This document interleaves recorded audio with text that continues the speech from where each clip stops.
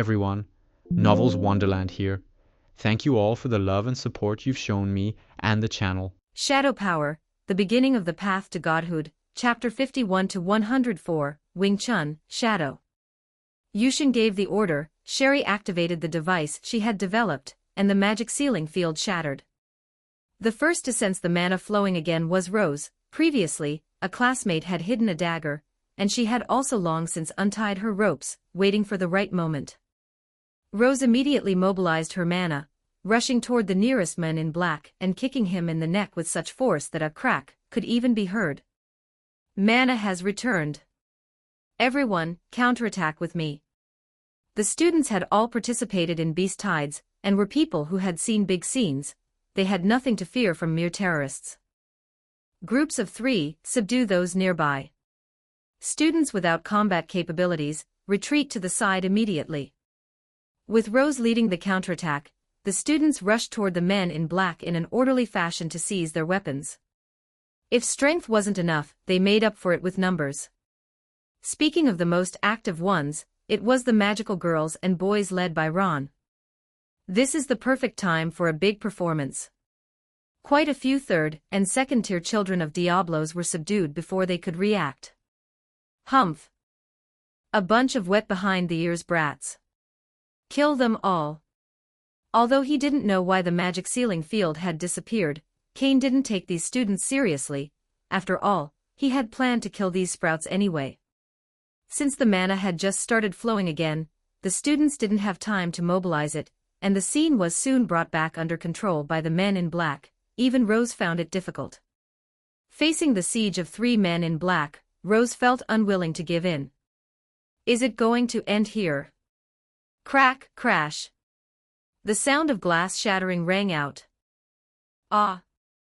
Yushin landed in front of Rose. With just a casual wave of his hand, the 3 men in black went to see King Yama before they even realized what had happened. Your sword is beautiful. You are Shadow. Rose had a familiar feeling upon such close contact. Look, the second-floor balcony. Shouted at by a student, Rose looked toward the second floor, only to find the balcony filled with pitch-black figures, all wearing masks with strange patterns.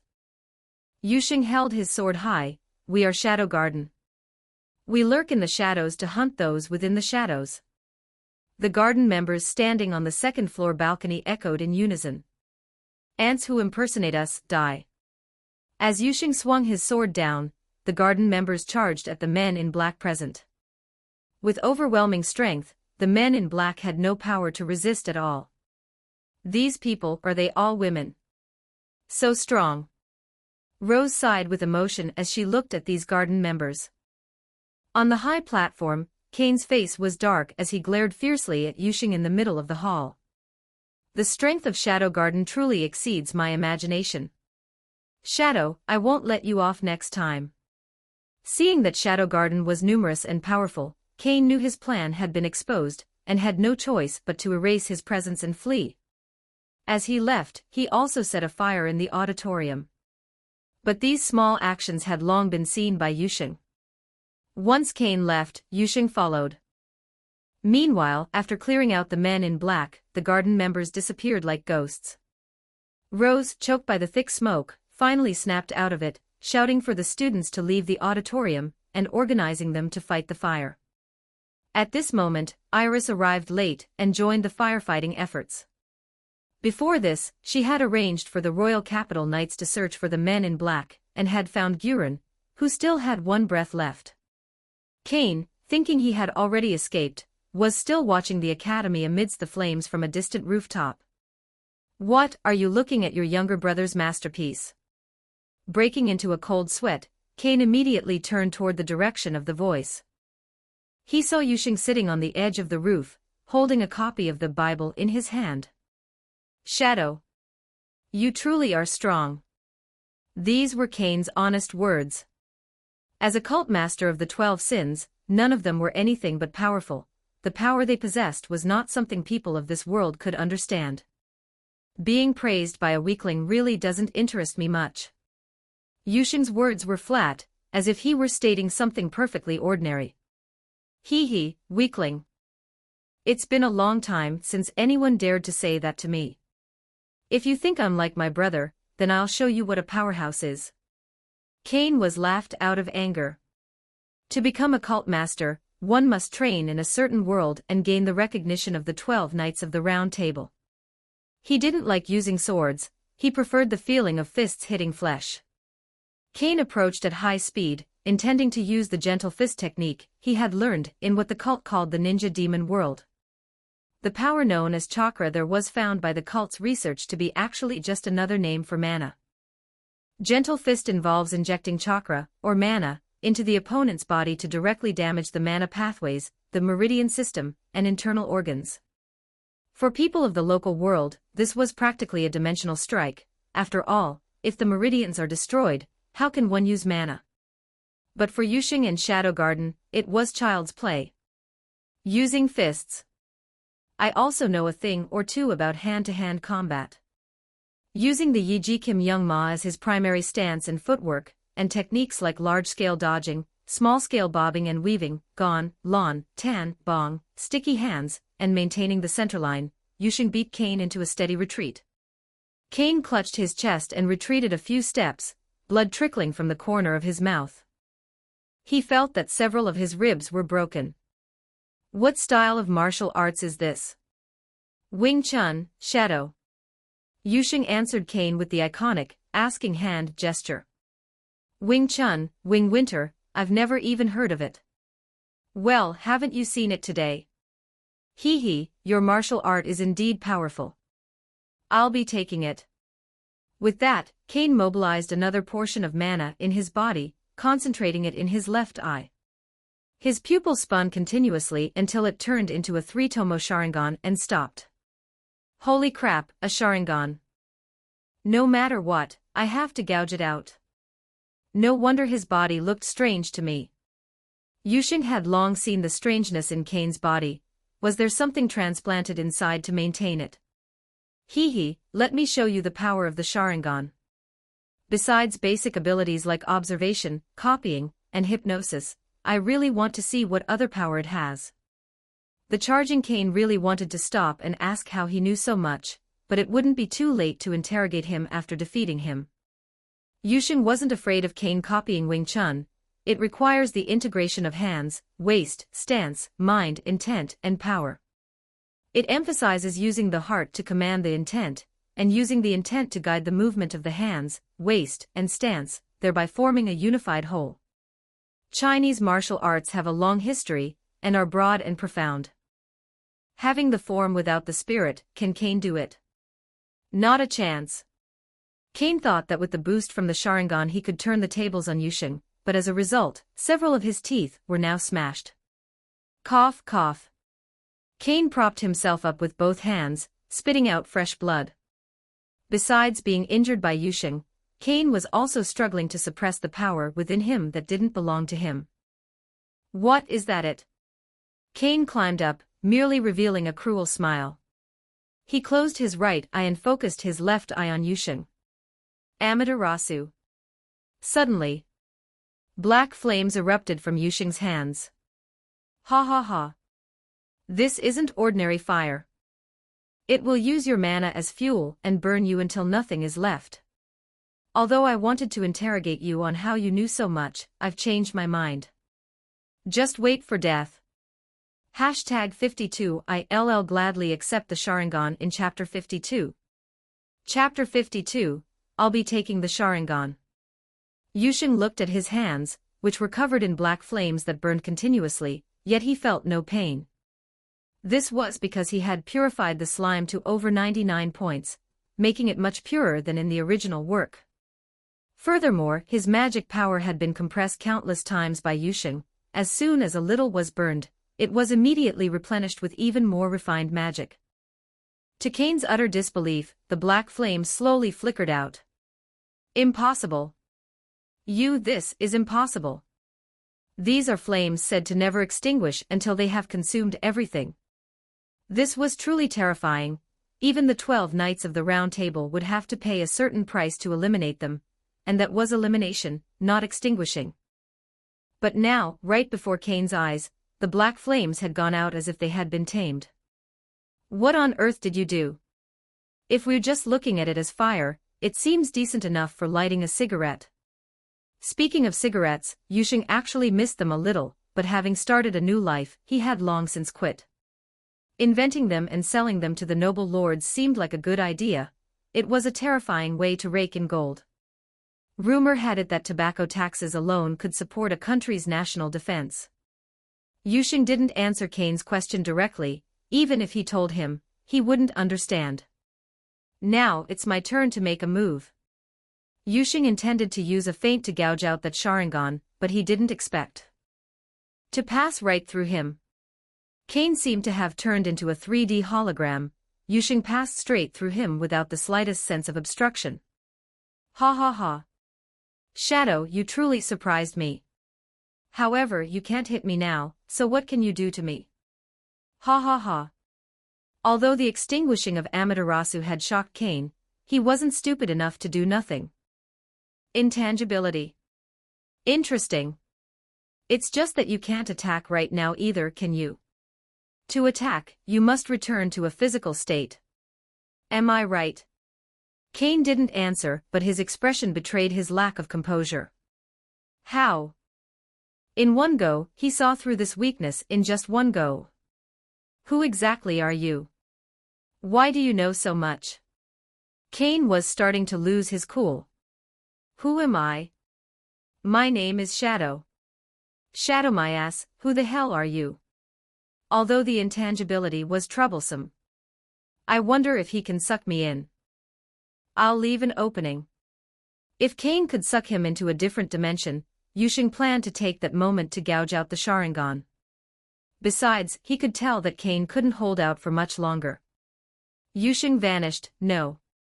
He was moving at high speed around Kane, controlling his speed to a level that Kane could react to in an instant. You can't hold out much longer, can you? The cells inside your body are about to go berserk. You can't control the power you've transplanted from someone else, can you?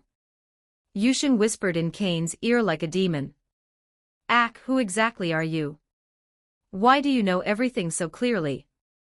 Kane was so frightened he slumped to the ground, but Yusheng's whispering didn't stop.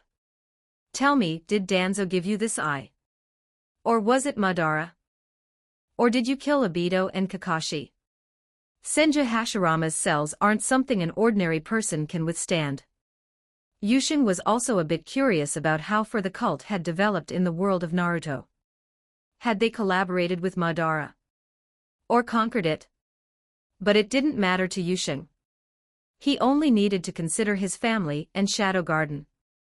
This Sharingan was as good as his. How is that possible? Have you been to the ninja demon world too? Impossible. This is a secret of the cult. This time, Kane completely lost his composure. Basically everything Yusheng said was a direct hit. The cult had indeed developed to a certain extent in the ninja demon world, and he had indeed transplanted Senju Hashirama's cells. But his training within the cult remained. Since Yusheng knew so much, Kane had to eliminate him, even if it meant taking Yusheng with him. And this thought created a fatal opening for Kane. Yusheng smiled slightly and thrust his left hand into Kane's heart, gripping it tightly. Aside from delivering a fatal blow, his main goal was to extract Senju Hashirama's cells and wrap them in slime. Simultaneously, Yusheng pressed his right index and middle fingers together against Kane's left eye. I'll be taking the Sharingan. Ah. As Yusheng gouged out the Sharingan, he crushed Kane's heart. Kane let out a single cry before falling straight back, a large hole in his chest and another in his left eye socket. Where is Shadow Garden? Present. Yusheng called out, and in an instant, the rooftop was filled with garden members kneeling on one knee. Yusheng rarely called for them. When he did, it meant something important was happening. Alpha and the others were at the front. Dispose of the body cleanly, leave no trace. Aside from the normal operations of the company, everyone else is to return to the ancient capital immediately. With that, Yusheng vanished from the spot. In terms of cultivation, Yusheng was going to refine the Sharingan, and Senja Hashirama's cells. Alpha gave Gamma a few instructions, then led everyone immediately toward the ancient capital Alexandria. Those who stayed behind followed orders, burning cane to ash and erasing all traces before returning to the company. Customers shopped as usual and employees served as usual. The only difference was that every garden member had their magic power fully active, keeping a close eye on every customer. Yushin went straight to the depths of the castle. Alpha, who arrived shortly after, did not follow him. Martial law. Yes. No one asked what was happening. Instead, according to previous arrangements, they donned their combat gear and masks and headed to their sentry posts to stand by.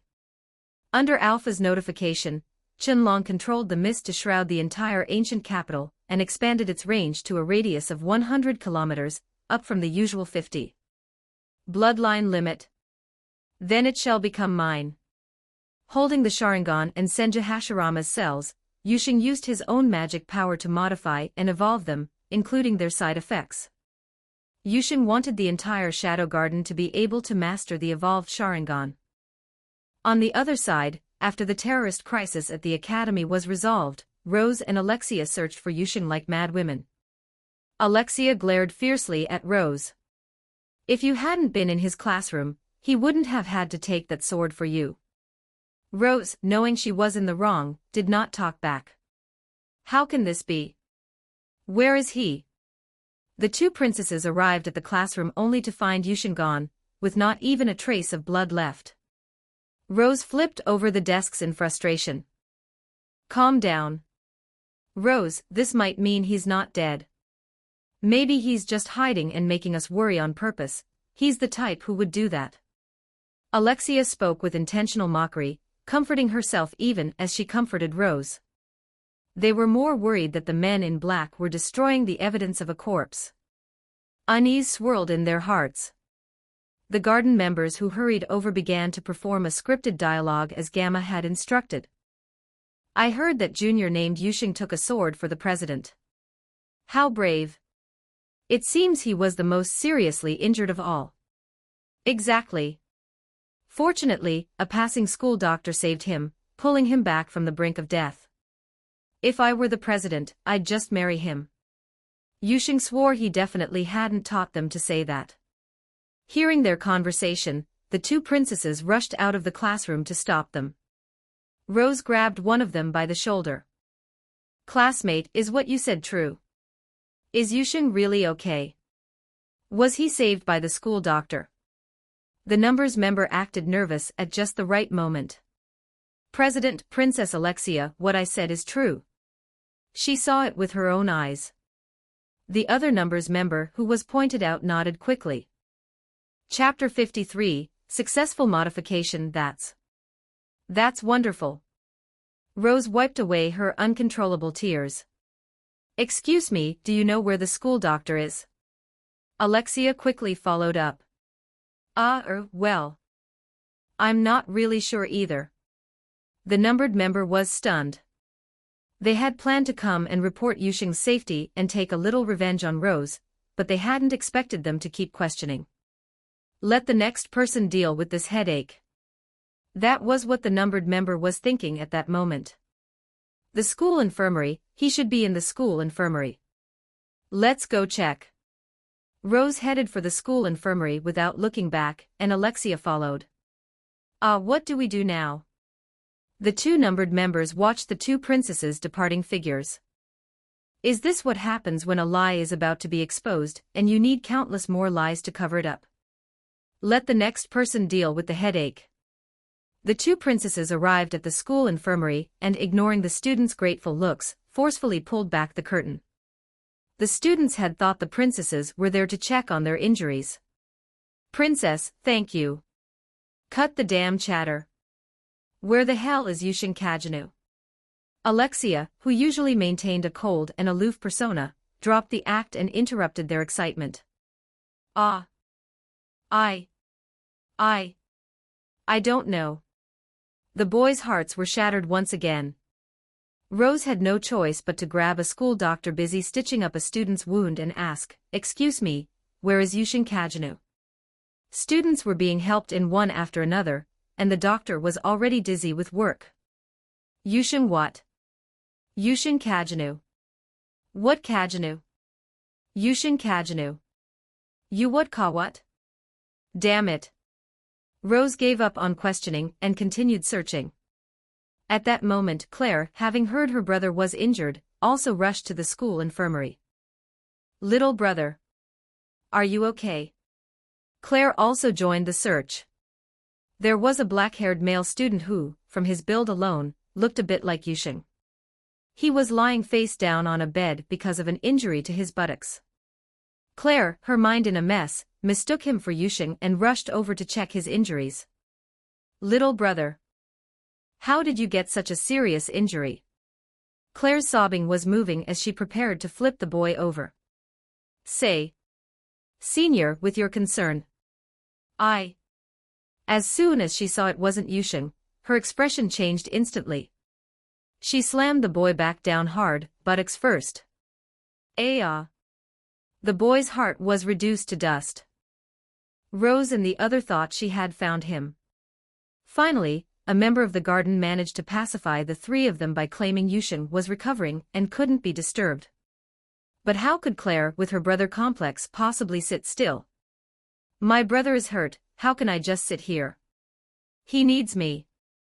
After a day and a night of seclusion, Yusheng finally finished modifying the Sharingan fused with Hashirama cells using his own magic power. It wasn't plug and play, instead, he had transformed the Sharingan into his own power, a bloodline limit belonging to Yusheng. His original eyeballs had turned to ash. He could now activate the Sharingan in his left eye, but the pattern was different from those in Naruto. Yusheng's own Sharingan also had a deep red base, but the pupil was an Ouroboros pattern, surrounded by 3 tomo on the outer ring. The user would not experience side effects like declining vision. Depending on their constitution, they could easily use abilities like Amaterasu, Kamui, and intangibility. This wasn't the degraded version Kane had transplanted, where using Amaterasu caused bleeding, and intangibility depended on the situation. As long as one had enough magic power, it could be used without stopping. After Yusheng activated it, he immediately started phasing through things and tested Amaterasu, it could even burn through mist. As for Kamui, if Yusheng went all out, he could twist and crush the entire ancient capital. However, this technique was extremely taxing on the mind, just focusing required immense concentration, something magic power alone couldn't provide. Although Yusheng had been curious about how these various abilities could appear in a single eye, he figured it was probably due to the cult's research and mentally thanked them. How about it, Chenlong? Do you want it? I can teach you. Yusheng ran up to Chenlong to show off like a child. Acting like a child occasionally made everyone in Shadow Garden feel that Yusheng wasn't some high and mighty, unreachable existence. They grew even fonder of this side of Yusheng. Yes, yes, yes. We know you're amazing.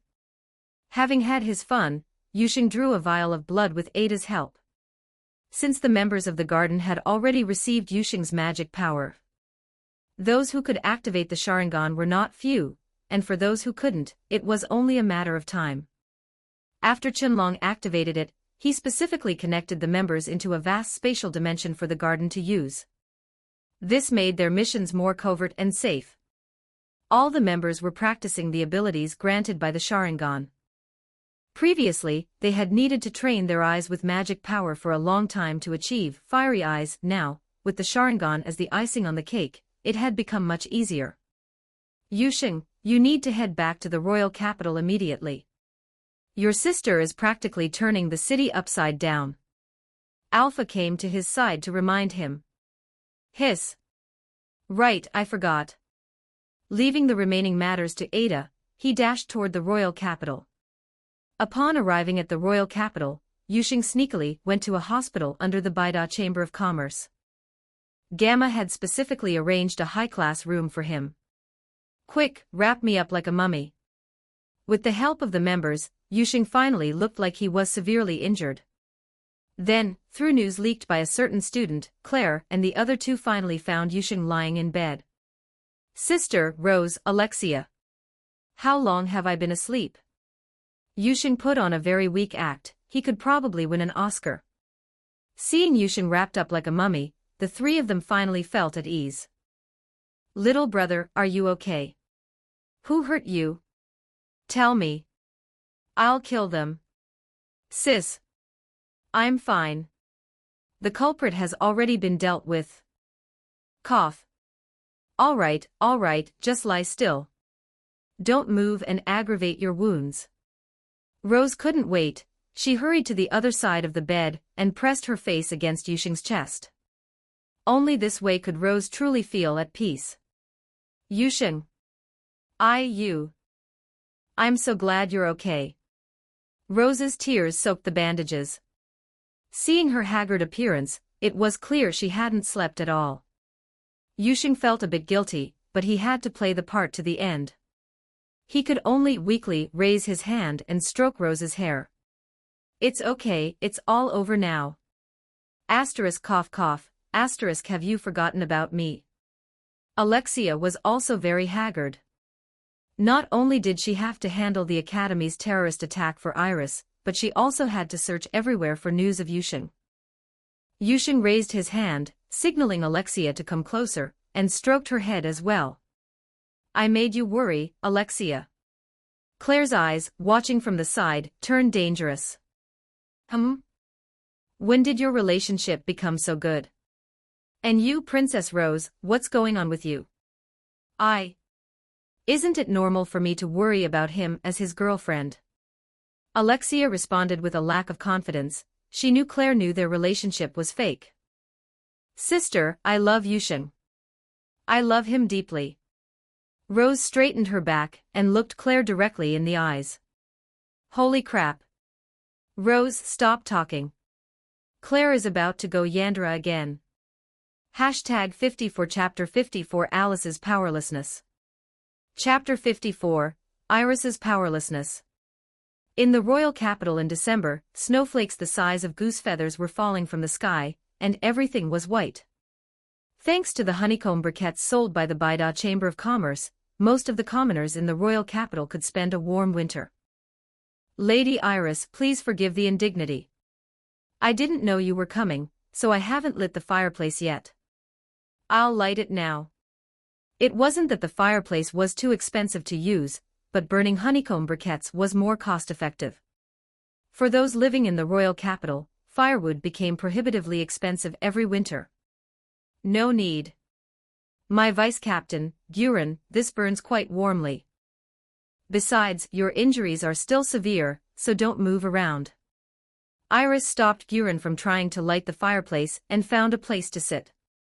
She wanted to ask for more details. Guren had not reported the truth about who had severely wounded him to the Royal Capital Knights, only saying that he had been ambushed by several men in black, and that Marco had been sacrificed.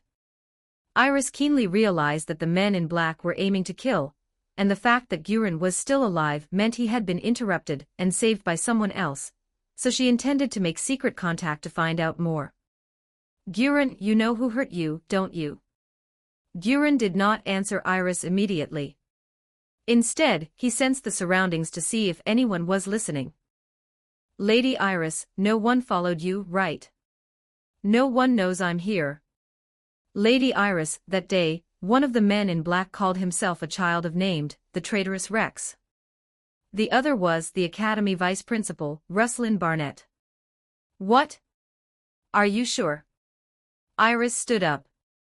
In her impression, this vice principal had even instructed her in swordsmanship.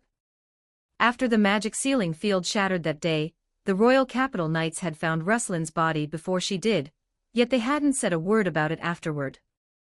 Guren, having been immersed in the royal capital for many years, understood what that meant, so he had followed their script and kept it hidden.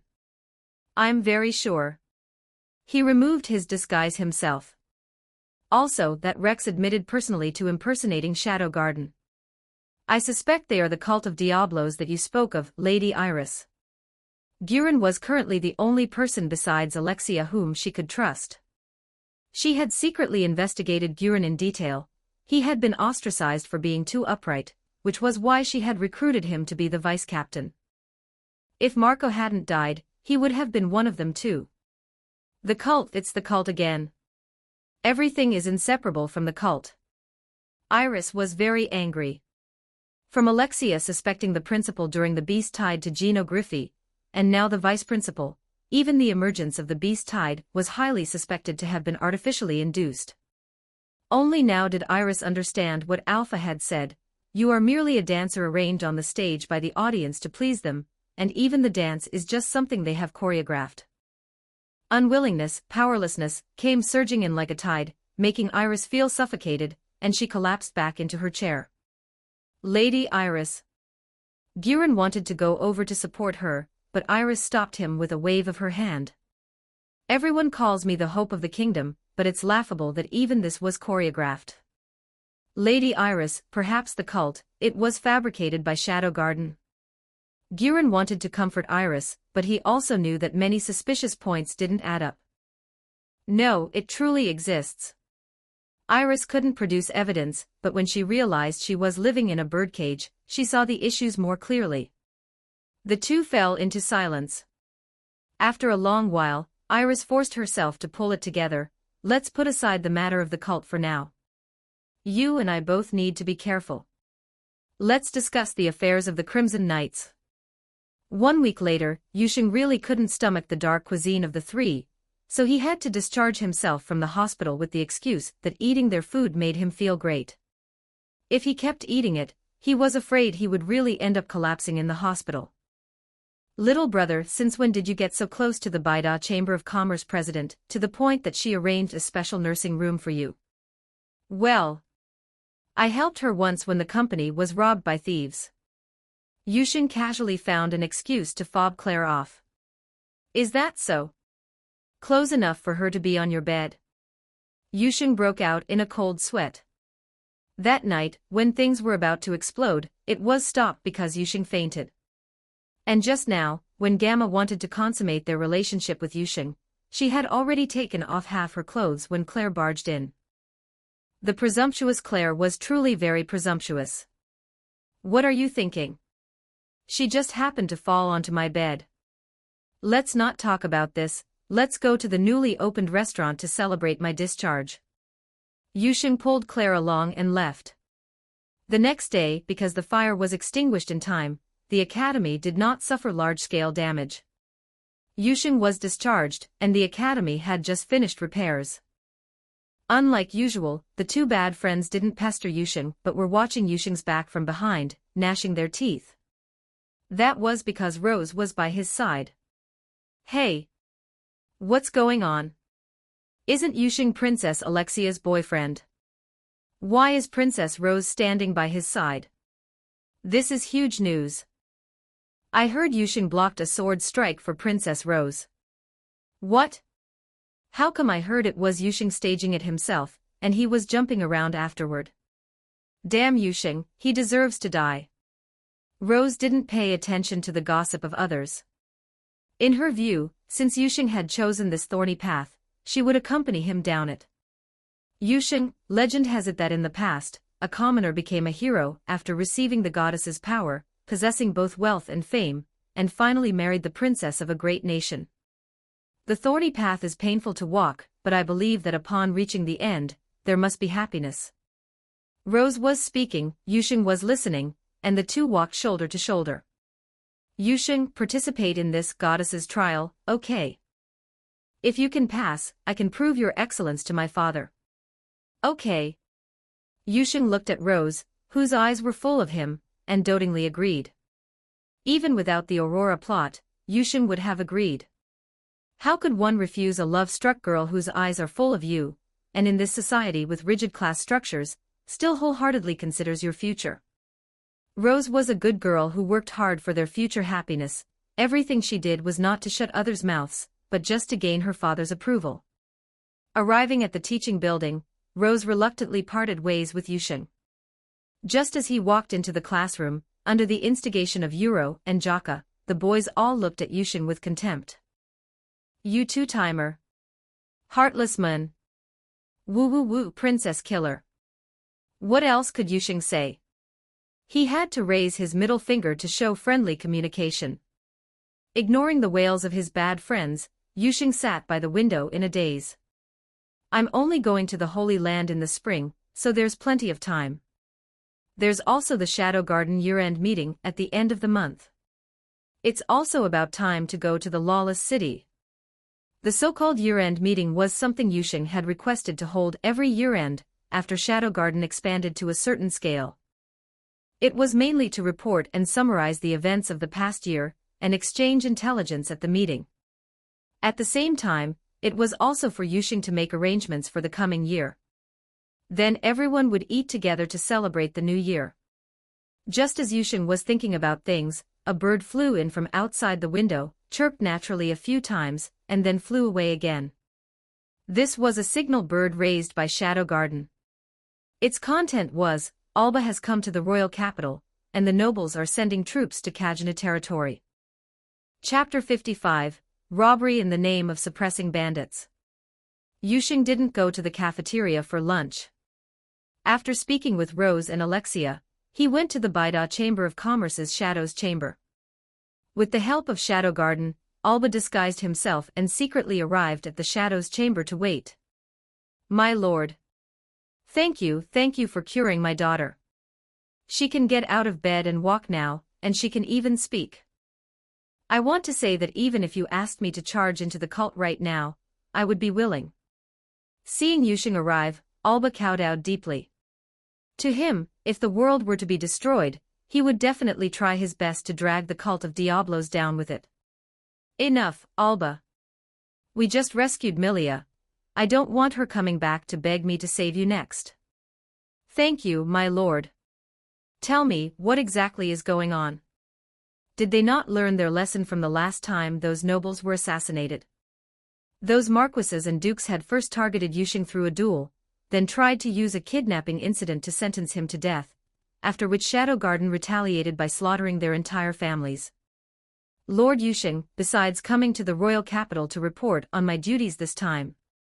Due to the sudden monster tide, the northern and eastern borders of the Midgar kingdom mobilized a large amount of supplies to the royal capital. Although the tide ended quickly, those supplies were like throwing a meat bun at a dog, gone forever. Although Shadow Garden had investigated those families thoroughly, they couldn't account for illegitimate children, and neither Yusheng nor the garden had any interest in such private lives. Nobles are like weeds that never die, they sprout again with the spring breeze. Moreover, the king of Midgar was in dire need of people to share the administrative burden. So these illegitimate children or collateral branches stepped up. To quickly restore their former glory, their only option was to withhold those supplies. Naturally, the northern and eastern borders were unhappy. I fulfilled my duties and obligations as a noble, and I endured having no benefits, but now you've even taken my stuff. Furthermore, Baida Chamber of Commerce had grown quite large, and information on where high-profit goods like porcelain and cotton were produced had long since been scouted. The new nobles didn't dare make big moves, but they were bold enough for small ones. They conspired with the marquises of the north and east to simply rob them, since the other party was only a baron. Openly, they wouldn't call it robbery. Instead, under the guise of suppressing bandits and purging heretics, they would dispatch troops to the Kajana territory. They intended to turn the Kajana territory into a battlefield and seize production formulas and craftsmen amidst the chaos. The northern and eastern borders had already secretly dispatched troops to station near the royal capital, and the disguised bandits and heretics totaled several hundred people. On the surface, they were fleeing in all directions, looking for places to evade capture, but in reality, they would eventually converge on the Kajana territory. The marquises of the north and east could then use the pursuit as an excuse to enter the Kajana territory. Meanwhile, Alba was responsible for providing hidden routes, coordinating with the marquises to send the bandits and heretics to their destination, and dispatching troops to join the main army. If successful, they would have reputation, public support, and lucrative goods.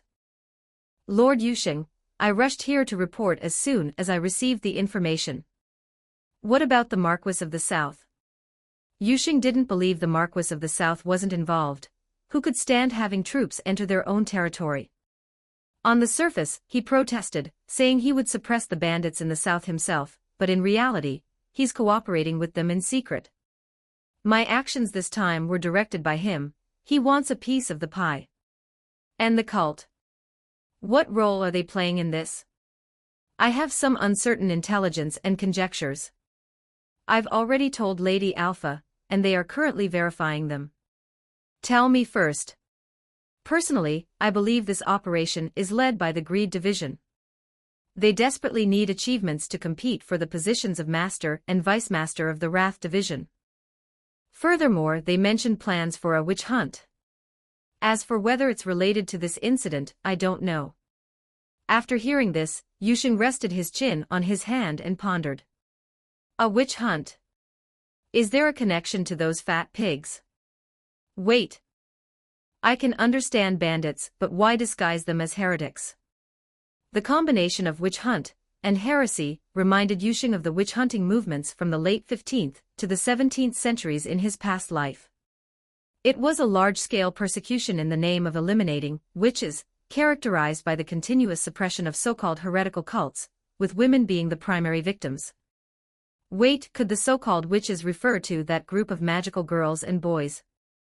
When Yusheng first learned about this group at the academy, he had ordered Shadow Garden to conduct a large-scale investigation into how many people had signed contracts. As of now, according to Shadow Garden's statistics alone, over 10,000 people across the continent have signed contracts, most of whom are female. With Shadow Garden's limited manpower, this number is just the tip of the iceberg and continues to grow. What these people have in common is that they are dissatisfied with their current situation, but lack the strength to change it, so they accepted the blessing of a miracle. Forget it, I'll deal with the matters at hand first. As for the rest, let's see if they can realize for themselves that miracles aren't free. Hee, greed, they think it's a glass of mellow wine, unaware that it's also poison. I don't like passive defense, just cooperate when the time comes. As you command. Led by a member of the garden, Alba secretly left Baida Chamber of Commerce once again. After he left, Gamma came to the Shadow's chamber and sat on Yusheng's lap. People just can't stay idle, those hands always need to find something to move here or poke around there. Lord Yusheng, I have an idea. Since they love playing bandits so much, how about we play bandits too? Gamma slumped against Yusheng's body. Oh, as expected of you, you have the same idea as me. However, right now I feel like playing the customer, so you, the boss, will have to receive me. Then, what would the customer like to buy? I can satisfy any of your needs. Humph. There's nothing I like. After picking for so long, I'm feeling quite frustrated now. Yusheng transformed into Liang Kuan. Gamma, a boss who was both unskilled and enthusiastic, eventually had to call over number 25 and number 26 to finally appease this customer, Yusheng. The two numbered members happily showed off in the company, prompting a crowd of members to challenge them to duels. Leaving Baida Chamber of Commerce, Yusheng didn't go to the academy, but instead went to ancient capital Alexandria. Yusheng had already decided who would play the role of the bandit, she just happened to be bored to death. Chenlong, what do you think of this porcelain and tea? Chenlong was at the tea table, studying the way of tea. She had recently become obsessed with it again, saying it could calm her hostility. It suits my heart perfectly. When tasting tea, the tea set and the fragrance complement each other, letting me lose myself in this elegant lifestyle. Yusheng's mouth twitched. Is this something an old female magic dragon like you would say? Indeed, this kind of lifestyle will soon be disturbed, it might not even exist anymore. All right, stop putting on an act with me. Just say what's on your mind. Anyway, I've been wanting to test my new power lately. Wait, are you even the same person as before? Oh, you're a dragon, then never mind. Fine. The nobles are envious and are planning to dispatch troops to the Kajana territory under the guise of suppressing bandits or purging heretics. Hashtag 56 Chapter 56 Chenlong transforms into a rugged man. Chapter 56, Chenlong becomes a rugged man. Damn it, they have such nerve to target me. Human greed is truly a bottomless pit.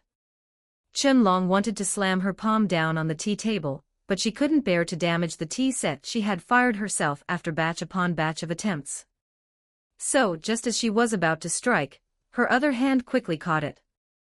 Wait, how did it become targeting you?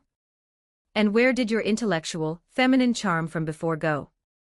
Tell me a place, and I'll go spit out some dragon breath. Qianlong truly did love tea. She even occasionally ran to tea gardens to study harvesting times. During one such trip, she had met Yuxing's father, and they had studied tea together. Calm down. If you appear in your magic dragon form, it will cause a sensation, and people might even come to subjugate you. Legends of magic dragons have always existed. The dragon race has rarely appeared on the continent, so both nobles and the cult would be extremely interested in such a creature.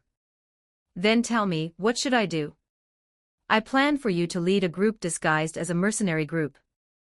Gather those disguised bandits and heretics to attack those nobles' territories. Yuxing remembered the group of bandits he encountered when he first saved Alpha, who called themselves the Black Beast Mercenary Group. At the time, he suspected they were related to the cult. This was the perfect chance to use the Black Beast Mercenary Group's guys to test the cult and let them fight each other. Even if they weren't related, it didn't matter. Is it that simple? It's that simple. Fine, when do we start? We can start now. First, find those disguised people. It doesn't have to be just them. You can gather any bandits you find. Then wait for my signal to seize their territories. What about intelligence? They are gathering it, we'll proceed simultaneously. This time, take Lambda and her subordinates with you. Afterward, erase whatever needs to be erased, you understand. Stop nagging. Qianlong didn't care about that part. Her covenant was with Yuxing, which included Shadow Garden and Yuxing's family. The lives of others meant nothing to her. He then found Lambda and briefed her on the precautions for this operation. There was no need to involve innocent people. I wonder how far Ada's research on instant communication has progressed. Yuxing would occasionally give Ada research tasks based on his sudden whims, which left Ada in a state of painful bliss. For this instant communication, Yuxing only remembered the principles of a walkie-talkie. Convert sound vibrations into audio-electrical signals, load them onto a radio frequency carrier via a modulation circuit, amplify the power, and transmit them as radio waves through an antenna. With only that single principle of the transmission process, Yuxing left the research to Ada. Perhaps in this world filled with magic, a walkie-talkie could actually achieve long-distance instant communication. Since it hadn't been developed yet, Yuxing had to send a signal bird to call Nu back to the base. Her makeup skills were extraordinary, she could even transform a woman into a man. Meanwhile, in the royal capital, the mansion of the Marquis of the North was hosting guests for a ball. These noble lords were enjoying the dancing while discussing how to divide the spoils of war. The Marquis of the East and I expect to take 70%, you can divide the rest among yourselves. The Marquis of the North held an exquisite porcelain cup containing premium tea sold by the Baida Chamber of Commerce. Small pot tea, mastercrafted. With just those words, the nobles flocked to it, as it was a symbol of status and position. Although the banquet was held at the Marquis of the North's mansion, everything was naturally provided by those nobles who had unauthorizedly seized the supplies. The king had intervened to mediate and promise some benefits before letting these upstarts off the hook. The Marquis of the South was happy to reap the rewards this time, and with Alba's tribute, he had no objections to this distribution. As for the upstarts, knowing they were in the wrong, and with the heat of the retaliation still lingering, they also agreed. What about the cult? There's nothing to say, a portion of the territory's income goes to them. That leaves only the Baron of the Kajana territory. Why don't we take this opportunity to kill him? Humph, what's inside your head? We are all nobles of the Midgar kingdom. If we kill him, how do we explain it to the other nobles? How do we explain it to the king? The Marquis of the East rebuked the upstart who had spoken up. If he's sensible, he can remain a baron and live out his days. If not, harboring bandits and sheltering heretics are no small crimes. Everyone understood and wore cruel smiles. You are right, my lord. With that, the guests toasted and laughed merrily, making for a lively scene. No one noticed a servant in the corner recording their entire conversation. Since it involved the Kajana territory and Yusheng's parents, Tao of the 12 months had come to infiltrate. These were the parents of all the members of Shadow Garden. This was a very serious matter.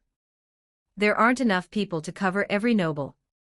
If only Lady Ada could develop eavesdropping equipment. Ada, don't come over here. There was no other useful intelligence, only the sordid affairs of the nobility, such as who was doing what with their sister or sister-in-law. Tao stopped recording and activated her phasing ability, gradually sinking into the ornate stone floor. No one knew that a servant had once stood in that corner. In the ancient capital, after receiving the signal bird, Nu immediately rushed back to apply makeup for Qianlong and the others. Ha ha ha.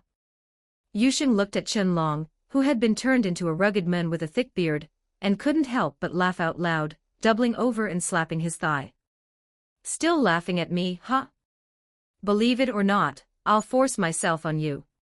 She even started using masculine speech patterns. Cough cough. I'll stop. Pft, ha ha ha. Looking at Qianlong's serious expression on a man's face, with her makeup not yet finished and her body still looking out of place, Yusheng still couldn't hold it in. You mother. Qianlong lost her temper as well, raising her hand to trap Yusheng in a sand-binding coffin. Yusheng could only dodge while still laughing. After some fooling around, with the help of others, Nu finally finished disguising all 30 people as thuggish mercenaries. Of course, there was one exception who said, "Can a mercenary group only consist of men? That's discrimination." So she was turned into a tomboy. After all, a mercenary group couldn't consist of delicate women. With one shadow, 1 month, Qianlong, and several powerful members of the garden, this lineup could establish its own kingdom anywhere on the continent, and no one would dare object. All right, above all else, ensure your own safety. This time, we'll make them pay for their excessive greed. As you wish. These 30 members had all awakened the Sharingan. Those noble swine naturally couldn't harm them. After they set off, Yusheng also began the next step, pinning those people in place. Previously, after the attack on the Royal Capital Magic Swordsman Academy, the Knight's Order had portrayed Shadow Garden as heinous terrorists. Iris and Alexia had voiced their opposition but were powerless to change it. In that case, let Shadow Garden become their nightmare. Chapter 57, People from the North go to the East, People from the East go to the North. Hero. We want to go with you too. Philia, Tiani, and Rush had been training according to Shadow Garden standards ever since they arrived at the old capital. They might not be exceptionally strong, but they were at least stronger than when they were clearing monsters in the dungeon. When they heard about the group heading out, their adventurous hearts began to beat once again. You guys? Not yet. Train for a bit longer, at least until you reach the level of the 500 series numbers. We have been training. All we're missing is your spiritual solution. Tiani was still very bold. Perhaps because they were all girls, she felt no need to be shy. Cough. What are you talking about? We're on serious business. If we take you along, we'll have to look after you, and our hands will be tied. Another day, another day. Then why wait? Let's do it now. You said it yourself, another day. Should we do it here, or set up a tent? Philia twisted her delicate body, her thighs rubbing together. Yeah, you said it yourself. Tiani and Rush understood instantly. Yusheng, however, was completely dazed, not reacting for a moment. You who? Who taught them to interpret it like that? Have they even mastered the profound depths of Chinese characters? I meant next time for sure. Yusheng pushed the 3 of them away. As expected of people from that world, if his willpower weren't so strong, he would have executed them on the spot. All right, just train hard for now. Especially you, Tiani. You need to fully understand our system so you can cast magic. Fine, fine. They had no choice but to go back and continue training. The next day, while Yusheng returned to the academy to wait for news, Qianlong, with intelligence support from Alba and Tao, found several groups of bandits and heretics. Listen up, boys. Choose to follow me, and you'll never go hungry. If you don't, I'll kill every single one of you. With a rough face and a coarse voice, Qianlong was practically a master actor. Standing to the side, Lambda saw them trembling and suffocating under the pressure, so she pulled on Qianlong and whispered a reminder. Lord Leader, that's enough. Dial back the pressure, they can't even speak. Even with a disguise, Lambda still kept one eye closed. To suit her preference, Nu had specifically applied a scar for her. Humph, these people really don't know what's good for them. Qianlong withdrew his pressure. The dozens of people were finally able to catch their breath. Boss. We'll follow you. You're so strong, boss, we'll finally have something to eat. The one speaking was a knight captain under the Marquis of the North, who was also the leader of the disguised bandits. They had originally been singing and eating hot pot from the Baida Chamber of Commerce in a hideout arranged by Alba when they were suddenly raided by a group of bandits who claimed they wanted to recruit them as underlings to expand their scale and strike it rich. The captain thought the other side had fewer people and planned to take them out, but then they couldn't win. The hideout was forcibly seized, and those who resisted might have already been smashed into paste. The captain had no choice but to temporarily submit to Qianlong. He thought that since these real bandits had appeared, and were so powerful, he should try to lead them toward the Kajana territory. Smart move. You won't regret following me. Once we have more people, I'll take you to pull off a big job. If we succeed, you'll be set for life. Now bring me some wine. Yes, boss. The bruised and swollen captain motioned for his men to comply, waiting for an opportunity. After a few drinks, the captain finally found a chance to jump into the conversation when Qianlong and Lambda intentionally mentioned going to a noble's territory for a big job. Boss. When you say you're going to a noble's territory for a big job, do you mean that place in the south where the commoners are filthy rich and there's gold everywhere? We were planning to hit that place too. The captain didn't know the actual situation, he had only heard his Marquis mention it. He was tempted. The reason he had volunteered for this mission was that the Marquis had allowed him to plunder the commoners to his heart's content as a victor. Qianlong and Lambda smiled slightly and didn't answer, seemingly acquiescing. Seeing the greed that inadvertently leaked from the captain's expression, both of them struggled to maintain control. The captain was lucky, his strength was lacking, so he couldn't sense the boiling murderous intent. Boss, since you still need more hands, some of my brothers are hiding elsewhere from when I fled earlier. Why not let them follow you too? More people make things easier. Since he learned that these real bandits had the same goal, the captain decided to gather the rest of the northern group to complete the Marquis's orders as quickly as possible, and then plunder to their heart's content. As for whether they could win, once they reached the Kajana territory and combined with the Eastern Border's army, they could drown the enemy just by spitting on them. Where did you come from? Have you always been there? Qianlong didn't answer the captain's question directly, but instead asked something seemingly unrelated. Ah. Boss, we came from the north. We've always lived and occupied that area. We know it very well. If the local lord hadn't been trying to wipe us out, we wouldn't have fled here. The captain replied honestly with a grin. Were these real bandits? They even checked your background. Qianlong kept his eyes on the captain, confirming if he was lying. Seeing this, the captain thought the boss was dissatisfied. Boss? After a long while, Qianlong finally spoke. Fine, go call your brothers to join me.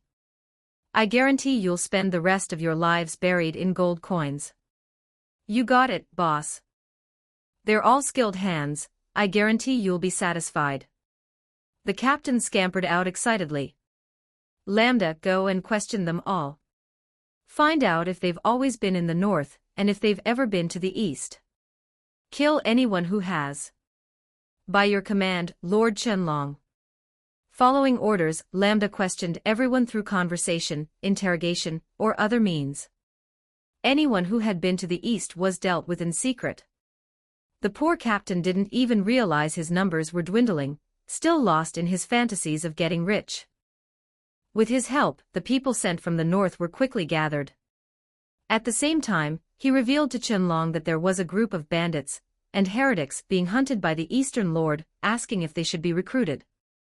Qianlong indicated the more, the merrier. After confirming with Alba, all the people from the north had been found. After another half a day, with Tao's help, the people from the east were also gathered. There were even actual bandits among them. As for the heretics, through Qianlong's investigation, they said they weren't recognized by the church and had joined the bandits just to survive. They didn't have much valuable information. Brothers, since you're all following me, I promise you'll live the high life until your next incarnation. Bottoms up.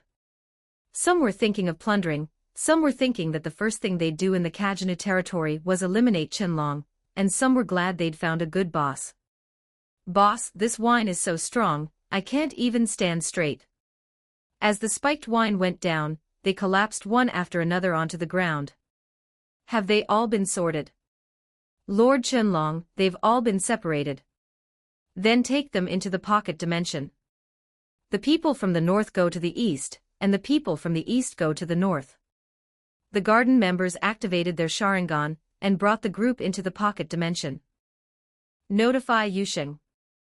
We can start the operation once we reach the destination. Hashtag 58 Chapter 58 The Shadow Garden is a ghost. Chapter 58, Is Shadow Garden a ghost? It's been 3 days, are the people in position? According to the news Alba sent back, the people are in position, and they have already started moving towards Kajanu territory. Then what are we waiting for? Let's set off too. I can't wait to see all the nobles using the porcelain produced in my territory. That's true. We can march the army to the vicinity first, and then when the time comes. The two marquises shared a knowing smile. Just as the Marquis of the North and the Marquis of the East were secretly moving their armies, Yusheng, who was zoning out during class, also received the message that Qianlong was in position. Since you want to rob, you should also be prepared to be robbed, he he he. Look at how silly Yusheng looks when he smiles. 9 times out of 10, he must be thinking about doing something bad. Yuro yawned and unintentionally spoke the truth. After school in the afternoon, Rose wanted to find Yusheng to practice swordsmanship together, but she couldn't find him. He must be working hard silently in a place where I can't see him. Then, I must also respond to his feelings. Rose revealed a sweet smile. Yusheng was indeed working hard. He was working hard on thinking about a new image for his battle attire. In the past, it was a black shirt on the upper body, cargo pants on the lower body, plus a black hood. Yusheng felt it was a bit monotonous, and wanted to change his image. A suit-wearing thug seems pretty good too. Just like the mafia. Saying is doing, Yusheng controlled the slime to form a suit. The upper body was no longer that loose style, but a slim-fit type, buttoned with only 2 buttons. The lower body had tight suit pants, and he wore men's long black military boots.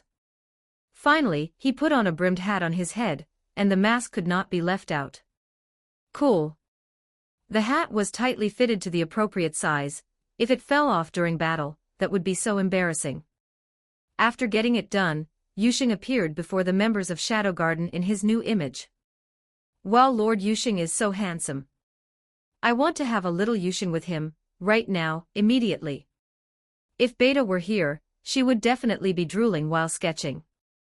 This operation was led by Alpha, with Nu, Chi, and Omega standing behind her. Beta and Epsilon were collecting intelligence in the Holy Land Lindworm, Gamma was at the company, Delta was being dragged around everywhere by Zeta, Eta was focusing on research, and Yukaim was in Lawless City. Yusheng, do you like suits? How about I have one custom made for you? Alpha walked up to Yusheng, like a wife tidying her husband's suit before he went out. Sure, I will definitely wear it often. All along, the battle attire of garden members would follow Yusheng's, while also carrying their individual styles. As Yusheng displayed the suit-wearing thug look, the garden members also followed suit. Using alpha as a template, they successively switched to women's suits, paired with high-heeled long boots or short boots, and some would wear skirts paired with black stockings. His black stockings are good, I like it. It has that mafia vibe. The long legs made Yusheng dizzy with dazzle. After enjoying the feast, Yusheng naturally didn't forget the important business. Has the army departed? Have you found out who from the cult is coming? Lord Yusheng. The army is already on the way.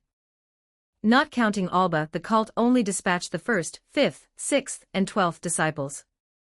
Their codenames are Peter, Philip, Bartholomew, and Matthias. They are heading there with the army. It was Nu who answered, she had the best memory. In that case, let's go.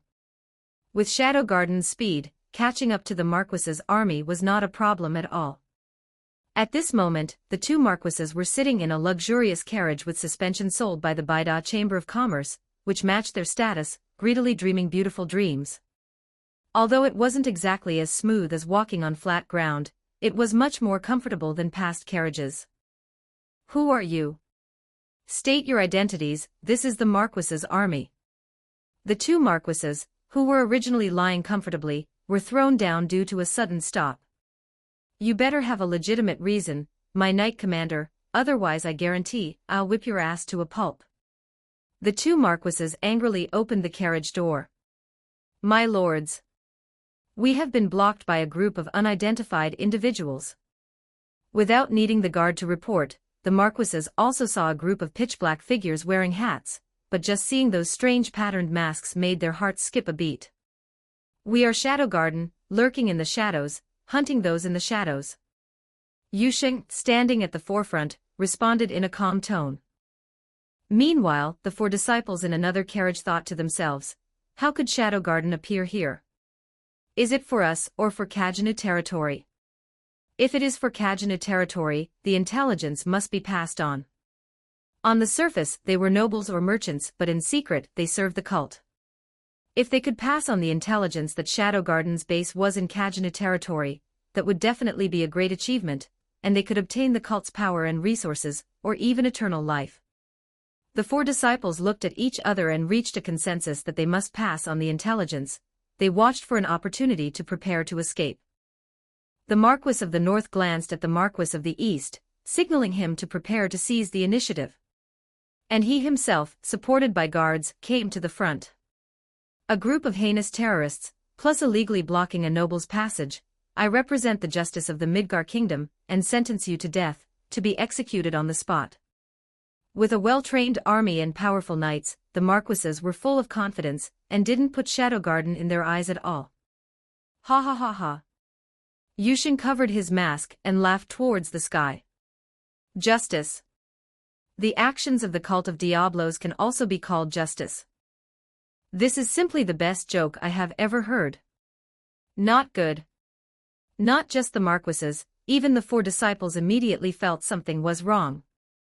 The cult had always been secretly controlling the world and would never surface. If this were spread here, their lives would be in danger. There is no such thing as the cult here, that is just a product of your imagination, you bunch of terrorists. Philip opened the carriage door and shouted loudly. Lord Marquis, why waste words with this bunch of terrorists? Just execute them immediately. Matthias also came out of the carriage, leaving only the other two hidden to pass on the intelligence. At this time, the Marquis of the East came to the Marquis of the North's side, signaling that he was ready. Fire arrows. Execute them. Swish, swish, swish. Hundreds of arrows flew from the rear, all shooting towards Shadow Garden. The Marquis stared fixedly at the members of Shadow Garden, revealing a smile of victory, as if foreseeing these people being turned into hedgehogs. But he was also curious, why were these people just staying in place without any panic at all? Just as the arrows were about to hit these people, the soldiers, knights, nobles, and disciples were all dumbfounded. They went through. What's going on? Did the arrows pass through? This isn't real. Are you human or ghosts? The people in the front row were scared and fell to the ground, while the people in the back row, whose view had been blocked, finally saw the scene that they would never forget for the rest of their lives, dumbfounded, as if they had seen ghosts. Ghost. Ghost. Goddess above. This isn't real. 1 spreads to 10, 10 to 100, fear spread like a plague, quickly spreading throughout the entire army. What kind of existence is Shadow Garden, ghosts? The Marquis of the East, who had collapsed on the ground, looked at this incredible scene and muttered to himself. Chapter 59, Watch yourself in the next life. The Marquis of the North was a military man who had climbed to the rank of Marquis through real combat achievements, so he was barely able to keep standing. Even so, after many years of campaigning, he had never seen arrows pass through a human body. A missed shot. But he had seen with his own eyes the arrows pass through, just as if they had flown a distance, missed the target, lost momentum, and naturally fell. Even the strongest magic swordsman couldn't do this, right? You could understand it if they used a sword to block, but it just passed right through so cleanly. Although the disciples were panicked, they quickly calmed down. As members of the cult, they had some understanding of this. Lord Marquis. Do not panic, this is just the power of an unknown artifact. Matthias could only say this, he needed the army to hold back Shadow Garden and send out the intelligence. Yes. This is an artifact. Everyone get up. We are the bravest soldiers of the Midgar Kingdom, we are on the side of justice, and the goddess favors us. The roar of the Marquis of the North worked, and the soldiers stood up one after another. Draw your swords. Any soldier who slays these terrorists, I will reward with money and land. With tangible benefits, the soldiers were not so afraid anymore. Ooh. And just like that, the soldiers raised their swords high. In their eyes, Shadow Garden was no longer some ghost, they were clearly walking military achievements. Kill. With the 2 marquises leading, the soldiers and knights launched a brave charge. Mayflies shaking a tree, truly amusing. Yushin also swung his sword, and the suit-wearing garden members behind him also drew their swords and charged into the noble army. Their goal was simple, to deeply carve fear into the minds of the 2 marquises, to become their nightmare. Yushin snapped his left fingers, and 20 giant earth dragons condensed from soil rose on both sides of the road. They did not rush at the army, but looked down, mocking the nobles' overestimation of their own capabilities. Alpha and the others had a clear goal, to hunt down the disciples of the cult who were preparing to flee. Those 4 disciples, just in a single encounter, didn't even have time to wail before they went to hell. After fighting for a while, the noble army had lost more than half. Coupled with the giant earth dragons on both sides, the soldiers completely lost their courage. Those who lay down their swords will not be killed. Shadow Garden didn't attack anymore, and the marquises were deliberately left alive. The soldiers all put down the swords in their hands, some even threw them away, as if they were burning hot. Some knelt down, some had dull eyes, and some prayed to the goddess. The earth dragons also turned back into sand and slowly fell. Mission accomplished, Yushin and Shadow Garden activated their intangibility and slowly sank into the ground, as if merging with the earth. Shadow Garden will only hunt down the cult of Diablos. Under the terrified gaze of the noble army, they made a shocking exit. The reason Yushin did not kill the marquises was because they were more useful alive than dead. The soldiers questioning, the cult's pursuit, and their home base being stolen. After a long time, a brave soldier tiptoed to the ground where Shadow Garden had disappeared. First, he touched the hard ground with both hands, lowered his body to listen with his ears, then patted it, and finally even dug it open with his hands. Quite a few soldiers joined in. When their hands couldn't dig, they used swords, wooden sticks, and everything they could get their hands on. These soldiers were confirming whether Shadow Garden had really left, and whether they were still under the ground. They left. These people are gone. They really left. As one soldier after another confirmed it, they let out cheers of surviving a disaster. The soldiers celebrated being alive, while the marquises were pale. If Shadow Garden didn't kill them, the cult would. Retreat. Retreat quickly. The order from the Marquis of the East made the soldiers realize they had to leave here as soon as possible.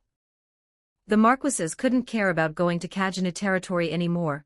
The top priority now was to return to their territories, hide, and find a way to survive the hands of the cult. Just as Yusheng was engaging the noble army, Qianlong was simultaneously cleaning up the noble mansions. Qianlong was responsible for the north and Lambda, and one of the 12 months, Guiyu, were responsible for the east. In advance, garden members had already cleared out some guards and mapped out the routes and the nobles' warehouses. If anyone among them attacked civilians, Shadow Garden would step in to handle it. Little ones, go rob. Finish this job and you'll have enough to live until your next life. Under Qianlong's encouragement, this group of disguised thieves had no idea that they were not robbing Khajanate territory. They kept robbing, kept looting, whatever was valuable, they took it all, seeing how much they could carry. Of course, they didn't forget to unite the army to kill Qianlong and his group. Strange, why hasn't the army come yet? The captain, who was full to the brim, was wondering why the commotion was so small when the garrison army finally arrived late. You came just in time, come with me to kill the thieves. Let me tell you, that guy. Before he could finish speaking, the garrison army slashed down at his head. The captain couldn't dodge in time, and his shoulder received a wound. Are you crazy? We are on the same side. Who the fuck is on the same side as you? Have you become stupid from being a thief? Another slash, which the captain carrying the loot barely blocked. I am the knight captain of the Marquis of the North, you tell me if we are on the same side. Ha, a knight captain running around doing thief work, you really made me laugh. And this is the territory of the Marquis of the East, go to hell. Another slash, still blocked by the knight captain. Laugh your ass. Are you drunk and stupid? Isn't this Khajanate territory? You explain it to me clearly. What Khajanate territory? Are you stupid from robbing things? I don't have time to talk nonsense with you. The captain had to drop the loot. If he didn't drop it, he would die here. Only then did he see the emblem of the garrison army clearly, although he hadn't been to the east, he could still recognize the emblem. The captain finally realized that this was indeed the territory of the Marquis of the East. Shit! Quickly drop the stuff, run! The captain shouted and took his men to run away. Want to run? Did you ask me first? If the garrison army let them run, they would be in big trouble. Qianlong and Lambda and the others were naturally not idle. They went to see what good things were in these Marquis territories. After all, since they were here, they couldn't go back empty-handed. Yusheng often taught them not to waste an opportunity. Even if they didn't want it, they would set a fire. After strolling around as if no one was there, Qianlong arrived at the agreed meeting point. After waiting for a long time, the captain arrived with the remaining people, covered in wounds. You're finally here. Have you earned enough wealth for your next life? Who the hell are you? This isn't Khajanate territory. The captain couldn't care about his injuries, and wanted to go over and grab Qianlong, completely forgetting how he had been unable to breathe under Qianlong's pressure initially. Qianlong and Shadow Garden stopped pretending, removed their disguises, put on their slime battle suits, and put on the Sheng masks. The powerful pressure blew the captain and his group to the ground. You, who exactly are you? The consequence of offending the Marquis. Watch yourself in the next life. Qianlong interrupted the captain's nonsense, controlled the soil to turn into spikes, and skewered the group. Afterward, he went to confirm if there was anything left behind, and left the traces of the Black Beast mercenary group. Dear readers, the members of Shadow Garden say hello to you. Please click to urge for updates and add to your bookshelf. If possible, please give a good review and free gifts. Hashtag 60 Chapter 60 The Report from the Shadow Courtyard Part 1. Chapter 60, Report from Shadow Garden Part 1. After the two Marquises retreated, they did not linger in the royal capital and returned to their respective territories with their remaining troops. They had intended to check their storehouses upon returning to their territories to see what else could be offered to the cult, only to find them burned to ruins. What is the meaning of this? Are the guards blind, or did they die in some woman's bed? In different territories, they both roared the same question in their hearts. My lord, while you were away, a group of thieves came here to loot. They were very familiar with the route and arrived here, and the guards couldn't detect them in time. Fortunately, the thieves couldn't defeat the guards and fled after dropping the items. Absurd. This is treason. They even dare to rob me.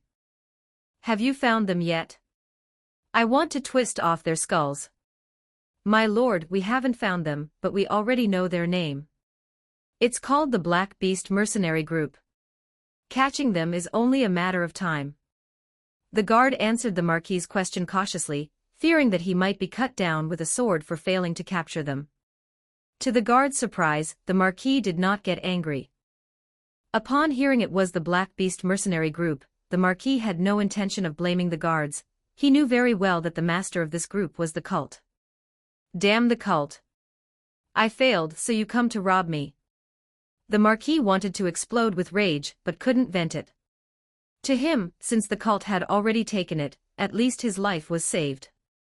Fine, I understand. As for these thieves, forget about catching them. Clean this place up. After speaking, the Marquis turned and left. He was going to find his mistress, both to vent his frustration and to celebrate that his life was safe. A perfect misunderstanding was born, playing right into Yuxing's hands. After Qianlong finished, she did not return to ancient capital Alexandria. Upon learning of the noble army's defeat, she went to tour the continent, having not been out to see it for a long time. She didn't return until the Shadow Garden year-end meeting at the end of the month. Hee, remember to call me next time something like this happens. What's the matter? You've gotten used to acting like a man, and now you're addicted to it. Don't you dare bring that up to me again. With the arrival of the year-end meeting, Zeta, who was always running around collecting intelligence, returned with Delta. Boss. It's been so long since I've seen you. It's all that stinky cat's fault for ordering me around. When are we going to start propagating our species? Delta wagged her tail with such speed that it could create a hurricane. Yuxing truly understood what it meant to be pinned down. Get off, I can't breathe. After much persuasion, Yuxing finally pulled Delta off, and then she lay on the ground, exposing her belly. Yuxing. These are fish I caught in the far north. I specifically saved the freshest, sweetest, and fattest ones for you. Although Zeta spent most of her time away, every time she returned, she would bring the best ingredients for Yuxing. Of course, the other Shadow Garden members had their share, but it couldn't compare to Yuxing's. Thank you, Zeta. I really like your gift. What comforted Yuxing was that Zeta was much more lively than in the original trajectory, and she wouldn't keep everything to herself, preferring to consult with Alpha and the others. Yuxing. I have missed you too. Look, this is a scarf I knitted for you with my own hands. Yukaim had also rushed back from the lawless city. In her spare time, she had knitted a scarf using her own fur. Thank you, Yukaim. From now on, I will be able to feel your warmth every winter. Seeing the knitted scarf, the other garden members' minds started racing. What was a scarf? They were going to knit Yuxing's underwear and socks too. Yuxing. Can I satisfy your elegance now? Epsilon straightened her delicate body, showing Yuxing her figure, which had started to develop, and was supplemented with some slime. You are very elegant now. However, since improving Epsilon's physical issues, she had also begun to slowly increase her altitude. Perhaps it was a bit slow, so she still used slime to pad it a little. Men all like big things, and they also like hand kneading. This refers to manual labor. Yuxing. It's been a long time since I've heard your stories. Beta attacked Yuxing with face wash. She was ranked at the top in Shadow Garden. MMPH. I want to hear. I will. tell you. In Shadow Garden, all of A, B, C, D, E, F, and G were present.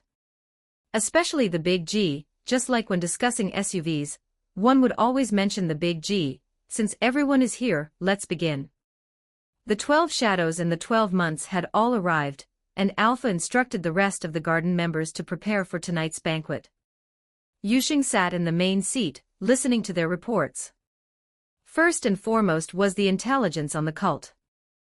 Yuxing, I have previously discovered traces of activity in many places across the continent. First was Zeta's report.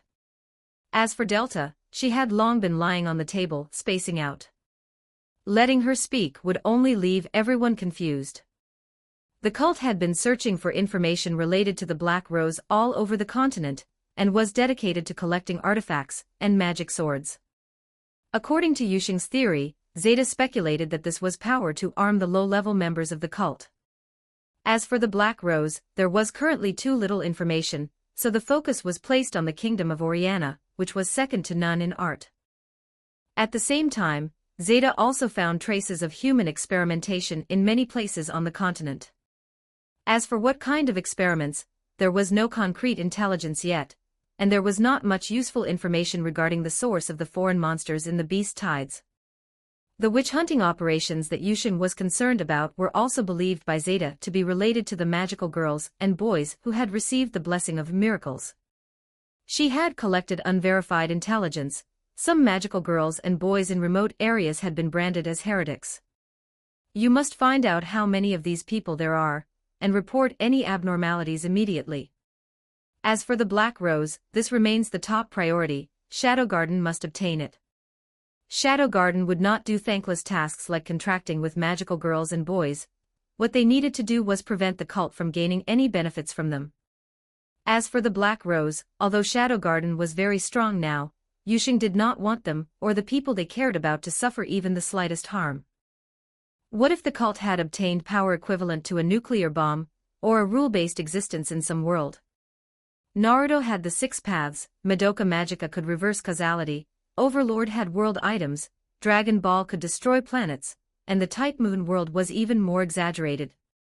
With such powers, Shadow Garden currently did not know how many demon worlds the cult had actually visited. What exactly was the power of the so-called gods and demigods of the cult? Therefore, Yuxing also had to obtain the Black Rose, open the path to other worlds, collect power, and strengthen Shadow Garden. Understood. After Zeta finished speaking, it was Beta and Epsilon's turn. They were mainly collecting intelligence on Demon Diabolos. Yuxing, we discovered that the body of Demon Diabolos has been divided and sealed throughout the continent, and the Holy Land Lindworm is one of them. The Holy Land is also related to Olivier, one of the 3 legendary heroes.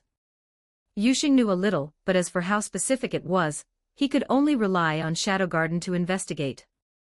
Chapter 61, Report from Shadow Garden, Part 2. We also discovered that the vampires are highly likely related to Demon Diabolos. The specifics require Yuxing to investigate first. Continue the investigation. I will head to the Holy Land Mary Geos in the spring. Alpha, you can proceed simultaneously when the time comes. Understood. Since Beta and Epsilon had mentioned Yuxing, it was now her turn to report on the situation in the lawless city.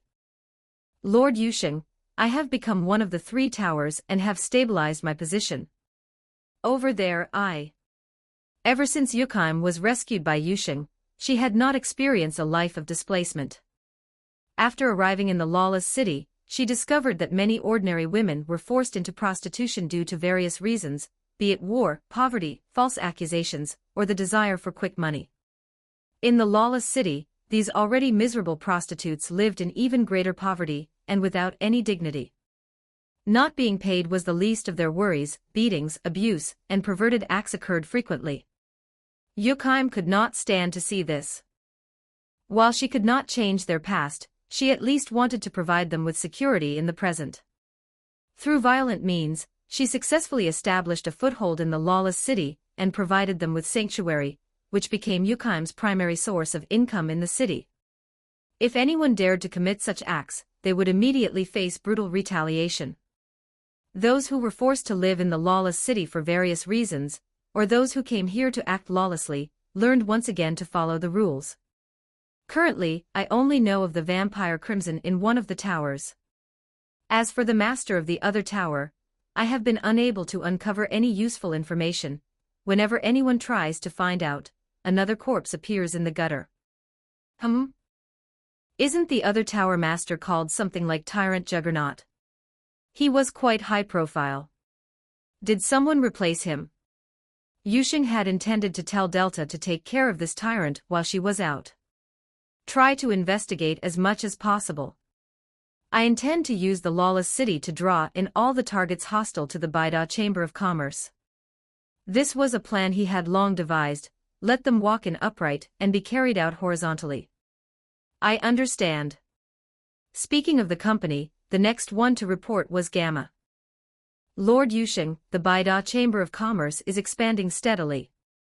Although many companies and nobles are jealous and have been pulling some petty tricks, we haven't been significantly affected.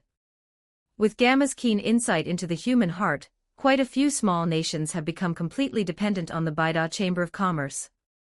Benefiting from Yusheng's memories, the Baida Chamber of Commerce could be said to have monopolized the necessities of life: food, clothing, housing, and transportation. For basics like grain, salt, and winter supplies, those small nations didn't need to import them separately. The Baida Chamber of Commerce could satisfy all their needs. Gamma did not stop at selling goods. She also aggressively acquired mineral resources and land, while setting up industries by cultivating puppets. Under Yusheng's guidance, they also acquired unknown mineral deposits. Recently, they even discovered oil and handed it over to Ada for research. In terms of liquid capital, most nations and nobles did not have as much as the company. In terms of total assets, it was the number one on the continent. The economic lifelines of several nations were controlled by the company, or to be precise, controlled by Yusheng. Regarding the current railway construction, the company has reached an agreement with several powerful nations, including the Midgar Kingdom. We provide the finished products and standards, they provide the manpower, and we split the profits 80 to 20. The advent of the train would inevitably change the landscape of transportation, and 20% would be enough to make those nobles filthy rich. Another point is that we have discovered some companies are starting to band together for survival, with a strong intention to unite and deal with the Baida Chamber of Commerce. Just keep monitoring them. Let more companies join in, and then we'll sink them all at once. Understood. After discussing external affairs, all that remained was Ada's research. Lord Yusheng, my research. Ada, who usually did things her own way, was surprisingly not asleep at the year-end meeting, though she still looked drowsy. It was only because of the occasional flashes of shadow wisdom from Yusheng that Ada hadn't slept for days. Her ability was unquestionable. An industrial revolution had already begun within Shadow Garden, and the base was even powered by electricity, greatly improving their standard of living. Thank you for your hard work, Ada. It's not hard work, I just want to know more about shadow wisdom, waiting for you to keep me company. Finally, it was Alpha's turn to report on the overall situation of Shadow Garden. Yusheng, the total number of people in Shadow Garden has now reached 876. Among them, 655 are in the combat sequence, and the rest are logistics personnel, with a small portion being scientific researchers. The logistics personnel referred to the parents of some of the garden members. After learning that their daughters had become demon-possessed, some families did not abandon them, but instead took them and fled to avoid being hunted down. Yusheng was deeply moved by the parents' love and made an exception to allow them to live in the ancient capital, where they were responsible for farming and commodity production. For them, the ancient capital was simply paradise, free from persecution, exploitation, and harsh taxes. As for those who had younger brothers, older brothers, or normal sisters, they all lived in the Kajana territory and already had their own fields and partners. Milia had not yet become a member of Shadow Garden. It wasn't that she didn't want to, but because the cult's experiments had been too extensive. She still hadn't fully recovered, let alone training. Even living on her own was still a problem. As for researchers like Sherry and her mother, they were scientific researchers. Those who truly had no talent for combat could only work in logistics or assist with research. In the new year, we need everyone to work together. As you wish. Once the year-end meeting concluded, it was time for the banquet. Cups were clinking, and it was lively. But before the meal was even finished, everyone began pulling out all the stops. Lord Yusheng, something seems to be blocking my chest. I think I'm sick, could you take a look for me? Once someone started, others were sure to follow. They lined up in front, swaying up, down, left, and right. Did I drink? Why do I feel so dizzy? Perhaps because they didn't have to train or collect intelligence on this day, everyone let their guard down quite a bit. Lord Yusheng, I want a bowl of noodles. What kind? The noodles in your heart. Lord Yusheng, I am 9, you are 3. Apart from you, it's still you. Lord Yusheng, guess what kind of uniform I like? It's being subdued by you. Even cheesy pickup lines were coming one after another. Alright then, it seems I have to say one too. Do you know the difference between you and the stars? The stars are in the sky, while you are in my heart. Everyone was overjoyed and swarmed him. If Alpha hadn't rescued Yusheng, he might have been left bare. But he had just escaped the wolf's den only to fall into the tiger's lair. In a room deep within the castle, Gamma, Nu and Yue, Luiyue, and Tao were waiting. They were all dressed in various revealing outfits, along with Yusheng's favorite black and white stockings. As for Epsilon, Zeta, Beta, and Delta, they had been drunk under the table. Might Guy, Omega, and Lambda were having a drinking contest. Eta was asleep, and Yukime was held back by Qianlong. Looks like it's going to be a wild battle tonight. In that case, I am FK Atomic. Hashtag 62 Chapter 62 Heading to the Holy Land. Chapter 62, Heading to the Holy Land. In the blink of an eye, spring arrived quietly. The academy began its spring break, and the day for the trip to the Holy Land of Lindblum with Rose had arrived. Yusheng, take my carriage. This is a carriage sold by the Baida Chamber of Commerce, I hear it's very smooth. Rose was a princess, and her carriage was a custom order from the Baida Chamber of Commerce equipped with suspension, making it quite luxurious. Sure. Amidst the envious, jealous, and hateful gazes of a group of boys, Yusheng boarded Rose's private vehicle. Due to construction schedules and planning, the train route to the Holy Land had not yet been opened, so it would take 4 days to travel there by carriage from the academy. Yusheng, being able to be alone with you like this, I think it must be the world's blessing for us. Rose leaned on Yusheng's shoulder, recalling the academy attack when Yusheng had blocked a sword for her and nearly died.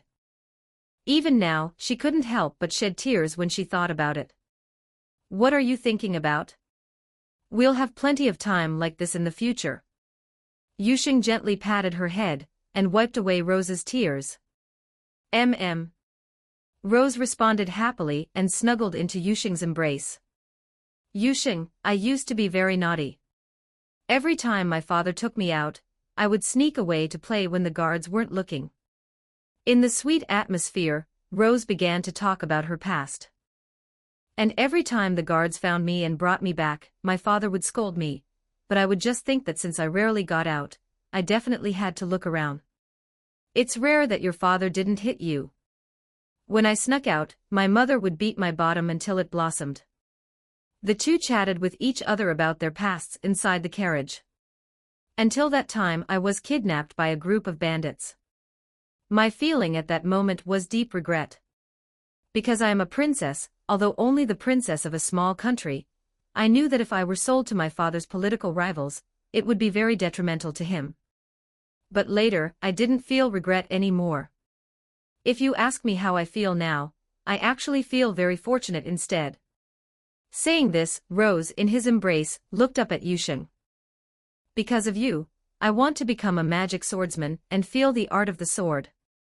Because of you, I understand the feeling of love. Yusheng held Rose tighter, reciprocating her affection. Looking at her passionate, fiery red lips, Yusheng kissed her. Being her first time, Rose seemed inexperienced and accidentally bit Yusheng's lip. Ah, I'm sorry. I. I've never done this before, I don't know how to do it. Rose hurriedly pulled away from Yusheng's embrace, flustered, wanting to help wipe the blood off Yusheng while afraid of hurting him. Silly, why are you apologizing? If she had suddenly asked, why are you so experienced, Yusheng would have turned to stone on the spot. The two chatted sentence by sentence in the carriage, and in the depth of their affection, they French kissed, until Rose fell asleep in Yusheng's arms. Because she could be alone with Yusheng, Rose was like a child going on a spring outing the next day, too excited to sleep all night. It was already late at night when they arrived at the inn, and Rose didn't wake up, yet she wouldn't let go of Yusheng's collar, afraid he would suddenly leave. Rose's personal guards were very tactful, and didn't watch as Yusheng carried Rose to the room. By a large tree outside the inn, a pitch-black figure was waiting for Yusheng. It was Louis of the 12 months, Epsilon's subordinate. Sigh, I'm so envious of that princess named Rose. To be held by Lord Yusheng, I want that too.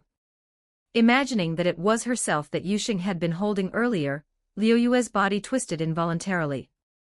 Every time Liu Yue thought about how she had gotten drunk at that year-end banquet, she would pound her thigh. Liu Yue, what's wrong with you? The only person who could approach without Liu Yue noticing was Yusheng. Ah. I was just swatting mosquitoes. Yes, there are a lot of mosquitoes. Liu Yue hurriedly knelt on one knee. Mosquitoes.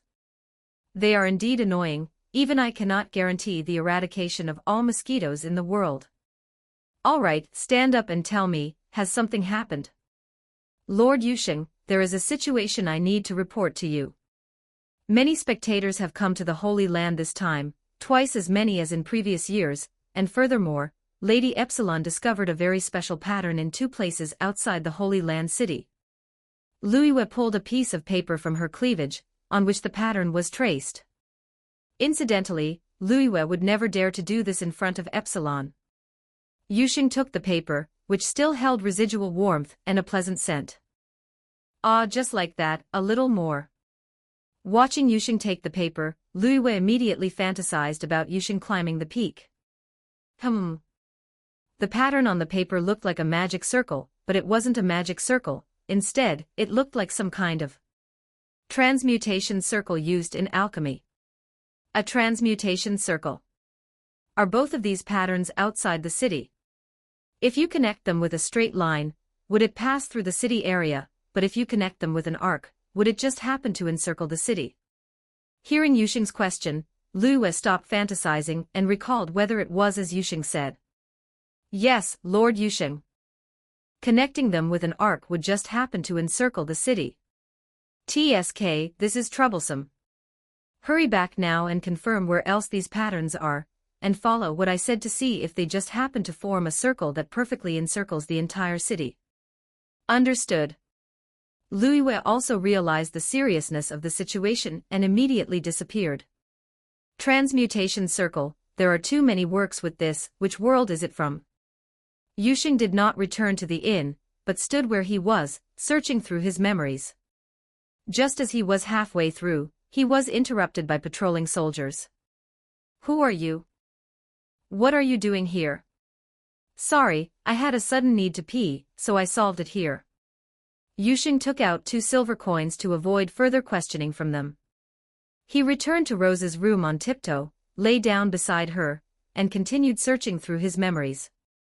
Rose had only arranged for one room, the other was for the guards. Which one could it be?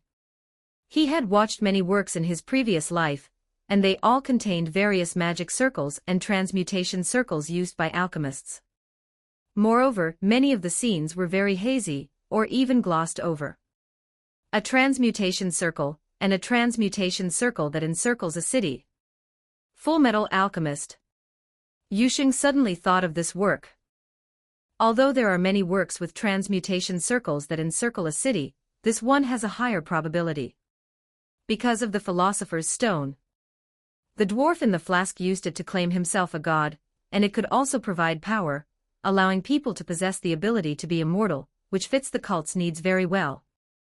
For further intelligence, I'll have to confirm it myself. Regardless of whether it's the world of Fullmetal Alchemist, a transmutation circle appearing in a city is definitely not a good thing. Yusheng looked at Rose's sleeping face and revealed a confident smile. Whatever you have or don't have, if you can't complete the pattern, I'll just launch a nuke and blow your transmutation circle to smithereens. Chapter 63, Medium, Large, Extra Large. On the third day, as they drew closer to the Holy Land Lindblum, the surrounding towns became bustling with traffic. Fortunately, Rose was a princess from another country, so she wasn't affected. When a princess's carriage appeared, pedestrians were required to step aside. Yusheng also enjoyed the minor perks of this power. Yusheng, I heard this station town has many souvenirs related to the Holy Land, and there are even special delicacies from the Holy Land. Let's go take a look. She had both the desire to go shopping with Yusheng and a childlike curiosity. All right, let's go look around. Thanks to the carriage customized by the Baida Chamber of Commerce, they arrived half a day earlier than expected, and they had plenty of time.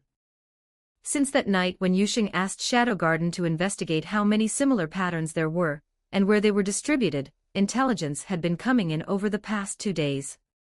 Unfortunately, they only found 3, 1 outside the city and 2 inside. However, based on this alone, Yusheng had already determined that it was the National Transmutation Circle from Fullmetal Alchemist. Therefore, Yusheng told them to look for tunnels. The patterns alone weren't enough. They had to dig tunnels to connect them into a circle for this transmutation circle to work. Yusheng. This snack called Puchai Ko is so delicious. It's sweet and quite chewy. Let me feed you. Yusheng had naturally eaten it before, because he was the one who had come up with this snack. Not only that, nearly half of the snacks in this town were things he had introduced. Like jianbingguzi, takoyaki, and similar snacks. Those were things Yusheng had made for Shadow Garden in the past. Ah! Yusheng opened his mouth, and Rose carefully fed him the Puchai Ko on the bamboo skewer, afraid that she might poke his mouth due to her clumsiness. Delicious!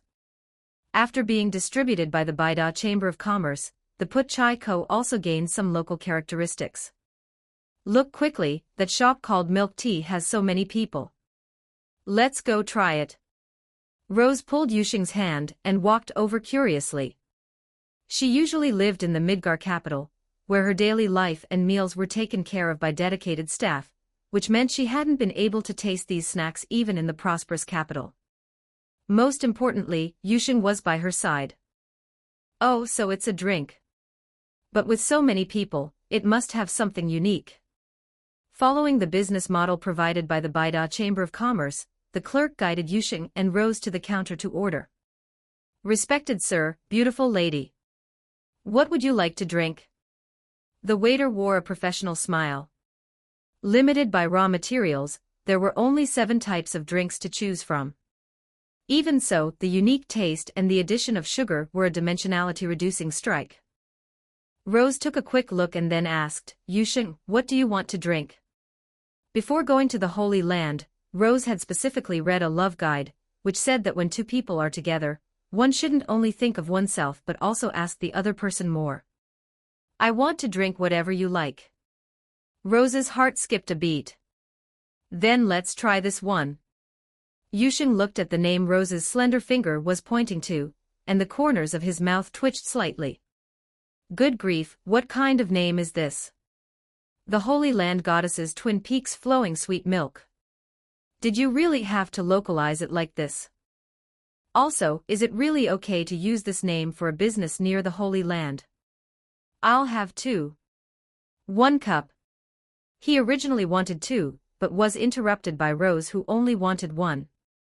That was something she had seen in the love guide. Drinking from the same cup would accelerate the warming of their relationship. How could Yusheng not know Rose's little scheme? As you wish. Give us one of these, large cup. Yusheng first pointed to the menu, then pointed to the sample cups on the right side of the 3 in front of him. The name was too long and embarrassing, Yusheng couldn't say it. Petroleum had only been discovered recently, and plastic hadn't appeared yet, so they could only use glass, which was uniformly supplied by the Baida Chamber of Commerce. "Sir, this is an extra-large cup. The middle one is the large cup, and the one on your left is the medium cup." The waiter smiled and respectfully explained the cups to Yusheng with both hands, diligently following the franchise rules. Yusheng looked up abruptly, and background music played in his mind. It was the background music from when Haogu looked up while Huaqiang was finding fault with the watermelon. Odd changes, even stays the same. Yusheng suspected that this waiter was also a transmigrator, actually pulling this stunt. Surely he couldn't be stubborn to the end, right? "Respected sir, I don't understand what you mean. What size milk tea do you want?" Yusheng even used his sharp eyes, confirming that this waiter was not a transmigrator. "I want this one, the cup that is the biggest of the three." "Respected sir, this is an extra-large cup, the middle one is the large cup." "Hey, are you ****ing messing with me? I don't care what you call them. I want this large cup." Yusheng suppressed his anger and speechlessness. "Respected sir, this is an extra-large cup, the middle one is the large cup." "Ah." As the saying goes, one does not hit a smiling face. The waiter just smiled and explained. But Yusheng was helpless. He had just happened to run into someone who wouldn't compromise. "Yusheng, actually I don't really want to drink it that much, let's go." Seeing Yusheng getting angry, Rose wanted to pull him away. But Yusheng's temper flared up. He had to buy this milk tea. "I'm just asking you, if you compare these three cups together, isn't this the large one? Answer me. Among the three, isn't it the large one? Answer me. Look at my eyes." "Respected sir, according to our shop's menu, this is an extra-large cup, and what you are referring to is the large cup." Yusheng's breathing became heavy with anger, and Rose rubbed his back. After a few rounds, Yusheng finally conceded. "I want an extra-large cup," he said with difficulty. "Very well, sir. What kind of milk tea for the extra-large cup?" Yusheng looked up abruptly again, "So I still have to say the name. What should I do? Should I nuke this place? Are you doing this on purpose? Do you want it or not?" The people queuing behind were also getting impatient and started urging Yusheng. "1 cup of Holy Land Goddess. Twin Peaks flowing sweet milk. Extra-large cup." In the end, Yusheng said it through gritted teeth. After getting the number tag, Yusheng took Rose and found an empty seat to sit down. "Ah, I'm so pissed off. Not flexible at all, isn't it just a large cup when you put 3 cups together?" Yusheng grumbled and complained. It was already night when they finished shopping. Similarly, in this luxury hotel, Yusheng and Rose stayed in the same room. After bathing, Rose put on the winning outfit she bought from the Baida Chamber of Commerce. Being conservative, she gathered her courage and opened the bathroom door. "Yusheng, do you like it?" It was recommended by Miss Luna, the president of the Baida Chamber of Commerce. She said, "Men all like this, I wanted to give it to you, and only wear it for you in the future." Rose was wearing golden lingerie, black lace, draped in an extremely transparent light veil, standing barefoot in front of Yusheng. Yusheng immediately picked Rose up horizontally. "I didn't expect you to be an E-cup." Although Rose didn't understand, she could feel Yusheng's gaze. "Does it look good?" "It looks great." Yusheng placed Rose on the bed and leaned over her. When a man and a woman are this close, it's either irreconcilable hatred or burning desire. Rose felt Yusheng's wandering hands, and wrapped her arms around his neck. "Yusheng, don't put too much pressure on yourself for the goddess trial. If you fail, it doesn't matter. Joining the Knight's Order and making achievements can also prove your excellence to Father King." As for eloping, Rose had never thought about it. The most important reason was that Yusheng had guided her onto the path of a magic swordsman. He wouldn't be the type of person to elope. "Rose, I promise you, the goddess trial will be a success." Rose offered a sweet kiss, becoming passionate, seeking Yusheng. The Oriana Kingdom was to the west of the Midgar Kingdom, and the west belonged to the White Tiger. After the Passion, Yuxing thoughtfully covered Rose with the blanket to prevent her from catching a cold. Rose was very proactive but also clumsy, and Yuxing very gently gave her a first experience. Hashtag 60 for Chapter 60 for the Sword of the King. Chapter 64, Sword of the King. Inside the Holy Land Cathedral, warm orange light glowed faintly. A stunning blonde elf stood alone in the cathedral. Alpha, dressed in a small black dress, gazed with icy blue eyes at the stone statue of the hero Olivier. Looking closely, it was actually the spitting image of Alpha. We only long to know the truth. Tap, tap, tap. Alpha took a step, her high heels making a crisp sound. Listening to the pleasant echo resonating through the cathedral, she approached the patch of bright red spreading across the marble floor. Archbishop Drake, what did you discover and what did you conceal? If you can still speak, please give me an answer. The red substance spreading on the marble floor was blood and chunks of flesh. The archbishop had been hacked to pieces and had breathed his last. The truth hidden in the Holy Land, which Yuxing called the transmutation circle of equivalent exchange, was that the Holy Land of Lindworm was shrouded in a dangerous, thick fog. Alpha stopped at the pool of blood. Did you try to terminate this goddess trial and end up being silenced by the cult? The long-dead archbishop's eyes were wide open, revealing the terror he experienced before his death.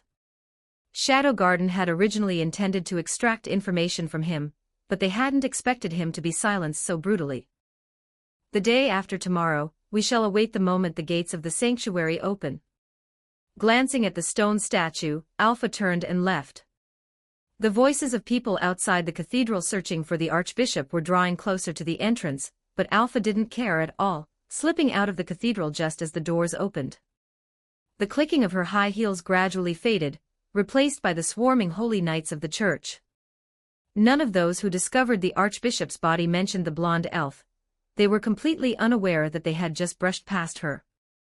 Meanwhile, Rose and Yuxing had also arrived at the Holy Land. The magnificent holy cathedral was built on a small terrain carved out of a mountain, with a town dominated by white tones stretching out below.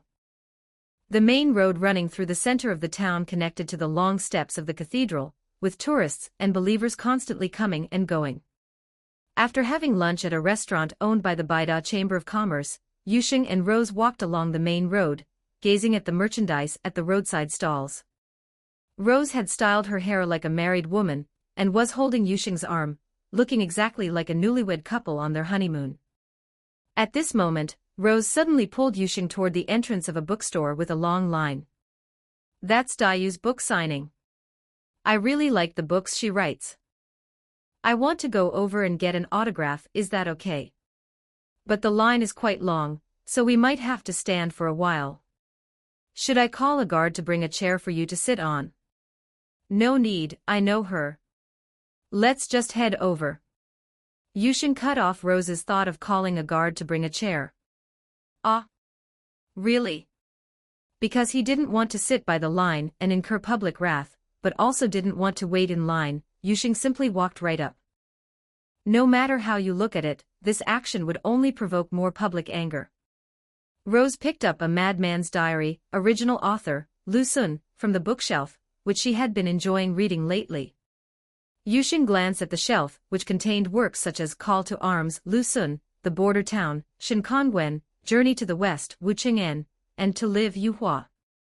These were all stories Yuxing had told Beta, which she had then written down under the pen name Dayu, with Hugo listed as the collaborator. This was Yuxing's pseudonym. Beta, you plagiarizing is one thing, but I'm afraid you're going to get cancelled later. Yuxing brought Rose to Beta's table. Hi, long time no see, Dayu. Long time no see, Mr. Hugo. The day before yesterday was loneliness, yesterday was waiting, and today is you.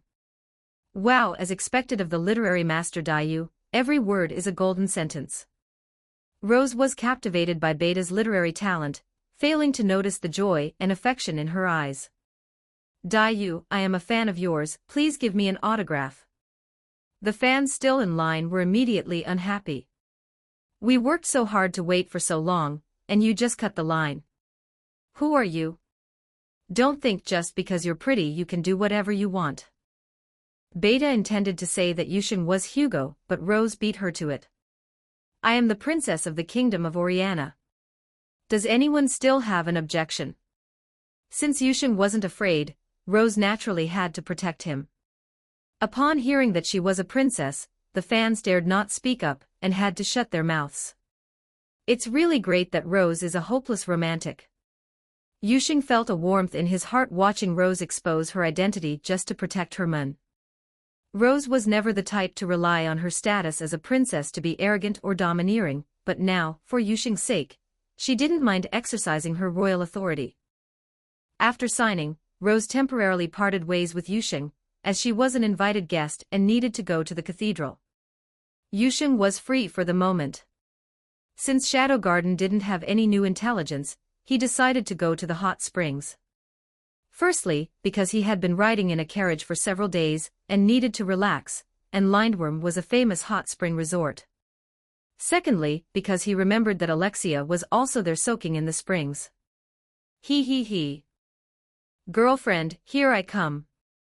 Although the princess of the Midgar kingdom had booked the place and a large number of guards were strictly on duty, it was child's play for Yusheng. Today is a good day.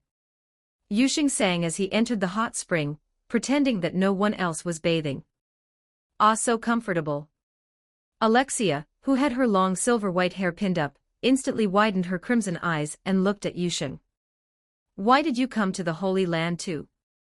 Are you here to participate in the goddess trial?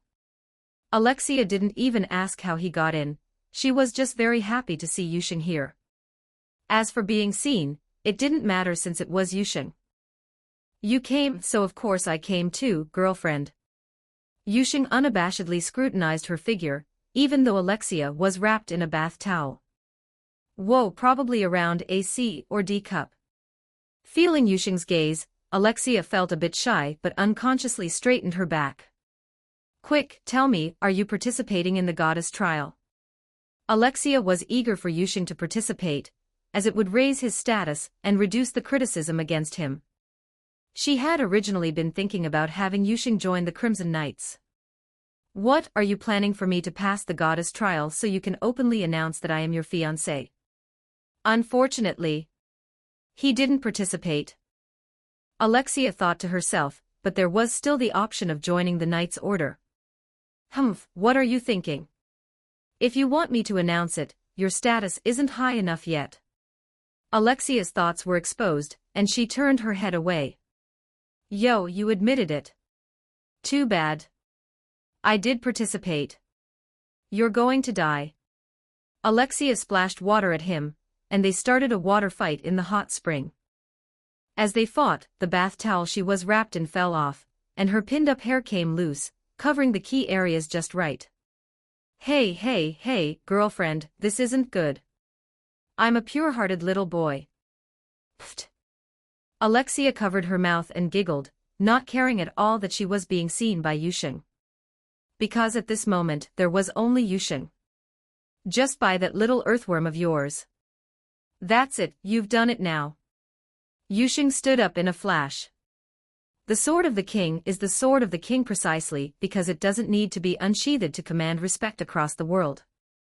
Sorry, something came up today, so I can only do 2 updates. Please add to your bookshelf, please urge for updates. Chapter 65, 2 Women at Daggers Drawn. Ah. Why did you suddenly stand up? Perhaps from staying in the hot spring for too long, a rosy flush crept onto Alexia's cheeks, adding a touch of charm to her.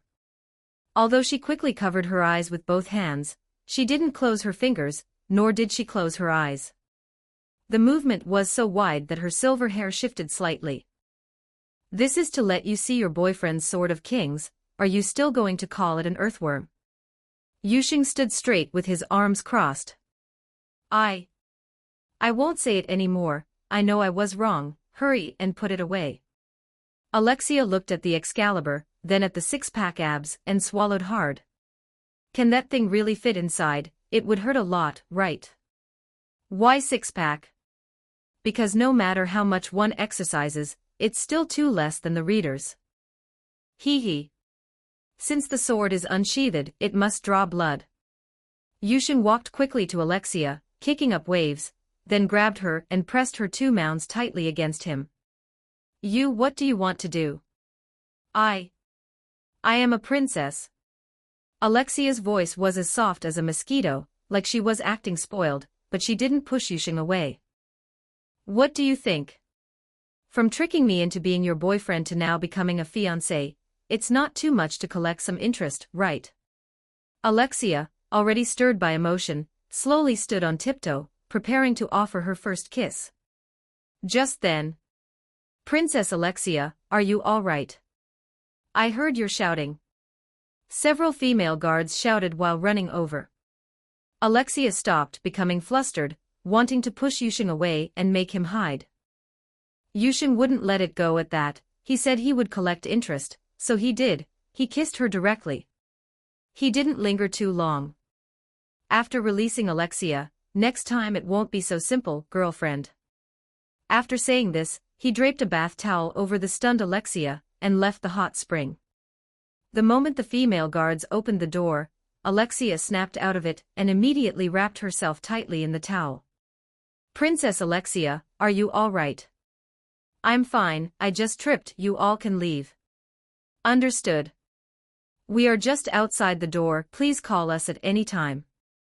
After the female guards closed the door, they stood guard not far away to prevent any further accidents. Alexia sat back in the hot spring to continue soaking, gently stroking her red lips with her left index and middle fingers, reminiscing about the touch of Yushin just now. Then she slapped the water surface fiercely, you big jerk.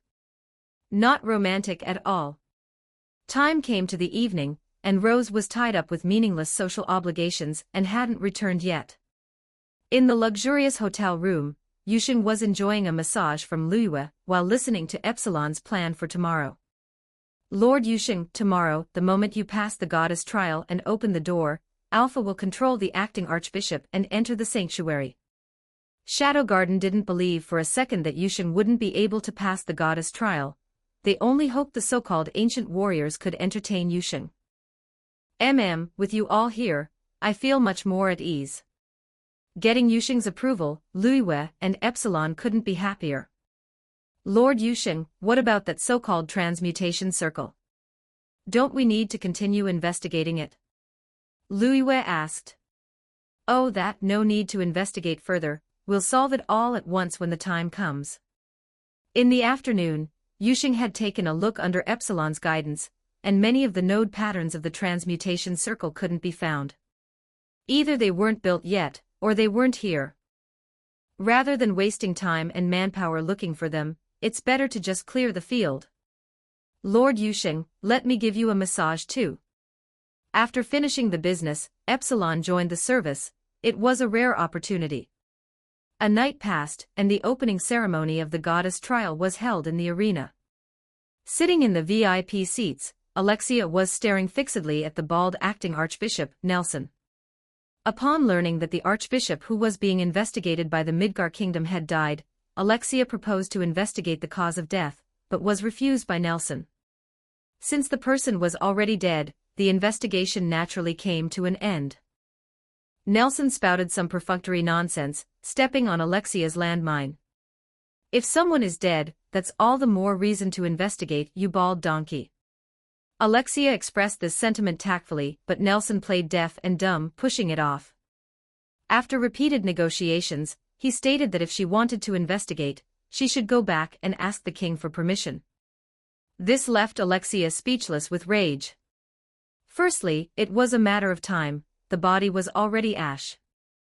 Secondly, the church was a religion believed in by surrounding countries besides the Midgar Kingdom. Bringing the investigation to the table would put them in a passive position. Glaring at Nelson, who was giving a spirited speech in the middle of the venue, Alexia kept cursing in her heart.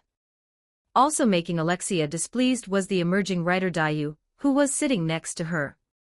Because Dayu's figure was too explosive, her shirt was too small, and the buttons were barely holding on, making those massive peaks look incredibly proud, as if they were about to burst the shirt. Sitting together, Alexia couldn't help but compare secretly, TSK.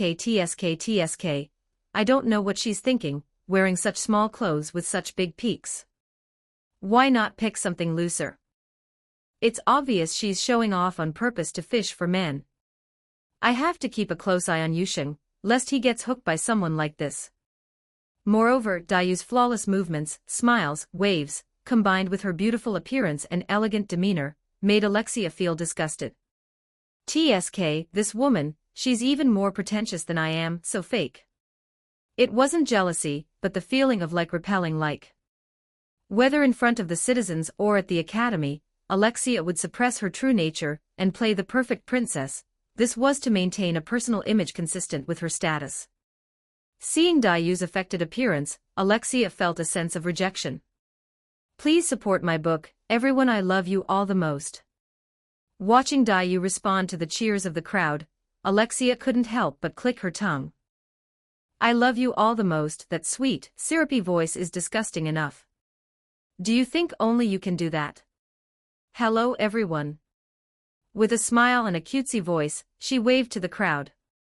However, compared to Dayu, the cheers for her were noticeably less enthusiastic. Alexia's cheek twitched. Forget it, I'm a princess, no need to compare with her. She glanced to the right at Rose, who was also a princess, wearing a blissful, happy smile.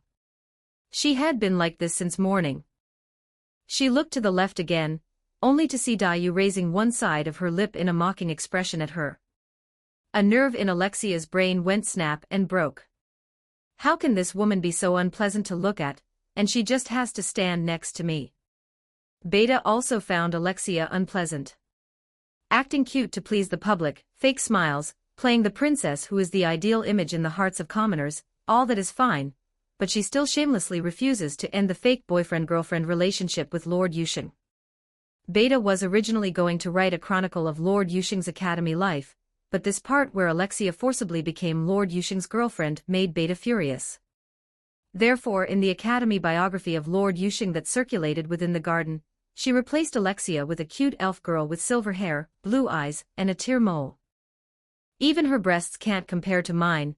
I don't know where you get the confidence to stand next to Lord Yusheng. Heh.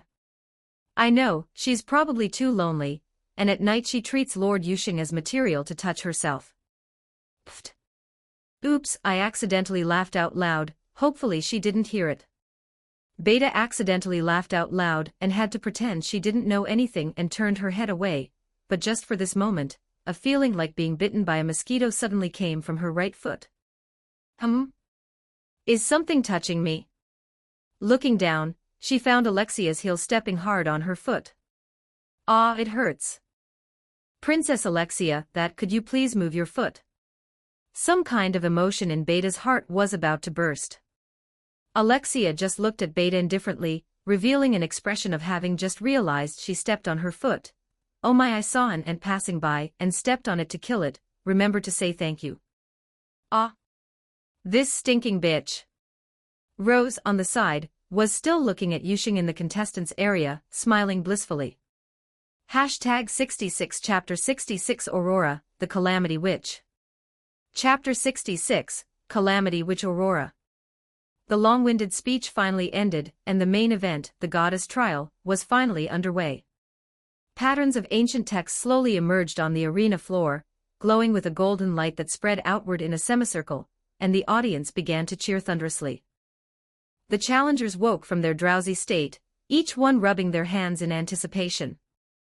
Yusheng was the sole exception. He leaned back in his chair and snoozed away, drawing scornful looks from the challengers nearby. The first challenger entered the arena, stepped into the semicircular pattern, and waited for a moment, but no ancient warrior responded to him. Damn it, have I been training all this time for nothing? What a waste of my entry fee. This situation was not uncommon. A dozen consecutive challengers came up empty-handed. Although they cursed under their breath, they wouldn't dare accuse the organizers, the cult, of being corrupt, unless they were tired of living. It wasn't until the 14th challenger, a traveler named Annie Rose from the Kingdom of Swords, Bekta, stepped onto the field that an ancient warrior finally appeared. According to the MC, he was an ancient warrior named Borg. After a few rounds of combat, Annie Rose emerged victorious. Seeing that the goddess trial had finally kicked off and resulted in a victory, the audience clapped until their palms were nearly raw before stopping. The rhythmic applause woke Yusheng up. "Ha, is it my turn?" A groggy Yusheng yawned, stuffed his hands into his pockets, and walked to the center of the arena. For a moment, the entire venue fell silent. This challenger, he's way too relaxed. Probably figures no ancient warrior will respond, so he just doesn't give a damn. Most of the audience sneered, adopting a spectator's mindset, waiting to see some fun. Hey, does this greenhorn not know that the goddess trial is a great honor? Damn it, is it your turn? You haven't even grown your hair out, and you're already cutting in line. The challenger's designated seating area was mostly occupied by people taking turns cursing Yusheng's family, with the challenger whose turn it actually was going on a tirade. Is this guy the next challenger? What is going on? He doesn't take the goddess trial seriously at all. The MC wanted to kick him off the field without refunding the entry fee. Lord Yusheng looks so cute when he's groggy. Note it down. This jerk, be serious. Is Yusheng too tired? I shouldn't have agreed to his request last night. The three women reacted differently. They knew the order of appearance, but had no objections to Yusheng cutting in line. If anything, they felt that being placed so far back would make him wait too long. Throughout the entire goddess trial, the only person they wanted to watch was Yusheng, though their motives differed. Just then, the entire arena seemed to shake, and the ancient text erupted with intense golden light, enveloping the entire venue. The audience, the challengers, and the people in the VIP seats hurriedly covered their eyes. A single extra glance would have caused temporary blindness. Even though the venue had protective measures, everyone was knocked over by a powerful storm of magic. If they hadn't gripped the armrest tightly, they would likely have been blown away. Who is this challenger? To think he could summon such a powerful ancient warrior. The challengers were slapped in the face. They had been looking down on this slacker of a challenger with extreme disdain. He actually summoned her. Nelson determined it through the ancient text. Although surprised, he couldn't hide the joy on his face. Finally, some high-quality material. Beta took note of Nelson's reaction. Yusheng, please be safe. Rose and Alexia worried. Meanwhile, Yusheng, in the center of the arena, was completely unaffected. Aurora, get into my bowl. When Yusheng entered the field, he had flooded the ancient text with his magic. Don't send out any small fry, I'm not interested. After the light receded, Aurora, with her long black hair and deep purple eyes, appeared in the arena. Beneath a thin, translucent black robe was a deep purple dress and fair skin. It's the Calamity Witch Aurora, the woman who once brought chaos and destruction to this world. Beta acted as the commentator while sketching rapidly. Alexia and Rose watched her, waiting for more information to be revealed. Since he summoned her, that brat is a dead man. Nelson took over the conversation to control the scene.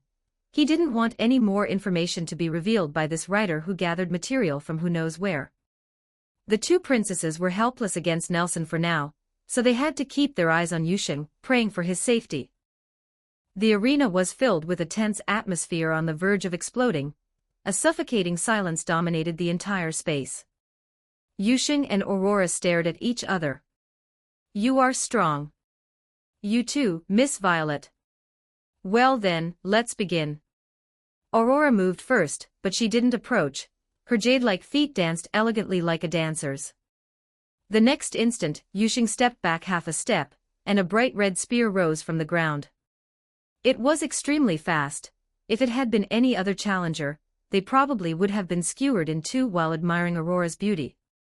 The spear split into two, attacking Yusheng from the left and right in a pincer movement. As if he could predict the future, Yusheng dodged the left spear with a sidestep, and used the sword in his right hand to parry the right spear. While fast, it also carried significant force. She was the strongest opponent Yusheng had faced so far. Not giving Yusheng a chance to breathe, the spears split again into thousands of thin, razor-sharp red needles, attacking him simultaneously from all directions. Yusheng used Shinra Tensei to wipe out the surrounding red needles and slashed several times toward Aurora. They were cancelled out by the red spears formed by her gaze.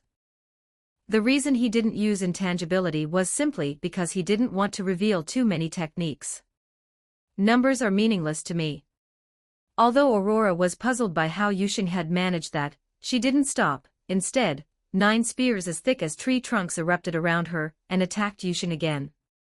This was one of Aurora's little hobbies. She liked to watch her opponents scramble to cope, playing with them until they died.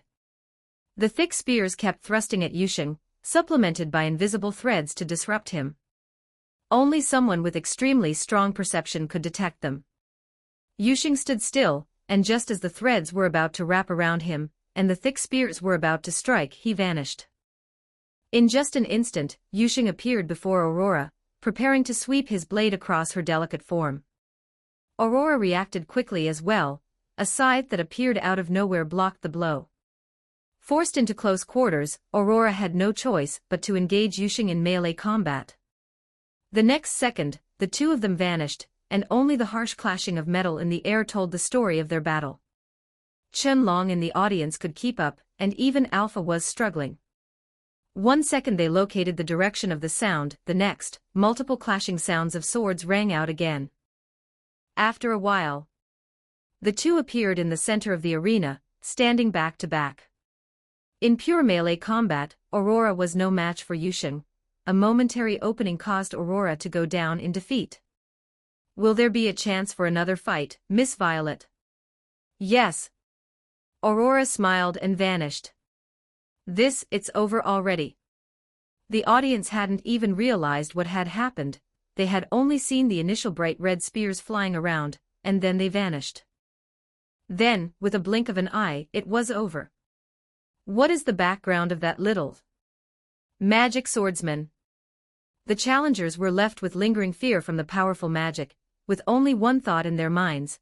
They wouldn't have lasted even a second. Meanwhile, Alexia and Rose in the VIP seats were happy that Yusheng had passed the goddess trial, but at the same time, they were worried about whether he was injured. They really wanted to go down and find Yusheng right now.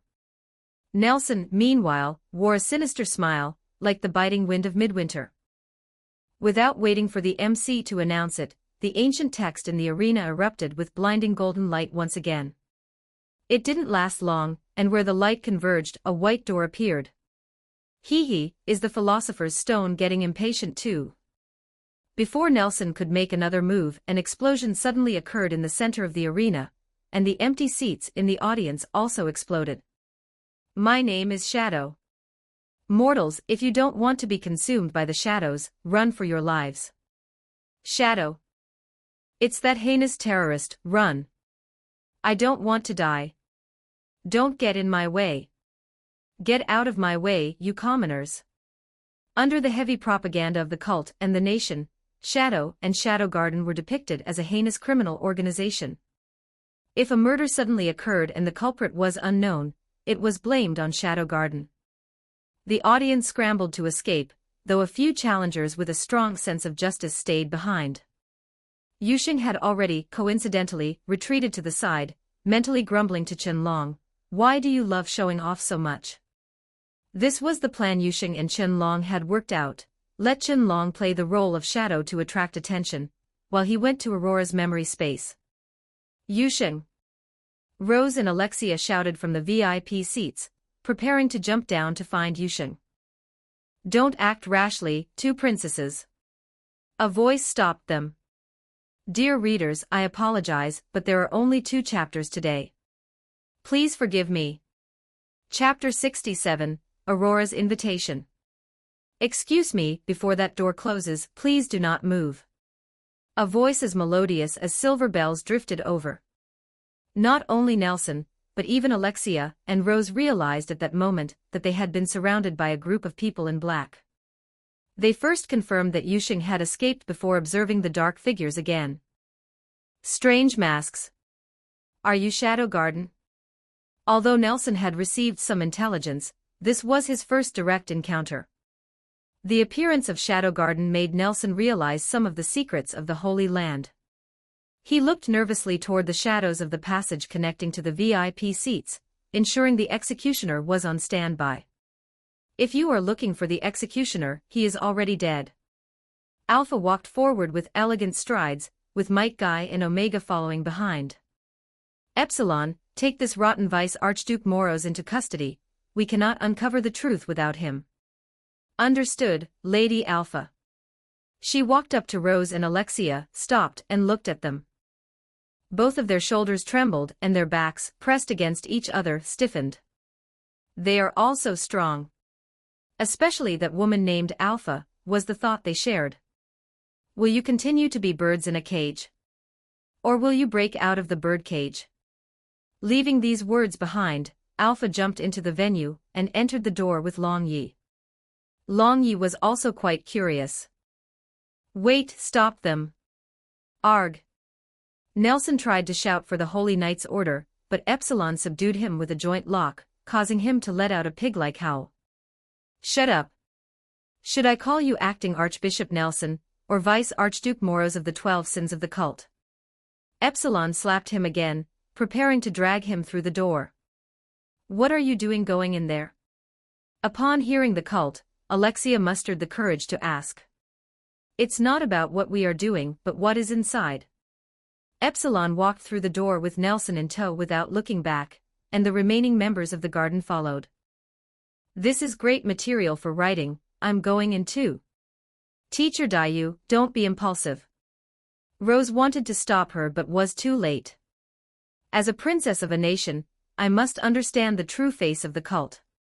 Alexia followed. Rose really wanted to find Yusheng first, but she was stung by Alpha's mention of a bird in a cage.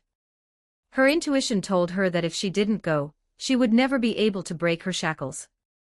I'm sorry, Yusheng. I'll make it up to you later.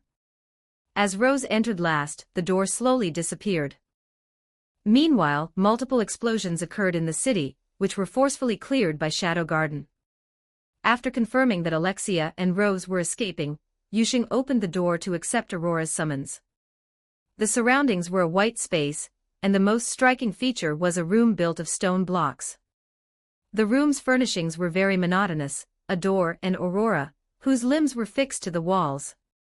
Hi, we meet again. Aurora was surprised that Yusheng was so calm and composed, and even happy to see her again. Hi, I was also very happy to be able to spar with you just now. To be praised by the calamity which Aurora from the ancient era is a unique honor. However, I still prefer to call you Miss Violet. Yusheng leaned against the wall and chatted with Aurora. Aurora sensed that when Yusheng said calamity which, there was no fear, no disgust, just calmness, and he even seemed happy about the name Violet. Although her memories were fragmented, this was the first time Aurora felt someone was willing to treat her with sincerity. Violet. It seems you have good taste. I say, it would be great if you could have appeared in my era. Aurora smiled faintly, but Yusheng could tell it carried a hint of loneliness. Now is just right, you responded and I came. Look at you, you must have coaxed quite a few women, right? How can you call that coaxing? I call that sincerity. Then, in your sincerity, what are you going to do now with a beautiful woman whose hands and feet are shackled? Heh heh heh. That would, of course, be. Yusheng destroyed the restraints with his sword. Explore this place with you. By the way, where is this? Yusheng knew, but he wouldn't say. After the destruction, Aurora stretched comfortably and gave Yusheng a smile that seemed full of nostalgia. Thank you. This is freedom I haven't tasted for 1,000 years. Here. After stretching, Aurora rested her jade fingers on her chin, and began to think. They call it the sanctuary, but it's actually a place where memories are imprisoned. There is a core in the center of the sanctuary. If you destroy it, you should be able to get out. And what about you? Me? Anyway, it would be nice if the sanctuary disappeared. There is too much resentment here. Aurora did not answer directly, and Yusheng did not expose her. Then shall we look around together? Look around. You should have realized that you can't use magic power here, right? Yuxing didn't speak, he simply raised his hand, condensed a ball of magic power, and without waiting for Aurora's consent, flew it into her body. The rate at which the sanctuary core absorbed magic power was far stronger than back at the academy, but for Yuxing, it was child's play. From the moment he stepped in, Yuxing sensed that the sanctuary was filled with various emotions and memories, all controlled by the core, and he also discovered that the transmutation circle core was right here. I can feel magic power, and it's so pure. As expected, you are the strongest in my history. I haven't moved for 1,000 years, could I ask you to be my guardian? I've always wanted to see what it's like to be protected by a knight. Aurora marveled at the purity of Yuxing's magic power, her hands behind her back, her upper body leaning forward, looking just like a spoiled little girl. No problem, Miss Violet. Opening the door, outside was a forest at dawn. This is the scenery from my memory. After the two moved through the quiet forest for a while, the view opened up. In a square bathed in the morning sun, a little girl with black hair sat on the ground, hugging her legs. She was crying. The two walked up to the little girl and squatted down to peer at her face. Bean-sized tears poured from those purple eyes, making no sound, and the bruises on her body were very conspicuous. She was ostracized for some reason, and then beaten. Yuxing was not asking a question, but stating a fact. Indeed. It's been too long, so long that I've forgotten why. I only know they deserved to die. Aurora responded in an equally affirmative tone. Even if you cry, it won't change anything. Aurora raised her hand and slapped her across the face. Then, the scenery of this space shattered like a broken mirror, and subsequently, an orange-red light fell upon Yuxing and Aurora. This was a battlefield bathed in the afterglow of the sunset. A large expanse of corpses wearing armor submerged the land, and dried blood stained the surface black. Let's go. Aurora led Yuxing forward, as if she already knew where the destination was located. With corpses strewn everywhere, the two walked across the battlefield at dusk, stepping over bodies. A moment later, they saw a girl covered in blood in the center of the battlefield, hugging her legs and sitting on a corpse, crying incessantly. Yuxing noticed the girl was wearing a ring with a clear gemstone on it. Hashtag 68 Chapter 68 Aurora's Past. Chapter 68, Aurora's Past. After Shadow Garden, Alexia and Rose entered the sanctuary, they began to investigate the truth. Under Alpha's explanation, the two princesses came into contact with the tip of the iceberg of the truth regarding the cult of Diablos. In the past, many children were brought here to become test subjects for a certain experiment. Is there anything else you need to add, Vice Archduke Moros of the Corrupt Division? I don't know what you are talking about. There is no cult here, this is the sanctuary. The restrained Vice Archduke Moros, who was Nelson, replied with a guilty conscience, turning his head away to avoid looking at Alpha. What kind of experiment is your cult actually conducting? Is Olivier, according to legend, also one of your test subjects? Seeing those miserable children, Alexia angrily grabbed Nelson by the collar, while Rose, standing nearby, placed her hand on the hilt of her sword. Nelson did not answer. This was the sanctuary, his home turf, and he had the confidence to back it up as he calculated how to deal with Shadow Garden. It's fine. Let's continue looking, let's see how you extract Diablo's essence, and the transmutation circle. Nelson's eyes widened in shock at Shadow Garden's intelligence-gathering capabilities. The extraction of Diablo's essence was rare and carried side effects, so it didn't matter if Shadow Garden found out. However, the transmutation circle was a core secret. Shadow Garden shouldn't have discovered it so quickly. Damn it. Could there be a mole in the cult who leaked the intelligence? Once I'm done dealing with Shadow Garden, I must have the Lords of the 12 Knights of the Round Table intervene. Qianlong was not here, instead, he had gone to other areas with Epsilon to collect information. On the other side, Yuxing and Aurora arrived in front of a girl covered in blood. Yuxing noticed that the black-haired, purple-eyed girl was wearing a ring embedded with a gem. He looked at Aurora, who was staring at the girl, seemingly recalling something, and did not rush to ask. I really was such a crybaby in the past. Lend me your sword. Please, go ahead. Yusheng handed the sword over. Aurora, raising the sword, had no expression on her face, as if she had detached herself from all emotions. The moment she swung it down, Yusheng wrapped his arm around her waist and jumped backward. The corpse moved. The armored corpse that had originally fallen to the ground climbed up and attacked Aurora.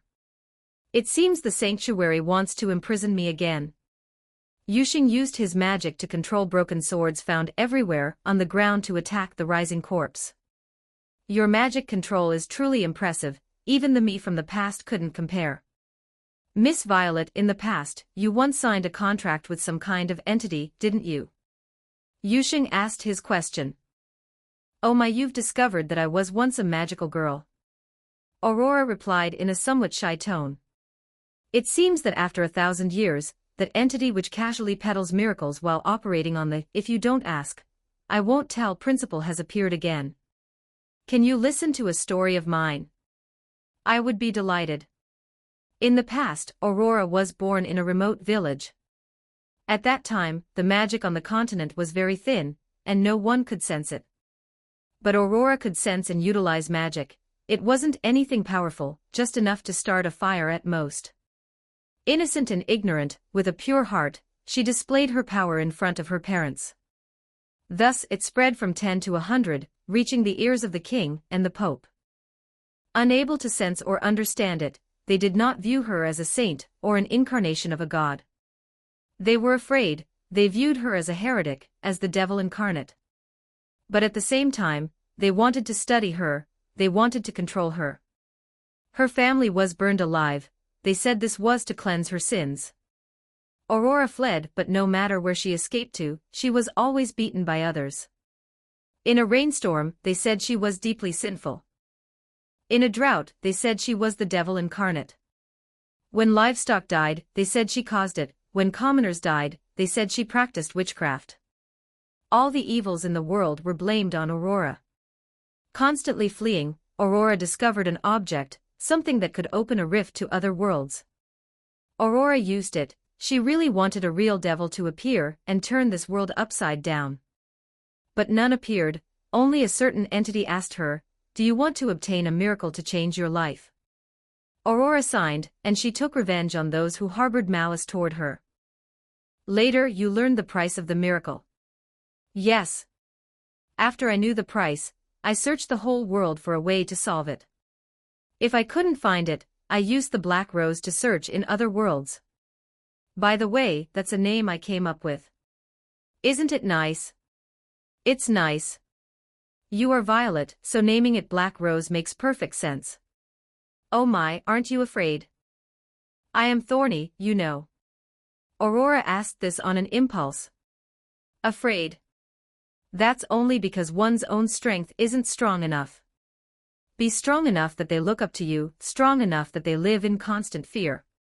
Aurora was stunned for a moment, she had been understood. Later, I fused the Black Rose with the Soul Gem, and thus I became the one known as the Calamity Witch. Yusheng had a hypothesis about becoming Demon Diabolos, but there were simply too many corpses. They would stand back up after a while, and Aurora was exhausted from dealing with them. We can't stay here any longer. Yusheng cleared a path for Aurora, letting her go and strike down the black-haired girl. Subsequently, this space shattered once more, and they arrived at the center of the sanctuary. Aurora leaned her back against Yusheng. Thank you for listening to my complaints. This is the first time I've experienced this. I am your protector, isn't that to be expected? On the other side, as Alpha and the others drew closer to the center, Nelson completely stopped pretending and borrowed the power of the core to break free from his restraints. However, he was stabbed through the heart by Omega's sword.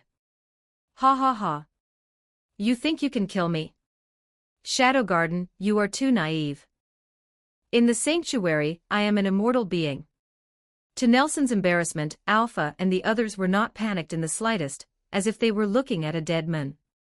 Alexia and Rose were a bit solemn, but seeing how calm Alpha and the others were, they didn't show it. Those of you unable to use magic become nourishment. Suddenly, Thousands of Nelson's clones appeared and surrounded Alpha and the others, while he took the opportunity to activate the transmutation circle. "Oh? Where are you in such a rush to go?"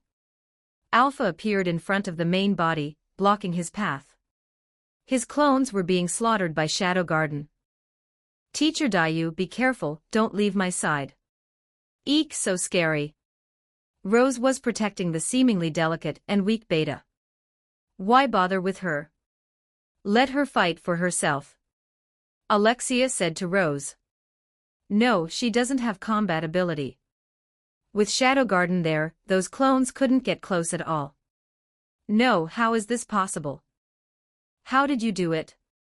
Even if you are awakened demon-possessed, you shouldn't be able to do this." This was something Alpha voluntarily revealed. Demon-possessed voluntarily awakening. Don't joke around, that is just your cult's ignorance. Although Nelson could resurrect in the sanctuary, the pain and the experience of death could not be blocked. Just as Shadow Garden was finishing clearing the field, Epsilon and Qianlong appeared. Qianlong was no longer disguised as Shadow. "Lord Alpha, collection is complete." Seeing that Shadow Garden had reinforcements, Nelson had no choice but to summon the hero Olivier. You wait for death." Nelson stood behind his clones, shouting as if he had the power of a tiger. "In that case, we are leaving too, leave the rest to him." After Alpha took a look, she entered the door summoned by Epsilon, and the other members followed. "Let's go too." The Alexia sightseeing trio also entered last. Nelson couldn't do anything and could only watch them leave. Taking a deep breath, he had to report this. A rat actually snuck in. Humph. I can't deal with Shadow Garden, but I can't deal with a rat." Chapter 69, Preparing to Enter Other Worlds. So this is the center of the sanctuary. Aurora spun around to survey her surroundings, but she didn't see the core anywhere. There was only a door. The door was massive, stained with dark brown blood, and covered in ancient script. On a pedestal next to the gate, a rather magnificent-looking sword was thrust into place. Beside her, Yusheng also sensed the core at the central node of the transmutation circle. It was none other than the Philosopher's Stone. "If we use this sword, we should be able to open the giant gate," Aurora said to Yusheng while deciphering the ancient script above. "Oh, a sword that can only be drawn by the Chosen One. Looks like I'm about to become a legendary hero." Pfft. Yes, it seems the knight is going to become a hero. Aurora understood the reference too. Yusheng walked to the pedestal, rubbed his palms together, and prepared to draw the sword with a cool pose. If he had a choice, Yusheng still thought receiving a sword from the Lady of the Lake would be better.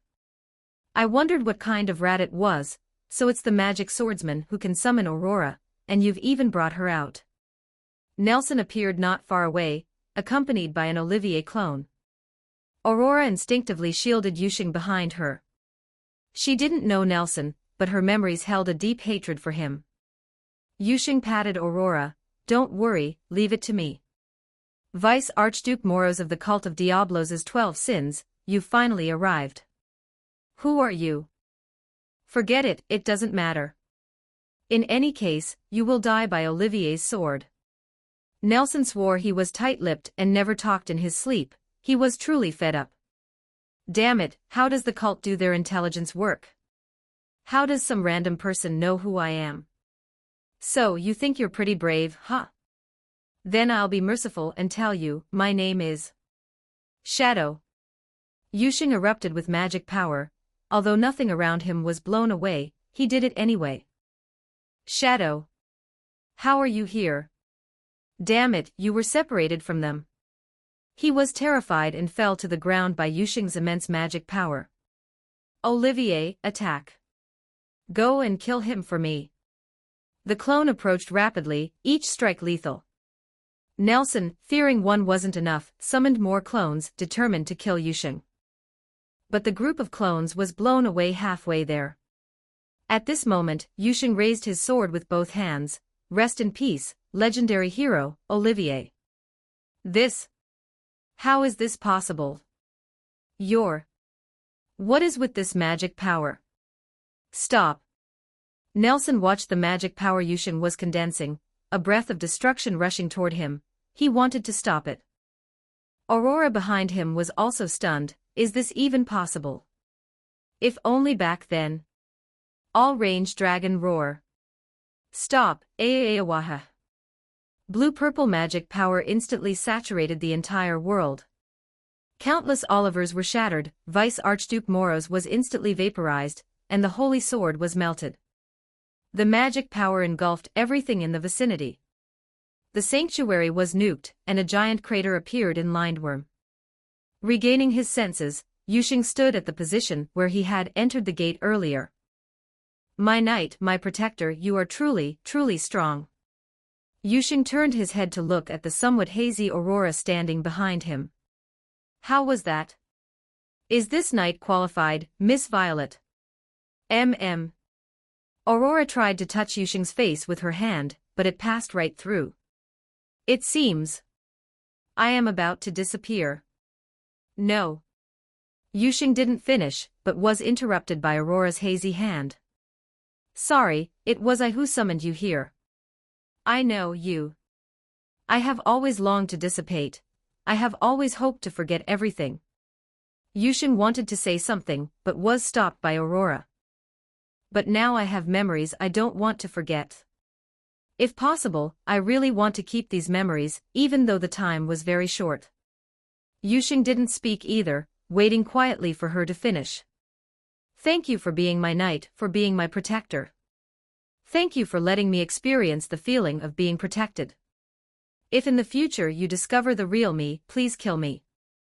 Although she couldn't make contact, Aurora still leaned against Yusheng, waiting to fade away. Caw caw caw. The crow in the sky circled above Yusheng's head. After waiting for a while, Yusheng finally spoke. I don't like tragedies, so you won't disappear. Caw caw caw. The crow called out a few more times. How awkward.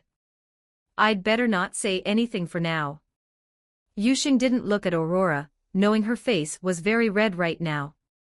Actually, while on the battlefield, Yusheng had already swiped the ring from the young Aurora. But that didn't do much, so when he nuked the sanctuary, he kept the Philosopher's Stone, and at the same time, fused the magic power from the melted left hand of Diablos into a soul gem, which allowed her to be stabilized. Aurora's spirit body was supported and manifested by the new soul gem. As long as the magic power remained, Aurora would not fade away. Thank you, even I couldn't achieve such a thing. Aurora is in the past, now you are Violet. Okay. In your current state, can you use Black Rose? Aurora, no, Violet sensed for a moment. I can use it. Are you going to another world? Yes.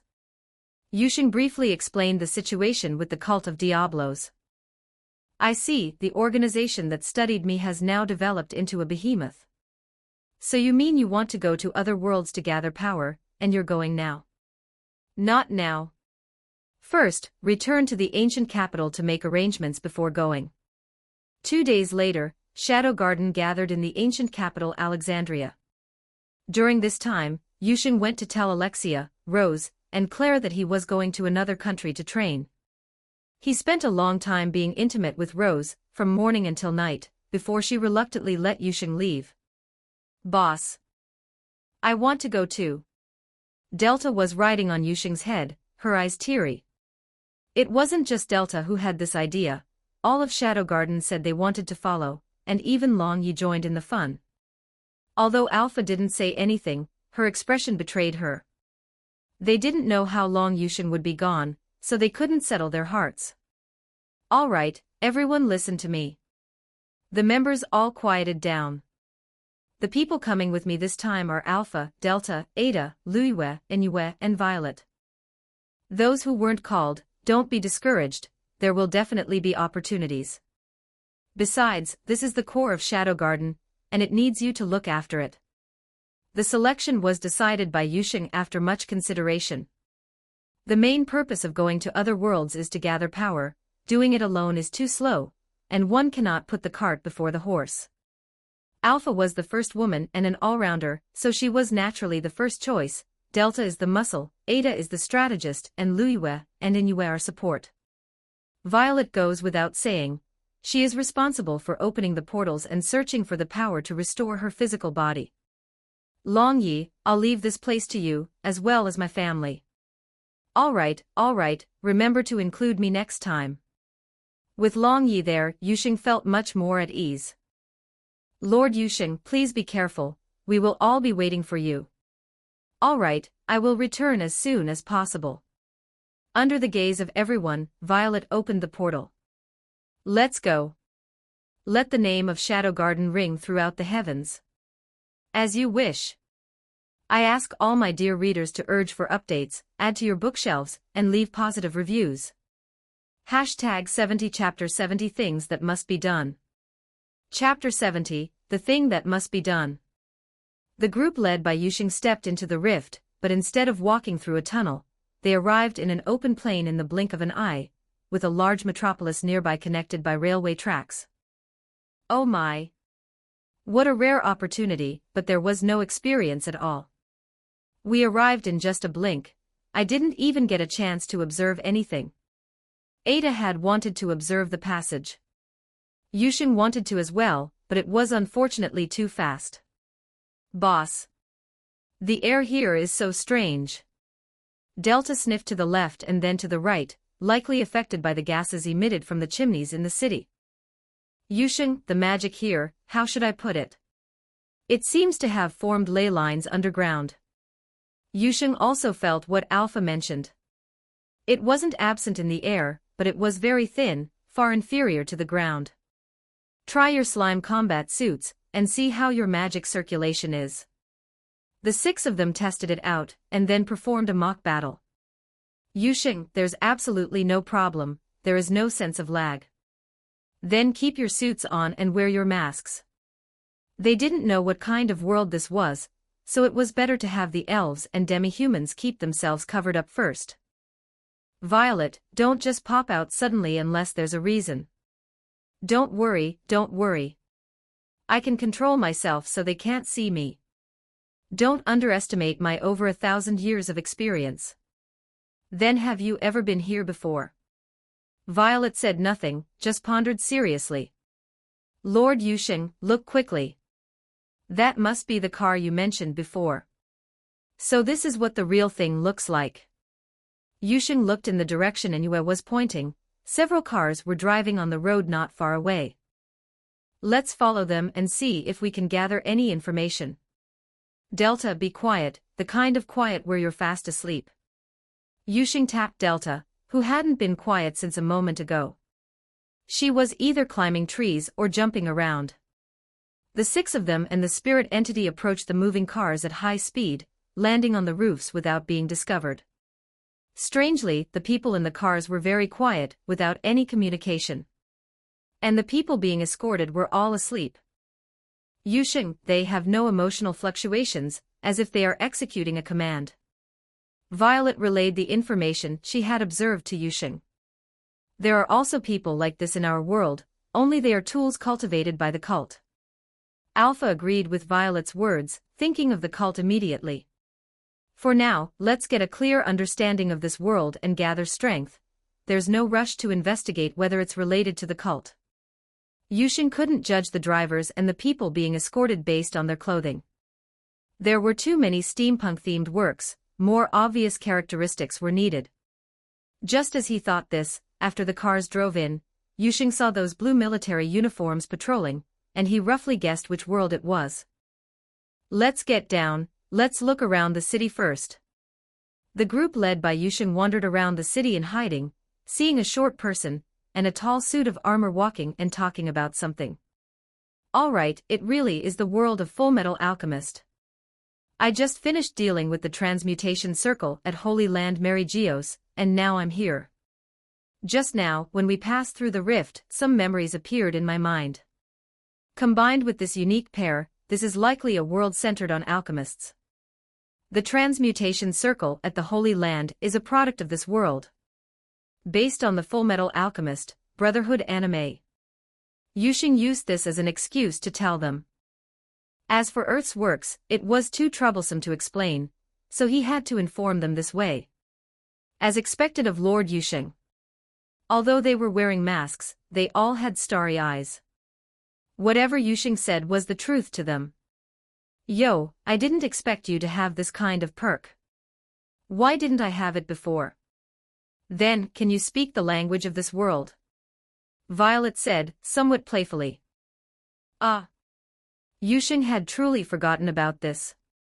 Then, you who have lived for over 1,000 years, is there a way to solve this, Miss Violet? He. Me? Of course I do. Violet floated in front of Yusheng, expecting his reaction. No, big sister, can you be a bit more mature? What do you want? Speak. He, call me big sister first and then. This world has a method that can restore your physical body. It was always Yusheng who manipulated others, with the exception of Claire. If it were anyone else, Shadow Garden would have already drawn their swords to kill. I was wrong.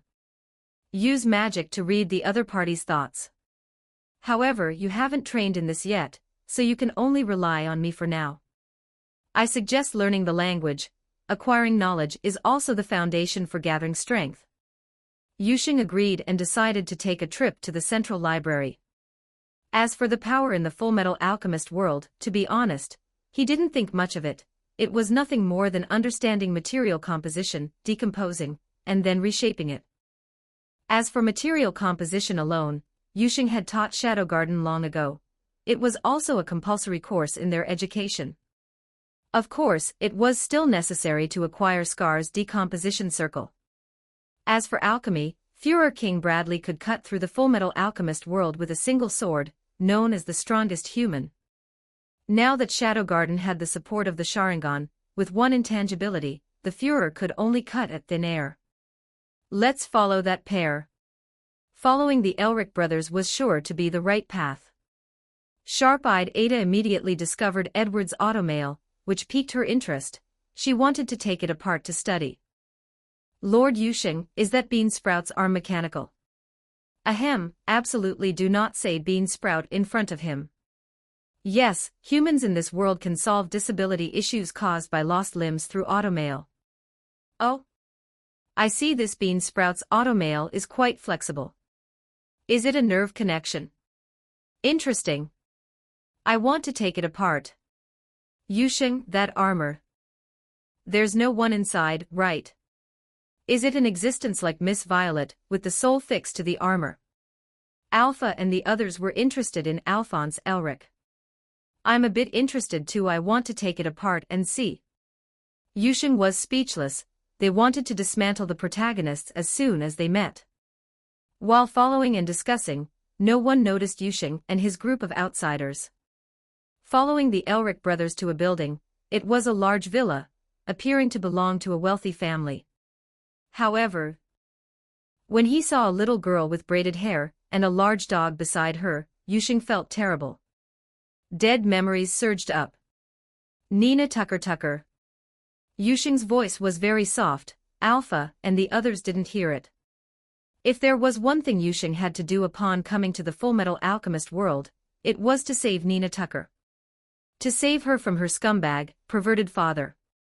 In the original work, Nina Tucker, this innocent, lively, and cute little girl, and the dog that had always accompanied her, were personally transmuted into a chimera by her father. And this father had no remorse or guilt. Her mother had also met a tragic fate. What left the deepest impression on Yusheng was not the line, "Big brother, let's play together." But rather, "Daddy, does it hurt?" That was said while in the state of being a chimera. Yusheng, what's wrong with you? Sensing a sudden, monstrous rage from Yusheng, Alpha and the others hurriedly asked. Even Delta stopped looking around, her tail drooping. Chapter 71, Saving Nina Tucker. In my memories, that little girl had a miserable end. Just like you became demon-possessed. Yusheng answered them, almost gritting his teeth. They did not know what a chimera was, but as soon as demon-possessed was mentioned, they understood and immediately became furious. Lord Yusheng, please give the order. Lui Wei and Inoue requested to fight. Yusheng, saving her is easy, the key is what happens afterward. Violet voiced her question. She also agreed to save her, but the problem was that this was another world, and Shadow Garden was not here. Although Yusheng was angry, he did not lose his reason. Nina Tucker is saved, but then what? Send her to an orphanage. Don't be ridiculous. Even if there was no the cult here, orphanages are just testing grounds for the military high command. Find a good home for Nina Tucker. Yusheng and his group were foreigners, unfamiliar with the land, so who could they turn to? Plus, this world also had various forms of oppression. Since they were going to save her, they had to think about the aftermath, rather than just acting on a whim to make up for regrets. That would just be self-satisfying hypocrisy. Violet, how long until your black rose can open again? Going and returning, and the differences between worlds. If we don't utilize the power here, and rely solely on what you provide daily, it will take about 15 days. 15 days? You have lived for thousands of years, do you know any way to change memories? Violet began to think, she understood that Yusheng was serious. If memory implantation via hypnosis counts, I can do it, given this little girl's age. Hypnotic memory implantation has harsh conditions, it isn't done in one go and requires long-term hypnosis. Furthermore, the subject must be an ordinary person, and the success rate is higher with younger children. Implant that her parents died, and she is my adopted younger sister. Can you do that? That is simple, not very complicated, I can do it. Then do that. Take her back as my younger sister, as my parents' daughter. Understood. I'm sorry, Nina Tucker. Yusheng watched as Nina Tucker and her puppy played happily with the two Edward brothers. Was it cruel? Yusheng couldn't help but think this. At least it was better than her being tricked by her father into the basement, watching him draw an unknown transmutation circle, and being fused with the puppy that had accompanied her for so long. Perhaps Nina Tucker agreed, or perhaps she didn't know. Leaving Lui Wei here to monitor, Yusheng took them to the central library to study the language and learn about alchemy. Once they learned alchemy, they would understand just how perverted this father really was. In the Full Metal Alchemist world, sneaking into the central library was not difficult at all for Yusheng and his group. It was like walking into an empty room. It took half a day, but learning the language of this world was not difficult. If anything, it was somewhat similar to Shadow Garden's world, and they could even converse. Except for Delta, who was currently sleeping on top of the bookshelf. If not for Yusheng stopping her, Alpha would have wanted to spank her. If you find any useful books, take them with you. Yusheng let Ada pick out useful books to pack and take back to Shadow Garden. He didn't follow her, instead thinking about the relationship between the cult and the dwarf in the flask. The Philosopher's Stone looks like it can make one a so-called god, but that is only achieved by sacrificing a massive population. Once the energy within the Philosopher's Stone is exhausted, it just reverts to its original state. Logically speaking, since the cult dares to call themselves gods, they shouldn't be interested in a stone that occasionally reverts to its original state. They can't just go to a world and sacrifice all its people. The souls within the Philosopher's Stone would riot. The cult and the dwarf in the flask are likely close partners, their goals are practically the same. In other words, is the Philosopher's Stone a prize for the cult? If it weren't a prize, the Holy Land Lindworm wouldn't be holding Goddess trial every so often. Lord Yusheng, we found traces of Diablos in this world from the library's restricted area. The war launched by this military nation of Amestris is basically related to the cult. Furthermore, the cult spent a long time mastering the alchemy power system. Most importantly, it has become the state religion under the promotion of the Führer, King Bradley. Inoue reported the information she discovered to Yusheng. State religion. A rat hiding in the shadows is now enjoying the light. It really makes me laugh. However, this saves us trouble. We can just ask anyone on the street and find out where they are. Yusheng had originally planned that if he couldn't find traces of the cult, he would just go directly to the Führer and ask him. The Führer is very strong in this world, but in the eyes of Shadow Garden, he is nothing. Since that's the case, once they wipe out the cult's stronghold in this world and Ada finishes picking out useful knowledge, they will just finish up and go home. As for the homunculus, that is not Shadow Garden's job. Let the protagonist group of this world handle the affairs of this world. By dusk, Yusheng took Alpha and the others to Nina Tucker's house. How is it? Any movement? Lord Yusheng. You came just in time. Nina Tucker's father is taking her to the basement. Beast. Even Delta couldn't help but curse. Although she was sleeping, she still ended up learning about alchemy. She didn't know the principles, but she understood that fusing humans and animals was a demonic act. Yusheng, if it were you, could you restore a chimera? Violet asked this question calmly.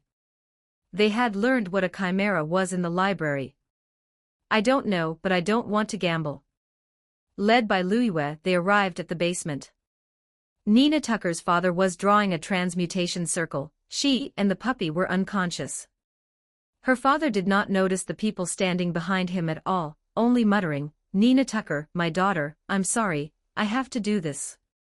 As if he had some great grievance, yet his face was calm, without any guilt. Stop with your hypocritical words, the sewing life alchemist, show Tucker. The sudden voice startled Tucker. He hurriedly turned around and discovered a handsome youth, and 5 jet-black figures. Who are you? Military people. Didn't I say to wait a while? In a little while, I will be able to submit my research results. Get out, I am in the middle of research. Tucker roared, not noticing that some liquid was leaking from his crotch. It was because Yusheng and Alpha and the others were emitting a powerful pressure. As a father, can you really bring yourself to harm your own daughter? Yusheng's eyes were filled with killing intent. What do you know? This is... Before he could finish, he was decapitated by Yusheng's sword. He himself didn't understand why he even asked such a stupid question. I'll leave it to you, Violet. After dealing with Tucker, Alpha and the others noticed many iron cages in the basement. Inside were all kinds of chimeras, some were trembling, some were saying something. Even though they had experienced many storms, they couldn't help but retch. Just as Violet was hypnotizing, 2 hurried sets of footsteps approached, one of which had the sound of metal friction. Hashtag 72 Chapter 72 Nina is handed over to the orphanage. Chapter 72, Nina Tucker is handed over to the orphanage. Without needing to think, it was the Elric brothers who had just arrived. Hello, Mr. Tucker. We're bothering you again, sorry about that. We couldn't find you anywhere, so we had to come to the basement. Perhaps feeling apologetic for wandering around someone else's house without permission, Alphonse's tone was very polite and courteous. Hey Nina Tucker, Alexander, why are you both in the basement? Edward called out the names of the little girl and the dog, not thinking as much as his younger brother. Yusheng knew they would come, and he wouldn't avoid them just because they were the protagonist group. He also took this opportunity to learn about the state religion. The prerequisite being that Edward wasn't so impatient and impulsive. Who are you? The 2 brothers had just reached the entrance of the basement when they saw 5 masked, pitch-black figures and a ridiculously handsome youth looking at them. Yusheng did not disguise himself and showed his true face. Seeing Tucker lying in a pool of blood with his head severed, and Nina Tucker and Alexander unconscious, they didn't say a word before clapping their hands to attack Yusheng's group. What have you done? For the 2 brothers, before discovering the truth, they were still quite grateful to Tucker and fond of the lively and cheerful Nina Tucker. First, the floor generated a fist twice the size of Yusheng and swung it toward him. It was shattered by a single claw from Delta. Next, Edward's own automail transformed into a sword and he charged over, but was kicked against the wall by Luiyue with a roundhouse kick. She controlled her strength well. If it had been Delta, she would have kicked the Full Metal Alchemist to the end of the story. Seeing his brother kicked away, Alphonse, who had also intended to clap his hands, was stopped by Inue's sword. If you don't want him to die, don't move. It took only a breath to knock the Elric brothers down. Yusheng hadn't moved an inch from beginning to end. Impulsiveness only brings death. Can you listen to people properly now, Full Metal Alchemist? Who are you, what is your goal, and why did you harm Tucker's family? Nissan, are you okay? Edward clutched his chest, spat out a mouthful of blood, and struggled to climb up, his legs shaking uncontrollably. In Edward's eyes, this group of people was even more exaggerated than not seeing the Führer draw his sword during the alchemy exam. We are Shadow Garden, an organization that lurks in the shadows and hunts the shadows. You may call me Shadow. Humph, what lurking in the shadows, hunting the shadows, isn't it just a bunch of... Before Edward could finish speaking, Inoue, moving at a speed invisible to the naked eye, pointed her sword directly at his throat. With a little more force, he would be meeting his end. Shorty, watch your mouth. Everyone present except Nina Tucker was taller than Edward, even Alexander, that large dog, was taller than him when standing up. Everyone has been young and reckless, but those who cannot see the disparity in strength do not live long. What do you think? Edward did not answer, only glared fiercely at Yusheng. He knew he couldn't die now, he had to find a way to restore his brother's body, and he was terrified that Yusheng's group would harm Nina Tucker. Very good, it seems you've taken my words to heart. As for why I killed Tucker, look at the iron cages around you, and think back to the first time Tucker transmuted a talking chimera. Yusheng stepped aside, allowing Edward to see clearly what was at the location of Nina Tucker and Alexander.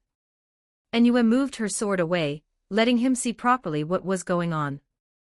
As the fear of death receded, Edward finally followed Yusheng's words and began to survey the surroundings. When he saw the transmutation circle at the location of Nina Tucker and the dog, and connected it to what Tucker had told him, that his wife couldn't take it and ran away, and then a talking chimera just happened to appear, he, already suffering from internal injuries, vomited blood along with the food in his stomach. Disgust and anger wrapped around Edward like vines. Tucker. You bastard. Ah. Nina Tucker. Why did Mr. Tucker do this? Compared to Edward's roar, his younger brother Alphonse appeared very sad. It's good that you can understand. I am Nina Tucker's brother, so naturally, I will not let her suffer such treatment. Mr. Shadow, excuse me. I'm not questioning you, it's just that we've never heard that Nina Tucker had a brother, or that Tucker had a son. Alphonse took over the conversation to keep Edward from saying the wrong thing. That has nothing to do with you.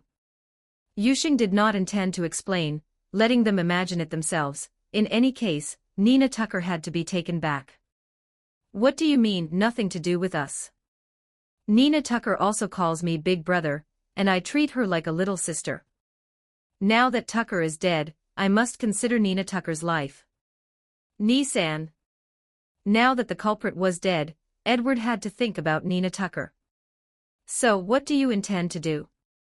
I cannot hand Nina Tucker over to you people of unknown origin. Give Nina Tucker to me. I will send her to an orphanage to be raised by the state. I am a state alchemist, given my status, she will surely have a good life. Yusheng smiled helplessly. The idea was very beautiful, but everyone in this country was just material. And then what? Then you will continue on your journey to find a way to restore your bodies. Will you visit Nina Tucker only when you have time, or when you happen to pass by? Compared to running around everywhere with us, isn't having a place to shelter from the wind and rain a better choice for Nina Tucker? If some accident happens, I simply can't take care of Nina Tucker. Edward, I never doubt your gentleness, attentiveness, and loyalty.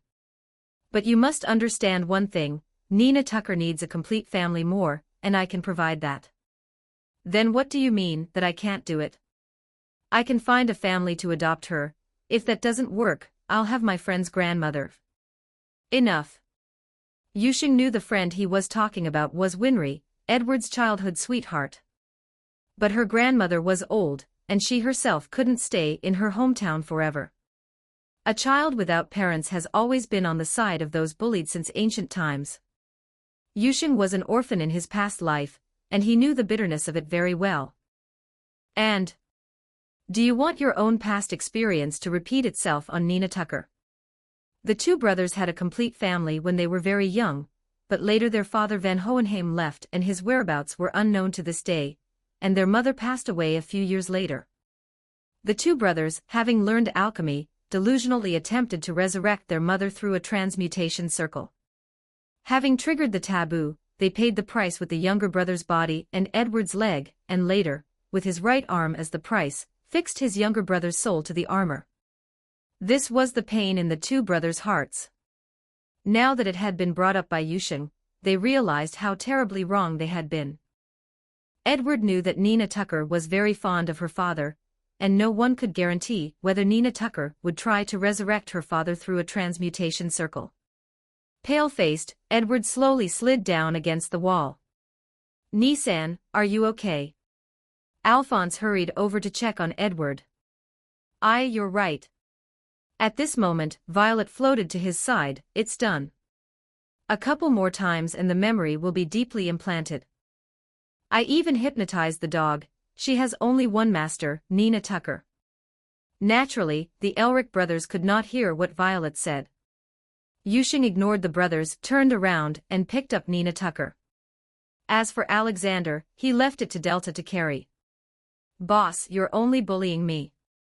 Passing by the two brothers, Yusheng stopped. "I'll leave this place to you, as a state alchemist. How you report it is your business. One day, when you look back, you will be happy that Nina Tucker is still alive." Wait. Chapter 73, Memory Implantation Successful. Wait. They had only walked a few steps when Alphonse called out to Yusheng and his group. "Mr. Shadow, we trust that you can give Nina Tucker a complete and happy childhood, but may we visit Nina Tucker and Alexander?" "You may, as long as we haven't left yet." Not giving him any chance to ask further questions, Yusheng and Alpha's group walked away quickly. Compared to his brother Edward, the younger brother Alphonse was more mature and stable in personality, and his emotional and social intelligence were far better at handling human affairs. "Nisan, stop blaming yourself. It's all in the past now."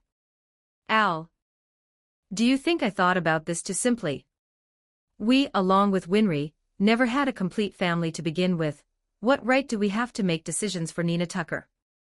"Nisan, your intentions were the same as Mr. Shadow's, but we really didn't think it through thoroughly. Moreover, I get the feeling that this Mr. Shadow seems not to trust this country." After his younger brother pointed this out, Edward realized it was exactly as he said. Whether it was handing her over to an orphanage or finding a good family for Nina Tucker, there was an underlying sense of distrust everywhere. "All right, let's not dwell on it too much.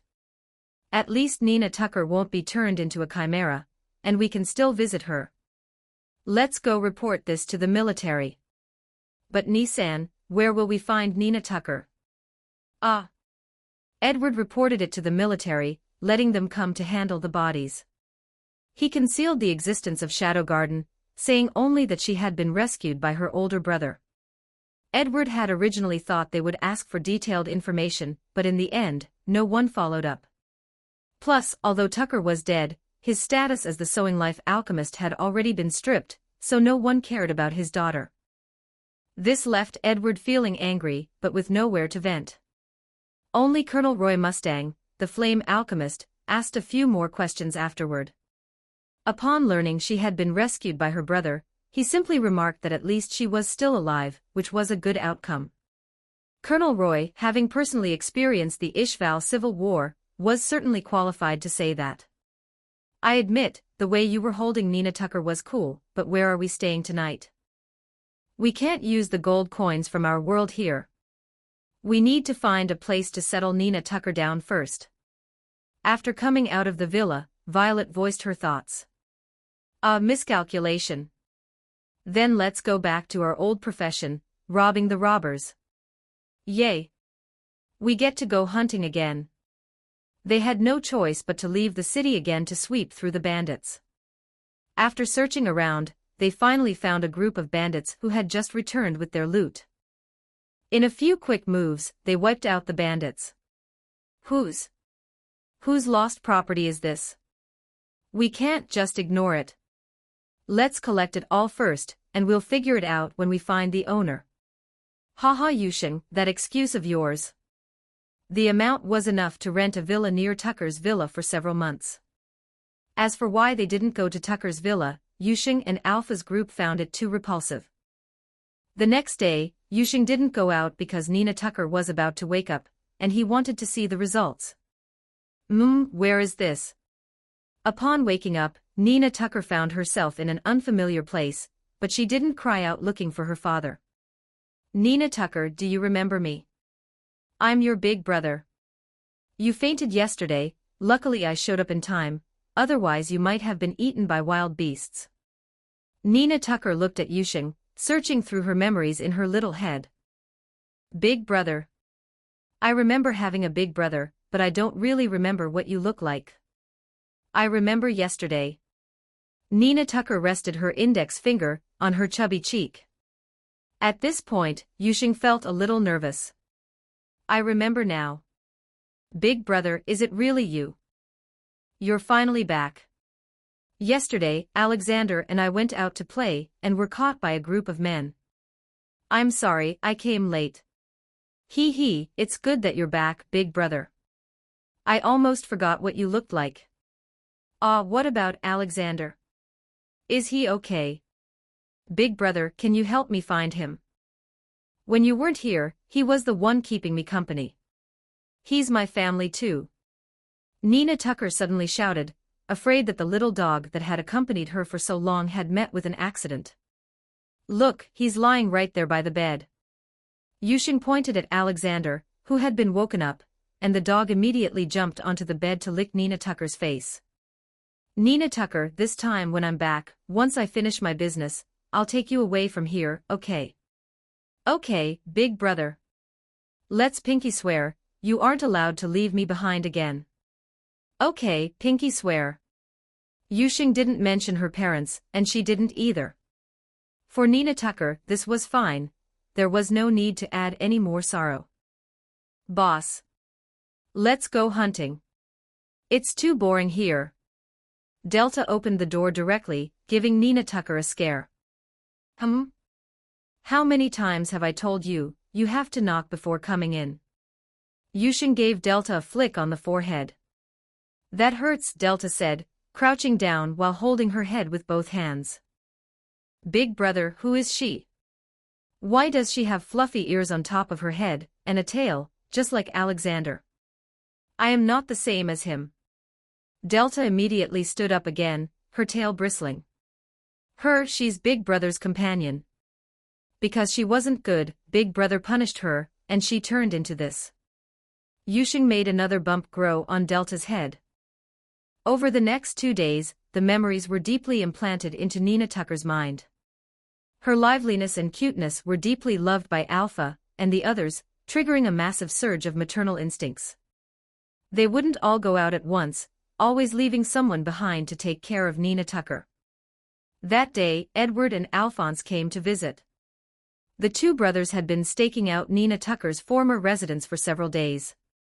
It was only when Nina Tucker mentioned that Edward and his brother played with her when Yusheng wasn't around, and that she wanted to see them again, that Yusheng took the initiative to find Edward. In Nina Tucker's memory, Tucker passed away long ago due to an accident, and she was left all alone, so I took her in as my little sister. Don't bring any of that up again, just interact with her as you did before. The two brothers paused, wanting to ask something. Why did he do this, and how did he do it? But they didn't know how to bring it up. They knew they had no right to ask. The military had long forgotten that Tucker even had a daughter. What face did they have to speak up? Big brother, armor brother, you're here. Let's play together. Nina Tucker opened the door and ran out. All right, today let's play Ride the Armor Charge. Alphonse picked up Nina Tucker and placed her on his shoulders. Watching Nina Tucker still wearing her innocent smile from before, Edward understood why Yusheng had done this. As for how it was done, they lacked the strength to ask. Sit down, let's talk. Yusheng led Edward into the living room and pointed to the sofa opposite him. Tell me about the state religion, the Diablo's cult. As soon as the state religion was mentioned, Edward showed a look of extreme disgust. That's considered a state religion? Pfft. I think it's more like a cult. Preaching that suffering is a gift from God, telling people to actively embrace suffering, and calling on civilians to donate money to the church. So you have strong opinions about the state religion. Hashtag 70 for Chapter 74. The statue is actually her. Chapter 74, the statue is actually her. It seems you have quite a strong opinion about the state religion, then. Wait, didn't you say you were from Shadow Garden? Could it be that you're the church's judgment squad? I'm a state alchemist, the church has no authority over me.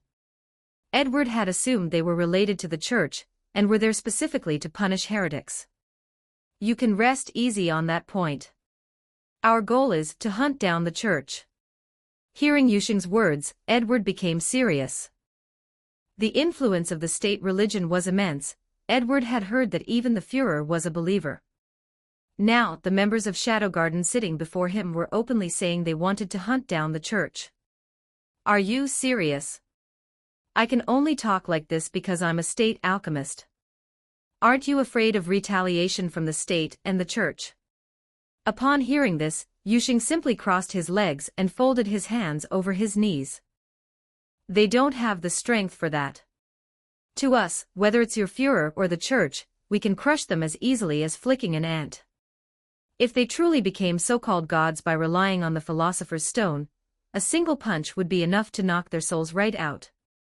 Looking at Yushing's extreme confidence, as if it were as simple as stepping on an ant, Edward didn't know how to refute him. During the exam, Edward had transmuted a long spear, intending to tell the Führer that he was being dangerous. However, he hadn't even seen when the Führer drew his sword before the spear was already broken. And that night, when he was taught a lesson by Yushing's companions, he similarly couldn't see their movements, and even alchemy had been useless. This led Edward to believe that their strength was on par with the Führer, yet now they were saying the Führer was nothing to fear. May I ask, is the reason you don't trust this country because of the church? Even without the church, I still wouldn't trust it. That's beside the point, though. Let's talk about what you know of the church.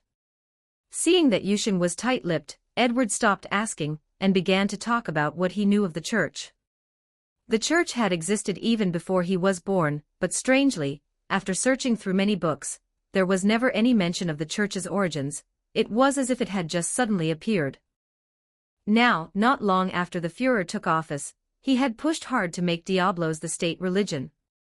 After it became the state religion, they worked hard to promote the existence of gods, recruited many civilians as believers, and even required them to pray at the church morning and evening. Rumor had it that the state religion would even demand that civilians sacrifice themselves, claiming it was returning to the embrace of the gods. In my hometown, there was a villager who, ever since becoming a believer of the church, stopped farming his fields and just muttered to himself all day. Later, he just disappeared, and nobody knew how. What do you think? He probably became one of the sacrifices for the gods that the church promotes, I suppose. He went to the church more diligently than anyone else. Yushing pondered for a moment. He was thinking that the cult was conducting purity tests for the philosopher's stone. Those souls sacrificed to become the philosopher's stone were surely filled with resentment. There must be quite a few people who hold opinions against the church like you do, right? There are quite a few. I've traveled to so many places and have seen families turn against each other because of the church, and I've seen people donate all their family assets to the church. Most importantly, in these last few years, more and more people have gone missing. Edward paused and took a drink of water. I wouldn't dare say that all the missing people are believers of the church, but at least half of them are. The other half were probably the work of the homunculus, Yushing thought to himself. There are resistance organizations, but they've all been suppressed, not by the military but by the church's troops. I was stunned when I first heard about it. The state actually allowed the church to have armed forces. Speaking of this, Edward became agitated. He had seen with his own eyes the church's armed forces carrying out a massacre right under the military's nose. Later, those organizations that dared to resist went into hiding even deeper. You are the first ones I've met who would say to my face that you want to hunt down the church. Have you ever seen the church use alchemy? Edward followed suit, crossing his legs and resting his chin on his left hand as he recalled. Most of them use swords, I suppose. Alchemy. I remember now. They don't need to draw a transmutation circle. They must have seen the Gate of Truth. The Gate of Truth, my foot. Knowing the cult's nature, once you go in, you never come out. Yusheng thought to himself. Yusheng chatted with Edward a bit more, but there wasn't much valuable information. After playing with Nina Tucker for a while, the two brothers left. In the evening, Alpha and the others returned. Yusheng, we've finished collecting all the knowledge we could hear. It's basically all knowledge useful to Shadow Garden. As for intelligence on the cult, there's no valuable information. Boss. That so-called alchemy is so weak. Today, I got into a fight with a few state alchemists, and I knocked them down in a few moves. Hearing Delta confess and seeing her face expecting praise, Alpha finally couldn't hold back and used slime to form a whip, lashing her bottom. Yusheng wanted to stop her, but Alpha was furious. Alpha had originally wanted Delta to help, but she was nowhere to be found, having run off to fight. Delta is right. Alchemy has no meaning to us. We've also made contact with that man named Scar you mentioned, and obtained his decomposition technique. To be honest, it's nothing special. Once understood, we can achieve it using magic as well.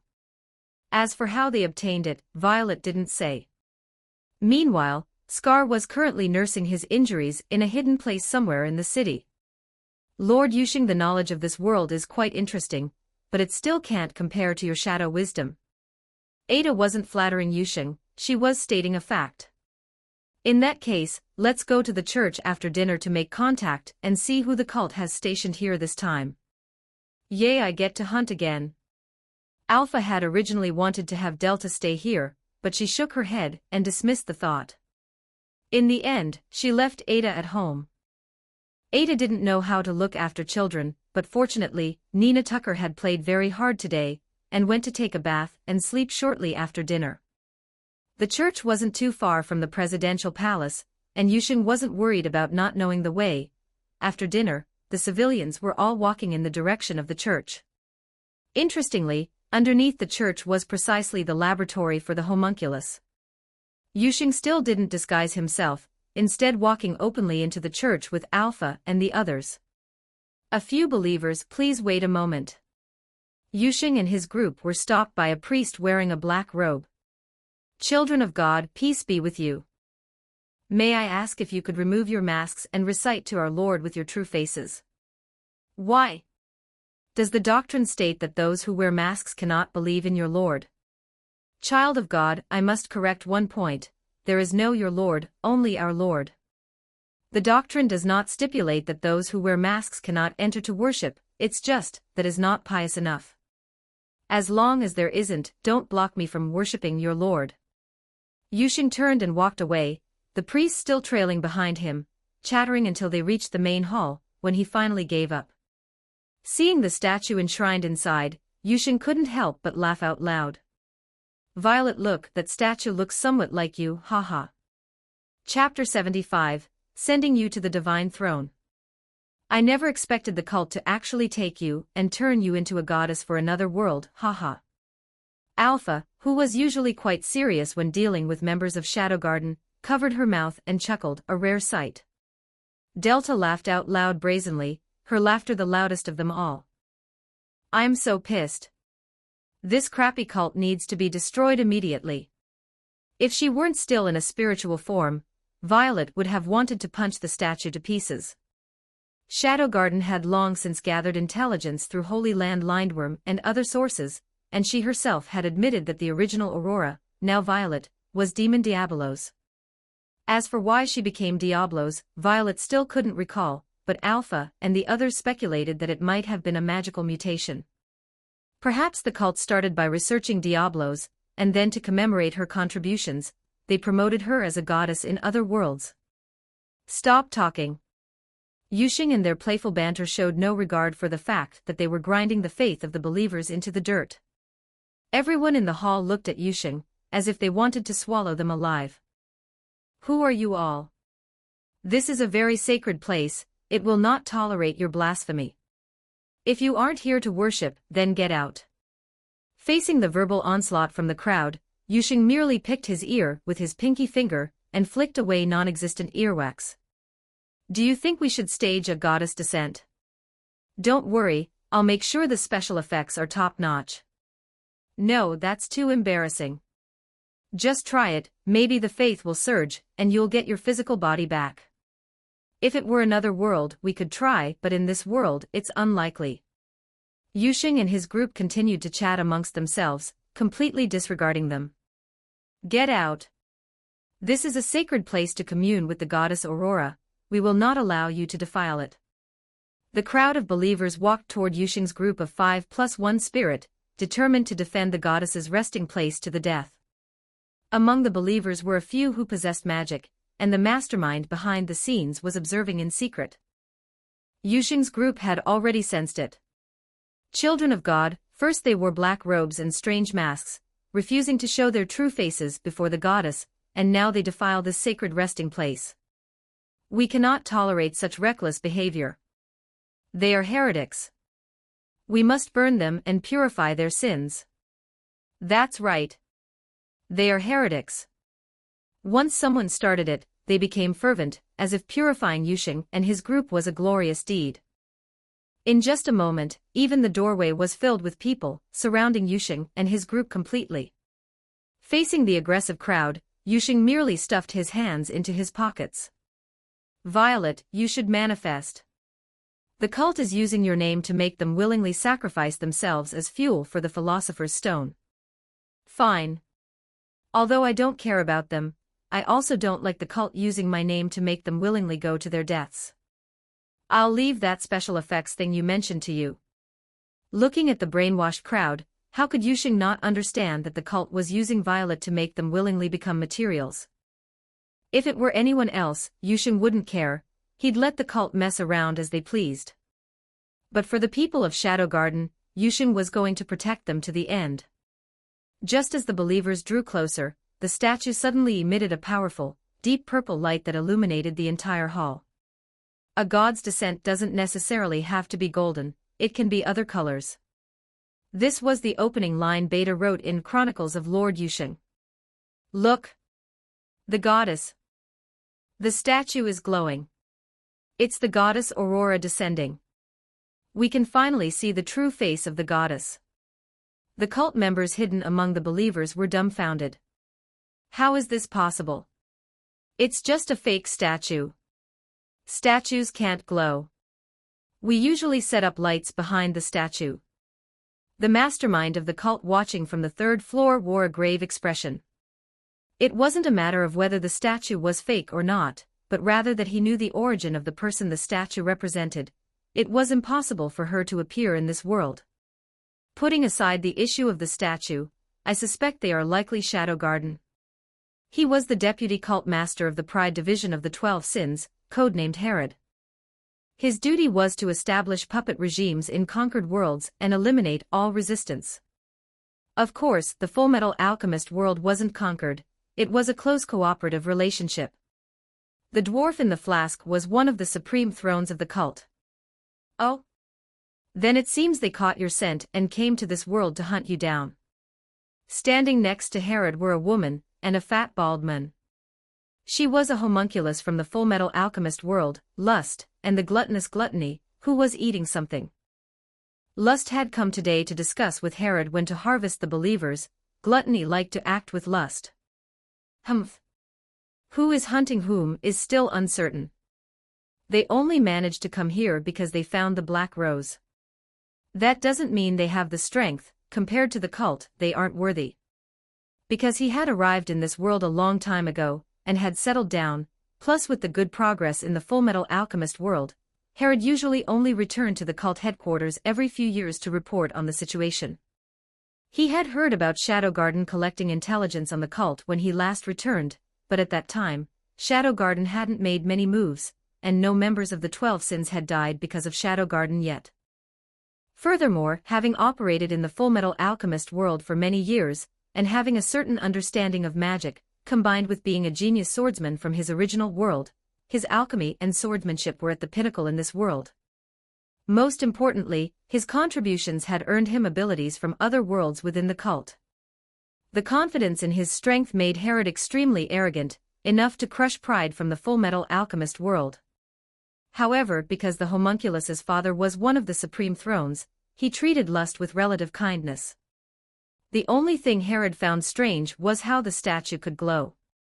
Could it be that faith can really make Aurora a god in this world? But that's impossible. It's been so many years, and the believers have been refined into philosopher's stones. It can't be that Aurora actually came here, right? Wasn't she imprisoned in the memory space in Lindworm? Lust, please go and deal with them later. If it really is Shadow Garden, you know I can't easily show myself. I believe you are capable of handling it. Fine, I'll leave them to me.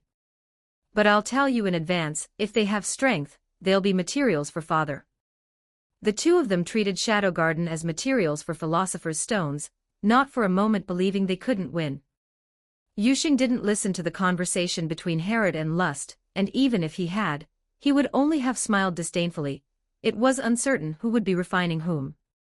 The statue's light didn't stop, instead enveloping the interior of the hall, and transforming it into a colorful, starry sky. A powerful pressure bore down on the crowd of believers. Feeling this godlike power, the believers instinctively knelt on both knees. They didn't care why Yusheng's group didn't kneel, they just piously lowered their heads. Welcome the descent of the goddess Aurora. The crowd shouted loudly, and the sound waves spread outside the church, causing them to come running. Whether they were believers or not, pious or skeptical, after seeing the miracle with their own eyes, they all knelt down, simply because the godlike pressure was real. Wave after wave, the church was filled, and then outside the church, on the roads, they desperately wanted to approach the true face of the deity. Welcome the descent of the goddess Aurora. Of course, the state alchemists held on, because they knew what the truth was. But even so, this pressure made it very difficult for them to hold on. You really are both surprising and delightful. Violet looked at Yusheng, who was orchestrating all of this, with a lingering gaze. Yusheng still had his hands in his pockets, his lips curled upward.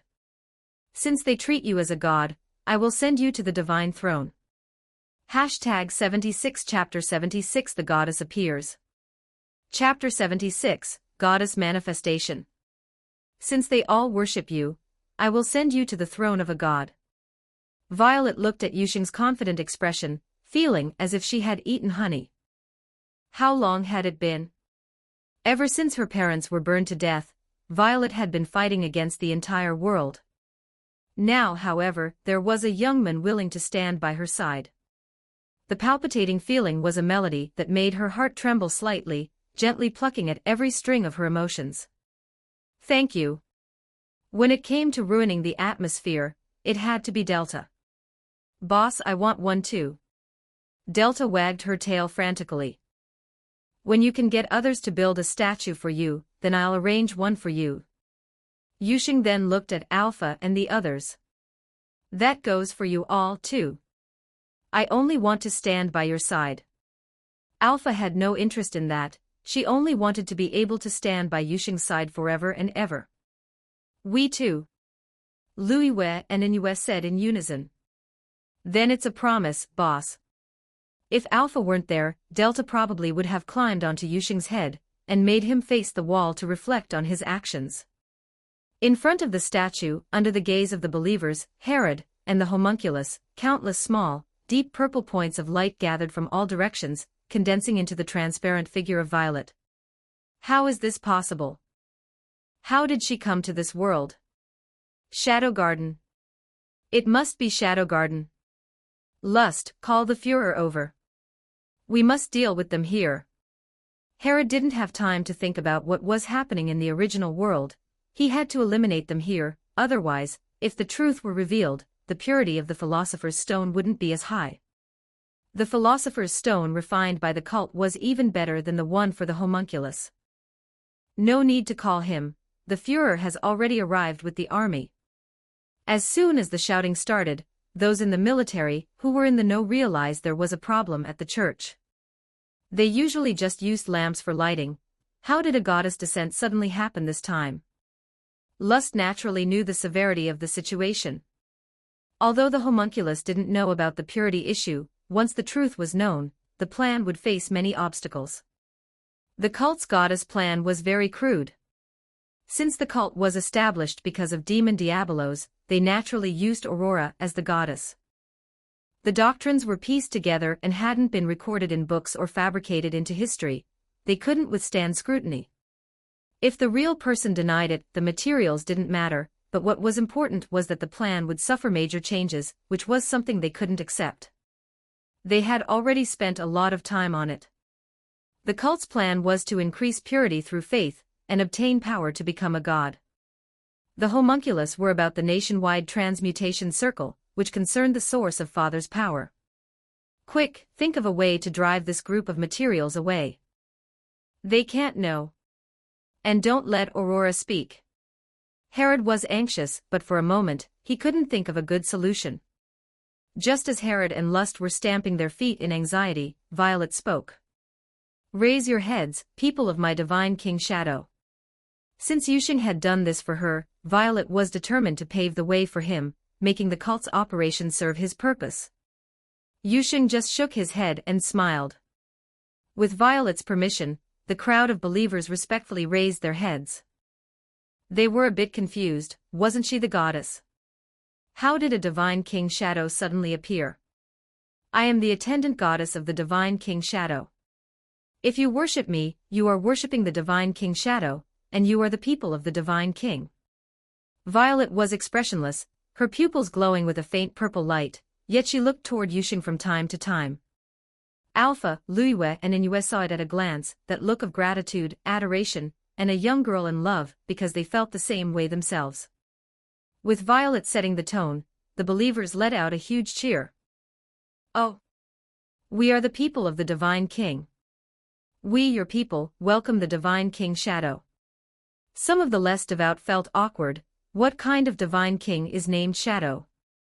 The name Shadow, no matter how you hear it, it feels wrong. The believers' shouts were like a boulder thrown into a calm lake, the ripples reaching the ears of the Edward brothers. Huh! How did Mr. Shadow become the divine king? Isn't he hunting down the church? The believers' enthusiasm was like music coming from a sound system. Silence. Violet's majestic voice turned off the sound system, and it became quiet. Your prayers have been felt by the divine King Shadow, but your current wishes have been twisted. Neglecting production, families torn apart, even offering sacrifices, this is truly not the will of the divine King Shadow. Hearing this, Herod could wait no longer. He had to act to stop Violet from saying more. However, just as Herod was about to act, Violet's next sentence made him stop, caught in an extreme tug-of-war. The divine King Shadow has decreed, believers are to return to work and make amends to their families. Prayers do not need to be in the church, nor do they require offerings. Sincerity in your heart at any time and place is enough. Living a good life is the best blessing to the divine King Shadow. Now, the divine King Shadow will bring down divine punishment to punish the distortion. I asked the believers to leave, so as not to be implicated. After Violet finished speaking, the believers became even more fanatical. To them, this was an oracle from the divine King Shadow. An oracle, it's an oracle. Woo-woo, the divine king is caring for us. Living a good life is the best blessing. He is truly. I'm crying to death. With the divine king's concern, I can die content and go to the divine kingdom to stay by his side forever. Screw you, you want to go to the divine kingdom without living a good life. We will obey the oracle. The believers stood up and left, their faces beaming with happiness. Not only had they seen the true face of the goddess, but they had also received an oracle from the divine king. There were also some believers who were unwilling to leave. They had long since squandered their wealth and their families were torn apart. Up above, Herod and Lust, hearing Violet actively driving people away, covered their mouths to keep from laughing out loud. They really couldn't hold it in any longer, so they quickly retreated into a room, closed the door, and laughed out loud, leaving Gluttony alone to gnaw on things. Ha ha ha ha. To be so stupid as to say that out loud. Isn't that equivalent to helping us out? Herod slapped his thigh. She said it but not completely, ha ha ha ha. Is this what you called the calamity witch Aurora? She's just SOSO, not even as good as me. Compared to Herod, Lust was much more elegant. Although in their eyes, Violet had indeed said a little, she hadn't fully revealed the truth. As for engaging in production, not donating money, and not coming to the church, none of that mattered. As long as they defeated Shadow Garden, with the cooperation of the state, everything could return to the starting point, and they could even go further by using the name of the Divine King. Yusheng, of course, wasn't kindly helping the cult drive people away, he just didn't want to commit unnecessary slaughter. In this era, sometimes faith could actually support ordinary people to survive. Brainwashing to this extent couldn't be solved by just saying, "I am not your God," it was better to go along with it. He had tried to persuade them, if they still insisted on staying, Yusheng wouldn't be soft-hearted, and would just help them respawn directly. Just as the believers were leaving in an orderly fashion, the Führer, King Bradley, also arrived with the army. The believers then remembered that the heretics were still in the church. They thought that the Divine King Shadow sending down divine punishment was meant to punish Yusheng and his group. "Mr. President, you've arrived. I think it would be better for you to leave. The Divine King is about to bring down divine punishment to punish the heretics." Seeing the president appear, the believers stepped forward to persuade him to leave. "I know, but we are the army, and we too must punish the heretics. We are with God." Bradley seemed to speak very resolutely, but if one listened carefully, one would notice he was suppressing his anger, and his hand holding the sword was trembling. After all, he was the embodiment of wrath in the Full Metal Alchemist world, he just felt that these believers were very noisy. Considering they were materials, Bradley tried hard to control himself from killing this group of believers. As the crowd dispersed, only the priests and some believers who were unwilling to leave remained in the church, and Herod, Lust, and Gluttony appeared. The army surrounded the church, and Bradley entered the church, staring at Yusheng together. Seeing that the crowd had left, Delta brought a long table for Yusheng to sit at. He crossed his legs, spread his arms across the back of the chair, and met their gaze. Yusheng suddenly remembered the lines of a certain U.S. vice president. "Yo, you should say thank you. Have you said thank you to me yet?" Dear readers, godfathers and godmothers, hello. Because my hand is injured, I'm typing this manually, so updates will be slower. Please allow me to apologize. But I will still guarantee at least 2 updates, and if circumstances permit, I will update more. Also, the data is a bit low, so I beg everyone to click the Urge for Update button, add it to your bookshelf, and give a good review. My humble self and everyone in Shadow Garden thank you, dear readers, godfathers and godmothers. Chapter 77, Shadow Garden without Yusheng. Miss Luna, I highly recommend this estate. Both the location and the layout meet the requirements of your company. Although Yusheng had taken Alpha and the others to another world and instructed Qianlong to watch over the place, operations continued as normal. Meanwhile, Gamma was currently in Madori, a town on the border of the Bikata Empire. To further expand their influence, Baida Chamber of Commerce planned to open a branch here, and she was currently negotiating with the Lord. The employees of Baida Chamber of Commerce were all members of Shadow Garden, and the scale of the branch was determined by factors such as location, resources, and intelligence gathering. The person explaining things to Gamma with a radiant smile was the eldest son of the local lord. In terms of location, this estate faces the main road and has excellent lighting. Most importantly, the road connects to the port, which is very convenient for your company's transport. If you wish, we can even sell you the nearby land at a low price to build your company's train tracks. Please, you must open a branch here. The town where the eldest son resided was remote and backward, while Baida Chamber of Commerce was world-renowned. If he could get them to open a branch here, he would be able to sleep on a pile of gold coins when he eventually inherited the territory. Well, if we were to open a branch here, our costs would be quite high. Hearing that Gamma was not yet swayed, the eldest son had to offer even better terms. He was determined to get this done, as it concerned his tax revenue. Nowadays, whenever Bida Chamber of Commerce opened a branch, nobles who had even a little bit of foresight would beg them to set up shop. The negotiation with the Lord occupied only a small part of Gamma's mind. She was more focused on waiting for the exploration reports from the members of Shadow Garden. The part that occupied the most space was that Gamma missed Yusheng. Ever since Yusheng had gone to another world, her body and soul felt as though they were missing a piece. Not long after, while the eldest son was still vigorously promoting his terms, the living room door opened, and a member of Shadow Garden entered to report to Gamma in her ear. Ignoring the eldest son, as if Gamma were the true owner of the Lord's manor, the eldest son didn't mind. As long as they reached a deal, it didn't matter. Lady Gamma, it has been confirmed that the iron, copper, and coal mines are rich in reserves and of high grade. The port is excellent, and we have also discovered oil. The member's report caused Gamma to close her folding fan. I agree. I will not only open a branch here, but I will also renovate this place. Huh. You mean? Having talked for so long, the sudden agreement made the eldest son ecstatic. Afterward, the two negotiated the terms again. It could be said that while the territory appeared to be held by the noble, it was actually firmly controlled by Bida Chamber of Commerce. The eldest son happily saw Gamma off, unaware that he was already a puppet of Bida Chamber of Commerce. For this trip, Gamma had dispatched 4 carriages, each capable of seating 6 people. One of the carriages was filled entirely with items related to Yusheng. Things like clothes, underwear, and plushy pillows of various sizes. At this moment, Gamma was sitting inside, sniffing Yusheng's items heavily, with a medium-sized Yusheng plushie squeezed between her thighs. Lord Yusheng, when will you be back? I have the abalone you like. Ah, how annoying. Gamma was wet.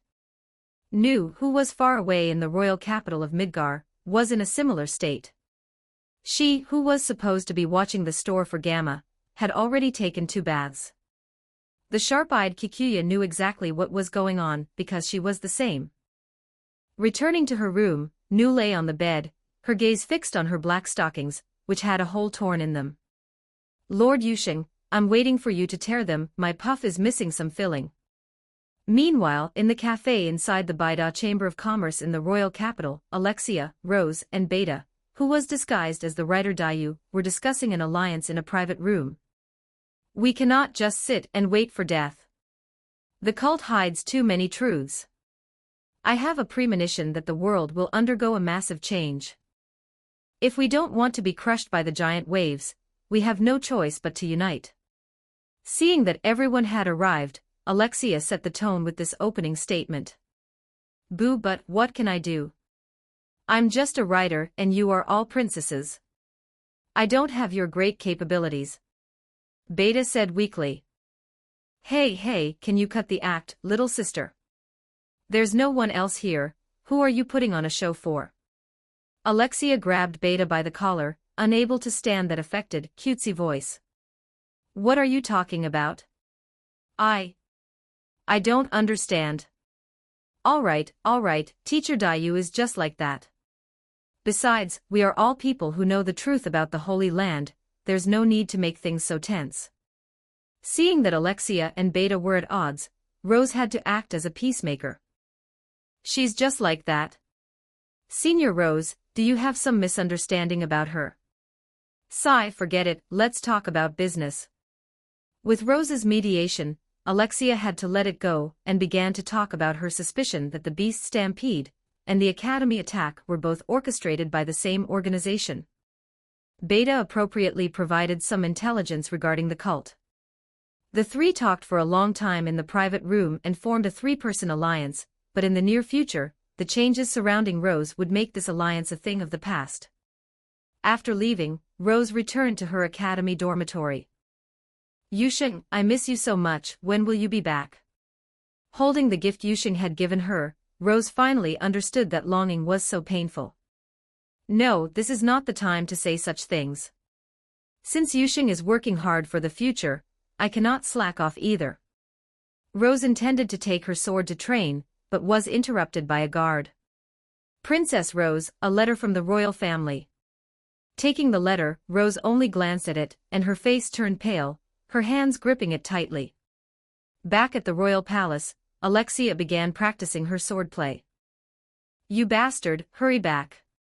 Do you know how boring life is without you? You wouldn't even tell me where you were going to train. But Alexia was conflicted. It's good that you went to train, this world is too dangerous. Beta returned to her room at the company, and began writing the chronicles of Lord Yusheng. Ah! I want to go too. I want to accompany Lord Yusheng to experience the scenery of another world. I'm also prepared. At the thought of those things, Beta's face flushed red. At the academy training grounds, Claire was practicing her swordsmanship in preparation for the upcoming Bushin festival.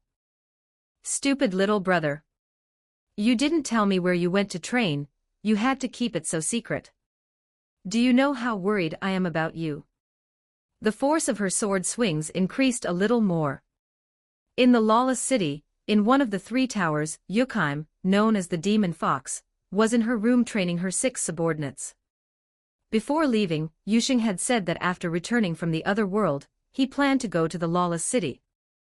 Thus, Yukheim was once again training the 6 women, specifically hiring several experienced people to teach these fledglings how to serve Yusheng well. Among the 6, Yukheim was particularly attentive to Marin, who was an ordinary human. Back when Yusheng sent Yukheim to the lawless city, Yusheng had specifically mentioned saving a female human named Marin. When Marin wandered into the lawless city, Yukheim took her in as a maid. At first, Yukheim observed her for a long time, and did not find anything extraordinary about her, nor was she a demon-possessed. Later, after thinking about it for a long time, Yukheim assumed that Yusheng had taken a fancy to Marin. Although she was curious about how he knew, she still took special care of her. Yusheng would say, I didn't think that much. In the ancient capital Alexandria, Yusheng's departure left many members distracted, and even their training was not as serious as before. The instructor, Lambda, also understood their concern for Yusheng, and was not as harsh. This kid, if something really happened to him, I'm afraid the entire Shadow Garden would riot. Qinlong was on the high platform, observing the longing of the members. Yes, Lord Yusheng is our hope, and our most beloved person. Epsilon was practicing the harmonica. Yusheng had said he really liked this instrument. Next time, I must go with him. Hashtag 78 Chapter 78 Herod the Sand-like Fruit. Chapter 78, Herod of the Sand Fruit. Yo, have you said thank you yet? Yusheng sat with his legs crossed, showing no regard for the homunculus or the deputy cult master. He was full of openings, looking just like an arrogant, naive youth. Ha ha ha ha. I do need to say thank you. Are you being so considerate of us, or are you hoping we'll let you off the hook? Do you think having Aurora means you can defeat us? Today, Shadow Garden must die here. This will be a great achievement. Herod, the deputy cult master of the 12 sins, smiled disdainfully, likewise not taking Yusheng and his group seriously. Little brother, you're very much to my taste, far better than the people of this world. What a pity your blooming period is too short, but before you die, I can satisfy you. Lust licked her lips. Her proud figure and stunning beauty lived up to the name of Lust. Lust, can I eat them all? I'm hungry. The bald gluttony sucked on his left index finger, looking simple and honest. Lust, gluttony, and then, wrath. King Bradley, aren't you going to say something? Yusheng noticed that one more homunculus had not appeared, but he couldn't be bothered to care. If your dying wish is to hear me say something, it is that I am currently very angry because of you. First that group of noisy believers and then you, I am truly furious. Führer Bradley possessed an innate authority without anger. Having emerged from years of slaughter, he had long since learned to control his emotions well. But Yusheng still observed his hand holding the sword tremble slightly. Haha, you homunculi are truly interesting. I thought you would all be here. Sloth is digging tunnels, greed is playing gangster games, pride is monitoring, envy is gathering intelligence, so what about your father? Is he hiding away, calculating how much longer the philosopher's stone can last? Yusheng's words shocked Herod and the homunculi. Although they didn't know how long Shadow Garden had been here, how could they possibly know so much? They did things very covertly, and the higher-ups were all their own people. It was impossible for information to leak. It seems you know quite a lot. If you can cooperate and tell us how you found out, you might be able to die easily, little brother. Lust's fingers turned into sharp claws and she lunged at Yusheng. Bradley and Gluttony also moved. Compared to the lumbering Gluttony, the Führer relied on extraordinary physical ability, moving extremely fast as he stabbed at Yusheng's limbs. You see, when the cult first came to the Fullmetal Alchemist world, while they couldn't say they crushed them, after learning the homunculi's abilities, dealing with them was easy. Thus, after reaching a cooperation agreement, they had even taught them. But in the eyes of Yusheng and his group, the speed of the homunculi was no different from being stationary. Yusheng just yawned, tears moistening his eyes. To Yusheng's surprise, Delta actually chose Gluttony as her opponent. After all, Lust also fought with sharp claws, which was quite to Delta's taste. The bloated, bald fat man was being unilaterally beaten by Delta. Hey, fatty, you're too weak. There's no feeling of hunting at all. It was Luiwe who blocked Bradley's sword. She had long since seen through the sword path, and arrived in front of him in an instant to deflect it. Has your ultimate eye, which can predict movements, seen through my movements? Had he used his full strength? Bradley considered himself to have used his full strength. He did not underestimate Yusheng and his group like Herod. Having the ability to cross worlds to hunt down the cult of Diablos and remain calm and composed in the church meant they were at least on par with the cult. When fighting the cult, he could predict their movements, but these otherworldly people, although he was stabbing at Yusheng, Bradley wasn't just looking at him, his ultimate eye was completely ineffective. Lust's sharp claws had already been severed once by Inoue, but under the effect of the Philosopher's Stone, they recovered again. Don't use that disgusting appearance of yours to seduce our king. Inoue had long been annoyed by this female homunculus. A mere artificial creation daring to compare itself to nature. The attacks were neutralized. Yusheng remained seated on the bench, unmoving, while Alpha stood behind him, guarding against the homunculi hiding in the shadows. Then let's talk about our business. Which member of the cult are you? Mere ants don't have the qualifications to know my name.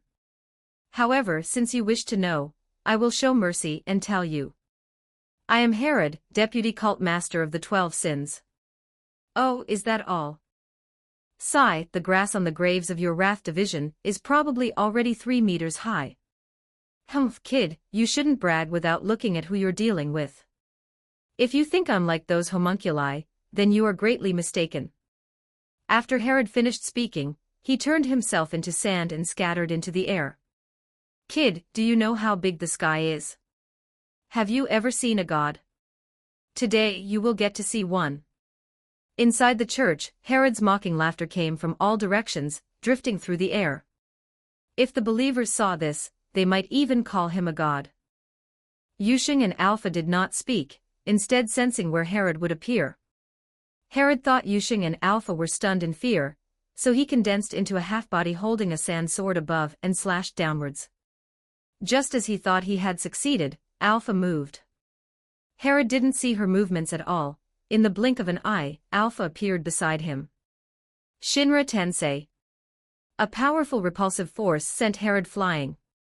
He slammed straight into the thick stone wall of the church. A large crater was smashed into the stone wall, and with a gentle push, it would become a hole. Alpha did not give him a chance to catch his breath. She used Moonwalk to close in and raised her sword for a vertical slash. Herod didn't have time to elementalize and instinctively blocked with his right hand, having half his arm severed. Having had a buffer of time, Herod was able to elementalize again to escape, rematerializing not far from Yusheng. The severed half-arm was just an ordinary limb, and could not return to Herod's body. This scene left the homunculi stunned. Herod, who could not be harmed by any means, had actually had half an arm severed. Delta and the others wouldn't be stunned. They seized the opportunity to attack, adding another wound to them, though under the effect of the Philosopher's Stone, the incomplete limbs recovered to wholeness again. The homunculi returned to Herod's side, and Delta and the others did not pursue, returning to stand behind Yusheng. What kind of power is this? How did you do it? Have you been to that world? Herod clutched his bleeding, severed arm, staring viciously at Yusheng and the others. In his understanding, only the hockey of that world could harm him. In the original world, in the Fullmetal Alchemist world, such people did not exist, not even using the Philosopher's Stone. Yusheng just smiled contemptuously. Hockey is a special power where humans transform intangible perceptions like spirit and killing intent into fighting will. Previously, when devil fruits appeared in the original world, Yusheng had thought that the cult would likely have Logia-type fruits, so he began to think about how to deal with elementalization. But hockey was too idealistic, and Yusheng himself didn't know how to cultivate it. He recalled his observations from fighting devil fruit users. He had previously concluded that the essence of devil fruits was magical particles with added attributes. Elementalization was not disappearing into thin air, but turning into a pile of elemental particles. Furthermore, using elementalization required extreme physical ability and high concentration. Just now, when Herod turned into sand, Yusheng and Alpha observed that Herod's level of elementalization was limited. Following this line of thought, Shinra Tensei and Bansho Tenin were the best means. Dear readers, this is a setting in this book, please don't take it too seriously. Shinra Tensei blows them away, Bansho Tenin pulls them in. What that world or not that world, do you know how big the sky is now, Deputy Cult Master? Chapter 79, Amaterasu. So, do you know how high the heavens are now? Yusheng's counterquestion tore a gap in Herod's arrogance. He wanted to test it. Elementalization required physical stamina and focus, and similarly, that unknown power would also carry a heavy burden. With the help of the homunculus, Herod's half-arm was restored to completeness once again. I don't need to know how high the heavens are. I only need to become the heaven that is beyond your reach. Let's see how much longer you can hold out. With the Philosopher's Stone, a war of attrition was no problem for Herod and the homunculus. They only needed to hold out until Shadow Garden was exhausted. The battle began once more. Yusheng did not issue any orders, leaving it entirely to their own judgment. If there was no longer a need for observation, then kill. The sand fruit, is it necessary to seize it? Yusheng was thinking about the pros and cons of the sand fruit. The pros were elementalization, long-range assassination, surprise moves, and so on. But the weaknesses were also obvious: fear of water and limited lethality. Wait, that's not right. As the first Logia-type devil fruit I've encountered, I have to take it no matter what. Even if I can't use it, I can let Ada research it. I've run into a dead end. On this trip to the Fullmetal Alchemist world, Yusheng's group hadn't gained much. The power of alchemy wasn't very useful, they didn't care for the Philosopher's Stone, and they only gained some knowledge. So, no matter what, they had to take the sand fruit. Most importantly, Yusheng didn't dare gamble on whether the devil fruit would reappear in this world after Herod was killed. If it did, it might not destroy the world, but it could certainly turn it upside down. When Yusheng left, if the local people couldn't find a good solution in time, and fell into chaos, Yusheng would feel somewhat guilty. So that's elementalization. To be honest, it's not even as good as mine, even the usage is quite crude. I can do that just by manipulating blood. After showing off, Violet naturally had to return to the soul gem. She was currently a spiritual body and couldn't help much. She could only watch the show, seeing that although Herod could elementalize, he couldn't gain any advantage against Alpha. Then once you recover your physical body, show it off and let us see. It would be good to teach Shadow Garden a thing or two. Yusheng naturally knew that Violet could do it too. In the original trajectory, Alpha had turned herself into an elemental state through research on the vampire progenitor. Speaking of a physical body, are you planning to refine my physical body in this world? Bingo. Yusheng snapped his fingers. No wonder you told me to learn this world's alchemy when I had time, but will it work? Isn't human transmutation a taboo? It's different. Your soul is provided by the soul gem, and the power needed for the physical body is provided by the philosopher's stone. Combined with your mana and mine, it will work. In that case, all we're missing now is a philosopher's stone. Are you planning to go to the homunculus's laboratory? Yusheng was about to respond when he was interrupted by a very sweet female voice, one that clearly sounded intentionally high-pitched. My lord. I have returned. King Bradley has been severely wounded by me. Please allow me to return to your side and accompany you. It sounded very respectful.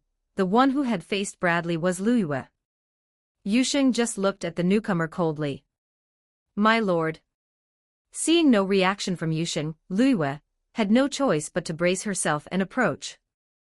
But just as she took the first step, her eyes, which had been fixed on Yusheng's movements, lost sight of him.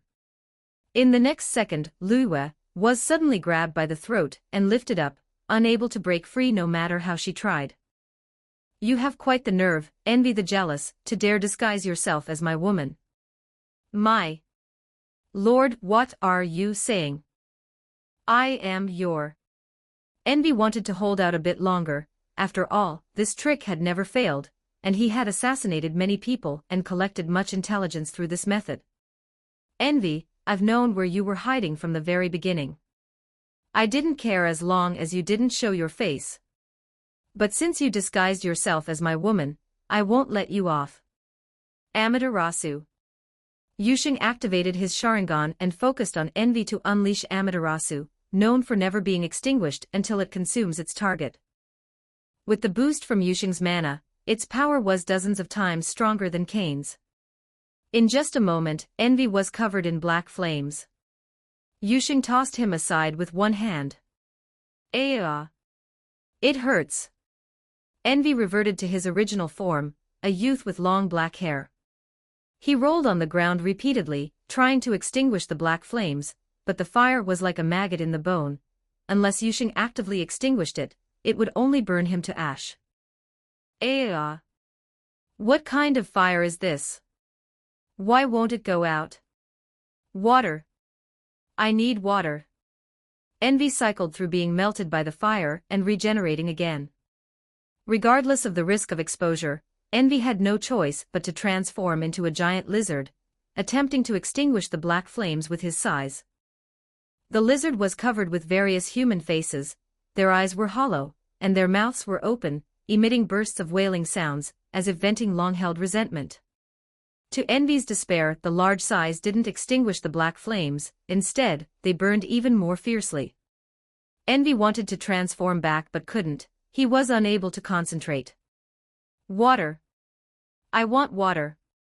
Envy wailed with his giant lizard head, and civilians within dozens of miles could hear it, all looking towards the source of the sound. Is that the cathedral?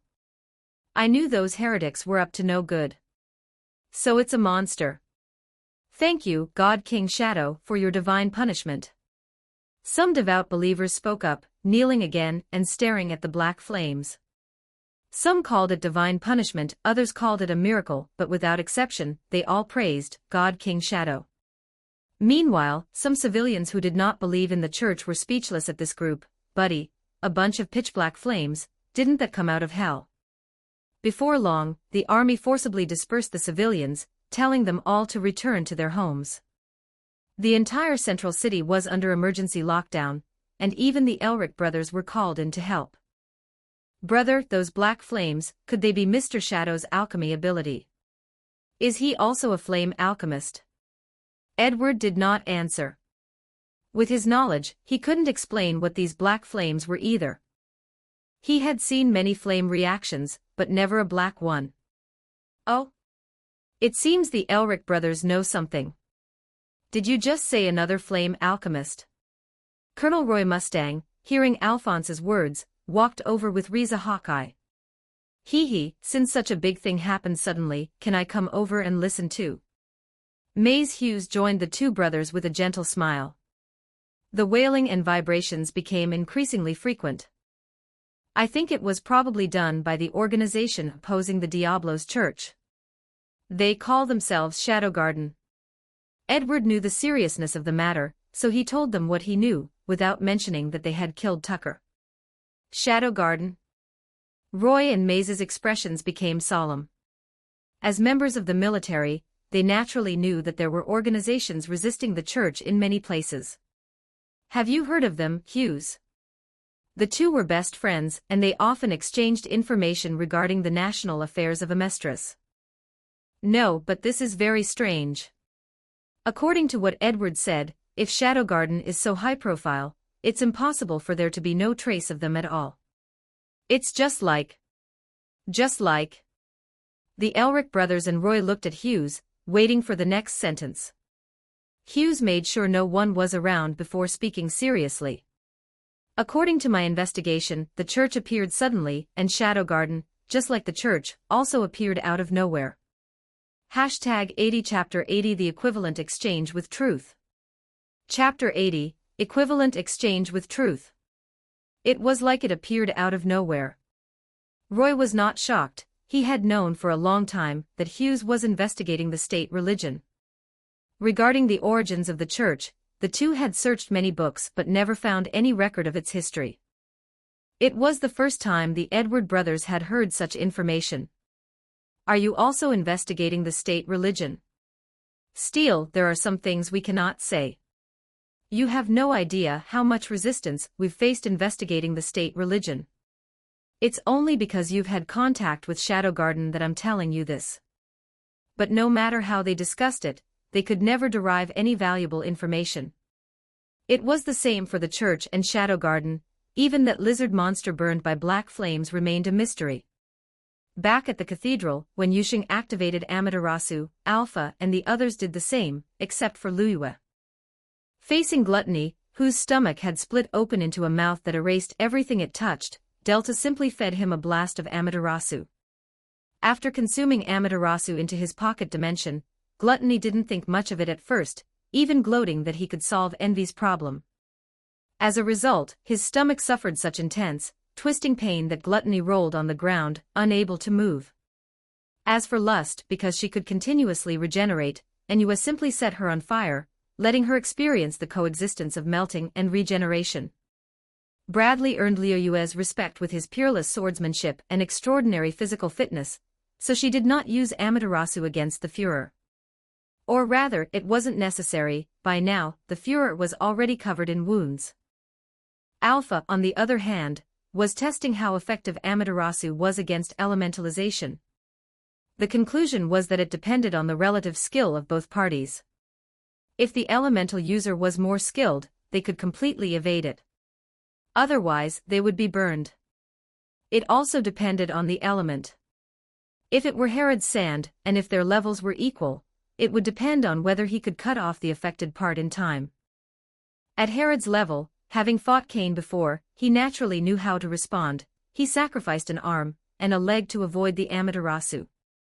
You really killed Cain. And you stole the Sharingan. Isn't it obvious? You were simply too arrogant. Alpha answered Herod's question flatly. Even without Amaterasu, Herod knew he was no match for Shadow Garden.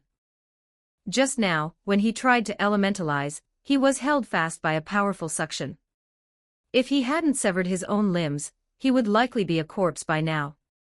Listening to the wails of the homunculi, Herod knew his only choice was to activate the transmutation circle and refine the members of Shadow Garden into Philosopher's Stones as materials. Though the quantity would be small, the quality would more than make up for it. Go back and switch bodies quickly. These black flames cannot be extinguished, they will only drain your Philosopher's Stones. The homunculi had no choice but to listen to Herod and return to the underground laboratory to change bodies. As soon as Herod finished speaking, he activated the transmutation circle inscribed in the cathedral. Die, all of you. Become nourishment for the cult. I will listen to your resentment for all eternity, ha ha ha. Yusheng remained unperturbed, even feeling like laughing. Yusheng raised his sword high, preparing to unleash a nuclear blast. Since the believers want to see divine punishment, then I, the God King Shadow, must naturally oblige. A mass of deep purple magic power condensed above Yusheng. The violent power contained within it buffeted everyone in the cathedral. What is this power? Impossible. Is this something a human can do? Herod wanted to flee, but with only one leg, even crawling was difficult. At that moment, a sudden change occurred. The violent sphere of magic became still, and even Alpha and the others froze, as if time had been paused by some entity. The soldiers running about, the believers in prayer, the civilians living everywhere, whether swinging hoes, driving cars, talking, squatting mid-defecation, walking, or engaging in physical intimacy, all remained frozen in their postures. The entire planet had been paused. The only one who could still move was Yusheng. Phew. Yusheng sat back down on the pew, waiting for the other party to reveal themselves. The only one capable of this in this world is you, the one known as Truth. Am I right? You are correct, Earthling from Huaxia.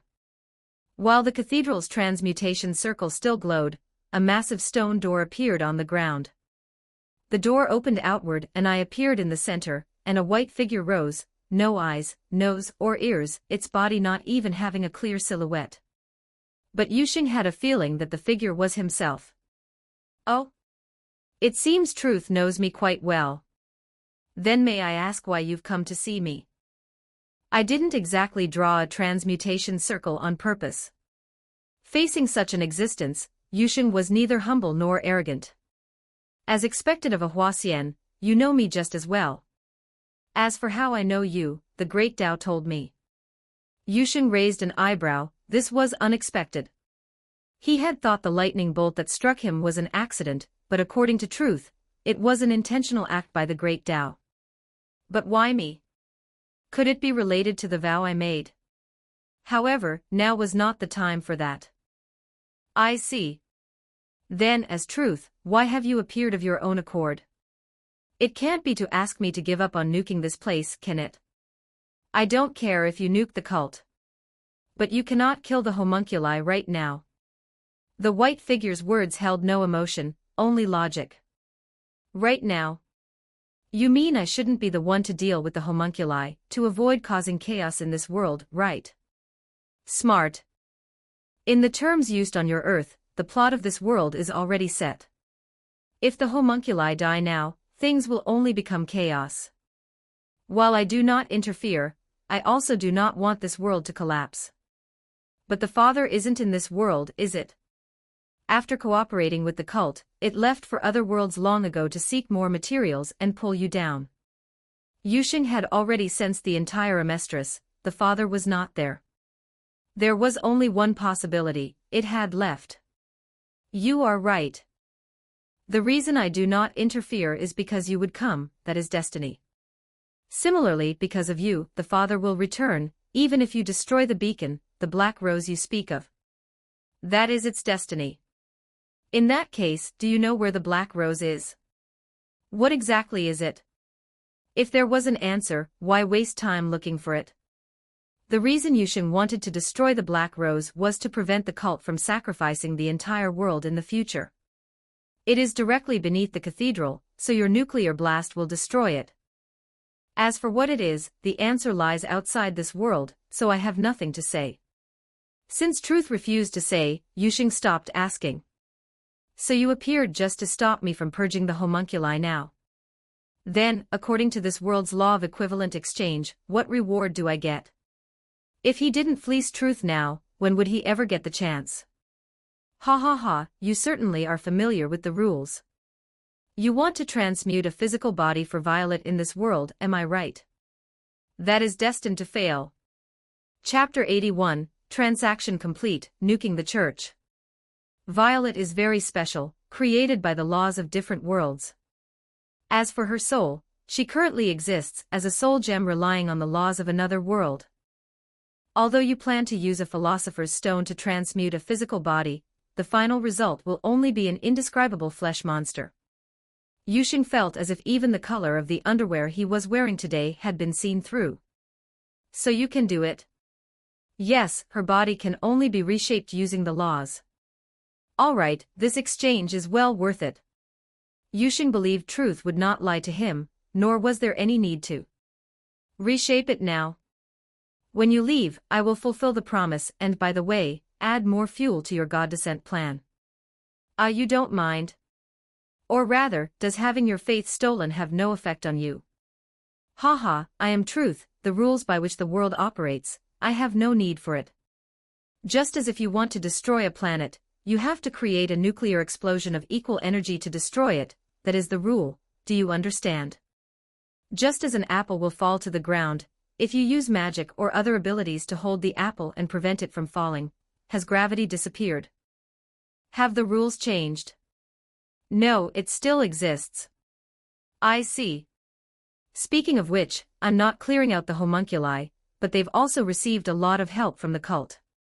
Can the people of this world still overthrow them? Naturally, they can. The homunculi haven't actually gained power beyond this world. They are maintained by the Philosopher's Stone. Take the devil fruits, for example, they already experimented with them. Swallowing a fruit causes the body to explode, and even the fruit won't be reborn. Yusheng had wondered why the cult could get their hands on fruits, but the homunculi of this world had never eaten them. It turned out they were incompatible. Then taking Nina Tucker away won't affect anything, right? Of course it won't. Besides, since you're taking her away, for this world, she can be considered dead. Then according to what you're saying, Hughes can also live. Whether he can live doesn't depend on you, but on himself. Yusheng chatted with Truth a bit more about whether he could return to this world if the Black Rose was destroyed. The answer was yes. Violet had become the faith of many in this world, and Yusheng's name as the God King Shadow had taken root here, becoming a beacon. Since he could still come back, Yusheng planned to bring Shadow Garden here for team building when he had the chance, and coincidentally increase their presence. Alright, everything that can be said has been said. It's time for me to leave. Truth returned inside the gate, the giant stone door disappeared, and the world's clock hands began to tick once more. Herod remained in a terrified posture, trying everything possible to drag his shaking leg. The homunculi were rolling on the ground from the burns, wanting to leave quickly to replace their bodies. None of them noticed that time had just been paused. Except for Alpha and Violet, they both had a feeling that they had just been in a void of darkness, with no thought and no time. Yusheng, just now it felt like a period of time was snatched away. I don't know how to describe it. I have that feeling too. Did something happen? This feeling is very strange. Yusheng was also a bit surprised that they had actually sensed it. About that, we'll talk when we get back to Shadow Garden. Let's finish the business at hand first. Extinguish the Amaterasu, and let these homunculi go. Since Yusheng spoke, Shadow Garden naturally executed the order unconditionally. The black flames dispersed and Luiwe and the others kicked the homunculi away, but envy was another story. For daring to imitate Yusheng's woman, he naturally wouldn't let him off so easily. He condensed a small, concentrated magic ball, and let it explode inside Envy, who reverted to a tiny tadpole-like creature. Yusheng didn't bother with him further. As for whether he would dare to transform into someone from Shadow Garden after Yusheng left, if he dared, Envy would simply explode again. You're the only one left, Vice Cult Master Herod. Any last words? Yusheng said this, but his hands weren't idle. He used Bansho Tenon to pull Herod over, reached directly into his body, and stripped the sand fruit out, placing it in a slime container. Ayaha. Herod endured immense pain, as the devil fruit he was so proud of was snatched away, leaving him powerless to resist. No. You can't do this. It seems your last words are finished. Rest in peace in this world. Ignoring Herod's wails, Yusheng's group left the church. A barrier was formed around the area, and a sun-like magic ball shot out from the cult and flew into the sky. Look! What is that? Is that the sun? This is the power of a god, the divine punishment of Lord God King Shadow. Ha ha ha. I saw the divine punishment with my own eyes. It's like a second sun. It was too dazzling and eye-catching. The civilians and believers who had been driven back to their homes could hardly miss this scene. The military soldiers stopped driving the people away, and instead stood frozen in place. Those who knew the inside story felt nothing but awe and fear. Before that sun, things like homunculi and philosopher's stones were simply not enough to look at. Those who didn't know the inside story all believed that the goddess and god King Shadow existed, and the thought of joining the faith began to sprout. No, let me out. I am the man who is to ascend the throne of God. Boom. The violent destructive energy was well suppressed by the barrier, with not a single bit leaking out. The earth shook, sounding like a melody of destruction. No one could stand steady. Is that the alchemy of Shadow Garden? I feel like my title of Flame Alchemist is just a barbecue fire compared to this power. Actually, if Roy Mustang developed his skills further, he could reach this level, though naturally not comparable to Yusheng. Edward stared at that destructive power, unable to make a sound. Ni-chan, it seems we've narrowly escaped with our lives. Alphonse Elric was relieved that Shadow Garden had been capable of rational communication that night, otherwise not even their ashes would be found. The violent power surged for a long time. Amestris's central city was illuminated deep into the night before it finally subsided. The believers and the newly joined civilians only stood up after things calmed down. They would not feel devastated by the disappearance of the church because Lord God King Shadow said the church was defiled. With the help of the homunculi who could replace their bodies, King Bradley's severe injuries were recovered. He was originally human, one who survived among many experimental subjects fused with the Philosopher's Stone, and subsequently became the Führer. He was also the only one among the homunculi who would age. As the barrier dispersed, King Bradley brought the disguised homunculi to the edge of the deep pit. It was estimated to be about 100 meters deep, with the range controlled to the size of the church's surroundings. Pride, what do we do now? The church is destroyed, and Father is not here. What should we do? With such an event occurring, Sloth, who had been monitored while digging the tunnel, also rushed over. He thought that with Herod plus 4 brothers they could handle it, but now the result was that Herod's ashes couldn't even be found, and the homunculi had consumed a large amount of Philosopher's Stones, and were intentionally let go. Even Pride himself knew clearly that he would not survive at the center of that destructive power. From your accounts, Shadow Garden probably only came to hunt down the church, and shouldn't be aware of our plan. We cannot affect Father's progress. We can only turn a blind eye to Shadow Garden, they do their thing, and we do ours. That's all we can do. The homunculi felt very frustrated, but had no other choice. They couldn't win, Southwest they could only place their hopes on their father. They subconsciously ignored the fact that Yusheng was actually very familiar with them, it was just that no one mentioned it, because mentioning it would serve no purpose. Assassination. Don't be ridiculous, no matter how many Philosopher's Stones they had, it wouldn't be enough. Frontal assault. Very funny, they were hiding specifically for the moment of the National Transmutation Circle to complete Father's instructions. Hashtag 82 Chapter 82 Roy and Hughes Visit. Chapter 82, A Visit from Roy and Hughes. A day passed and Central City was still buzzing about Yusheng's divine punishment. They had even compiled a book, concocting a backstory for the origins of Yusheng and Violet out of thin air.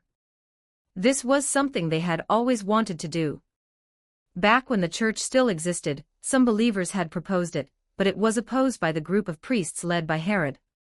The believers simply wanted a place for pilgrimage. Now that the church had been denounced by the God King, they naturally set about recompiling their scriptures. This move was highly praised by Beta, who would arrive in this world later, and she even provided them with additional materials. Of course, that is a story for another time. These believers united to call their compiled scripture the New Testament, and changed the name of the church to the Church of the Divine Lord. Yusheng, good grief, you guys always find new ways to play around. Following Yusheng's divine decree, the believers went to engage in productive labor after their prayers, and some did their best to make amends to their families. As for the organizations hidden in the shadows that resisted the church, after hearing accounts from eyewitnesses, their hostility toward the newborn church lessened significantly. Mainly, these people were no longer idle. They stopped proselytizing to everyone they caught while neglecting their families. The reason they could change so quickly was the appearance of Violet's true form, and the divine punishment, which felt much more real than the empty dogmas of the past. Meanwhile, Yusheng, the center of the event, was lying in the middle of a bed, with Alpha and Luiyue on his left and Inyue and Delta on his right. Ada missed the human body exchange movement once again. She had been researching too late, and when sleepiness hit, she simply drifted off. Initially, there was only Alpha, but she couldn't quite handle the story Yusheng was telling, the tale of Zhao Zilong's 7 entries and 7 exits from the romance of the 3 kingdoms. Then she called Luiyue to join, personifying Su Chu and Su Huang to reenact the Battle of Xiapi and besiege Guanyu, yet they were still defeated. So they called in Inyue, but the opponent only grew more courageous in battle. Even 3 heroes fighting Lubu could not secure a victory. The commotion was so great that Delta naturally couldn't stay out of it, and she joined the Battle of Hulao Pass as well. Violet was in another room. As a spiritual entity, she couldn't participate even if she wanted to, so she could only retreat to another room to sulk in private, deciding that what the eye doesn't see, the heart doesn't grieve over. Participating in such a campaign, for the first time, Delta was clumsy. She, who always wanted Yusheng to face the wall and reflect on his sins, ended up being the one whose wall was chiseled to let the light in. Even for Yusheng, it was somewhat exhausting. While he was still sleeping, Alpha and the others got up to prepare breakfast for him. Today's task was to purge the remnants of the cult in this world.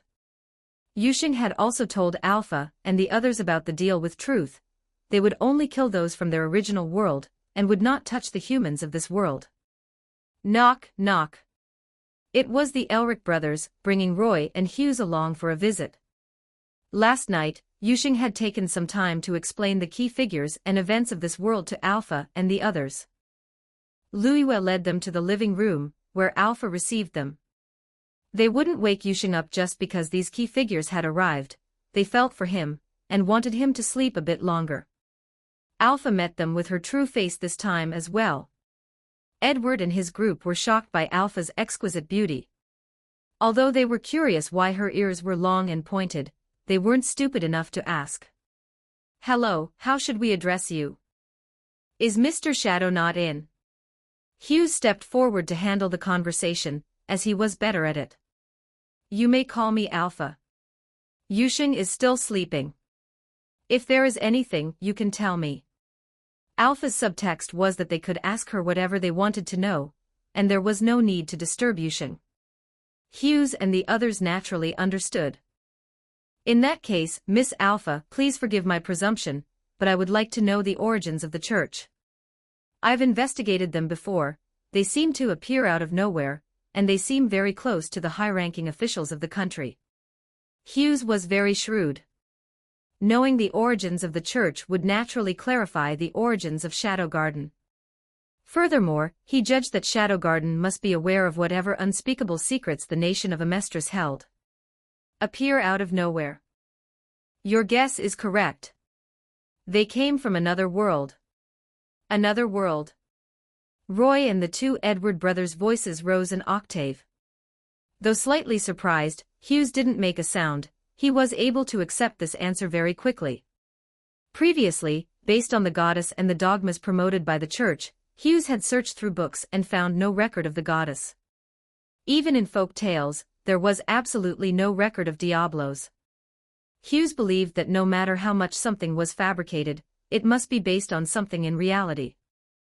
According to the principles of alchemy, it couldn't simply appear out of thin air. It was just like how the periodic table is arranged by atomic number. Even if the later elements haven't appeared yet, they can still be inferred. So even if it was just word of mouth among children, it would prove the goddess had once existed, even if she were fictional. Alpha's answer also indirectly proved that Shadow Garden had also come from another world, possibly even the same world as the church. Then you all are as well? It was Edward who asked. That ridiculously powerful strength didn't seem like something alchemy could produce at all. Though he had his suspicions, he wanted to hear Alpha's confirmation. Your thoughts are correct. Alpha naturally saw through their little schemes. This wasn't something that couldn't be said. Then the church, have they formed some kind of cooperation with the high-ranking officials of this country? What is this unspeakable secret that's so significant you had to cross worlds to hunt them down? Hughes had many things he wanted to ask, but he asked the most critical question. This world held his beloved wife and daughter, and he didn't want his family to die because of the church's arrival. I'll answer that question. Yusheng stood at the doorway of the living room, yawning, looking exactly like someone who had just woken up. Upon his arrival, Alpha immediately stood up and walked toward him. Did they wake you? Why don't you sleep a bit longer? Since Alpha had stood up, how could Hughes and the others feel comfortable staying seated? Especially after witnessing the power that could have destroyed Central City if not for Yusheng's protection. No, why didn't you wake me when guests arrived? You should be punished. Yusheng's tone held no hint of blame, on the contrary, it was very doting. Then let me go pour you a glass of water. Alpha turned and glanced at Edward's group with a hint of reproach in her eyes for waking Yusheng. She had intentionally not poured them any water, only when Yusheng arrived did anyone get a drink. Mr. Shadow, it's an honor to meet you. We are sorry for disturbing your rest. Hughes and the others apologized to Yusheng with sheepish smiles. Yusheng rolled his eyes at Hughes. Good grief, you're already saying it's an honor to meet me. We've only been in this world for how long? Sit down. You want to know what secret the church and the high-ranking officials are hiding, right? Yes. I don't understand why the state would turn a blind eye to the crimes of a church that suddenly appeared in this world, and instead let it become the state religion. Only with Yusheng's permission did they sit down. Yusheng didn't answer immediately, instead, he first shifted into a comfortable position. First, you must understand one thing. It wasn't the arrival of the church that gave Amestris its unspeakable secret. Whether they came or not, the secret has always existed. Dear readers, please add this to your bookshelves and click the reminder for updates. If possible, please leave a good review and send some free gifts. All the members of Shadow Garden and I are eternally grateful. Chapter 83, Leaving the Full Metal Alchemist World. Whether the church exists or not, the secrets of this country remain. You've both experienced war, think about it, wouldn't those wars have happened even without the church? After Yusheng finished speaking, he leaned back in his chair, giving Roy and Hughes time to think. They realized that although there were shadows of the church in the wars, especially the Ishval Civil War, it was the high-ranking officials who pushed for it with all their might, while the church played no role at all. The two Edward brothers hadn't experienced it and didn't understand what Yusheng meant, but seeing Roy and Hughes' expressions, which looked like they had just eaten filth, they understood that the nation of Amestris seemed to hold unknown secrets. After a long while, Hughes suddenly looked up. Mr. Shadow, can you tell us what this secret actually is? I don't want this country to fall into the abyss. Fall into the abyss. It had been an abyss from the very beginning. Yusheng weighed his words in his mind. Truth had said back then that these matters must ultimately be discovered by them. The subtext of those words was that Yusheng should not reveal too much. I cannot say too much about what the secret is. What I can tell you is that it is related to the Philosopher's Stone. I believe you have heard the rumors. Are you referring to the rumors of a Philosopher's Stone that can ignore the principles of alchemy? But isn't that just a false rumor? It's impossible to ignore equivalent exchange. It was still the early stage of the story. The Edward brothers had not yet set out to find the Philosopher's Stone, and Roy and Hughes had not yet conducted a deeper investigation. The Philosopher's Stone does not ignore it, rather, it is part of the cycle of equivalent exchange itself. No matter how you transmute wood, it remains wood. If you add a Philosopher's Stone, it can become stone, with the energy within being replaced by the philosopher's stone. How is that possible? The four of them wanted to deny Yushing's claim, but thinking of Yushing's power and insight, they couldn't bring themselves to say it. Then what is the source of the philosopher's stone? How is it transmuted? Hughes asked the crucial question. His intuition told him it was related to war. This was the secret of the country. That is for you to investigate yourselves. Shadow Garden does not interfere in the affairs of this world. As for the church, I will help you thoroughly eliminate them. This feeling of having things half-explained made them feel as if 10,000 ants were crawling on their hearts, yet they couldn't lash out. Yushing saw them freaking out but could do nothing. After all, having made a deal with truth, he had to keep his promise. However, I can give you a piece of advice. Today, the four of you can trust each other. No matter what you investigate, do not make it public. Unite the forces that can be united, and if necessary, disguise yourselves as one of them, especially you, Hughes. Hughes, having been singled out, looked solemn. If you truly care about your family, hide when you should hide, and strike ruthlessly when you must. They chatted for a while longer. Seeing that Yushing would not mention it again, the four of them had no choice but to leave. As they were leaving, Yushing flicked a ball of magic power into Hughes' body. This did not violate the deal with truth. Whether Hughes could survive still depended on himself. If faced with envy disguised as his wife, Hughes' heart softened, the magic ball would not trigger. If he could harden his heart, then it would protect Hughes, an ordinary person, from being killed by envy. In the near future, Hughes followed Yushing's advice, and with the protection of the magic ball, managed to escape through a fake death to operate in the shadows, helping the Northern Army enter the central city more smoothly. And Hughes' family also became loyal believers of Lord Shadow. As for why the Edward brothers and Roy did not receive this treatment, it was because they were Jinchuriki to the homunculus. After leaving, Edward's group did not separate but instead went to Tucker's residence. The place had long been cleared out by the military, and had become a property for sale. Steele, you once said Tucker was killed by an unknown person. It was Mr. Shadow and his group, wasn't it? Can you describe the situation at that time again, including the tone and emotions? Edward understood why Roy wanted to recount it, so this time he spoke of that night's events without reservation. Roy and Hughes listened very intently. Halfway through, they would always ask in detail about the tone and emotions of that moment. When the two Edward brothers finished their alternating accounts, they sat on the steps in silence for a long time. Hughes, what do you think? Hughes wanted to pull out a cigarette case only to realize he had quit a long time ago. I don't know how long Shadow Garden has been in this world, but I can be certain that Mr. Shadow definitely knows this world very well. Otherwise, he wouldn't have appeared exactly when Tucker was preparing to transmute his daughter into a chimera. Moreover, he distrusts this country very much. Perhaps crossing worlds requires no price, or perhaps it does, but Mr. Shadow was very determined to take Nina Tucker away. So your conclusion is that Amestris indeed has unspeakable secrets. Roy was a member of the military, he wanted to become the Führer to change this country, and only his close friend Hughes knew of his goal. Yes, Roy. Think about that wailing, speaking lizard monster from yesterday. If it's related to the church, it must also be related to the state. Although the high-ranking officials had ordered a cover-up of the incident, they discussed it plenty in private. In that case, Hughes, you must listen well to Mr. Shadow's advice. I could see from his eyes that he felt very sorry for you. I think he seems to know your ending. Yeah, as if I'm going to die in the near future.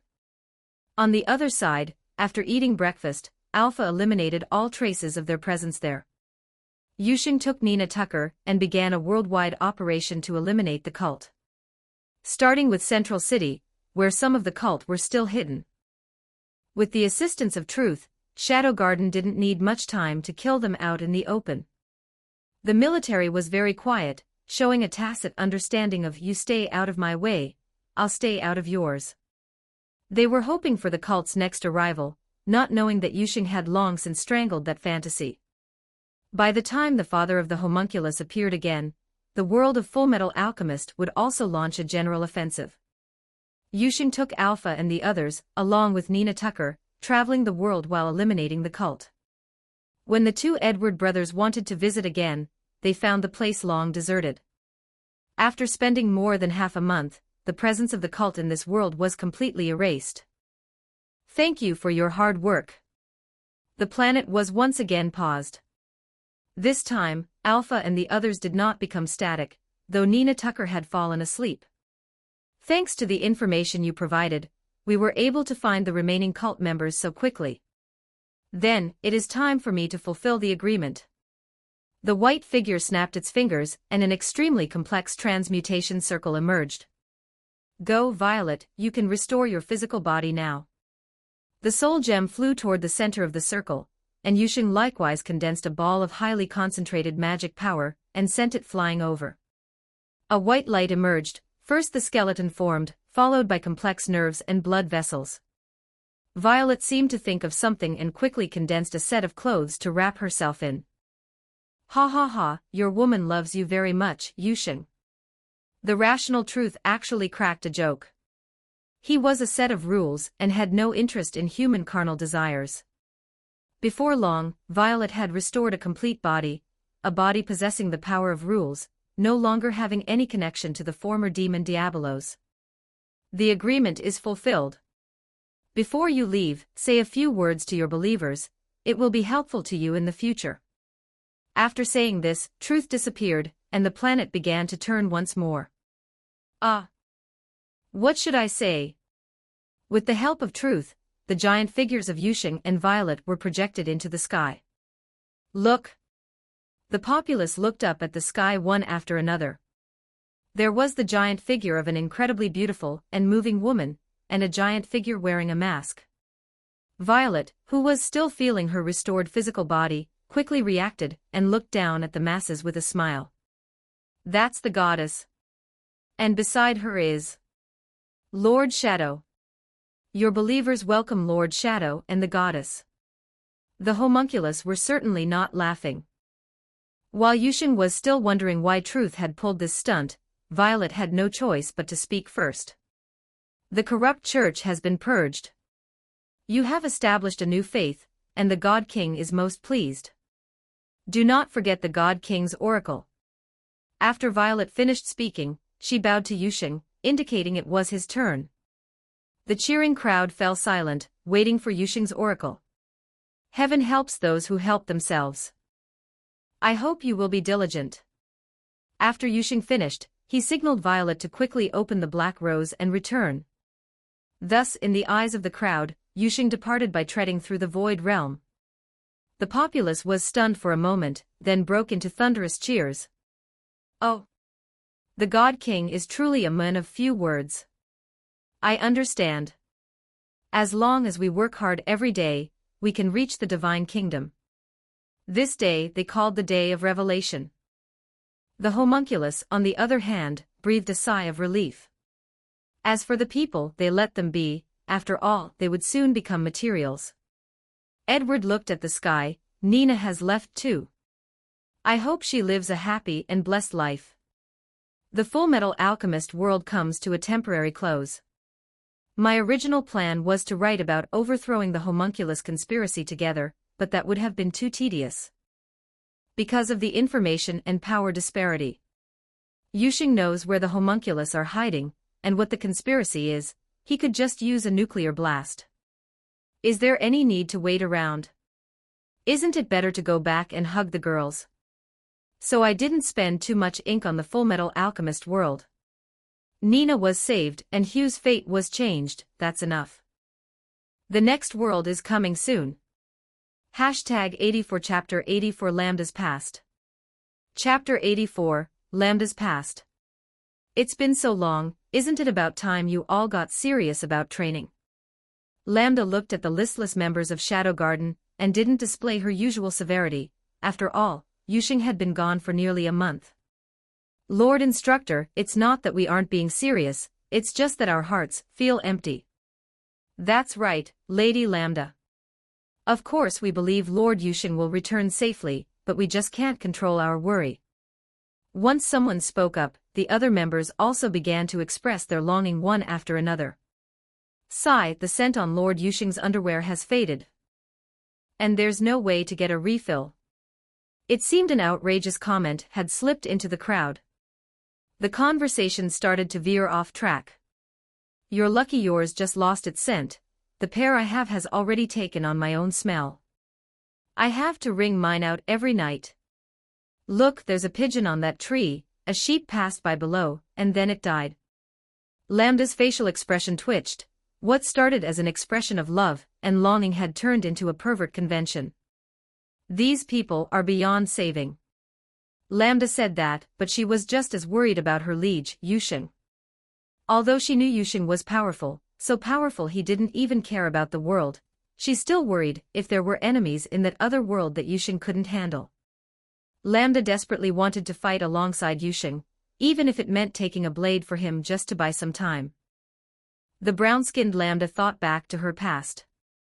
Because of her skin color, Lambda was not well received in the Elven nation in the past. Despite this, she relied on her strength to achieve the rank of a military officer among the elves. She taught with severity and trained with ruthless discipline, making the Elven nation stop mocking her skin color.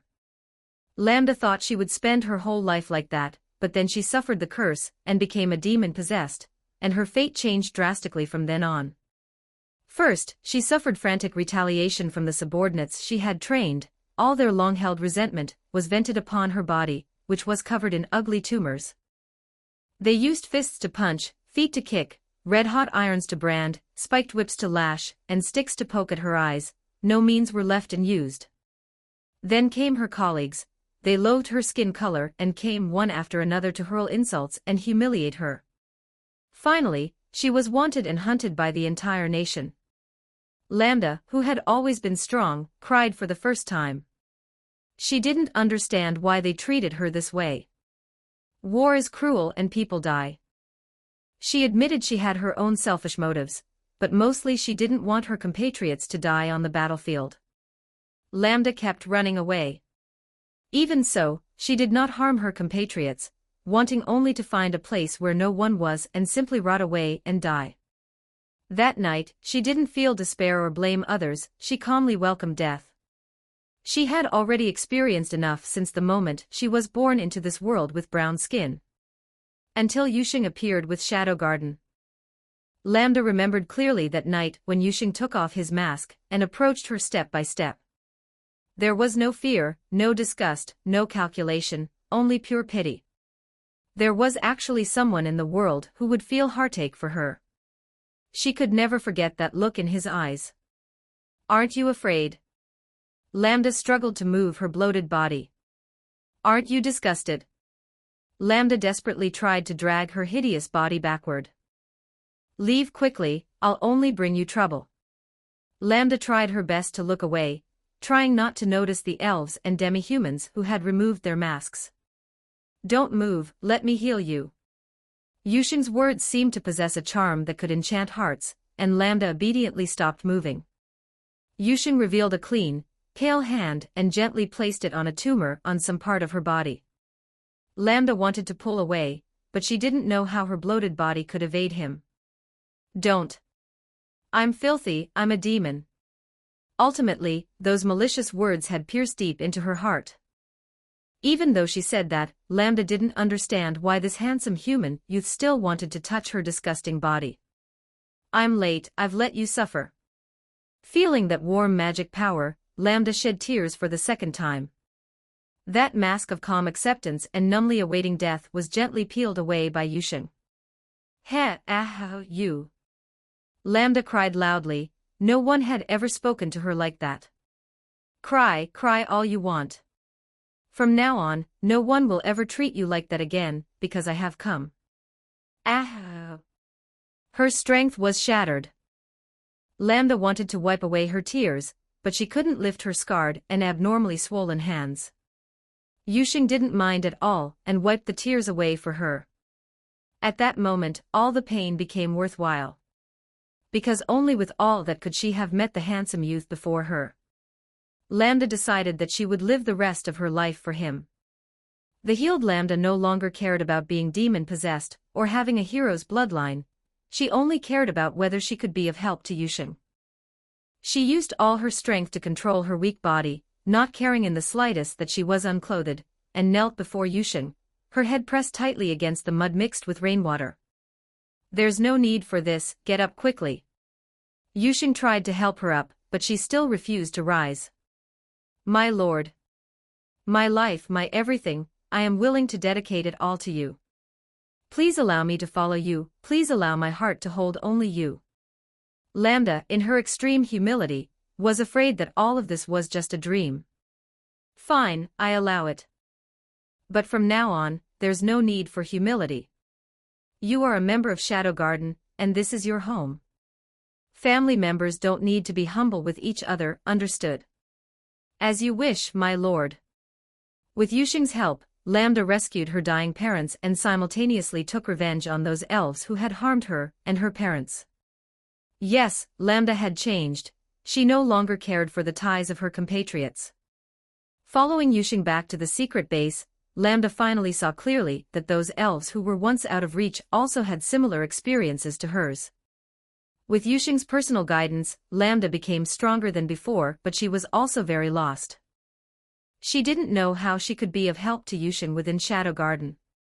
Alpha and Beta could help Yusheng handle affairs, Gamma and Epsilon could help Yusheng with intelligence, Zeta and Delta could go out to collect information, and Eta could absorb shadow wisdom to develop Shadow Garden. What about herself? Was she just going to be an instructor training members like before? But that didn't seem necessary either. Alpha was there, and Lord Yusheng was there. Yusheng also saw that Lambda seemed distracted. "What's wrong, Lambda?" "Lord Yusheng, I don't know how I can be of help to you." "So that's it. Lambda, you were an instructor in the past, right? Then serve as an instructor in Shadow Garden too." What Lambda needed wasn't comfort. But you want to say you're not qualified, right? Well, you're wrong. Lambda, in terms of comprehension, you're actually stronger than them. You can explain my cultivation methods in simple, easy-to-understand words, so the position of Shadow Garden instructor belongs to no one but you. Or do you lack confidence? No. I have it. Good, then the new members from now on will be left to you for training. As you wish. Lambda recalled how Yusheng had saved her, and how he had taught her in the past. Suddenly, all units on alert. Qianlong arrived at Lambda's side. At that shout, all the members who were longing for Yusheng returned to their respective posts on alert. And the members in the old capital plaza also drew their swords. Though they were a bit late, they also felt a powerful surge of magic power. Under everyone's gaze, a rift opened in the center of the plaza and slowly expanded. "Your king has returned." It was Yusheng. After they sensed that familiar scent, they threw down their swords and swarmed toward Yusheng. Lord Yusheng is back. Longing, like an erupting volcano. They used their own ways to welcome Yusheng back. Some kissed him, some felt him up, and some even went as far as stripping off his clothes. "Aren't you going over? I know your longing isn't any less than theirs."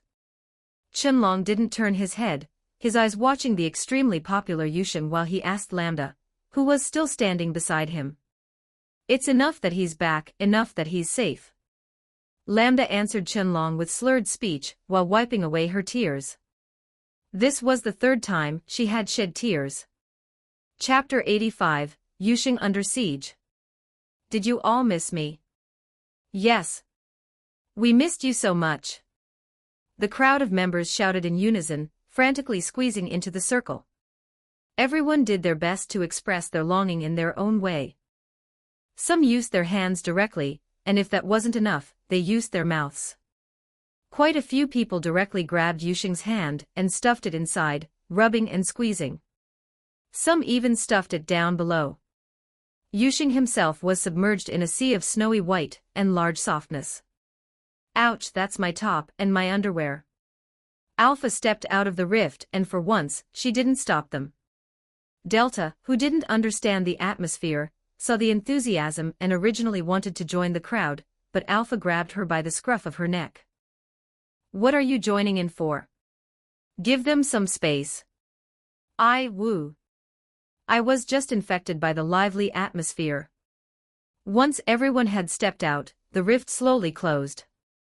Alpha-sama, Violet-sama, Delta-sama, Ada-sama, Liu-sama, and Ua-sama, thank you for your hard work. Naturally, they didn't forget the people who had gone with Yusheng. Violet held Nina Tucker with a knowing smile on her face. She hadn't been surrounded by such a warm atmosphere in a very long time.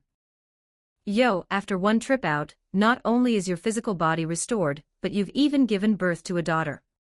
As expected of you, you thirsty 1,000-year-old hag. Chunlong teased her old acquaintance Violet, seeing her holding a small girl, thinking the time flow on the other side was different.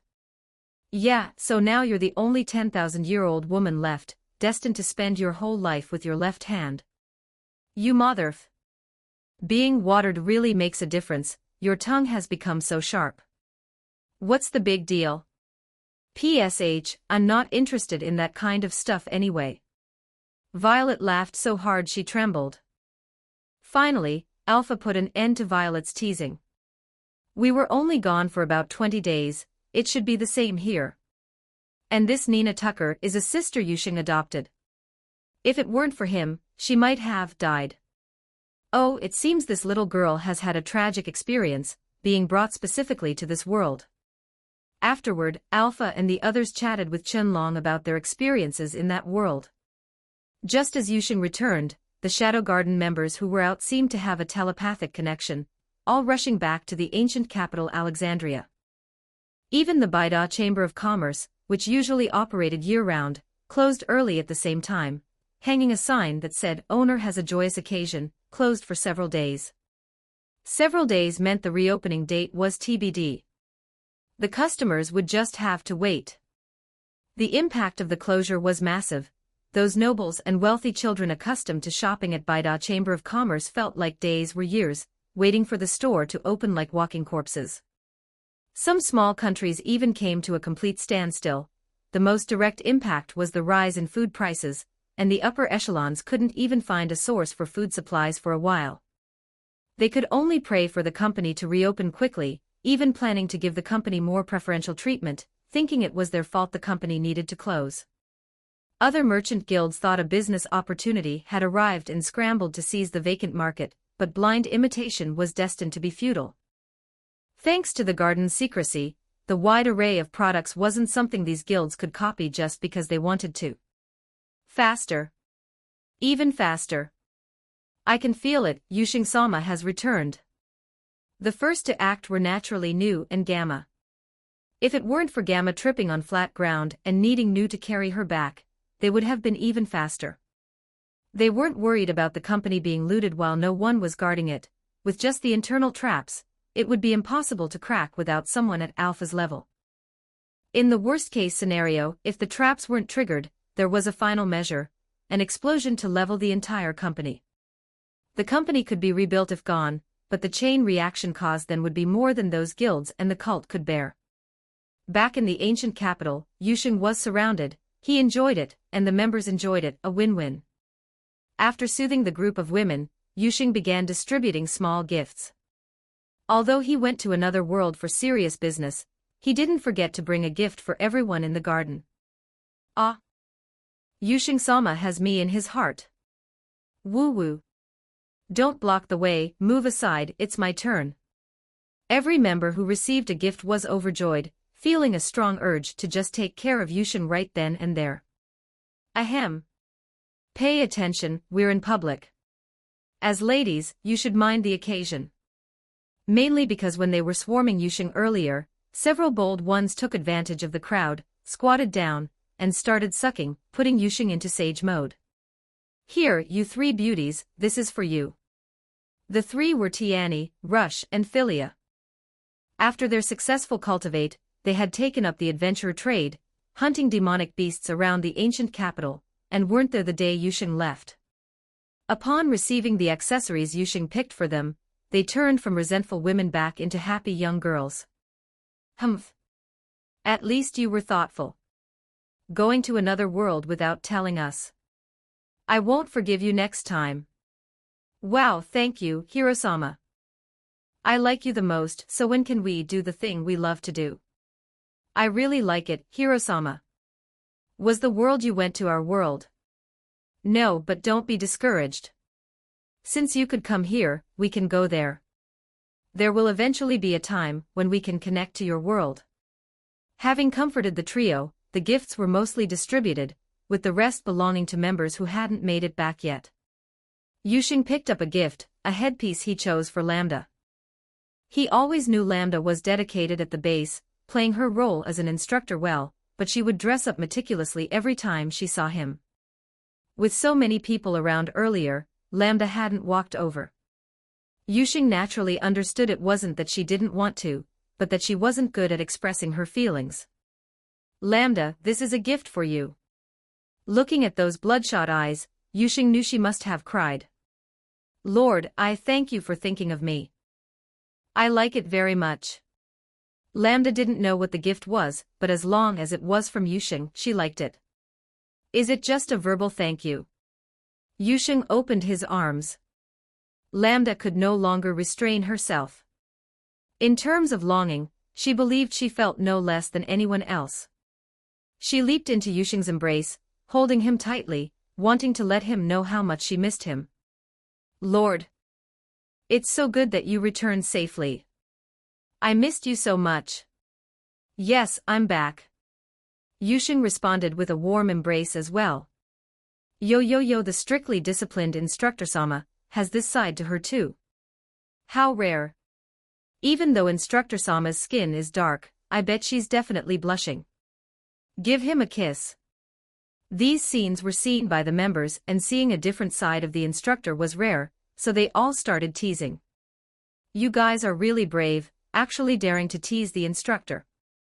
You're probably going to suffer for this. Lambda turned her head, gave Yusheng a kiss, then left his embrace, turning her back to the crowd to compose herself.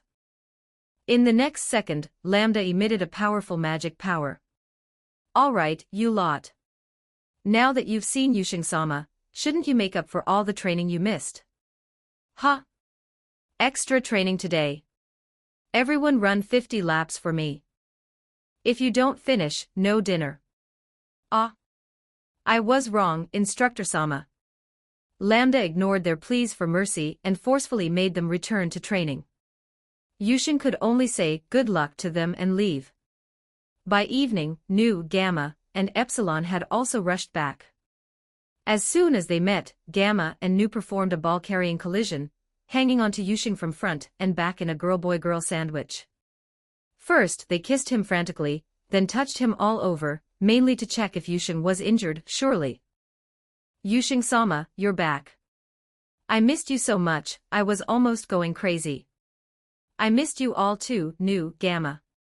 Tonight is a long night, why don't you teach me what mechanical piston motion is? Nu whispered in Yusheng's ear. Yusheng shuddered. Tonight, it seemed like the siege of Bright Summit was about to play out. The banquet begins.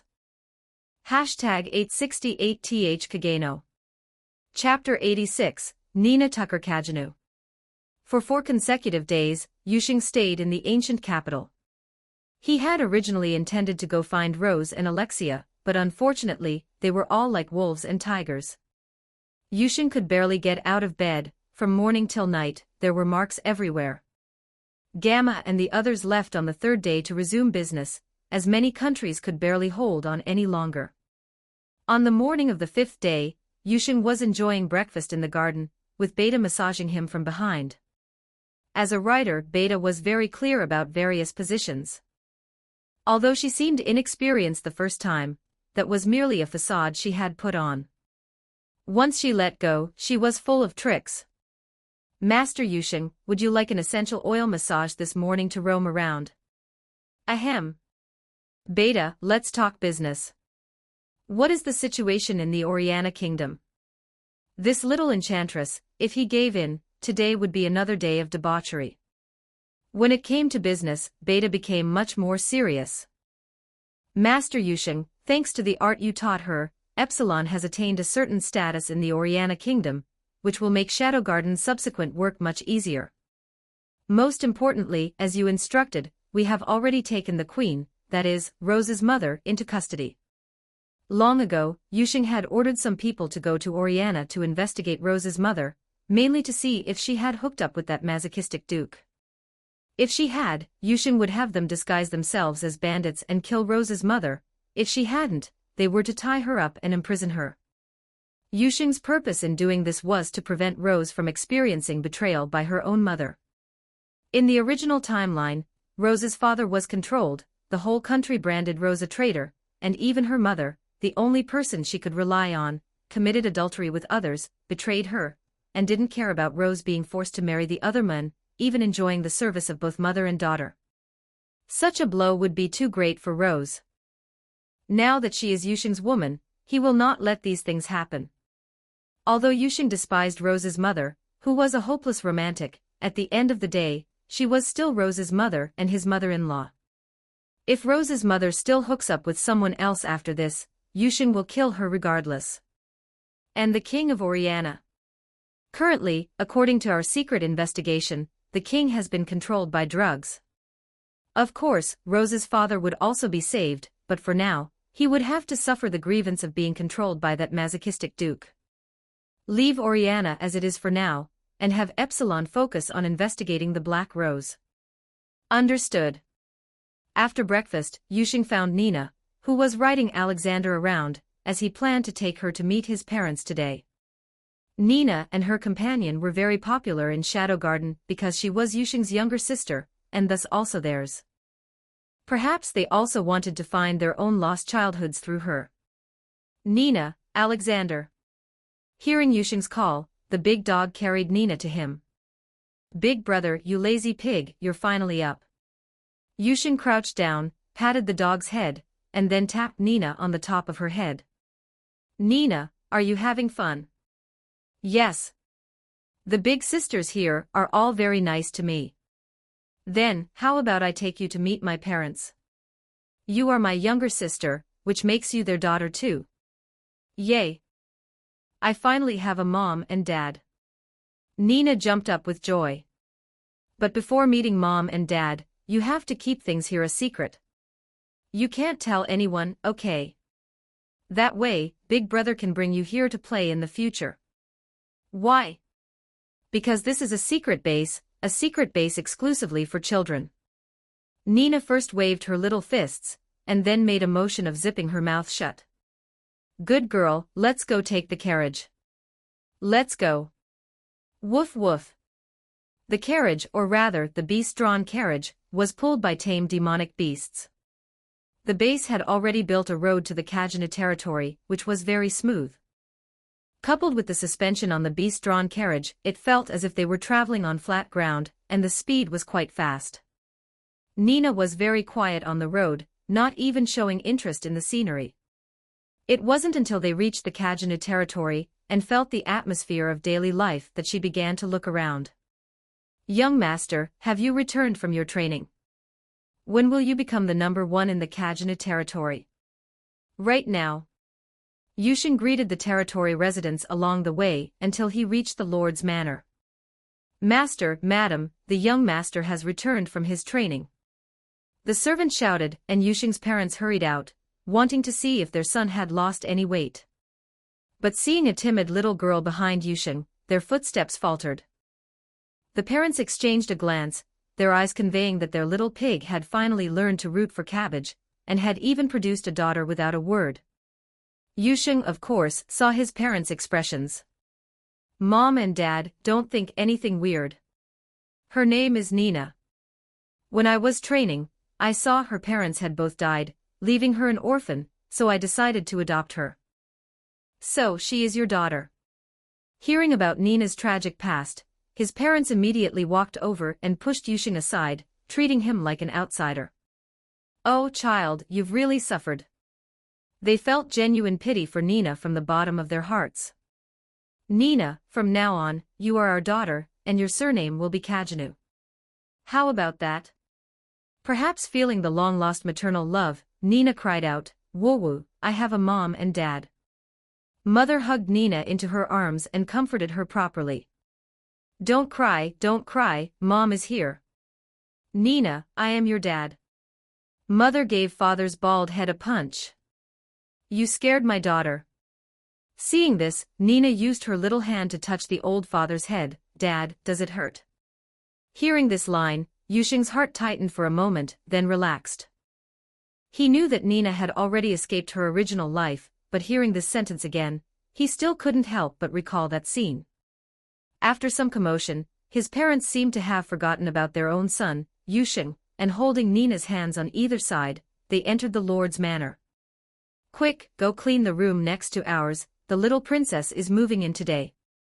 Father instructed the servants and asked the chef to prepare a good meal. Good grief, they've forgotten all about me just like that. Yusheng looked at the backs of his parents and Nina, shaking his head with a smile. This is good. Nina, with me here, no one will ever hurt you again." He led Alexander and followed his parents and Nina. Mother also instructed the servants to go buy more clothes for Nina to wear. If it were in the past when they were poor, they would most likely have used the clothes Claire wore when she was little. "Nina, you have to be good here from now on. Big brother also has to go to the royal capital for school, and remember." Yusheng crouched down and made a zipping motion with his hand. Nina nodded heavily. This was a little secret between her and big brother Yusheng. Get lost. You ran off to train somewhere else without a word. Look at how far behind you've fallen in your studies. Hurry back and catch up on your schoolwork. I'm still counting on you to make a name for yourself in the royal capital, so it'll be easier for you to take care of Nina in the future. Yusheng's temple twitched. Now that they have a third child, I, the middle child, am the unlucky one, huh? What is schoolwork, Mom? It's the coursework you need to complete at school, which is quite far from home. It's very far, but I want to stay by Mom and Dad's side. Okay. Then you don't have to go to school, you can stay here and keep Mom and Dad company. Yusheng finally understood the feeling of being the middle child in families with multiple siblings from his past life. It's either the oldest or the youngest. As for the one in the middle, as long as they don't starve, that's good enough. After saying goodbye to his parents, Yusheng set off for the royal capital to find Rose, having specifically left some bullets behind. Meanwhile, at the dorms of the Royal Magic Swordsman Academy in the royal capital, Rose was facing a messenger sent by the kingdom. This messenger was a subordinate of that masochistic duke. What does he mean? Didn't I clearly state in my letter that I would not marry Duke Doem Quetzalheart? Chapter 87, Rose's Betrothal. Princess Rose, this marriage was bestowed by His Majesty the King. Please return to the country to complete the wedding as soon as possible. Impossible. My father would never disregard my feelings. There is no impossible, Princess Rose. Please consider the Oriana Kingdom. The messenger spoke very calmly. Rose could feel that he lacked even a shred of respect. She clenched her fists, staring intently at the messenger. The messenger was unruffled, merely meeting her gaze with a smile. To him, his only master was the Duke. Kings and princesses would eventually belong to the Duke alone. The standoff continued for a long time, until the messenger grew tired of standing and became impatient. Please return to the country as soon as possible to perform the ceremony. I shall take my leave and return home to inform the citizens of this good news. Without waiting for Rose to react, the messenger left the dormitory on his own. After he left, Rose sat weakly on the bed. Father, has something happened to you? Has something happened to the country? Rose collapsed onto the bed, staring blankly at the ceiling. Yusheng. Are you back? I miss you so much. I might not be able to walk this path with you anymore. At the thought of being separated from Yusheng, tears flowed uncontrollably. Suddenly, a voice rang out in the silent room. What's wrong? Who made my baby cry? Yusheng leaned against the doorframe with a cheeky look. Yusheng. Rose sat up abruptly and threw herself into Yusheng's embrace. Yusheng, you're back. I missed you so much, I love you so much. She first nuzzled in his embrace, then kissed Yusheng, as if pouring all her longing and love from this period onto him. Tell me first who made you cry, okay? Yusheng actually knew the messenger had been here just now. As for what was said, it was undoubtedly about the betrothal. But he wanted Rose to say it herself. Otherwise, this love brain would try to shoulder everything alone. That was a bad habit. That's not important.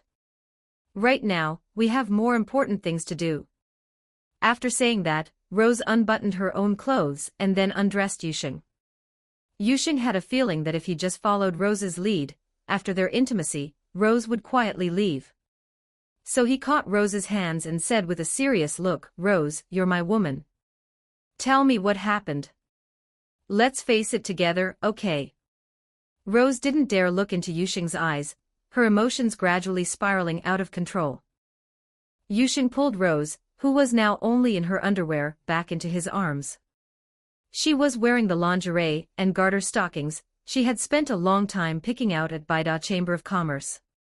Rose wore them every day, not knowing when Yusheng would return. She only wanted him to see her in his favorite set when he did. In the romantic atmosphere, no one spoke. Rose cried uncontrollably in Yusheng's arms. After a long time, Rose sobbed, I'm sorry, Yusheng. My father has already arranged a betrothal for me. But don't worry, give me some time, I will definitely convince him. Rose, do you trust me? Yes, I've always trusted you. Though her eyes were red, they were full of trust in Yusheng. Good. During my training, I passed through the Oriana Kingdom. The whole country is celebrating your marriage to Doem. But according to my investigation, the country is already under his control. If you return now, you'll be walking into a trap, and the country will fall into his hands. And behind it, there's the shadow of the cult of Diablos. Once Rose showed symptoms of possession, Yusheng would tell her that he was Shadow, the king of Shadow Garden. Hearing that Doem was part of the cult, Rose panicked.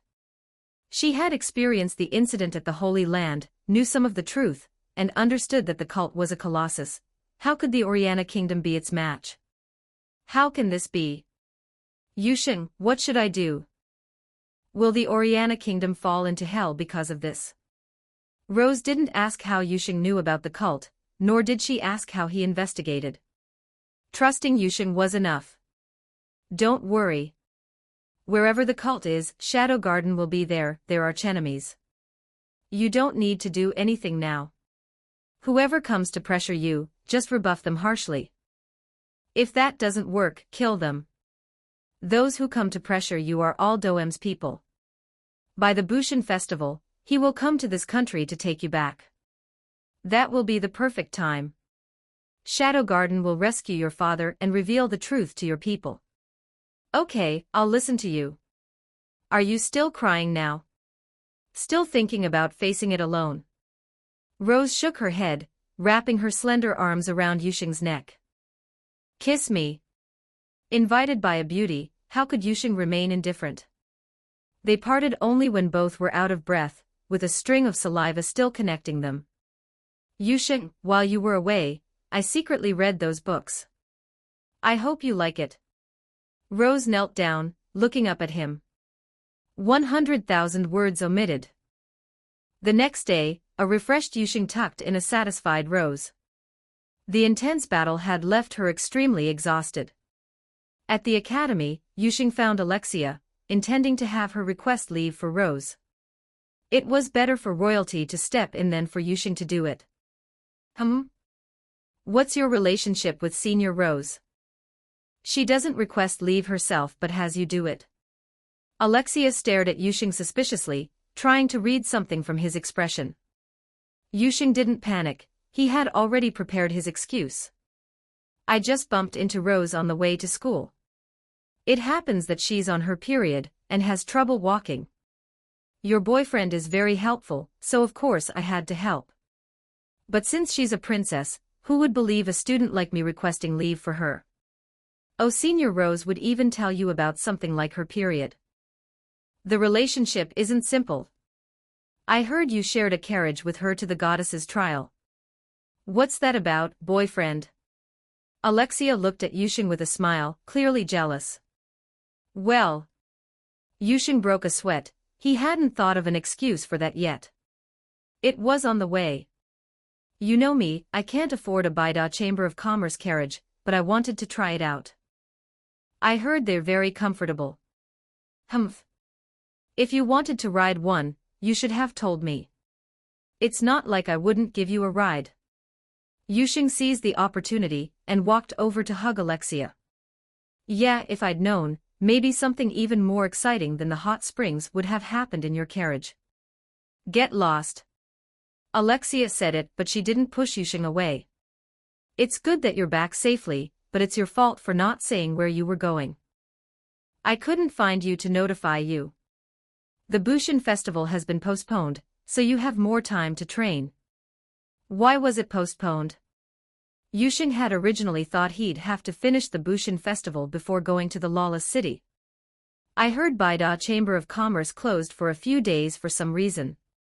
Internal strife broke out in several countries, and they couldn't make it to the Bushin festival in time, so it had to be postponed. Yusheng didn't expect the company's closure to have such a huge impact. But it didn't matter to him, his time with Gamma was more important. If those countries knew, they'd probably cough up several liters of blood. So our civil wars were just a part of your play. What are you doing?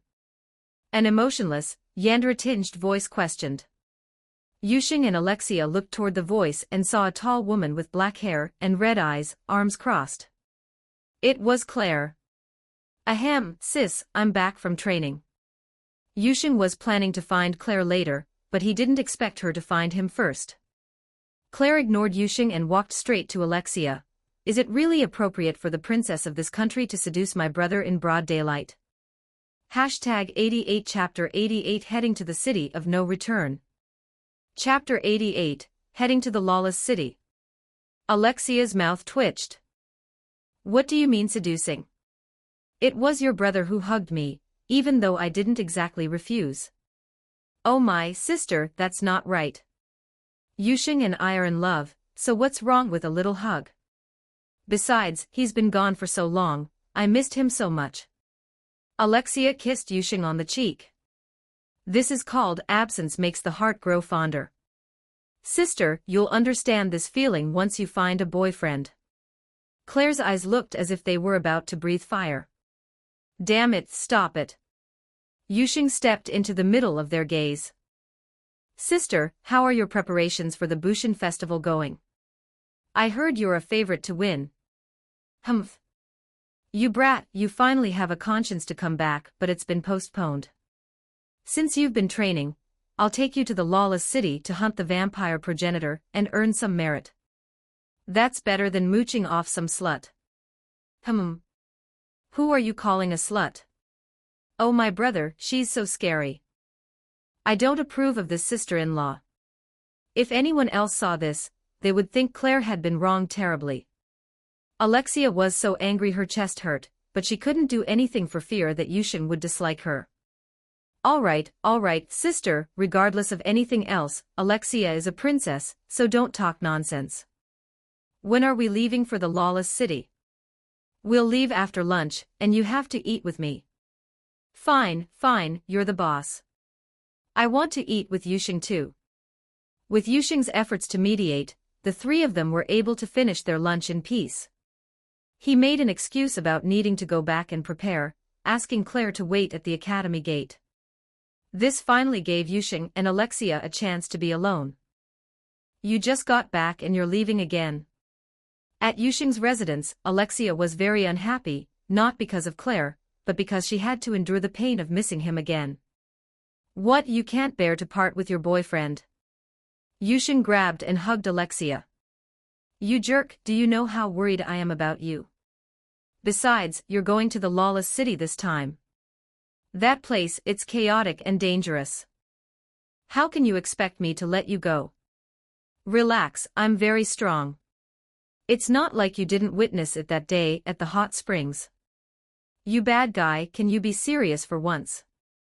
Alexia punched Yushing's chest with her little fists, and when the mood was right, she kissed him. As their lips parted, she looked seriously at Yushing's face. Come back safely. If you come back, I will give myself to you. By the end, her voice had become very soft, but Yushing still heard it. With Yushing leaving for training this time, Alexia realized she had long since fallen in love. She admitted defeat in this game of fake lovers. Just when she had finally opened her heart, Yushing had to go to the lawless city, and to hunt the legendary vampire progenitor at that. She was terrified that something might happen. As a princess, and with the lawless city being notoriously lawless, she naturally couldn't follow him. Even if she tried to sneak off, Iris would surely bring the knight's order to stop her. Thus, Alexia proposed the pact, letting Yushing know that there was a woman in the royal capital waiting desperately for his return. Yushing could tell that Alexia was serious. Then remember to wash yourself until you're squeaky clean. Be serious. After comforting Alexia, he ran over to Rose to tell her about his trip to the lawless city. Rose didn't say much, she straightened Yushing's collar and said, "Stay safe, please be careful. I'll be waiting for your return." As for Shadow Garden, they were already on standby in the lawless city. By the time they arrived at the lawless city, it was already night. If one had to describe it in a single sentence, the lawless city was a gigantic slum. The streets were filled with vagrants, ramshackle huts built from whatever was available were everywhere, and the ubiquitous trash overflowed with the stench of rot. Most eye-catching of all were the 3 towering skyscrapers. And the one in the middle, piercing the clouds, a spiraling crimson tower that looked as if it were formed from blood, was Yushing and Claire's target. "It stinks." Yushing and Claire covered their noses, while his sister intimidated the surrounding vagrants with her gaze. The siblings moved through the slum and arrived at an area lined with street stalls. These stalls displayed bizarre food, suspicious drugs, stolen goods, various pets, and other merchandise. If one didn't look too closely, it felt like a vibrant marketplace. "Beautiful lady over there. Come and take a look, our pets here are very lively." "Are you talking to me?" Yes, that's right, you, the most beautiful lady in the whole continent." "Look at that, even a street vendor has good taste, yet you're obsessed with other sluts," Claire said, turning her head to Yushing. Yushing was speechless. There were so many things wrong with what she said that he didn't even know where to start roasting his sister. "First of all, you're my sister. Second, that's just a businessman buttering you up. If I went into business, I'd be showering people with compliments without stopping." "Shut up." Claire dragged Yushing to the front of that stall. Yushing took a glance. They were either scrawny or bruised slaves. Because the Bushin festival had been postponed, those 2 passers-by, Goldo and Quinton, hadn't been defeated and fallen to this state yet. Claire had thought it was something else, but seeing that they were slaves, she lost interest and dragged Yushing away again. Beautiful lady. The price is negotiable, take another look." "Not necessary, I have him, and that's enough." After looking around for a while longer, they arrived at the Magic Swordsman Guild's stronghold. Because of the rumors that the vampire progenitor was about to be resurrected, the countries surrounding the lawless city were in a state of panic, which is why they commissioned the Magic Swordsman Guild to conduct an extermination. Since Claire was a member, she was participating in this mission. The main point, however, was to let her brother Yushing accumulate some merit. She tried to drag Yushing into the meeting but was refused, which fit perfectly with Yushing's desire to act alone. "Don't go wandering off, the meeting will be over soon." All right. Claire had no choice but to go to the meeting. She didn't care how they exterminated the target, but Yushing's name had to be on the list afterward. "Phew, finally, I can act alone." Yushing walked around with one hand in his pocket and a sword at his waist, planning to find Yukheim after he finished looking around. As time passed, the color of the moon grew redder and redder, as if responding to the vampire progenitor's imminent resurrection. Yet the people of the lawless city moved through the streets, completely unconcerned by the moon. To these people, a stranger was more of a target than the crimson moon. In order to survive the day, these people were giving it their all. Damn it, are you walking without eyes? You bumped into me and hurt me, what are you going to do about it? A fierce-looking vagrant deliberately bumped into Yusheng, and surrounding vagrants gathered around, exuding an aura that suggested he wouldn't be allowed to leave until he paid up. Yusheng's attire was far too conspicuous. Among the crowd of vagrants, he clearly looked like a wealthy person. When the siblings first entered, they had wanted to make a move, but they hadn't dared because of the aura of magic power Claire was emitting. Yusheng didn't coddle them either. This was the lawless city, so he let his sword do the talking, knocking them all flying with a single strike, leaving only the vagrant who had demanded compensation. You guys stink, don't come near me. Yusheng's tone was cold, but the vagrant was completely unfazed. Instead, he laughed even more happily. Since the prey had made the first move, they didn't need to be polite anymore. The surrounding people picked up their weapons, preparing to swarm Yusheng. Kid, this is the lawless city. No one is going to collect your corpse. Seeing that Yusheng didn't say anything, the crowd thought he was scared stiff. Little did they know, Yusheng just felt that with more people, the air was getting stinkier, and he was planning to use Amaterasu to burn them all to death, saving the trouble of collecting corpses. Just then, someone on the edge of the crowd shouted, "Look, that's Lady Yukaim of the White Tower, the demon fox. What is she doing here? Could she be coming for that kid? He's just a nobody, is it worth Lady Yukaim coming out? Why care so much? Anyway, that kid is a goner. I heard Lady Yukaim is incredibly cruel. I ask all the esteemed readers for your support, and to add this to your bookshelf. If you can, please leave a good review and a free gift. Woo-woo, the stats have dropped. Thank you, esteemed readers. Chapter 89, The Soft Trap, The Hero's Grave. My lord, you've arrived. Yukaim ignored the gazes of the crowd, walked straight through them to Yusheng, and performed an action that took everyone by surprise. How is this possible? That cruel and tyrannical demon fox Yukaim, acting like a little girl, kissed that kid. Impossible, this is fake. Everyone living in Lawless City knew about the newcomer, the fox demi-human, who had ascended the high tower in a short time through extremely cruel methods. Playing around was fine, but if anyone harmed those girls, she would return it tenfold. Once a perverted marquis from a neighboring country, notorious in his own land, things like stabbing genitalia with red-hot iron rods were considered light. To put it bluntly, he was like the protagonist from Redo of Healer, even worse. Relying on his status and some military power, he came to Lawless City looking for fun. When he selected a few girls and prepared to inflict torture, Yukaim and her people rescued them, and he received the exact same treatment he had inflicted on the girls. That wasn't all, the Marquis's entire family received the same treatment. Don't think these family members were innocent.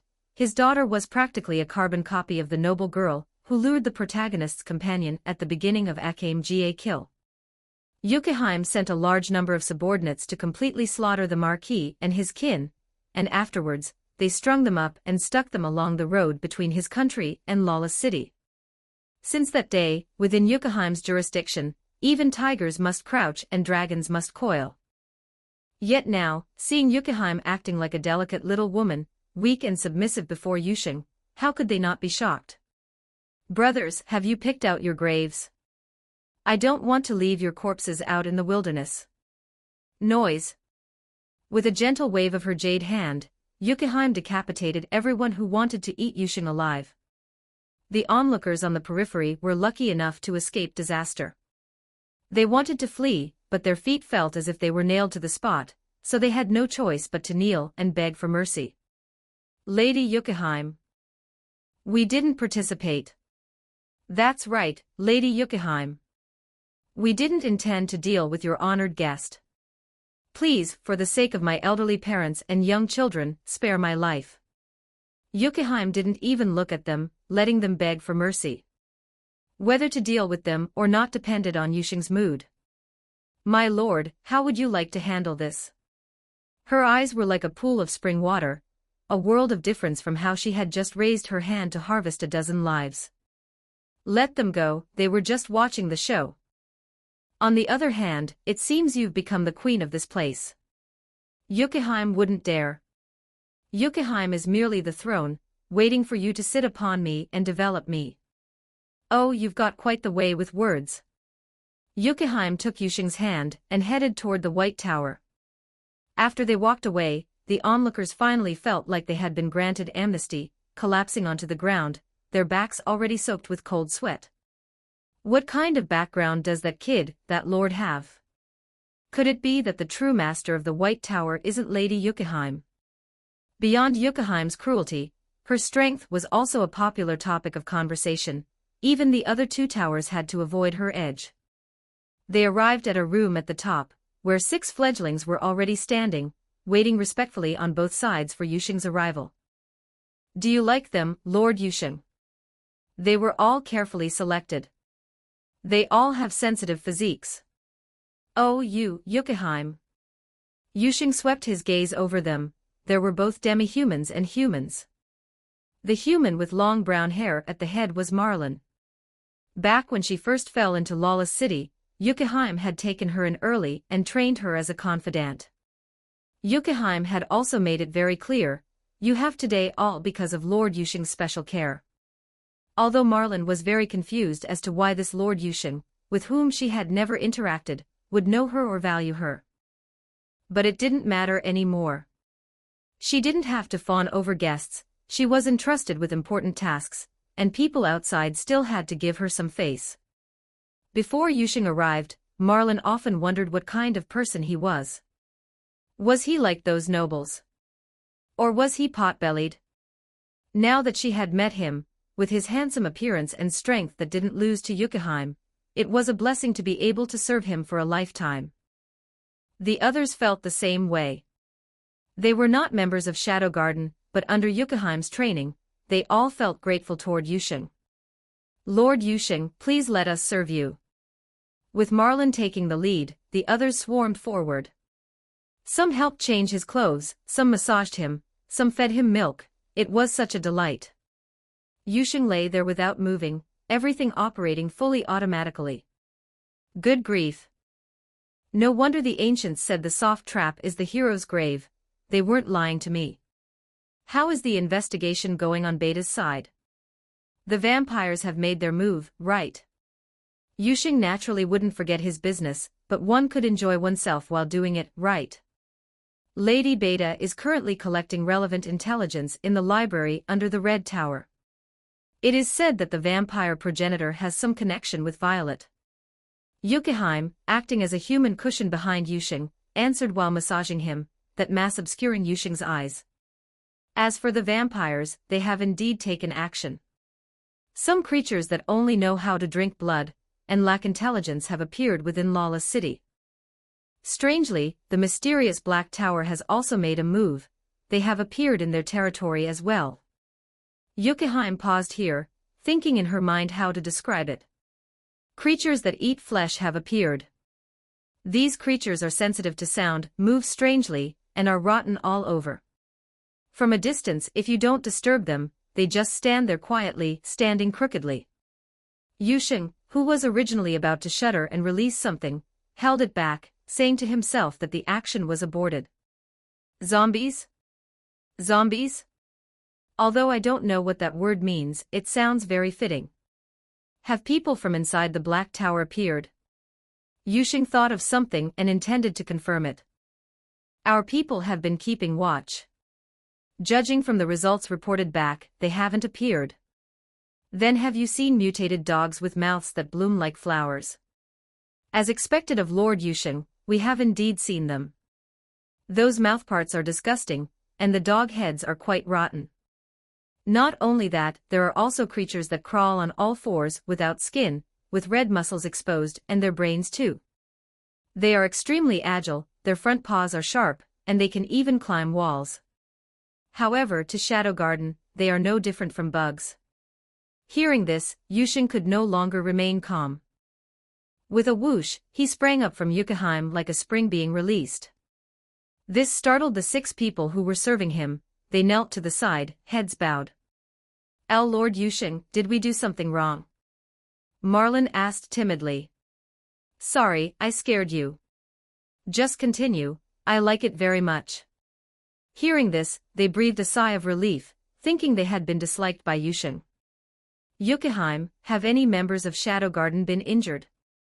Have they had any uncomfortable reactions afterward? Facing the suddenly serious Yusheng, Yukiheim hurriedly answered, Lord Yusheng, they haven't suffered any injuries. As for discomfort. Yusheng watched Yukiheim think, his heart suddenly tightening. They say it's easy to dodge an open spear, but hard to guard against a hidden arrow. If it really is the virus from Resident Evil and even Shadow Garden could be infected, then this world is probably finished. Although Yusheng has a move that can restore health, he doesn't know the extent of the infection and cannot guarantee the effectiveness. Moreover, this thing is highly contagious. Once it breaks out, it will grow exponentially. Not to mention humans, even the ecosystem would suffer devastating destruction. In the end, Yusheng would only be able to take his family and Shadow Garden to another world. As for discomfort, there is indeed some. Hashtag 90 Chapter 90 Resident Evil. Chapter 90, Resident Evil. If you ask if there was any discomfort, there certainly was. There was? What happened after? Yusheng pressed. This would determine Yusheng's next course of action. They said something in their bodies was devouring and assimilating the mutation. Once they sensed it, they used magic to force it out and destroyed it with Amaterasu. After some recovery, their bodies returned to normal. Hearing the follow-up, Yusheng let out a breath and lay back down on Yukiheim. Leu. Yusheng called out, and a pitch-black figure quickly appeared in the room. She was a member of the 12 months, belonging to Yukiheim, also a foxkin female, and one of the few survivors of Yukiheim's tribe. On the day the Yuedan clan was wiped out, she survived because she was away on a long journey. Later she became a demon-possessed and was saved by Yusheng. I am here, Lord Yusheng. Leia knelt on one knee before Yusheng. Ah, I'm so envious of them. I also want to serve Lord Yusheng like that, with every part of my body. Ugh, I can't think about this anymore. Yusheng did not notice Leia's unusual behavior. He had an important matter for her to handle. Go and call over all members who participated in the Black Tower mission, regardless of whether they experienced any abnormalities. As you command, Lord Yusheng. With that, Leia maintained her kneeling posture and sank into the floor. Yusheng had to personally confirm whether there were any issues with their bodies. Lord Yusheng, you seem very wary of the Black Tower. Yukiheim massaged Yusheng's temples. Yes, Yukiheim. To put it seriously, this could mean the end of the world. By the way, when did it happen? It happened not long after you left for another world. My apologies, Lord Yusheng, it was my negligence for not reporting it to you in time. Don't blame yourself, this was something I didn't anticipate either. Yusheng thought that connections to other worlds were all related to magic, even the Fullmetal Alchemist world barely counted. But he hadn't calculated that a world without magic, like the genetic-related Resident Evil world, could also be connected. What else could there be? Would Cooking Master Boy count? After all, those delicacies are quite exaggerated. Would Yu-Gi-Oh! Count? Being able to use cards through a device. Would Baki count? If worlds like these could all be connected, sometimes it would be impossible to defend against. Take Tom and Jerry for example, never compare combat power with a GAD world. That, damn it, is a conceptual existence. But speaking of Tom and Jerry, there's also Big Big Wolf. This actually seems viable. Shadow Garden would have more lively characters and more vitality. They could also serve as trump cards, especially Big Big Wolf. If I lure his whole family over, why would I need to worry about the tech tree? Then do we need to change our primary target? Let's swap the priority. The top priority is to eradicate the Black Tower. If the Black Tower isn't completely destroyed, once a virus breaks out one day, it will be a huge disaster. Even with my toes, I can think that the cult must have a hand in this. Releasing a virus and then performing a miracle is just a common routine, isn't it? Understood, I will gather. No need. Yusheng interrupted Yukaheim's plan to gather Shadow Garden. This is quite troublesome, I'll go solve it alone. He didn't want his women to accidentally get infected. It's so good to have you in Shadow Garden. To be able to meet you, I think I've used up all the luck of my life. Us too. The 6 people who had been silently serving Yusheng also agreed with Yukaheim's words. Although they hadn't officially received training, they were still members of Shadow Garden, handling miscellaneous tasks in the lawless city as Yukaheim's subordinates. Having you all is my luck too. After waiting a while, Leo brought all the members who had participated in the Black Tower operation. There were as many as 20 of them. The pitch-black figures filled the room, kneeling on one knee. Lord Yusheng, as per your instructions, everyone is here. Everyone get up. Let me take a look. Yay! Finally, we can serve Lord Yusheng. Everyone sprang up, happily taking off their clothes. The speed was so fast that they were left only in various colored stockings and lingerie. A colorful, pale expanse, with long legs and various styles of stockings, made Yusheng feel a bit faint. Ahem, wait, I need to check. No, look at yours, also not that. I'm just observing. Yes, observing. Yusheng used his Sharingan in his left eye and his fiery eyes in his right eye to carefully observe every member. At Yukaheim's signal, they quieted down and stood still. Someone who didn't know better would think Yusheng was holding auditions in Dongguan.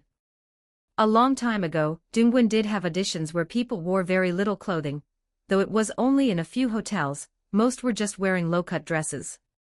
Yusheng watched very carefully until he noticed an anomaly on the last numbered member, something that was a different color from the deep purple magic.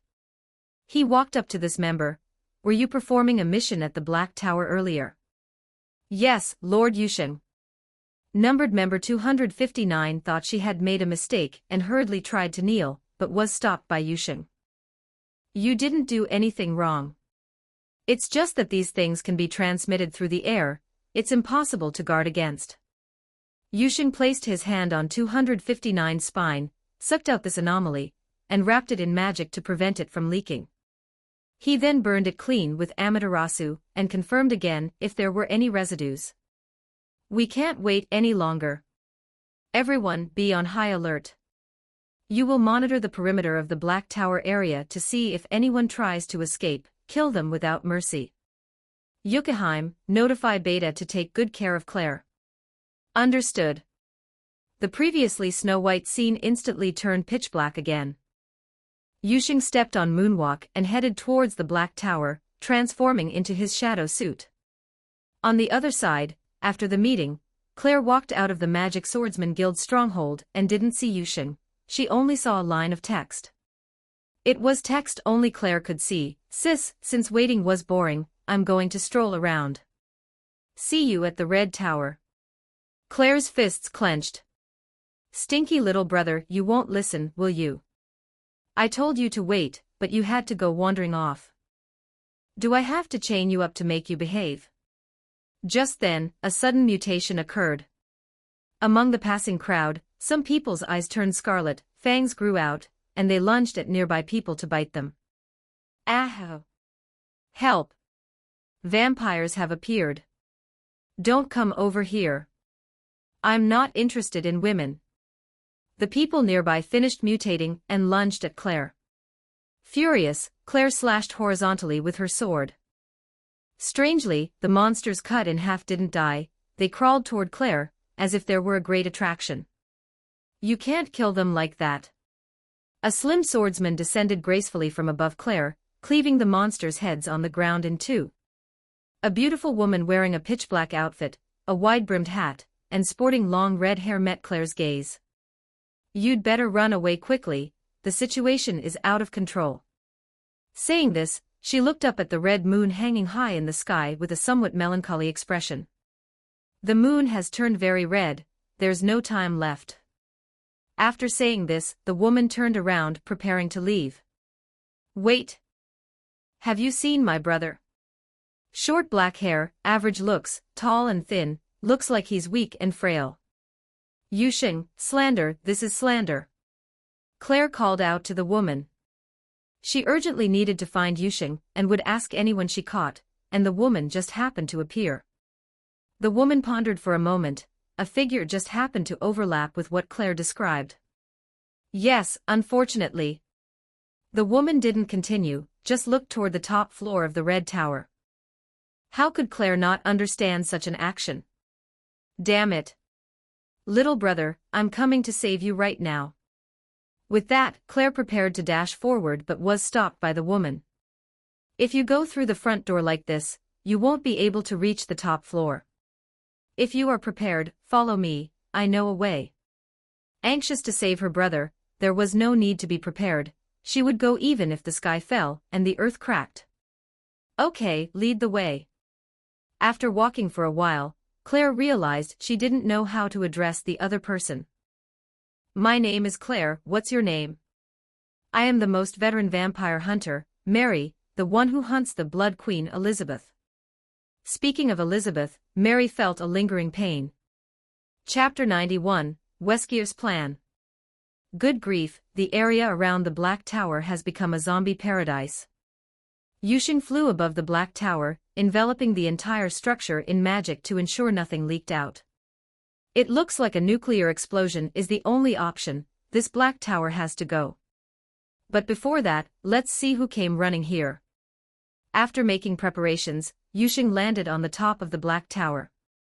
Dense swarms of zombie dogs and lickers were wandering around, showing no reaction to his arrival.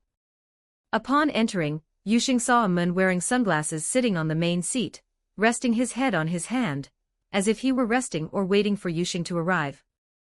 This man was none other than Albert Weskier. Weskier, how did you get here? Yusheng's tone was very flat, as if he were chatting about the poor weather today. The sudden arrival of a visitor surprised Weskier slightly, but he controlled his emotions well. Oh? It seems I underestimated this world filled with magic and you know me. Of course he knew him. He was a villain who appeared in both games and movies, a character who couldn't be left out when talking about Umbrella. However, Yusheng had no intention of reminiscing with him. I'll ask one more time, how did you get here? In such a rush. I suppose you came here from another world too, didn't you? As for how I got here, an organization calling itself the Cult of Diablos invited me, and gave me this place to use as an experimental site. It had to be said that as the 13th test subject of the Umbrella Corporation's Weskier project, Weskier was exceptionally intelligent. He could guess Yusheng's origins from just a sentence or two. So your goal is your own evolution, and like the cult, to become a godlike existence and control the world. Ha. You really are familiar with me. That's right. In my original world, I kept collecting different viruses. Just when I thought I could become a god, the cult arrived. They used supernatural power to tell me that my path to godhood was still very long. What a pity. After arriving in this world, I found the viruses here too boring, so I wondered if I could fuse them with magic to bring me new possibilities. Weskier chattered on and on, telling Yusheng about his plans, likely because he had met someone who knew him so well, which opened the floodgates. You failed. Yusheng's eyes had long since seen that Weskier himself was a viral entity with absolutely no magic fluctuations. It was likely due to his physical condition that he was abandoned by the cult. You're right, I don't adapt to this world and even the cult doesn't pay attention to me, but I won't give up. So what if there is magic? Can it resist my virus? The biological genes of this world can't resist it either. I can promote their evolution, and I am the god who bestows that evolution upon them. Weskier, do you have any last words? Last words? I don't need such things. With that, Weskier transformed into a tyrant. Combined with the superhuman physique he gained after injecting the mutated progenitor virus, he wanted to make this magic-filled world see clearly. I can defeat you all. Yusheng had no intention of engaging in a protracted fight. He didn't want to get infected with any virus just because he wanted to play around. Amaterasu. Black flames ignited the huge and brawny Weskier. Roar. Because of Weskir's roar, all the zombies inside the tower swarmed in, but Yusheng had already flown into the air using his moonwalk. The swarms of zombies surrounding Weskir were like a highly contagious virus, and the black flames engulfed them. Farewell, Weskir. When Yusheng was still on Earth, he quite liked Weskir as a villain. Playing a role in pushing things from behind the scenes, for the entire series, Weskir could be called the engine of all conflict and narrative tension. At the same time, he was fleeting, leaving Yusheng with endless associations. Dragon Might, 300,000 tons of TNT equivalent. His right hand condensed a black-purple, highly concentrated ball of magic, accompanied by the flames of Amaterasu. Like tossing a pebble, he threw it at the Black Tower. Boom! Inside the barrier, a storm of mixed deep purple and black flames whipped up, raging wantonly, destroying everything it could consume, whether it was the air, buildings, or zombies. Yusheng stood above the barrier, wanting to confirm if everything had been burned clean. And those who had initially wanted to escape the Black Tower were picked off by the surrounding Shadow Garden. The sound of the massive explosion caused the chaos in Lawless City to pause instantly. The vampires who were biting, the people who were being suppressed, and those who wanted to escape Lawless City were brought to a halt by this aura of destruction. The mindless vampires seemed to be expressing fear, the fear of a living creature facing death. What was that power? The Black Tower, that tyrant's Black Tower, is it just gone like that? No. I heard the owner of the Black Tower changed long ago. I heard the original tyrant died a long time ago, killed by a mysterious person. What are you staring for? Run. The sky over Lawless City is about to change. As this shout rang out among the crowd, the chaos resumed. People scrambled to escape, causing immense pressure on the neighboring countries, which had to urgently mobilize troops to guard their borders and refuse them entry into the cities. Lord Yusheng's power, no matter how many times I see it, I never get tired of it recorded, it must be recorded. Beta pulled a small notebook out from her chest and began to sketch rapidly. Lord Yusheng. This concubine is truly about to be charmed to death by you. Yukheim stood on high ground, admiring Yusheng's heroic bearing. The Black Tower, one of the 3 great towers of Lawless City, is just gone like that. Lady Elizabeth. Mary was deeply frightened by the scene before her. She didn't know if she could still save Elizabeth against such power. And Claire, beside her, was even more worried about her brother. Let's go, we must speed up. They passed through a secret passage and successfully reached the middle level of the Red Tower. By the way, you mentioned earlier that my brother was abducted by the subordinates of the vampire progenitor. Why would they do that? Do you know something? Your brother's heart, they need a sacrifice to resurrect the vampire progenitor, Elizabeth. Claire clenched her fists, her pace involuntarily quickening. Damn it. I shouldn't have brought my brother here. While running, Claire slapped herself but was stopped by Mary. Young Miss Claire. There's no need to blame yourself. The ritual is very complex, we will definitely make it in time. Having calmed down, Claire suddenly spotted a blind spot. Mary, although you said you were a vampire hunter, how do you know so much about the ritual? You seemed to refer to the vampire progenitor as my lady earlier. Claire looked at Mary with an expression that said, I am waiting for your explanation. Whether or not they were working together to deceive her didn't matter, what mattered was that Mary could lead her to her brother. I am also a vampire. I am a subordinate of Lady Elizabeth. But don't misunderstand, I don't drink human blood. In the past, humans knew the weaknesses of vampires and slaughtered them in large numbers. Elizabeth knew that if this continued, it would only lead to endless strife, so she created a sanctuary, praying for peace with humans. Under her leadership, some vampires stopped drinking human blood, but over time, vampires would lose their abilities. Mary was one of them. At first, this approach indeed achieved peace with humans, and as time passed, humans slowly let go of their prejudices. But other vampires were not happy. They had always viewed humans as livestock for blood, how could they not drink blood? So blood was slowly added to Elizabeth's diet. Under a certain red moon, Elizabeth turned back into that bloodthirsty progenitor. She went berserk and destroyed several countries. After calming down, she stabbed herself in the heart, and had Mary watch over her, never to be resurrected. I see. So those rebellious vampires intend to resurrect the progenitor tonight. Hashtag 92 Chapter 92 Elizabeth's Resurrection. Chapter 92, The Resurrection of Elizabeth. I'm sorry, young Miss Clare. I didn't mean to hide it from you. I just wanted you to be able to rescue your younger brother as soon as possible. It's fine.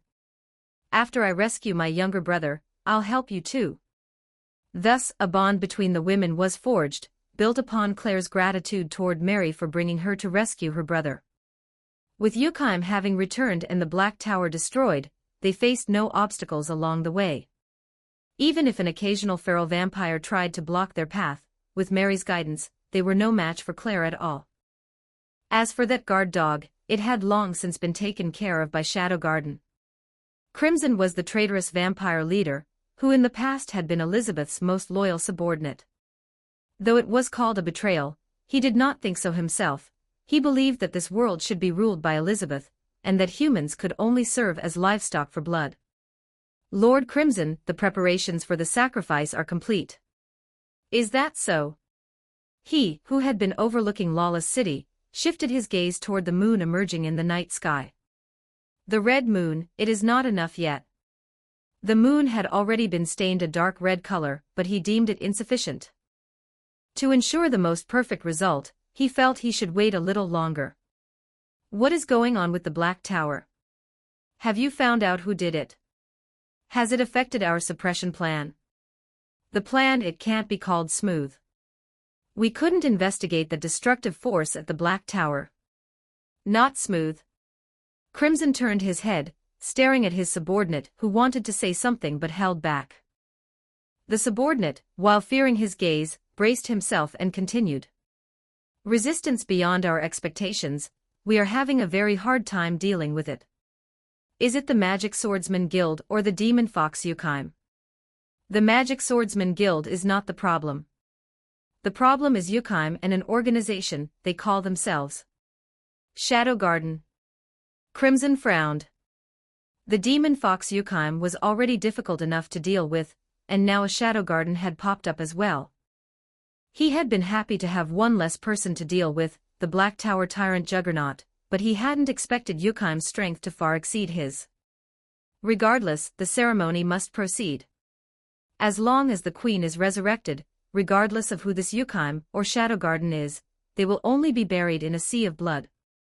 Understood. Crimson walked toward a coffin placed in the center of the room. Near the coffin was a male corpse with a build similar to Yusheng, and he was the sacrifice for tonight. My dear Queen, we will soon be able to dominate this world. He reached out and gently stroked the surface of the coffin. A vampire's weakness is the heart, and in the past, Elizabeth had mistakenly missed her own, which put her into a state of suspended animation, giving Crimson the opportunity to resurrect Elizabeth. The moon became even deeper red. This moment has finally arrived. Crimson lifted the lid, and the object inside appeared before his eyes. It was a small, withered black heart. He scooped it up carefully with his palm. Long time no see, my queen. The preparations to dye the world in blood are complete. After 1,000 years, all that remained of the progenitor was this heart. As long as it was intact, she could be resurrected once more. The sacrifice's own heart had already been dug out. As long as the progenitor's heart was embedded into the hole in the sacrifice's chest, Elizabeth would be resurrected. Ha ha ha. World, prepare to fear. Crimson laughed as he left the place. He didn't want to be killed by the newly resurrected Elizabeth. When he reached the door, he was suddenly kicked and sent flying into the wall. Eager to save Yusheng, the closer Clare got to the top floor, the faster her pace became. Mary couldn't even hold her back, and she kicked the wooden door to pieces. Brother. Ah. Clare saw the black-haired male corpse resembling Yusheng lying quietly beside the coffin, and was devastated. Her scream was earth-shattering. She stumbled to the side of the male corpse, without even looking, she hugged it, completely ignoring the angry Crimson. "Brother. Sister is sorry for you. I shouldn't have brought you here, it's all my fault." Sob. Mary, who had just arrived, didn't see the progenitor's heart being embedded into the male corpse because Claire was blocking her view. Mary moved toward Claire while remaining vigilant against Crimson. As Claire tried to tidy up the male corpse's face, gently brushing away the messy hair, her crying stopped. "Damn, who the hell are you? You scared me." She rudely threw away the nameless male corpse and even intended to stomp his head to pieces. "Nameless male corpse, can't you at least leave me a whole body?" "Stop." Crimson wanted to stop Claire but was kicked away again. Mary, who had approached by now, thought Claire was still in grief. "My condolences, young Miss Claire." "Condolences your ass, don't say such ominous things, that's not my brother." Mary was speechless. "You were quite ladylike just a moment ago. How did you end up greeting someone's mother out of the blue?" When Mary saw the corpse clearly, her face turned pale instantly. "How could this be? Lady Elizabeth, I still broke the promise." Unable to care about grief, she wanted to pull Claire away to escape. "Run. If we stay here, we will both die." Lady Elizabeth's morning temper. Unfortunately, it was too late. A scarlet storm suddenly erupted in the room. In the center of the storm was the resurrected Elizabeth. "It's huge."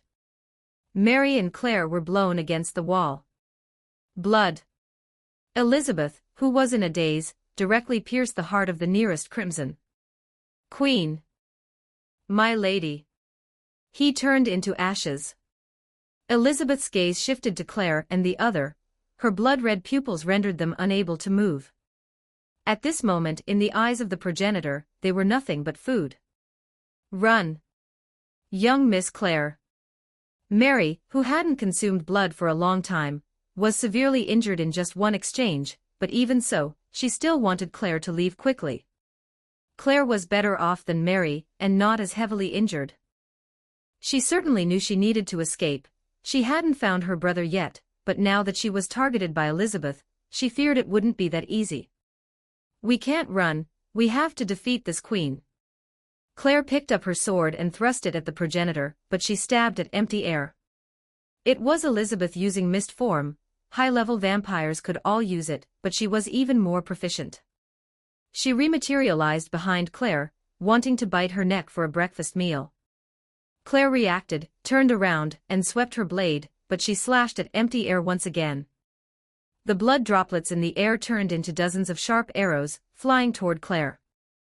Seeing she couldn't dodge, she intended to take the hit head-on, but was pushed away by Mary. "Mary. Go. You are no match for her, she hasn't even used her full strength yet. You saved me, how could I just leave like this?" Not giving them a chance to perform a touching drama, Elizabeth's attacks did not stop.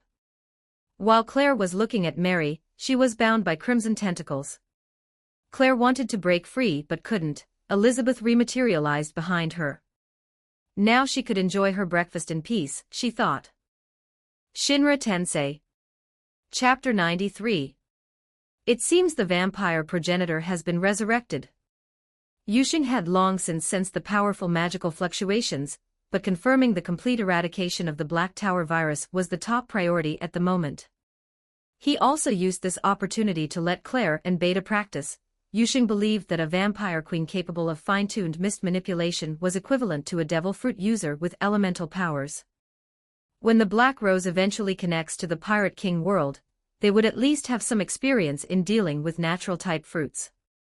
As for the sand fruit ability brought back from the Full Metal Alchemist world, Yuxing tossed it to Ada and Sherry for research.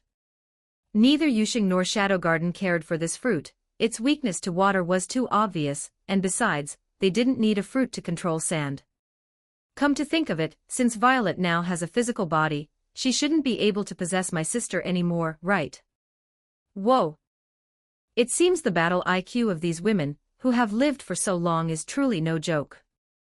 Although Yuxing was at the Black Tower, He was constantly keeping an eye on the situation at the Red Tower. Sure enough, just as Elizabeth was about to drink Claire's blood, Beta and Yukiheim used a Shinra Tensei to blast her away. Elizabeth reacted in time to evade the sudden repulsive force. Had she been a moment later, she might have been shredded. Blood. Her morning grogginess hadn't faded yet, and now that she had been repeatedly blocked from enjoying her breakfast, she became even more berserk. Lady Elizabeth. The heavily injured Mary wanted to awaken her rationality, but she couldn't do anything.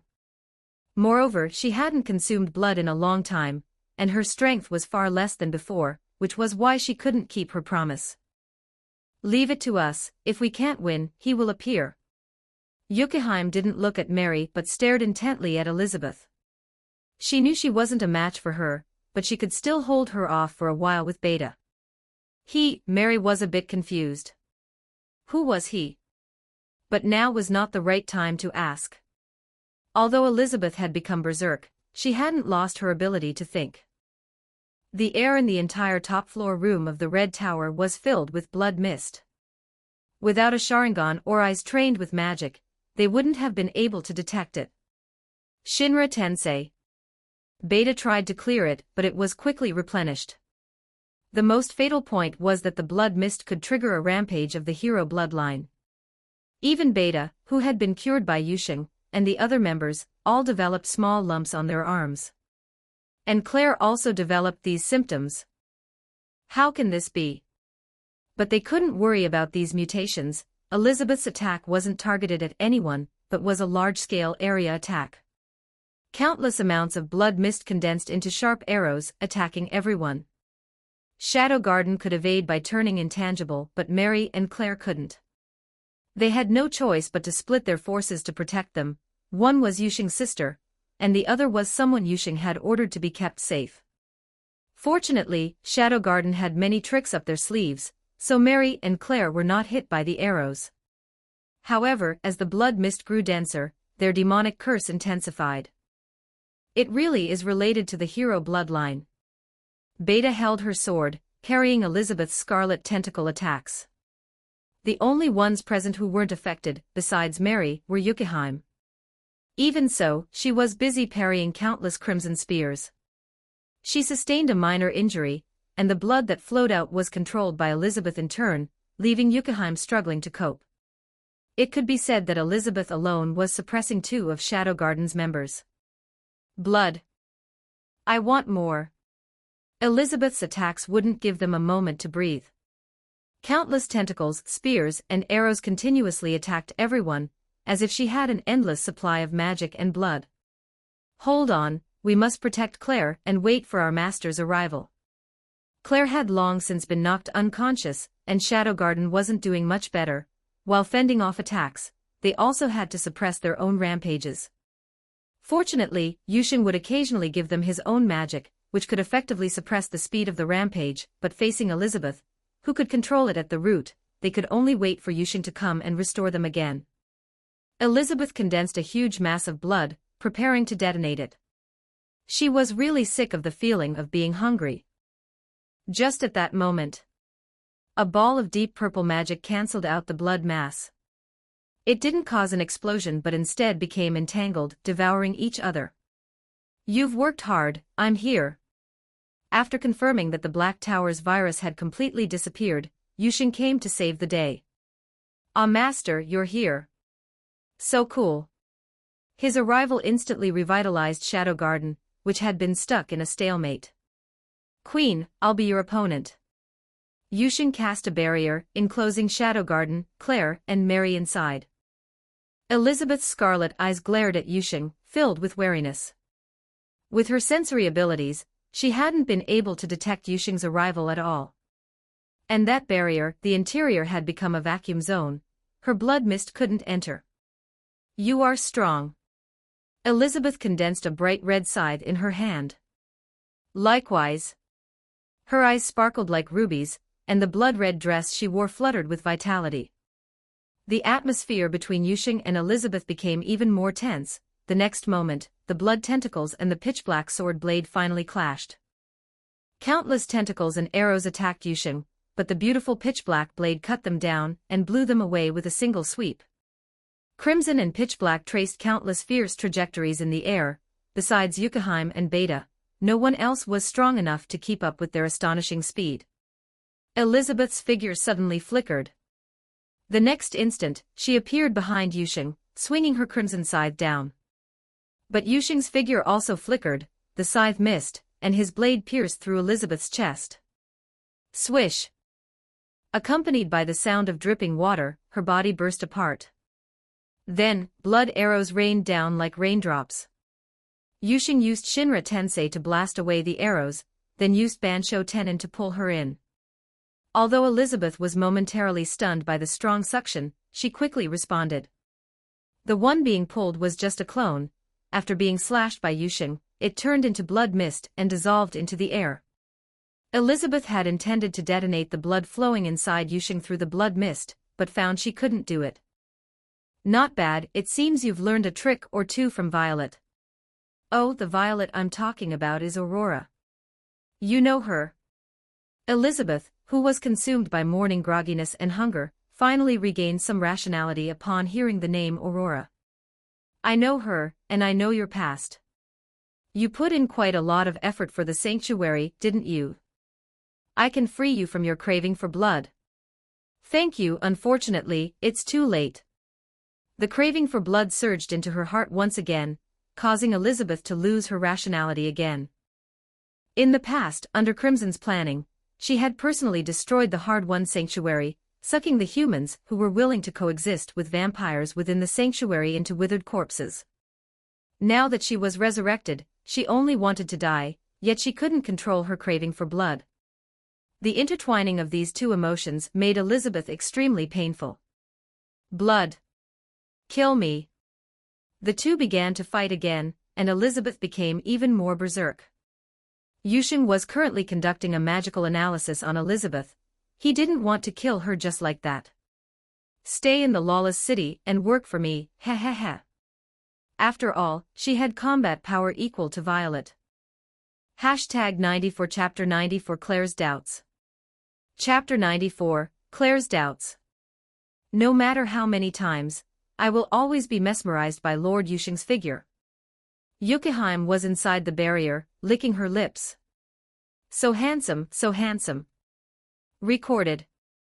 Beta said nothing, merely sketching rapidly. Although her hand had a tumor-like growth, it did not affect her drawing speed in the slightest. It had almost become instinct. The battle of dozens of rounds shifted from close-quarters combat to Elizabeth creating distance and attacking Yusheng with tentacles.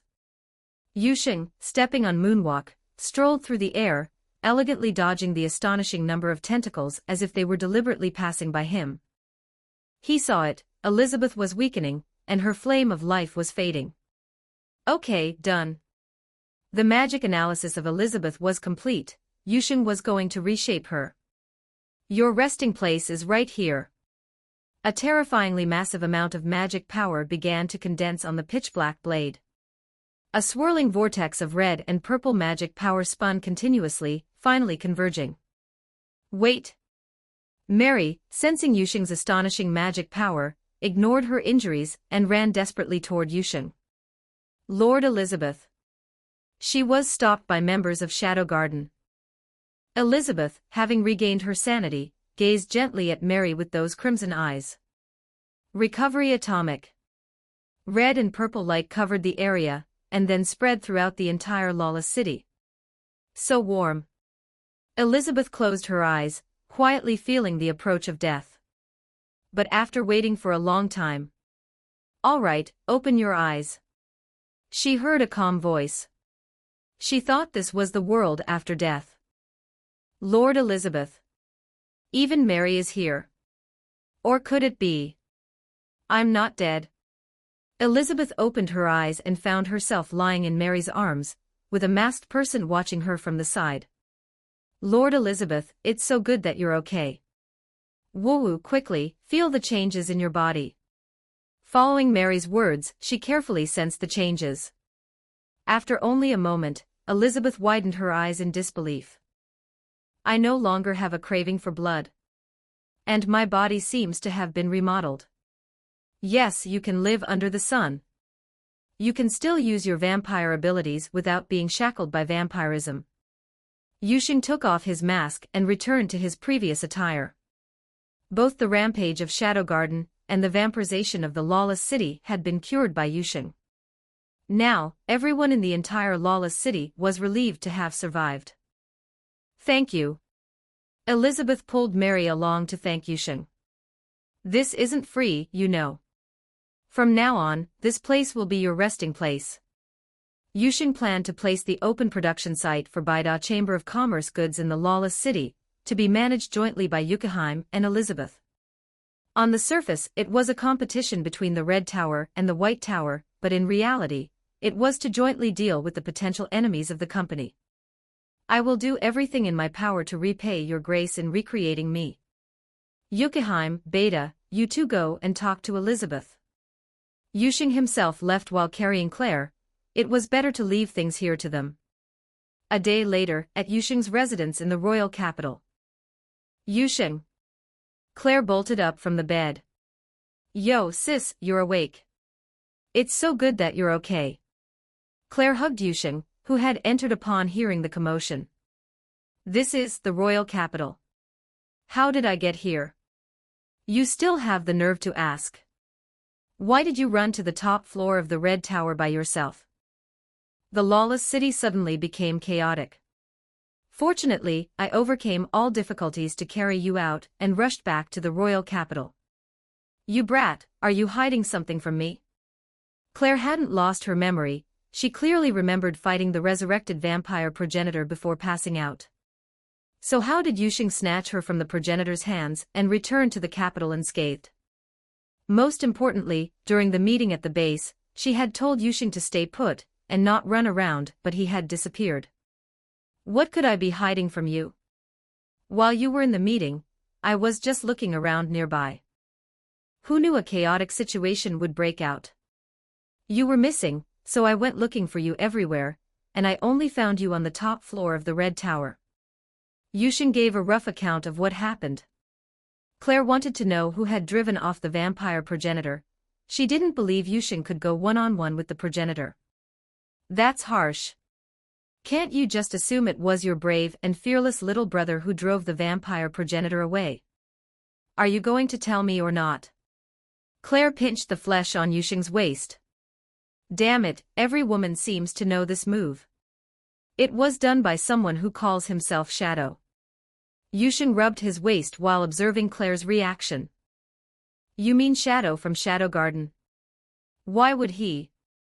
When they were on the top floor, Claire had asked Beta why she saved her, and the answer she received was that it was related to Shadow. Claire was puzzled, she didn't know Shadow, and she had no connection with Shadow Garden. What are you thinking about? You brat, that Shadow Garden is very dangerous. Don't get involved with those people. Why do you say that? Yusheng was curious about his sister's view of Shadow Garden. This Shadow Garden seems to be related to the demon possessed. Anyway, just listen to me, do not get involved with this organization. Can't you just finish your sentence? Fine, fine, fine. Be serious. This time, she didn't pinch his waist but twisted his ear directly. After resting, Claire left Yusheng's residence and went to the Magic Swordsman Guild to confirm how the subjugation of the vampire progenitor would be calculated, determined to include Yusheng in the count. Before leaving, she glanced at Yusheng's residence.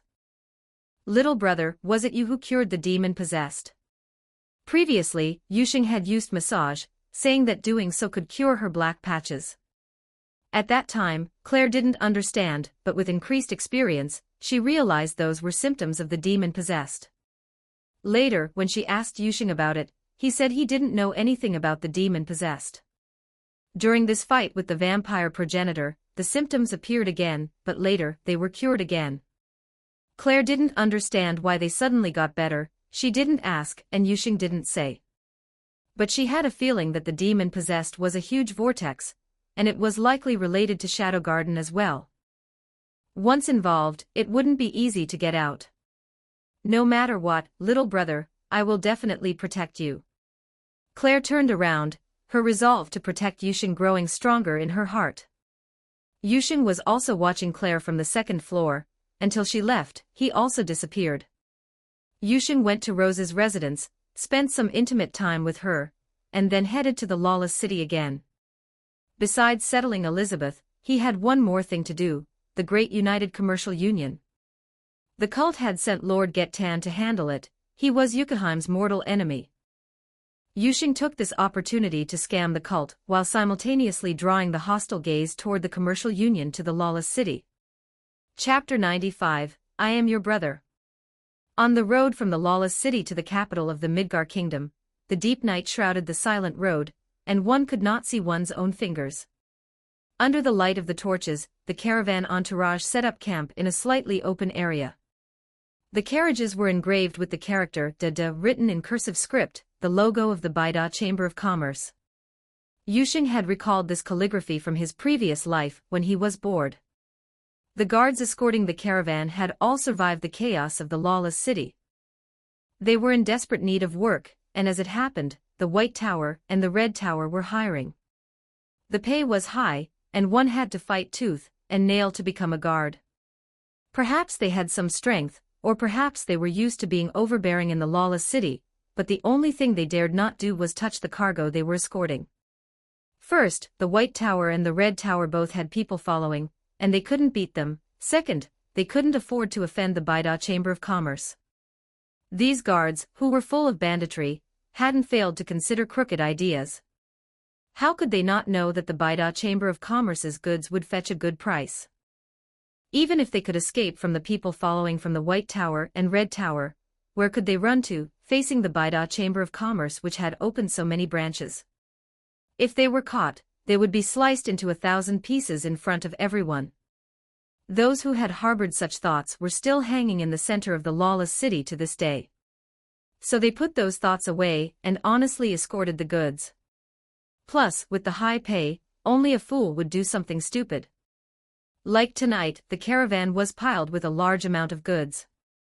According to statistics, if one could successfully steal this batch of goods, even their descendants would have nothing to worry about.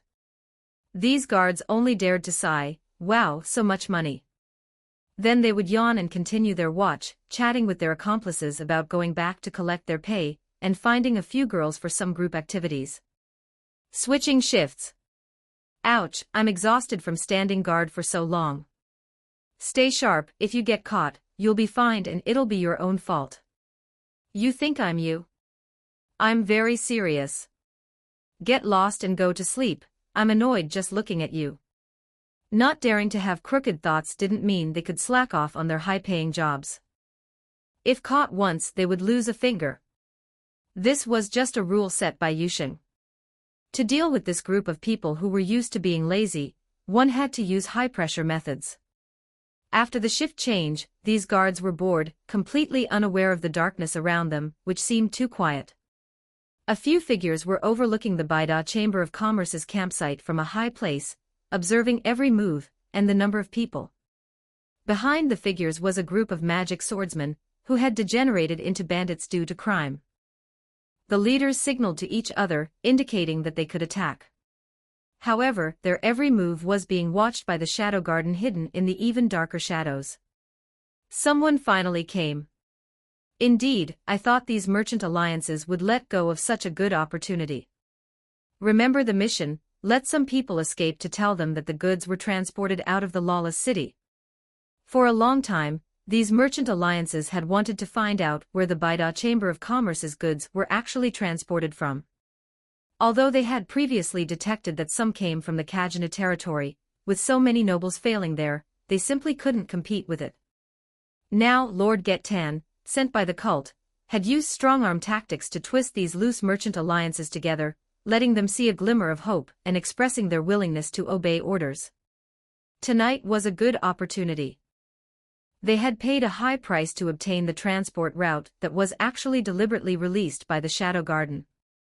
They didn't ask to hijack the goods, but at least they wanted to burn them and interrogate the source. Enemy attack. Stop sleeping, you bastards, your asses are on fire. Although they caught the guards off guard, they were people who lived in the lawless city, so they still had some skills. The guards, woken up by the fighting, grabbed their weapons and swung them over. Damn it, robbing me. You didn't even check my reputation in the lawless city. You sons of bitches, don't you know that you can't mess with goods from the lawless city? Do you dare to rob the Baida Chamber of Commerce's stuff?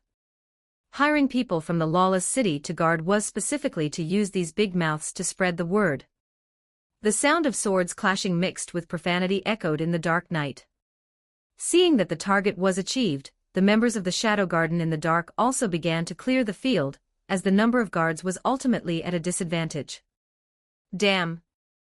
When did the people from the lawless city become so strong? Forget the cargo, retreat.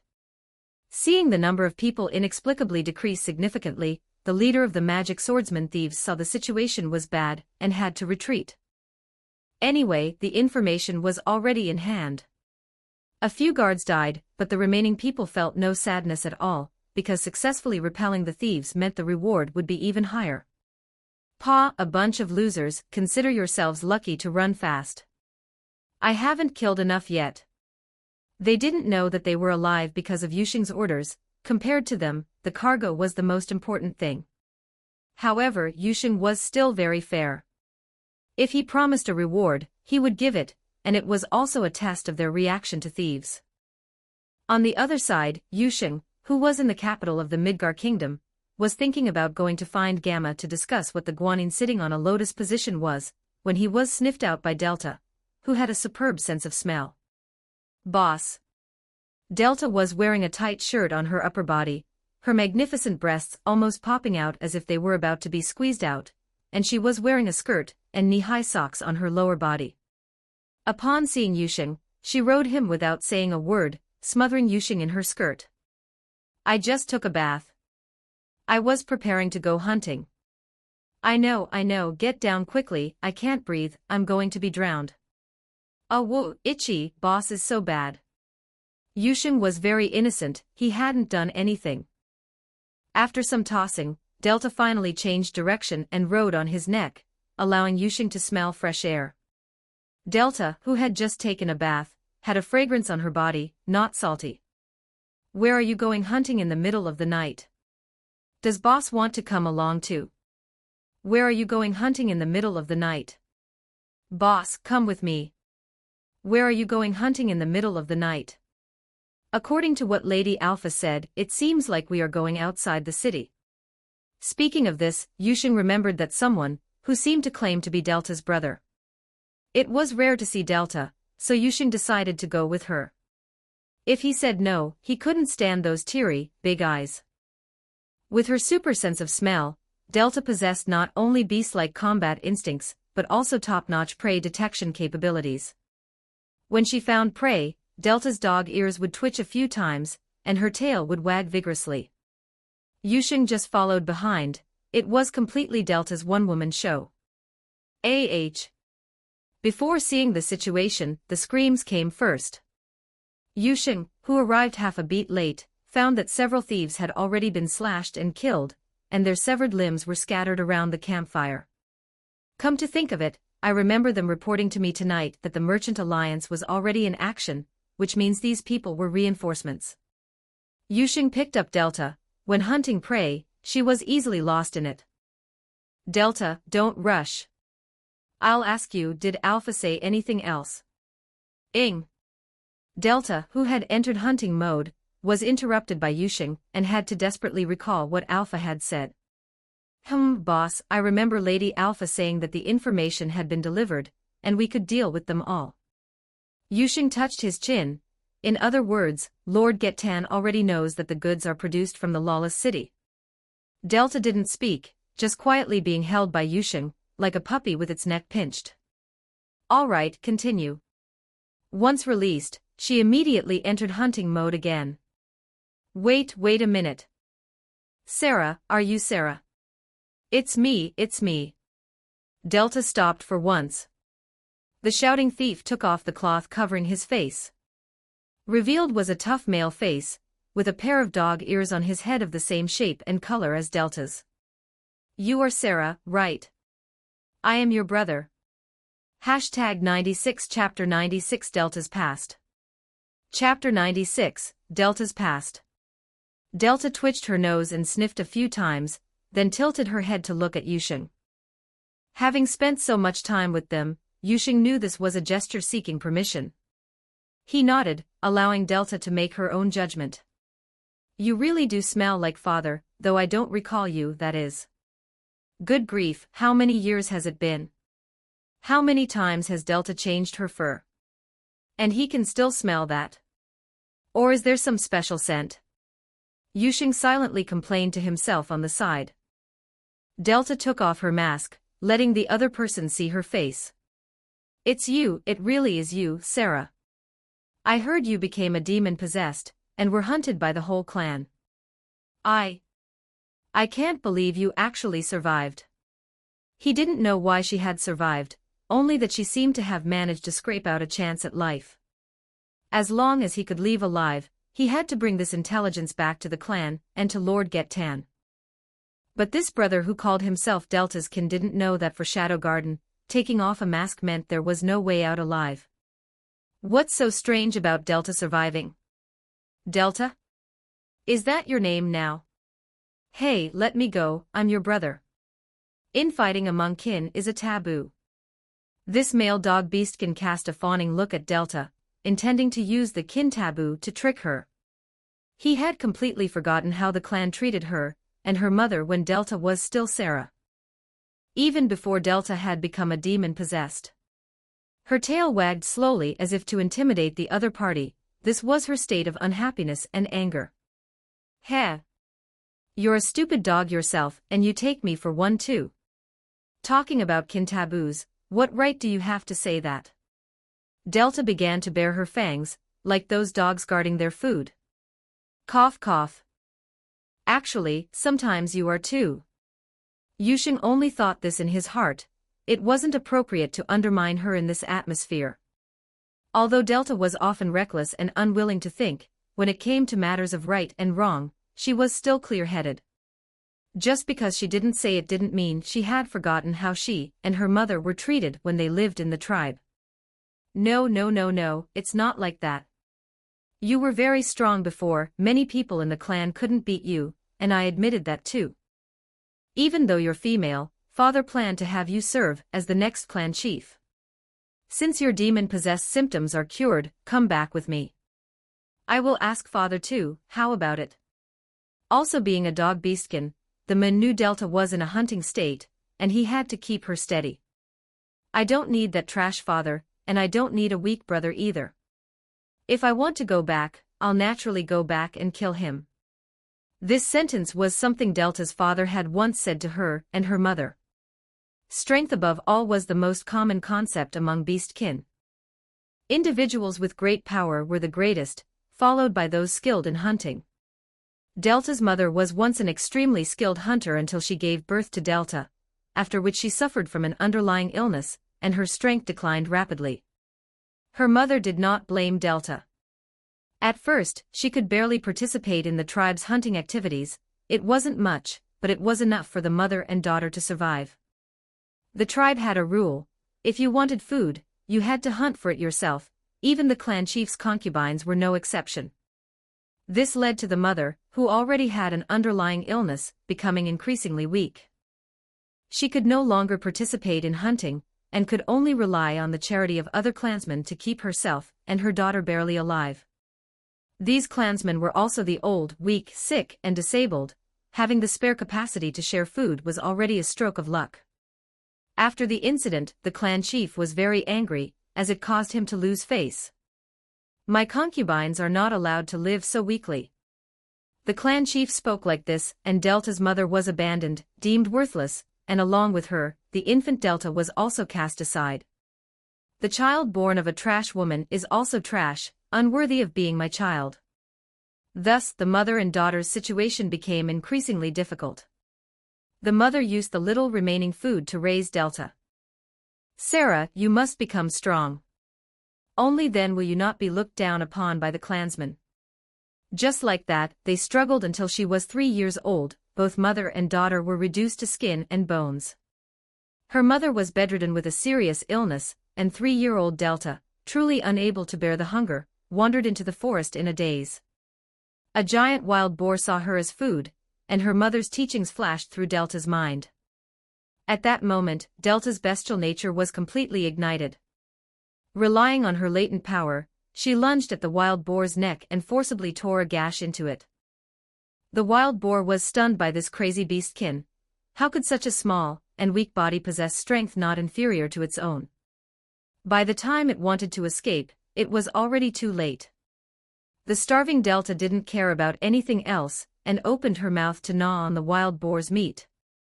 That was the first time she felt the thrill of the hunt and understood what her mother meant. Sated, Delta dragged the wild boar, which was several times larger than her, back to the tribe. She wasn't trying to prove anything to her father, but to save her mother. The tribesmen were all dumbfounded. How is it possible? How could a 3-year-old little girl do this?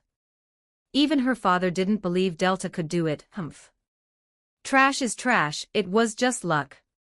What did 3-year-old Delta know about mockery or jealousy? She only knew this was her spoils of war. Whoever dared to covet it, she would bite them to death. And her father chose to watch from the sidelines, letting the clansmen snatch Delta's food. To him, it was actually a good thing. He had so many children, he only needed the outstanding ones, and this could also prove that this abandoned girl had the ability to hunt alone.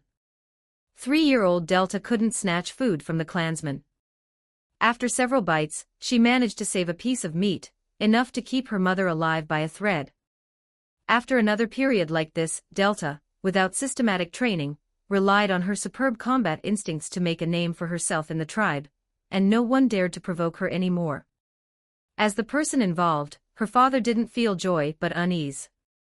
Delta's strength threatened his position.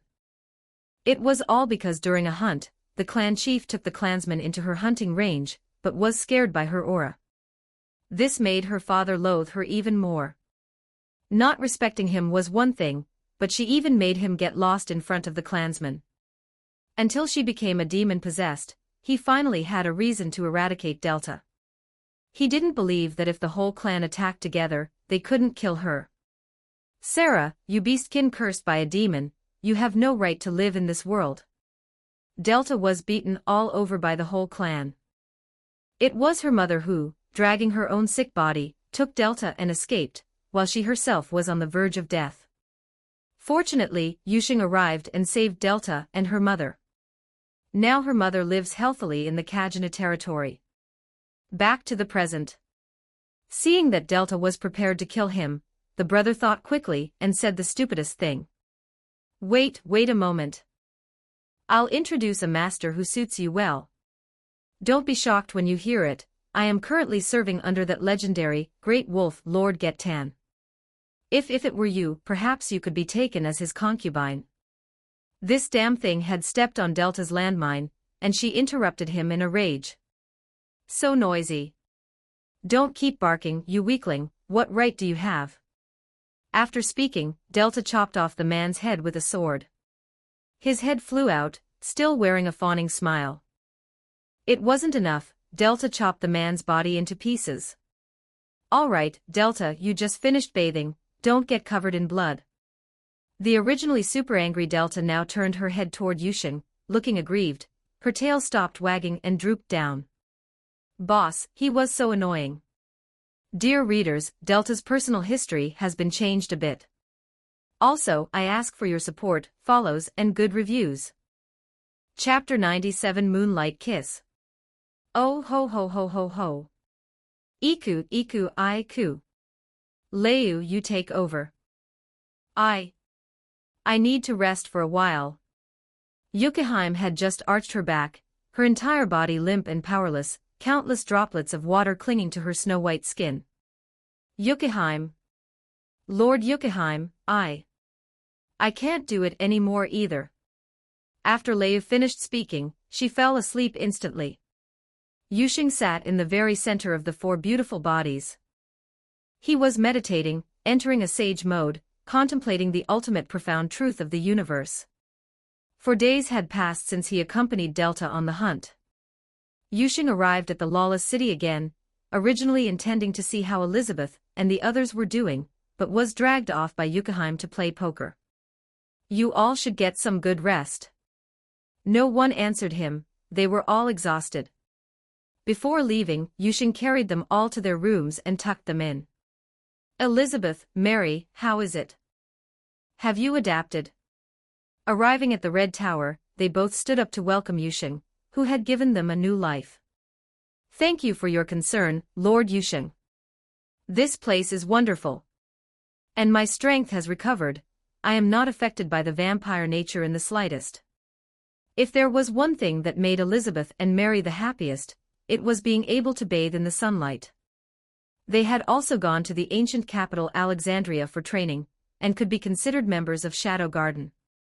Now that the Black Tower of the lawless city had been destroyed by Yushin, the White Tower and Red Tower were distributed east and west.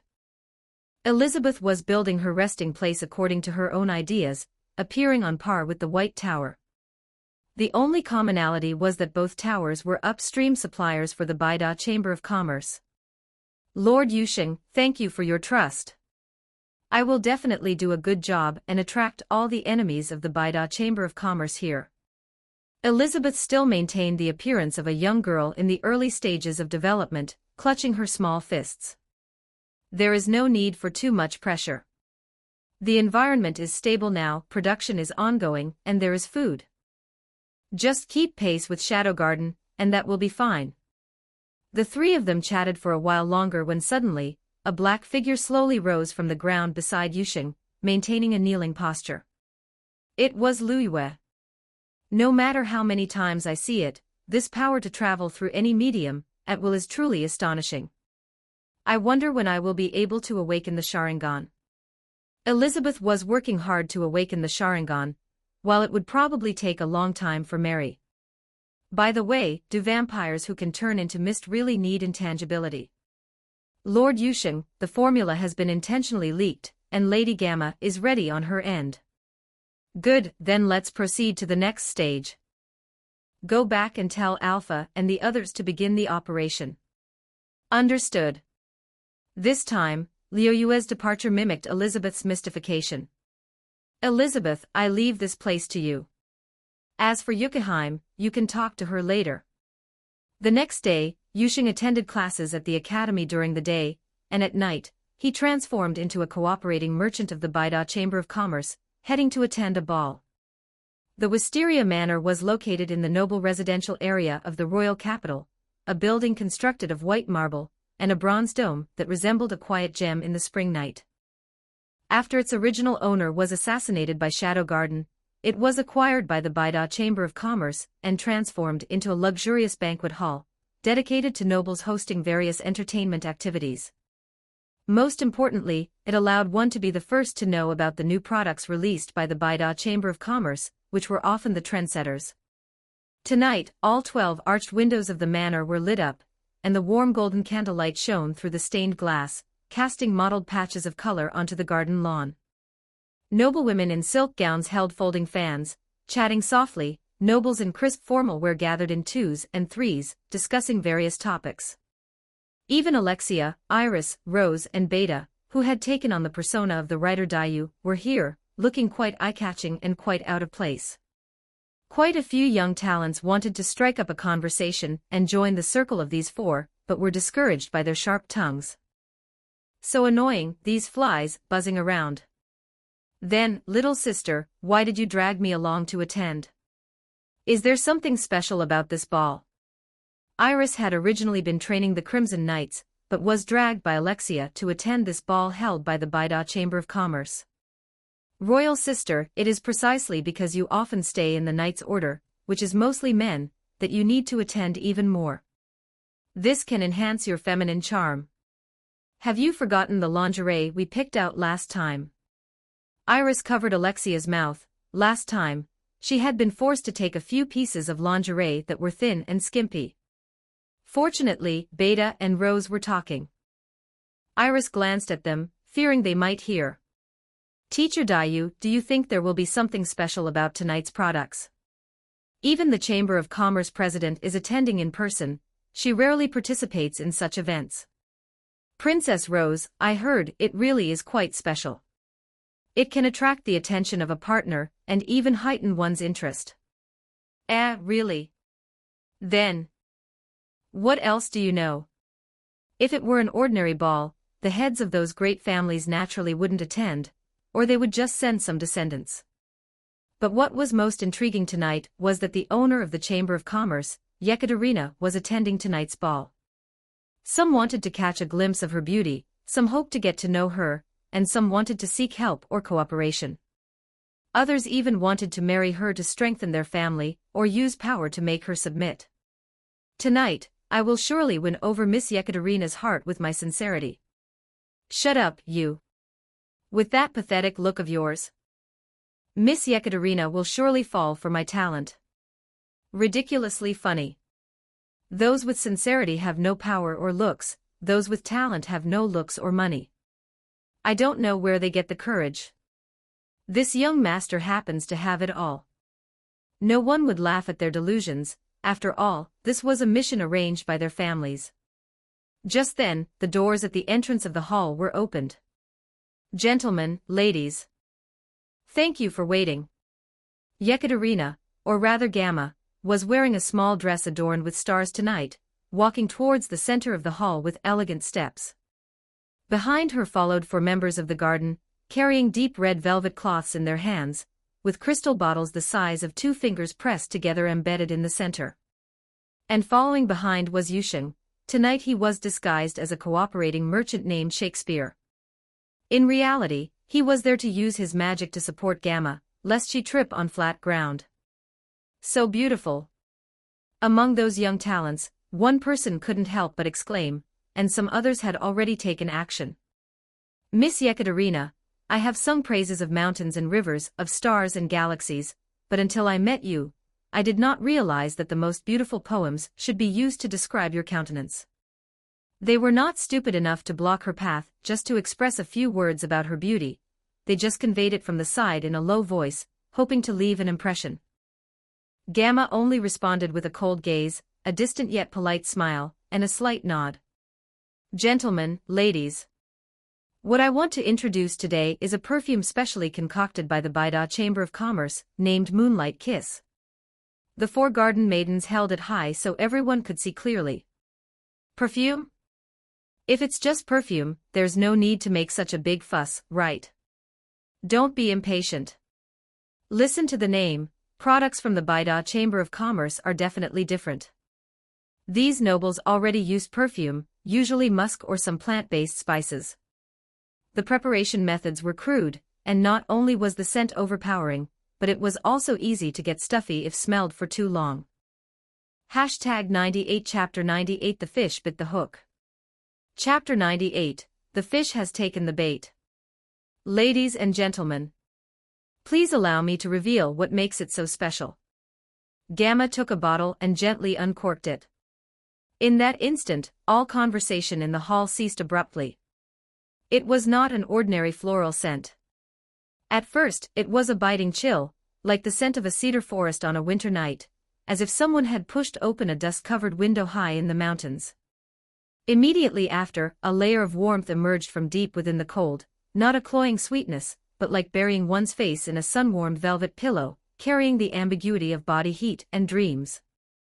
Finally, just when everyone thought the scent was about to fade, a faint, almost hallucinatory breath traveled from their nasal cavity straight to the back of their minds, inexplicably reminding them of a summer night in their childhood, lying on the grass and watching the Milky Way. A few breaths later, the once quiet hall became lively again. The atmosphere was no longer filled with the cloying, stuffy scent of the previous inferior perfumes. This scent. Have you noticed? I feel so invigorated. It's not just that. I can feel a unique charm. Those nobles and their wives looked at the people around them with a faint sense of infatuation. Yes, you are right. This moonlight kiss can invigorate you and also enhance your personal charm. Gamma spoke tactfully, but everyone knew exactly what she meant. Now, I would like to invite 2 ladies to be our first testers. The Baida Chamber of Commerce guarantees that there are absolutely no side effects, and it will not turn foul after a while. As soon as Gamma said this, noblewomen immediately stepped forward. They were all marchionesses, and the others had no choice but to tactfully back down. The princesses did not need to compete, they only needed to wait for the results. A garden maid gently dabbed some on the necks of the two noblewomen. The fragrance immediately dispelled the previous inferior odors. They impatiently paraded around the hall like peacocks spreading their tails, drawing the undivided attention of the nobles and becoming the center of the ball. "Miss Gamma, may we purchase it now? I can't wait to sprinkle it on my wife."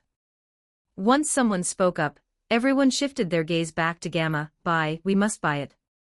Gamma smiled and clapped her hands. The hall doors opened again, and 21 garden maids walked in. 20 of them carried the Moonlight Kiss, and one carried a gold-gilded card voucher. First, I must state that the Moonlight Kiss is 300 gold coins a bottle. 300 gold coins did not surprise them, on the contrary, it was a symbol of status, a distinction from inferior perfumes. Secondly, because the production process of the Moonlight Kiss is extremely complex and tedious, it takes at least a month for the scent to mature. Every drop is the essence of time, not to mention the issue with raw materials. Therefore, only 22 bottles are for sale tonight. The limitation caused the nobles present to murmur with dissatisfaction and anxiety. They were dissatisfied because they had never failed to obtain something they wanted, and anxious because the quantity was small, and some nobles would not be able to compete for it. "Please, everyone, calm down. Let me introduce the business partner of the Bida Chamber of Commerce, Mr. Shakespeare, who is responsible for the procurement and supply of raw materials. If you could all leverage your connections, the production of the Moonlight Kiss could be greatly increased." Gamma stepped aside and made a welcoming gesture, focusing everyone's attention on Yusheng. Yusheng stepped forward, placed his right hand on his chest, and bowed slightly. "I am Shakespeare." "Thank you, my lords." The crowd's reactions were mixed. Some were jealous of why he could stand next to Gamma, while others saw the immense profit involved. "But Miss Gamma, even if the raw materials issue is resolved, we might not necessarily be able to buy it." Someone bold enough bravely asked this critical question. If the raw materials were solved and production increased, it would certainly be bought up by the big families. How would the small families be able to buy any? Time could be waited out, but not being able to buy it was the fear. Not being able to buy it meant being squeezed out of the circle. If we all use the Moonlight Kiss, and you use inferior perfume, how could you have the nerve to attend a banquet? Everyone, please look. This is the Moonlight Voucher launched by the Bida Chamber of Commerce. Purchasing this voucher is equivalent to purchasing the Moonlight Kiss in advance. Each voucher has a number, and we will deliver them in order. A good portion of the families were relieved, as long as we can buy it. Then, Miss Gamma, I need to purchase 20 bottles of the Moonlight Kiss. Oh, that's quite a bold request, wanting 20 bottles right off the bat. Have you asked for my opinion? The marquises and dukes began to fiercely compete for the limited Moonlight Kiss available that night, neither willing to yield to the other, completely disregarding the feelings of others. Some who knew their limits had already started buying Moonlight vouchers, just to get an earlier sequence number and obtain it sooner. Even so, they still sparked conflicts over the sequence numbers. In the luxurious hall, the myriad facets of life were on display, and all their ugliness was laid bare. Yusheng and Gamma watched quietly from the side, observing the market-like scene. In the end, Iris and Alexia couldn't bear it any longer and stepped in to mediate, bringing the commotion to a halt. The 22 bottles were quickly divided up. The remaining 2 brand new, unopened bottles were gifted by Gamma to the 2 princesses, while Rose received the Moonlight voucher with the number 1. Ha ha ha. Mine is number 10. If we count based on a production of 24 bottles, I'm in the first batch. Mine is number 24. They were happy for a while, but soon they were voluntarily traded away. After changing hands a few times, they were ranked well past 100. Then, please enjoy yourselves. Having completed their plan, Yusheng and Gamma left the hall. Leaving with them was the group of 4 including Iris. They knew very well that this ball, under the influence of the moonlight kiss, would soon evolve into an orgy. How disgusting. 3 days passed, and the popularity of the moonlight kiss in high society had not faded. On the contrary, the craze for this special perfume had become even more intense. Even with only one application, the effect had not dissipated, although it was certainly not as potent as on the first day. Consequently, the nobles constantly held salons and tea parties. Those who wore the moonlight kiss became the center of attention, a dazzling presence. Marchioness, the effect of the moonlight kiss is just too good.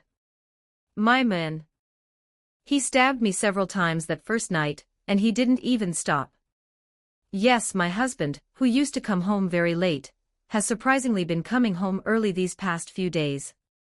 And the male nobles' romantic encounters became more frequent. Nobles who couldn't buy the stock were begging everywhere, just to get a taste of that effect. Under the manipulation of Shadow Garden, after learning of Yusheng's residence, they almost trampled his threshold flat. Out of respect for the Baida Chamber of Commerce, they dared not be arrogant. They only sought to find out what the raw materials were, then dispatch their men to acquire them and secure huge profits. As for imitation or reverse engineering, that was impossible. The raw materials Yusheng provided were half true and half false. Lord Yusheng, the chairman of the United Chamber of Commerce, is requesting an audience. Oh? The fish has taken the bait. From beginning to end, this trap was set by Yusheng specifically for the cult and the United Chamber of Commerce. Chapter 99, The Pig Teammate Wolf Beastman. Lord Get-Tan, after careful investigation, we have confirmed that the four-leaf group has been nearly wiped out. The surviving leader, Ichiyo, is also unconscious with severe injuries. President Kata of the United Chamber of Commerce, bloated like a bullfrog, was reporting the situation of the four-leaf group to the Wolf Beastman. The so-called four-leaf group consisted of 4 experts whom Lord Get-Tan had promoted from the private troops of the United Chamber of Commerce, and whom he had personally trained and cultivated. TSK, what useless trash. It was a waste of my efforts. If they can't even handle a single Chamber of Commerce, they might as well be dead. Lord Get-Tan, if I may speak frankly, the magic swordsman hired by the Baida Chamber of Commerce is likely extremely powerful. We have suffered great losses because of them before. Kata kept his head lowered, not daring to look at Lord Get-Tan. That is merely because of your incompetence. Now that I am here, whether they are dead or alive, my mission is to crush the Baida Chamber of Commerce as much as possible and collect more funds. Do you understand? Although Lord Get-Tan spoke calmly, Kata could hear his displeasure and irritation. What he didn't know was that this was a task personally assigned to Lord Get-Tan by the cult master of greed. If completed, he would be able to obtain even greater power. Yes, Lord Get-Tan, I understand. So besides the fact that our people keep dying, is there any other good news? Yes, there is, Lord Get-Tan. Previously, Ichiyo infiltrated the Baida Chamber of Commerce and, after much difficulty, obtained an incomplete formula for the Moonlight Kiss, which is currently highly sought after by high society. According to my investigation, 22 bottles are sold for 300 gold coins, but the price has already been hyped up to over 1,000 gold coins. Even the Moonlight Kiss vouchers have been hyped up to a high price. Speaking of this, Kata revealed the greedy cunning peculiar to a merchant.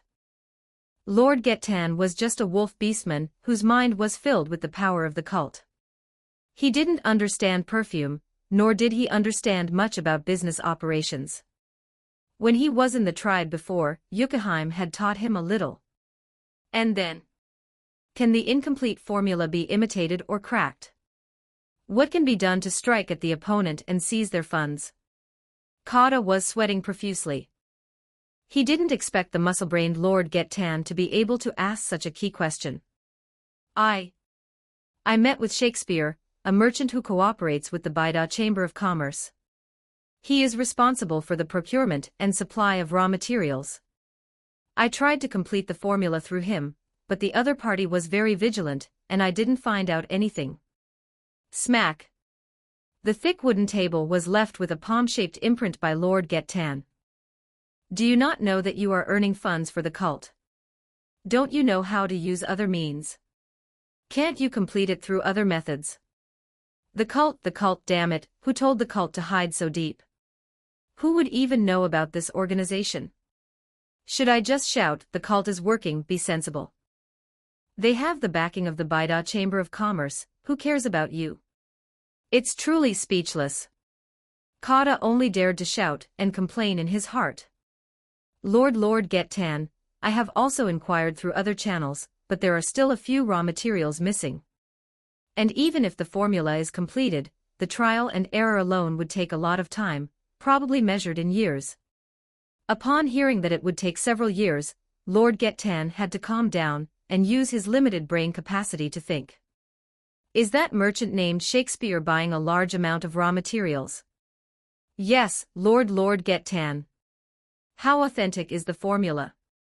Based on the intelligence of the materials the merchant is buying, Ichiyo's severe injuries, and our perfumer's initial attempts at blending, the authenticity of the incomplete formula is extremely high. There was another silence. Since it takes a lot of time to crack and imitate it, it means that the demand for raw materials is also very large. Then, let's just control them all. If the Bida Chamber of Commerce wants raw materials, they will have to buy them from us. Can you do that? Kata kept his head down, sneering in his heart, wow, how amazing, only you could think of that, where will the money come from? Lord Getan, in these few days alone, the prices of some raw materials have multiplied several times. The money of the United Chamber of Commerce is not even a fraction of the Bida Chamber of Commerce's. To fully control it, a large amount of gold coins needs to be invested unless. Kata looked at Lord Getan cautiously. I will arrange for the mobilization of the cult's funds. Now, what you need to do is, no matter what method you use, get that merchant to come over. I will help you make him talk. Understood, Lord Getan. Although he had the huge funds of the cult to control the raw materials, Kata did not feel happy.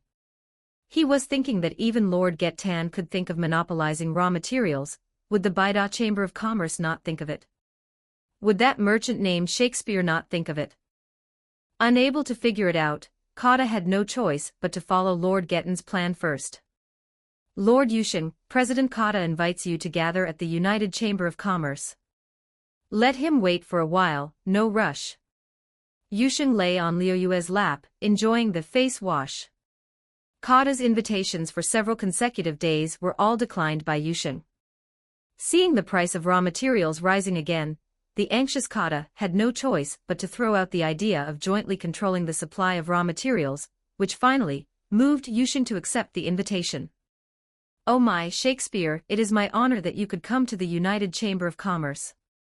Kata spoke politely, but his tone was very confident. Perhaps it was because the cult's funds were in place, or perhaps it was because Lord Getan was here. You are too kind, President Kata. I don't know what kind of control you mean by controlling the supply of raw materials. Yushin was not polite with them either and sat directly on the sofa. Accompanying him was the disguised Liu Yue, acting as Shakespeare's bodyguard. Before that, why don't we talk about what raw materials there are? Once we figure that out, it will be easier to continue the discussion. The tone was quite unfriendly, with a strong intention to use violent means to force an answer. Who is this? Yushin asked, knowing the answer. He is the vice president of our Chamber of Commerce, Lord Getan.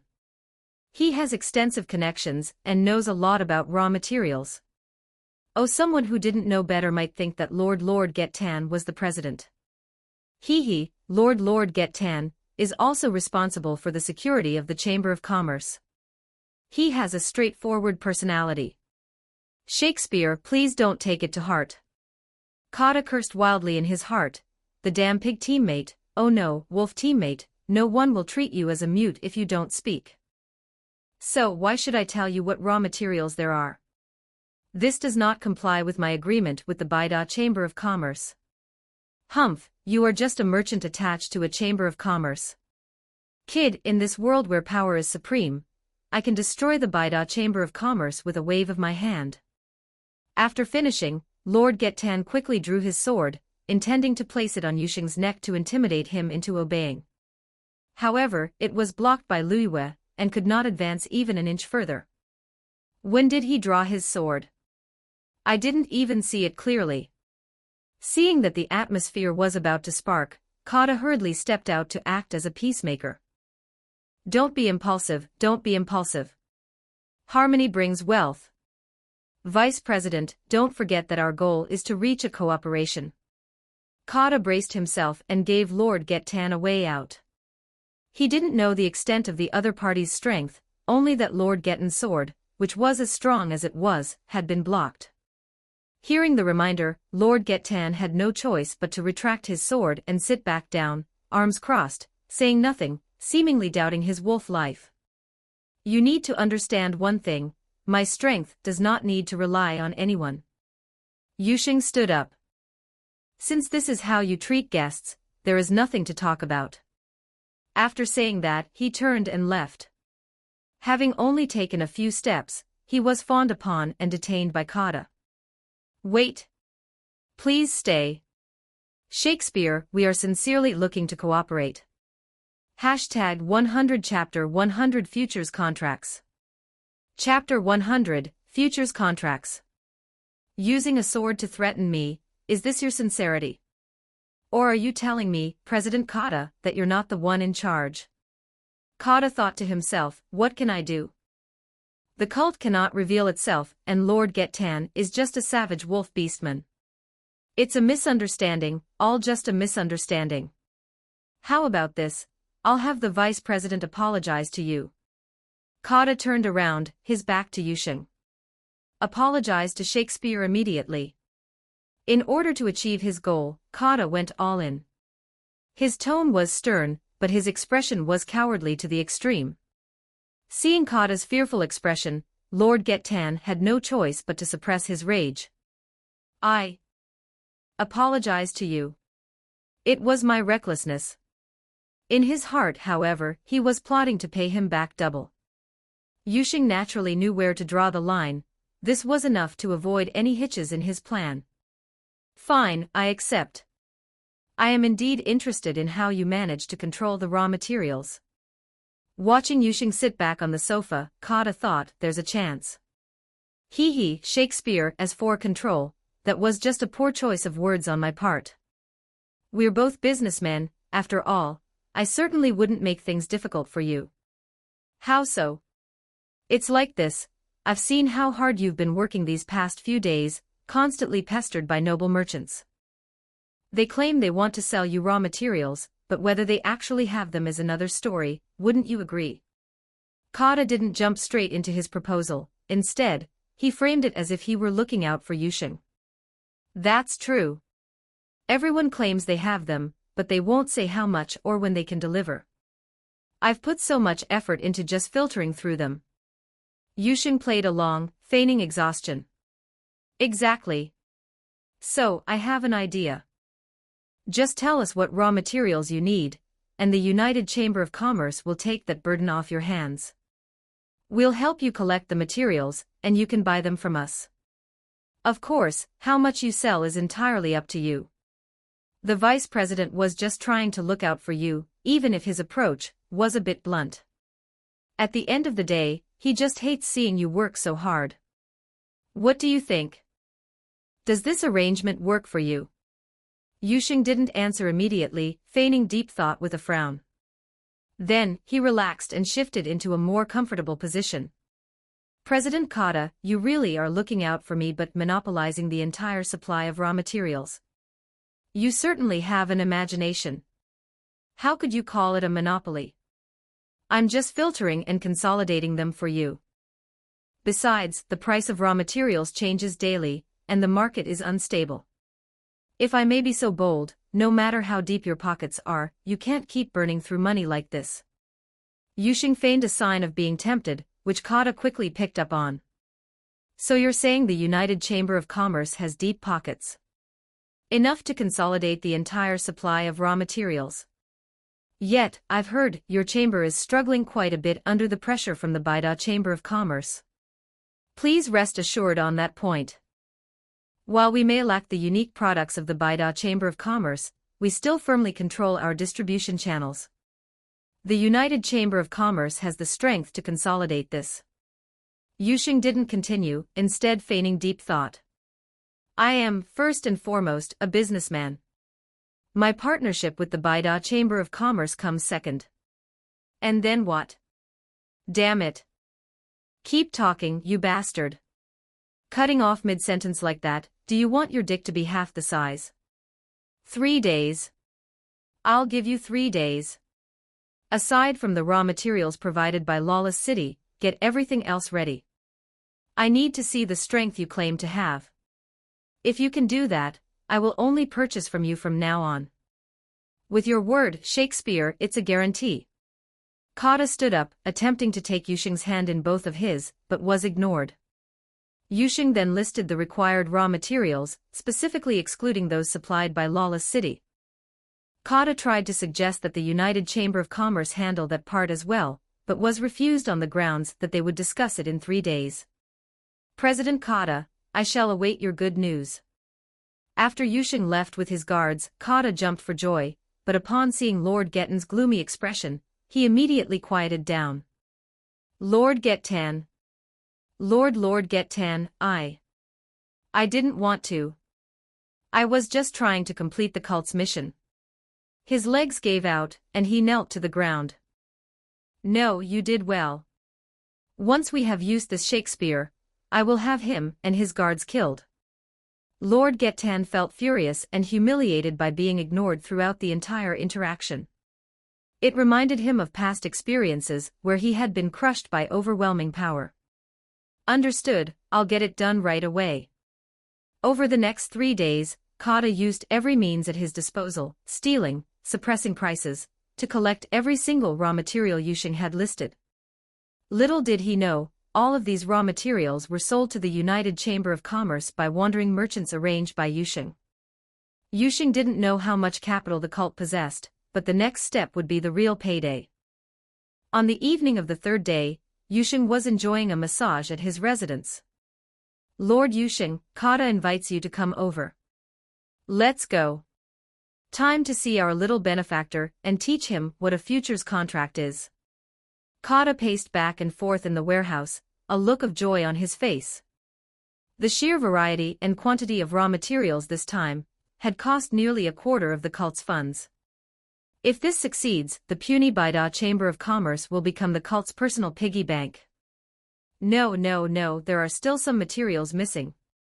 Sorry to keep you waiting, President Kata. Yusheng's arrival interrupted Kata's self-muttering. Shakespeare. My apologies for disturbing your rest. Yusheng waved a hand dismissively. Show me what you've got. Damn it, who are you acting all high and mighty for? Just wait, once some time passes, that pig teammate of mine, Lord Gettan, will kill you.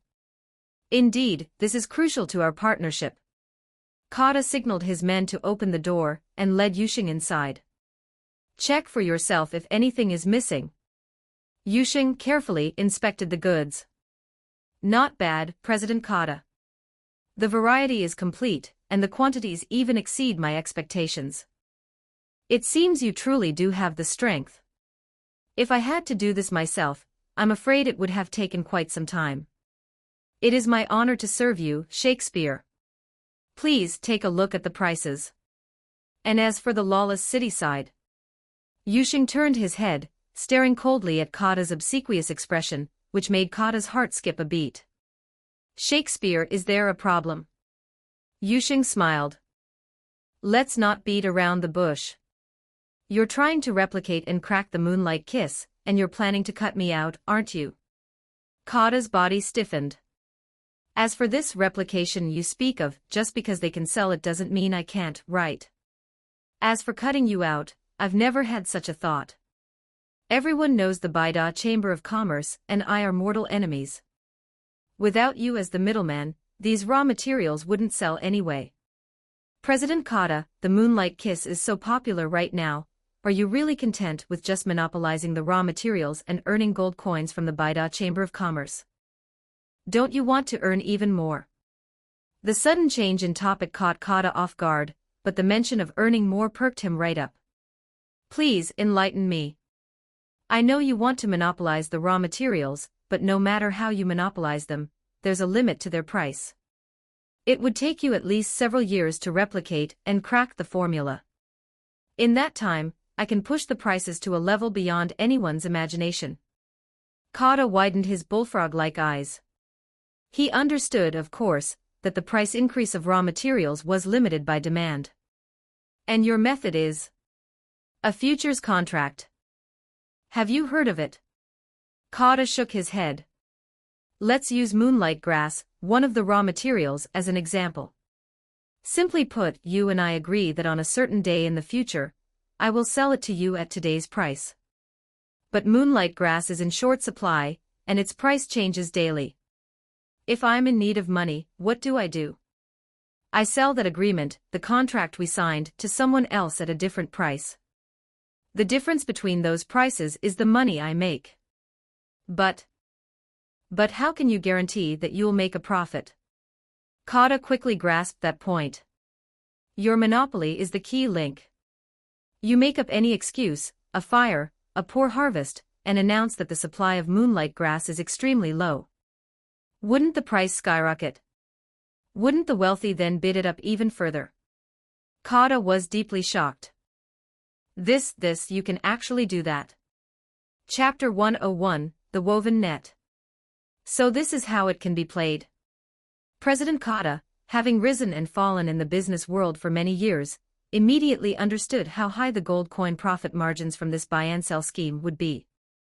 However, after thinking about it carefully, some questions began to surface. Lord Shakespeare, I. Stunned by Yushing's idea, he unconsciously changed the way he addressed him. There were too many questions, and for a moment, he didn't know where to start. What I want to know is, regarding these futures contracts, does the amount of gold coins increase as the trading volume increases? That's right, President Kata. The raw materials you have tonight were all obtained by robbing, price gouging, or other means, right? These methods are too backward. No matter how low your costs are, in the end, you only earn the gold coins of a single chamber of commerce. President Kata, having been exposed by Yushing, didn't mind. Merchants all knew how things worked. Now, he was more interested in the futures contracts. Let people with spare money participate. Lawless City, and the Baida Chamber of Commerce will be the market makers. Think about it, my friend, this isn't just about earning more or less, this is about controlling the circulation of the world's economy. President Kata's breathing grew heavy, and his bullfrog-like eyes turned bloodshot. He immediately understood that futures contracts could not only be used to speculate on perfume raw materials, but many other products as well. This was the true way to control economic circulation. Allow me a moment to process this, Lord Shakespeare. This is truly shocking.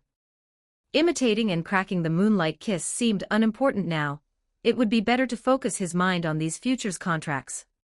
Lord, you said you want to be the market maker, but can Lawless City and the Baida Chamber of Commerce cooperate? Especially Lawless City, that might be a bit difficult. I can have a say with Lawless City and the Baida Chamber of Commerce.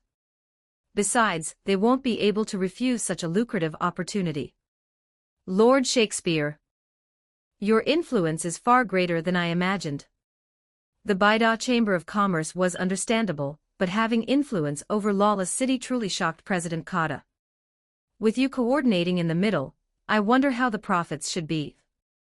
Since they were going to join hands as market makers, they had to be clear about how to divide it, and how much each would take.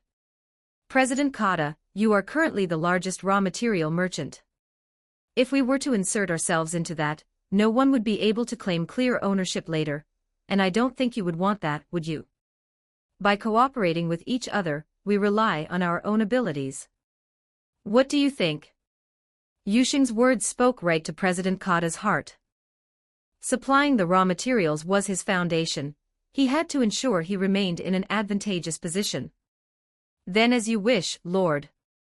I wonder how we should begin now. It's simple. Find a spacious shop and call it the trading hall. Hang up a large wooden board and clearly write the price of the raw materials per £100. This is the most important part, because price fluctuations determine how many people participate. At first, we can find some people to manipulate the market to let those participating know how to play, and leave the rest to time. President Cotta had immense drive. The very next day, he transformed the first floor of his Chamber of Commerce into a trading hall, the most eye-catching feature being a huge wooden board hanging up. At first, people didn't know what the trading hall was for. As time passed, under the manipulation of Yusheng and President Cotta, a new topic of conversation began to circulate among the wealthy and the nobility.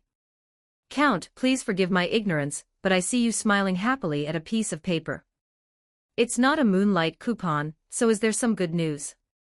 In the living room of a certain count's mansion in the royal capital's noble residential district, several nobles were gathered together. "Ha ha ha. Don't underestimate this piece of paper. It's a golden pig that lays gold coins." "Oh? How so? Is the royal family preparing to develop something recently?" "Let me see." Another count took the paper and carefully read its contents. After finishing, he frowned. "This is just an ordinary contract, nothing special. You're quite lucky, though, to be able to reserve Moonlight Kiss raw materials at today's price by paying a 20% deposit, and then resell them for a handsome profit once you receive them in the future. That's all." The other nobles took it and looked it over.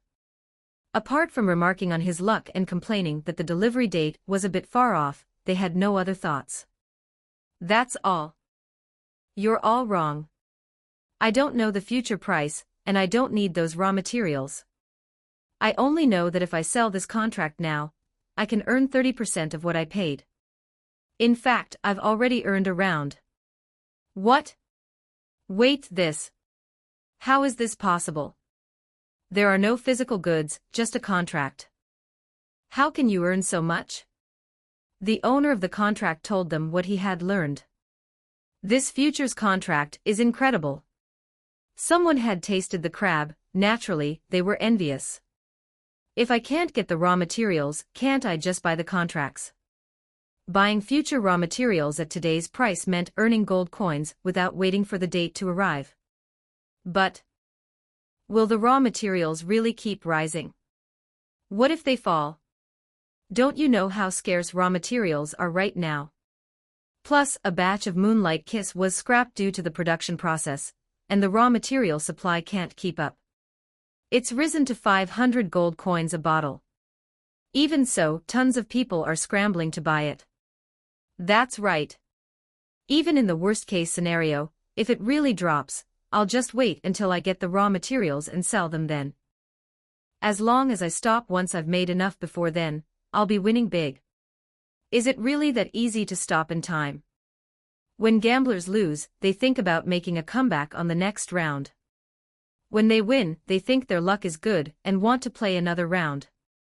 The man who asked the question, who originally had some rational thoughts, was swallowed by the greed of stopping once enough is earned. Similar conversations were taking place in several noble mansions.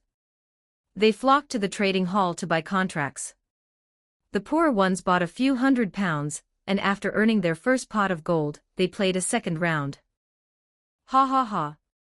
Lord Getan, do you see? The gold coins are replenishing endlessly. Once this model matures, the days of controlling the continent's economy will be here soon. Usually, President Cotta had to be subservient to Lord Getan, but at this moment, he was dancing a striptease in front of him. "Can you stop dancing, you son of a bitch? It's an eyesore." He wasn't truly berating him, but rather expressing disgust mixed with joy. Lord Getan, who had been filled with murderous intent when he saw the cult's funds spent in less than a day, was now happy to see them visibly replenishing, especially after receiving praise from the cult master. Even President Cotta's bullfrog-like appearance seemed somewhat cute to him now. Lord Getan didn't understand what futures contracts were, he only knew that his status in the cult had advanced further, and the power he dreamed of was within his grasp. However, one thing is one thing, that man named Shakespeare must die, understand? Lord Getan, I understand. This man must be eliminated, but now is not the time. We still need him to coordinate in the middle.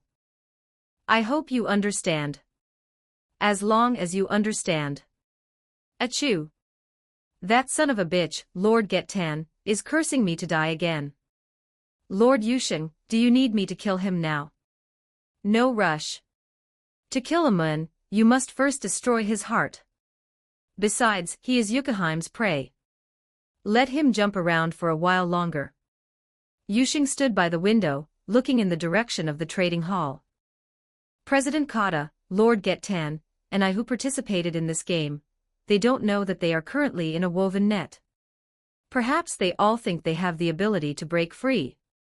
Hashtag 102 Chapter 102 The End and Trump Card of the United Chamber of Commerce. Chapter 102, The End of the United Chamber of Commerce and the Trump Card. After several weeks of revelry, the United Chamber of Commerce and the wealthy nobles had grown fat, much like Liangzi's stomach, becoming increasingly large. Occasional, natural and man-made disasters caused raw material prices to skyrocket. Aside from manipulating things at the very beginning, Yusheng ignored it afterward. Because everyone involved was maintaining the high prices. It's truly a dog's day. Why is the sky so gloomy? It looks like it's going to rain. What a pain. So what if it rains? Even if it rains poop, you have to go. If you don't get there early, the trading hall will close. If you miss today's prices, you'll lose out on a lot of profit. True. Two men hurried along, giving only a perfunctory kneel when they saw the princess's carriage. Big sister, this is too crazy. Aside from being used to make moonlight kiss, what else are these raw materials good for? Even the most common raw materials are having their prices hiked up. If this continues, the economy will have problems. Alexia watched as most people rushed to the trading hall, looking worried. I feel uneasy too. But we can't do anything about it. Iris had once brought this issue up to the king, only to be immediately attacked by the nobles. Also feeling uneasy was Lord Getan. His unease wasn't because of concern for the country or the people, but because President Kata had gone mad and spent all of the cult's funds again. President Kata, isn't doing this a bit too reckless? Lord Getan, it's not reckless at all. Now that the stock of raw materials is gradually increasing, it's hard for prices to rise further. What I need to do is buy a large amount of contracts to control the circulation. Moreover, we can use this to strike at the Baida Chamber of Commerce and the lawless city, and kick out Shakespeare. After this, we'll only earn more, and then we can lay out plans for other products. With his previous achievements, President Kata stood tall, even daring to look Lord Getan, this muscle-brained man, in the eye. You. In any case, be cautious. Lord Getan didn't understand stock or circulation. A sense of unease lingered in his heart. Lord Getan, just rest assured. Watch me build another warehouse to store gold coins.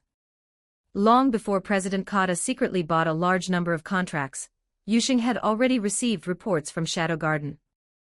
Most of the contracts President Kata bought were the work of Yusheng, and the cult's funds were drained just like that.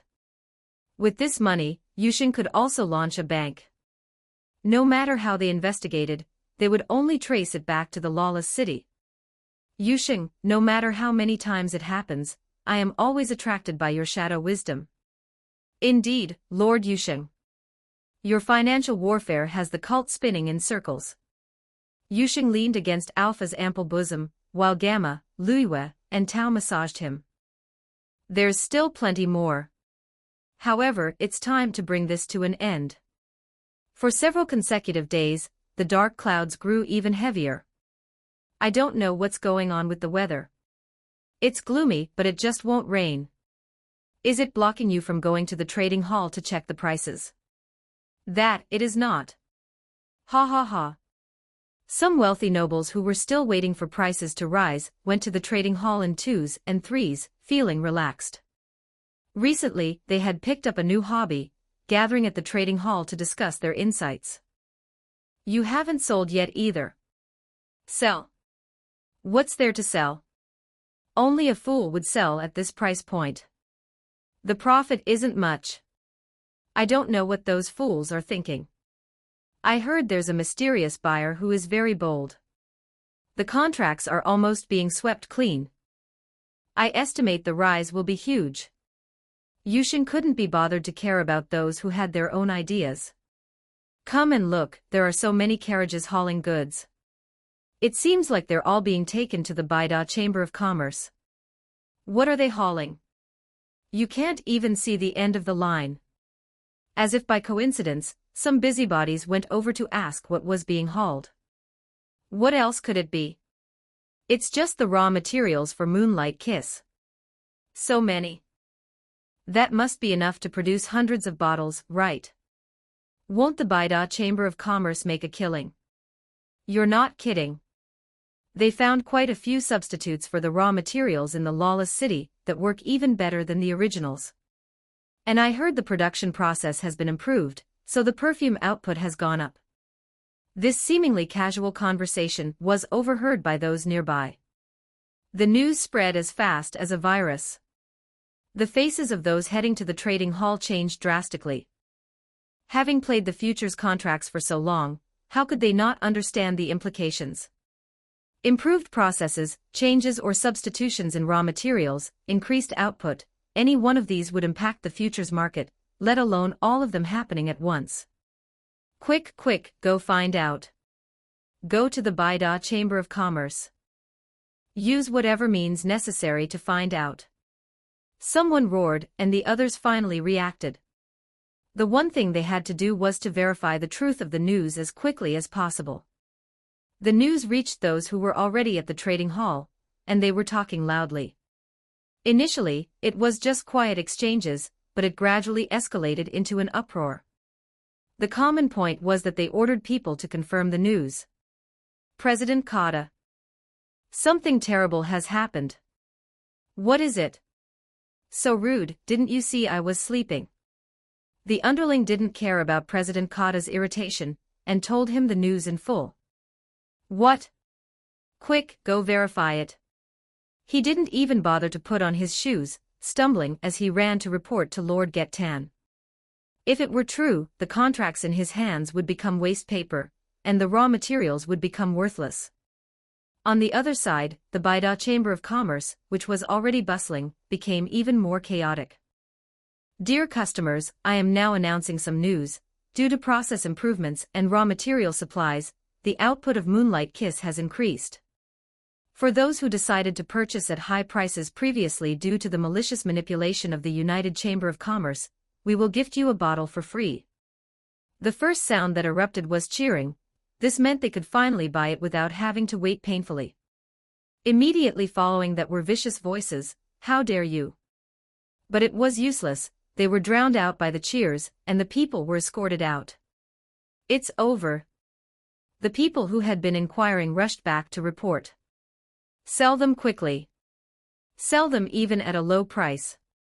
The avalanche began. Lord Get-Tan, President Kata. It's true, and the people from the Baida Chamber of Commerce have already contacted the princess, saying that we were maliciously manipulating the market. President Kata's heart, which had been hanging in the balance, died. Damn Shakespeare. It's him. President Kata, you hurry and stabilize the Chamber of Commerce now. I'm going to the lawless city to find someone. Lord Get-Tan left the room. In his view, as long as he found Shakespeare, the problem could be solved.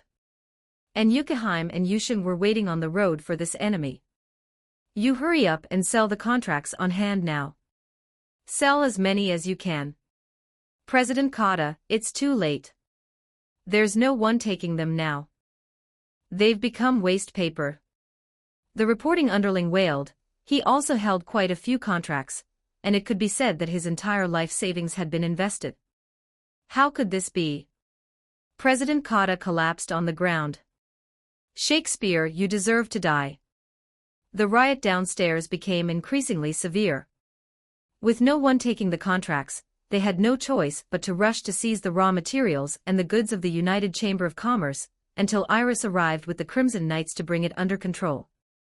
President Kata, Princess Iris, your highness has arrived, saying she wants to arrest you. Another subordinate came in to report. You now go to the room deep on the 4th floor. Tell her it's time for her to repay the debt. Take her to the lawless city to kill a man named Shakespeare. This was President Kata's final trump card. Not even Lord Getan, or the cult knew that he was hiding a woman. It was someone he met while trading. She said her name was Purple Rose, and she came from another world. Chapter 103. Yukheim finally gets his revenge. My lord. President Kata has asked me to tell you that he needs your help to go to Lawless City and kill someone. The younger brother kept his head down, not daring to look at the dangerous woman in front of him. Just now, following President Kata's instructions, he went to the room on the 4th floor. The moment he opened the door, a floral fragrance wafted out. What came into view was a tall woman with short, purplish-gray hair, wearing a thorn ring on her head, like a rose with thorns. If his underling hadn't knelt down quickly and kept watching, Purple Rose would have killed him long ago. After this matter is over, we will be even. After saying that, he disappeared from the room without making a sound. It wasn't until his legs went numb from kneeling that he dared to raise his head to confirm. When Purple Rose first arrived in this world, she passed through Lawless City while exploring. Later, she became so hungry that she was helped by President Kata. President Kata had no interest in women, he valued Purple Rose's talent, but unfortunately, she only agreed to a short-term collaboration. This is the last time she will help President Kata. After that, she will continue her journey to find the demon and solve her problems. On the other side, Lord Getan had not been out of the city long when he was blocked by a silver, white figure heading to Ru. It's you. Yukheim, you're still alive. No, this isn't the time for reminiscing. You were involved in this too. Dao's resentful voice rang out loudly against the rustling of the surrounding leaves. TSK, TSK, TSK, Lord Getan, who used to always say he couldn't protect anyone without strength, is still so weak now. Has even his brain degenerated? He's really getting worse with age. Yukheim thought that creating Lord Getan, which depicts the massacre of a village, and joining the cult would lead to some growth, but this is what happened. You've teamed up with Shakespeare, is this your revenge plan? Compared to the indifferent Yukheim, Lord Getan's expression was twisted and quite ugly. A revenge plan? Don't overestimate yourself, Lord Getan. You're not worthy. From beginning to end, we've been targeting the cult. And you're just a sidekick, a mere accomplice to Ru, understand? Shut up. You and Ben don't even know Dao. The cult is a behemoth. And you, I could kill your mother before, and I can kill you just as easily today.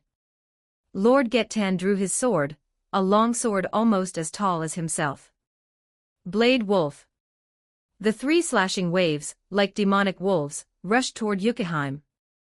She simply swept her slime sword, and the slashing wave was deflected and dissipated into the air. Why don't we see what a true behemoth is? After Yukheim finished sweeping, he raised his sword and slashed vertically, responding with a thicker and faster slash wave, which struck Lord Getan. No, get out of there right now. The beast's fighting instincts, a mad omen. He barely managed to dodge, only to be pursued by Yukheim. Yukheim was already waiting in the direction he had dodged, and with a straight kick, the towering Lord Getan was sent flying. Weak, just like before. Yukheim will not kill Lord Getan directly, she will torture him physically and mentally, and break his will. Shut up and don't underestimate me. Lord Getan launched another attack, and aura grew even more ferocious.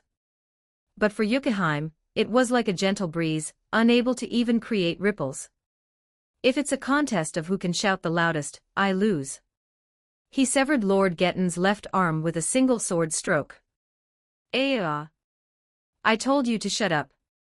If it's a contest of mere impotent rage, I lose. He blocked the long sword and then chopped off the left foot with another sword. How is this possible? Where did your power come from? If it's a speed contest, I win. He flashed behind Lord Get-Tan, and then slashed off his right foot with his sword. Why? Impossible. Lord Get-Tan, his eyes filled with rage and fear, watched as Yukiheim approached with his sword. His feet had been cut off and he was stuck in the dirt. They can only rely on the cult's tradition. If they can't win, they resort to drugs. What, you're kidding me? I worked so hard to get where I am today. Thanks to the cult's comprehensive research across various worlds, Lord Gettan's magic became even more violent as his limbs grew back, and his size increased significantly. Heh. See that? This is my power. Let me show you my pain. Has your wolf brain degenerated again? Stop just howling and show some real Ben. In Yukiheim's eyes, Lord Get-Tan on drugs is no different from one who doesn't. Call out. The spot where Lord Get-Tan stood was dented, formed by a sudden eruption. We've succeeded. Lord Get-Tan thought. Yukiheim remained motionless, allowing Lord Get-Tan to strike him down. Go to hell. My former fiancé. That twisted smile instantly spread across his face, his expression one of utter astonishment. How is this possible? It didn't feel like I hit anything. It went right through. Lord Get-Tan, defying all superstition, slashed wildly at Yukiheim with his longsword, only to find it aimed at nothing. An ordinary person would probably have been chopped into mincemeat long ago. But for Yukiheim, who had activated Sharingan, all attacks were ineffective. What exactly is this power of yours? Speaking of my fiancé, now that I think about it seriously, I really hated you back then. Lord Get-Tan speaks his own words, Yukiheim speaks his own. Appearing deranged, he was blinded by rage and forgot that he had witnessed this power in the cult, which was also one of Lord Gettan's targets. Impossible. Who are you? The Fox Demon clan couldn't possibly possess such power. You and your people rely entirely on brute force, and you don't use your brains at all, which is why you chose to marry into my tribe. My mother had no choice, and I accepted this arrangement in order to protect my people. Ignoring Lord Gettan's roar, he let him swing his longsword wildly. Looking back now, I realize that I looked down on your clan from the bottom of my heart back then, but I could only bury it deep in my heart until I was so oblivious to the fact that I still had that feeling. What right do you have to look down on my people? If you hadn't held back your current strength, I wouldn't have done this. Yukiheim, tired of Lord Gettan's incompetent ravings, unleashed all his magic, transforming into Nine-Tailed, and with a single sword strike, severed Lord Gettan's sword-wielding right hand. With another sword stroke, she severed his legs, and with her slender hands, she grabbed his throat and lifted him up. Lord Get-Tan, you and your people are still so incompetent. My fiancé, from beginning to end, has only been one person, and that is Shakespeare. You, a piece of trash and a lackey of the cult, are not worthy of him. Yukiheim slammed Lord Get-Tan hard into the ground. Puff. Wow, this is the first time I've ever seen blood spurt form a fountain. What a spectacle. Yusheng stopped watching the show and slowly walked to the pit, where he and Yukiheim looked down at Lord Get-Tan. It's you. Why, I see you are Shadow Garden. After being forced to calm down, Lord Gettan's wolf brain finally started functioning normally. Hee. Yukiheim. Pfft. No. Shut up. I don't need your incompetent apology. You don't know you're wrong, you just know you're going to die. Amaterasu. A black flame ignited on Lord Gettan's body. Yukiheim controlled it well, wanting Lord Get-Tan to slowly feel the excruciating pain. The final scene of Lord Get-Tan shows Yukiheim nestled against Yusheng, struggling to utter his last words, I'm sorry. Neither of them heard what he said. I've finally gotten my revenge. Mother, rest in peace. My people, rest in peace. Yukiheim cried loudly in Yusheng's arms, and Leia was crying as well. Yusheng gently stroked her back. After a long while, Yukheim stopped crying and looked in the same direction as Yusheng. She also sensed that someone was coming, and it was a powerful person. So you are Shakespeare. The person who arrived was none other than Purple Rose. With his long legs, he confronted Yusheng on the other side of the giant pit. Chapter 10 for holy crap, it's actually this world. Damn, another familiar face. You know me. You know me, this traveler from another world. Purple Rose certainly didn't know Yusheng, but Yusheng felt a sense of familiarity towards her.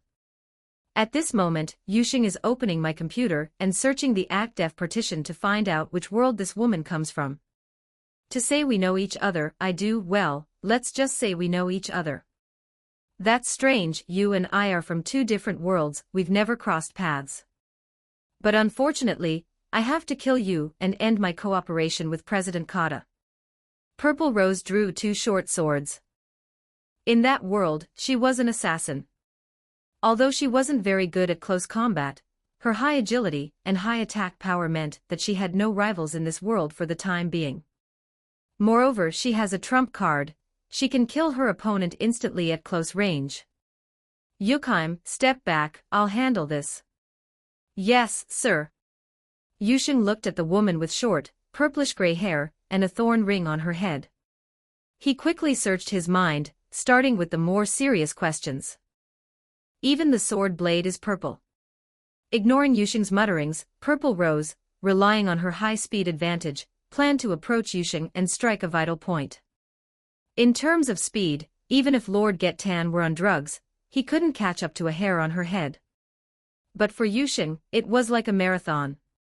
Following the direction of Purple Rose's attack, he used his right hand to hold the sword, and his left hand to rest on his chin in thought. Purple Rose wasn't surprised that her attack missed.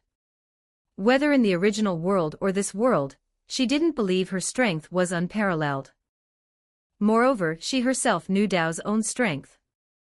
In the original world, Dao's strength only reached the elite level. Above that, there were kings and saints. In just a moment, Purple Rose attacked Yusheng from different directions, but all of them were blocked. Yusheng remained stationary, continuing his search. Having exhausted the proper methods, he could only begin with the less conventional ones. Seeing that her high-speed attacks couldn't harm him, Purple Rose had no choice but to activate her trump card, the Demon Eye. Activating the Mystic Eye requires a large amount of magic power, and the side effects will intensify, but its power is immense. If you are hit by this attack, it will even carve a crater in the ground. She gathered her strength while looking for an opportunity, aiming to resolve the situation in one fell swoop. Purple Rose channeled her magic, concentrating it in her feet, and attacked from Yusheng's right. Just as they were about to meet, she moved to be directly in front of Yusheng, so close that Yusheng only needed to lean forward to kiss Purple Rose's cherry lips. Demon Eye, Wind King Spear. At that moment, Yusheng suddenly looked up and met Purple Rose's gaze. Holy crap, you knew how to use the Mystic Eyes, you should have said so earlier. Now I finally know where you're from, Purple Rose. The original name was Violet, which was the same as a character in the book, so I changed it. The author said there are illustrations. With short, purplish-gray hair, a purple-bladed short sword, and the ability to use the Demon Eye, only that crazy Ben World, that freak hero, could be. Yusheng even remembers that mysterious code. 364. She was taken aback when her name was suddenly called, but her magic eye was already activated and she couldn't stop it even if she wanted to. Otherwise, she really wanted to have a chat with Yusheng. The mere Demon Eye is nothing to me. The Demon Eye has been activated, and Yusheng has already arrived behind Purple Rose. She also distanced herself from Yusheng, but felt a strange sense of relief deep down. That was in another world, and yet someone knew her. Knowing only Dao's name doesn't prove anything. You are enemies of the United Chamber of Commerce, yet you can still gather intelligence about my name. An SS-rank adventurer from Hertella City, known as the Solitary White Flower, and quite powerful, aren't I right, Purple Rose? It seems you really know me. So you also know how I came into this world, and you also know my purpose. Knowing Dao is knowing Dao, but Yuxing pinched the bridge of his nose speechlessly. It's not that I dislike this comic. There are so many female characters, and they're all quite beautifully drawn, and each one is incredibly strong. It's too crazy. If you treat this as a Ben-style story, it has a complete plot, so whether you like it or not, you can get into it. But if you look at it as a normal comic, it's full of minotaurs, all sorts of aliens, and all sorts of sexual acts. There are many female characters in the story that could give readers high blood pressure, but the male protagonist who poops is really bizarre. That's why Yuxing said it was crazy. Sometimes it can even enrage both the NTR and pure love at the same time. The only female characters at the beginning are fledglings, and Purple Rose is one of them. Her character design can be described as both refreshing and quirky. Wait, let me ask you something first. Do you know Long Dao? Speaking of which, even the sadistic hero is here, so I'm afraid that stick-wielding hero will also be there. The two seem so different. Long Dao is the protagonist. Like Yuxing, he transmigrates again and again. First, he was killed by a stroke of luck in Shaorizi. He then transmigrated to Demon Realm. With the cheat that he can become stronger by having sex, he is unparalleled in Demon Realm. If he wants to become even stronger, he can only transmigrate to other worlds. Purple Rose tilted her head and pondered for a long time. Yuxing didn't rush her, but used his eyes to judge whether she was lying. I don't know him. It's good that you didn't know each other. You were already on your journey before your transmigration, and you weren't working with anyone else. Yes, I haven't collaborated with anyone. Since you know so much about this, do you know how Dao can achieve my goal? Without cooperation, it means the story hasn't even begun. I know, Dao, you're looking for the devil, aren't you? Purple Rose's calm eyes finally held a hint of life chi. Please tell me that I am willing to terminate my cooperation with President Kata ahead of schedule. This promise represents Purple Rose's utmost sincerity. The reason Purple Rose made this promise is that she is a very principled person. Once she agrees to cooperate, she will do everything she can to achieve it. I don't know where the Dao demon is, nor have I ever seen it, but I can resolve your side effects. Are you fucking kidding me? Stop joking. Only a demon can cure my side effects. Are you a demon? Then tell me you can cure them. Purple Rose was furious, feeling like she'd been played. Since Yuxing was unaware of Dao's actions, she had no choice but to continue cooperating, even if it meant death. The mystic eye is rare even in the world of Purple Rose. It is incredibly powerful, but it also has significant side effects, such as intensifying sexual desires. The intense feeling can't be solved by simply finding a lover, because it's like being trapped in a magic circle. If the moon pulls out a gun and shoots, that stick will be destroyed instantly. If you can't break through the magic circle, you can't get in, which is why the men in that world avoid those who possess the magic eye as if they've seen a ghost. These women suffer even more. No matter how pure and celibate a person is, they cannot bear the torment brought by lust, and the final result is often suicide. Purple Rose had the same idea. If she couldn't find a demon even in the transmigration world, she would have no choice but to die at Yuxing's hands. That's what makes it both refreshing and peculiar. I'm not kidding you, I'm serious, he.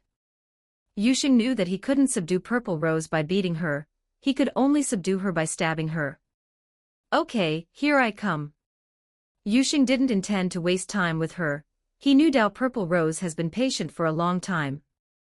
With a single move, he subdued Purple Rose and bound her with slime. The rest is up to you. Clear. The surrounding shadow garden receded, and the Chamber of Commerce's loose ends were dealt with. Yuxing took Purple Rose back to their residence in the capital. Are you ready? I'm about to be liberated. Don't forget to like and subscribe to Novels Wonderland.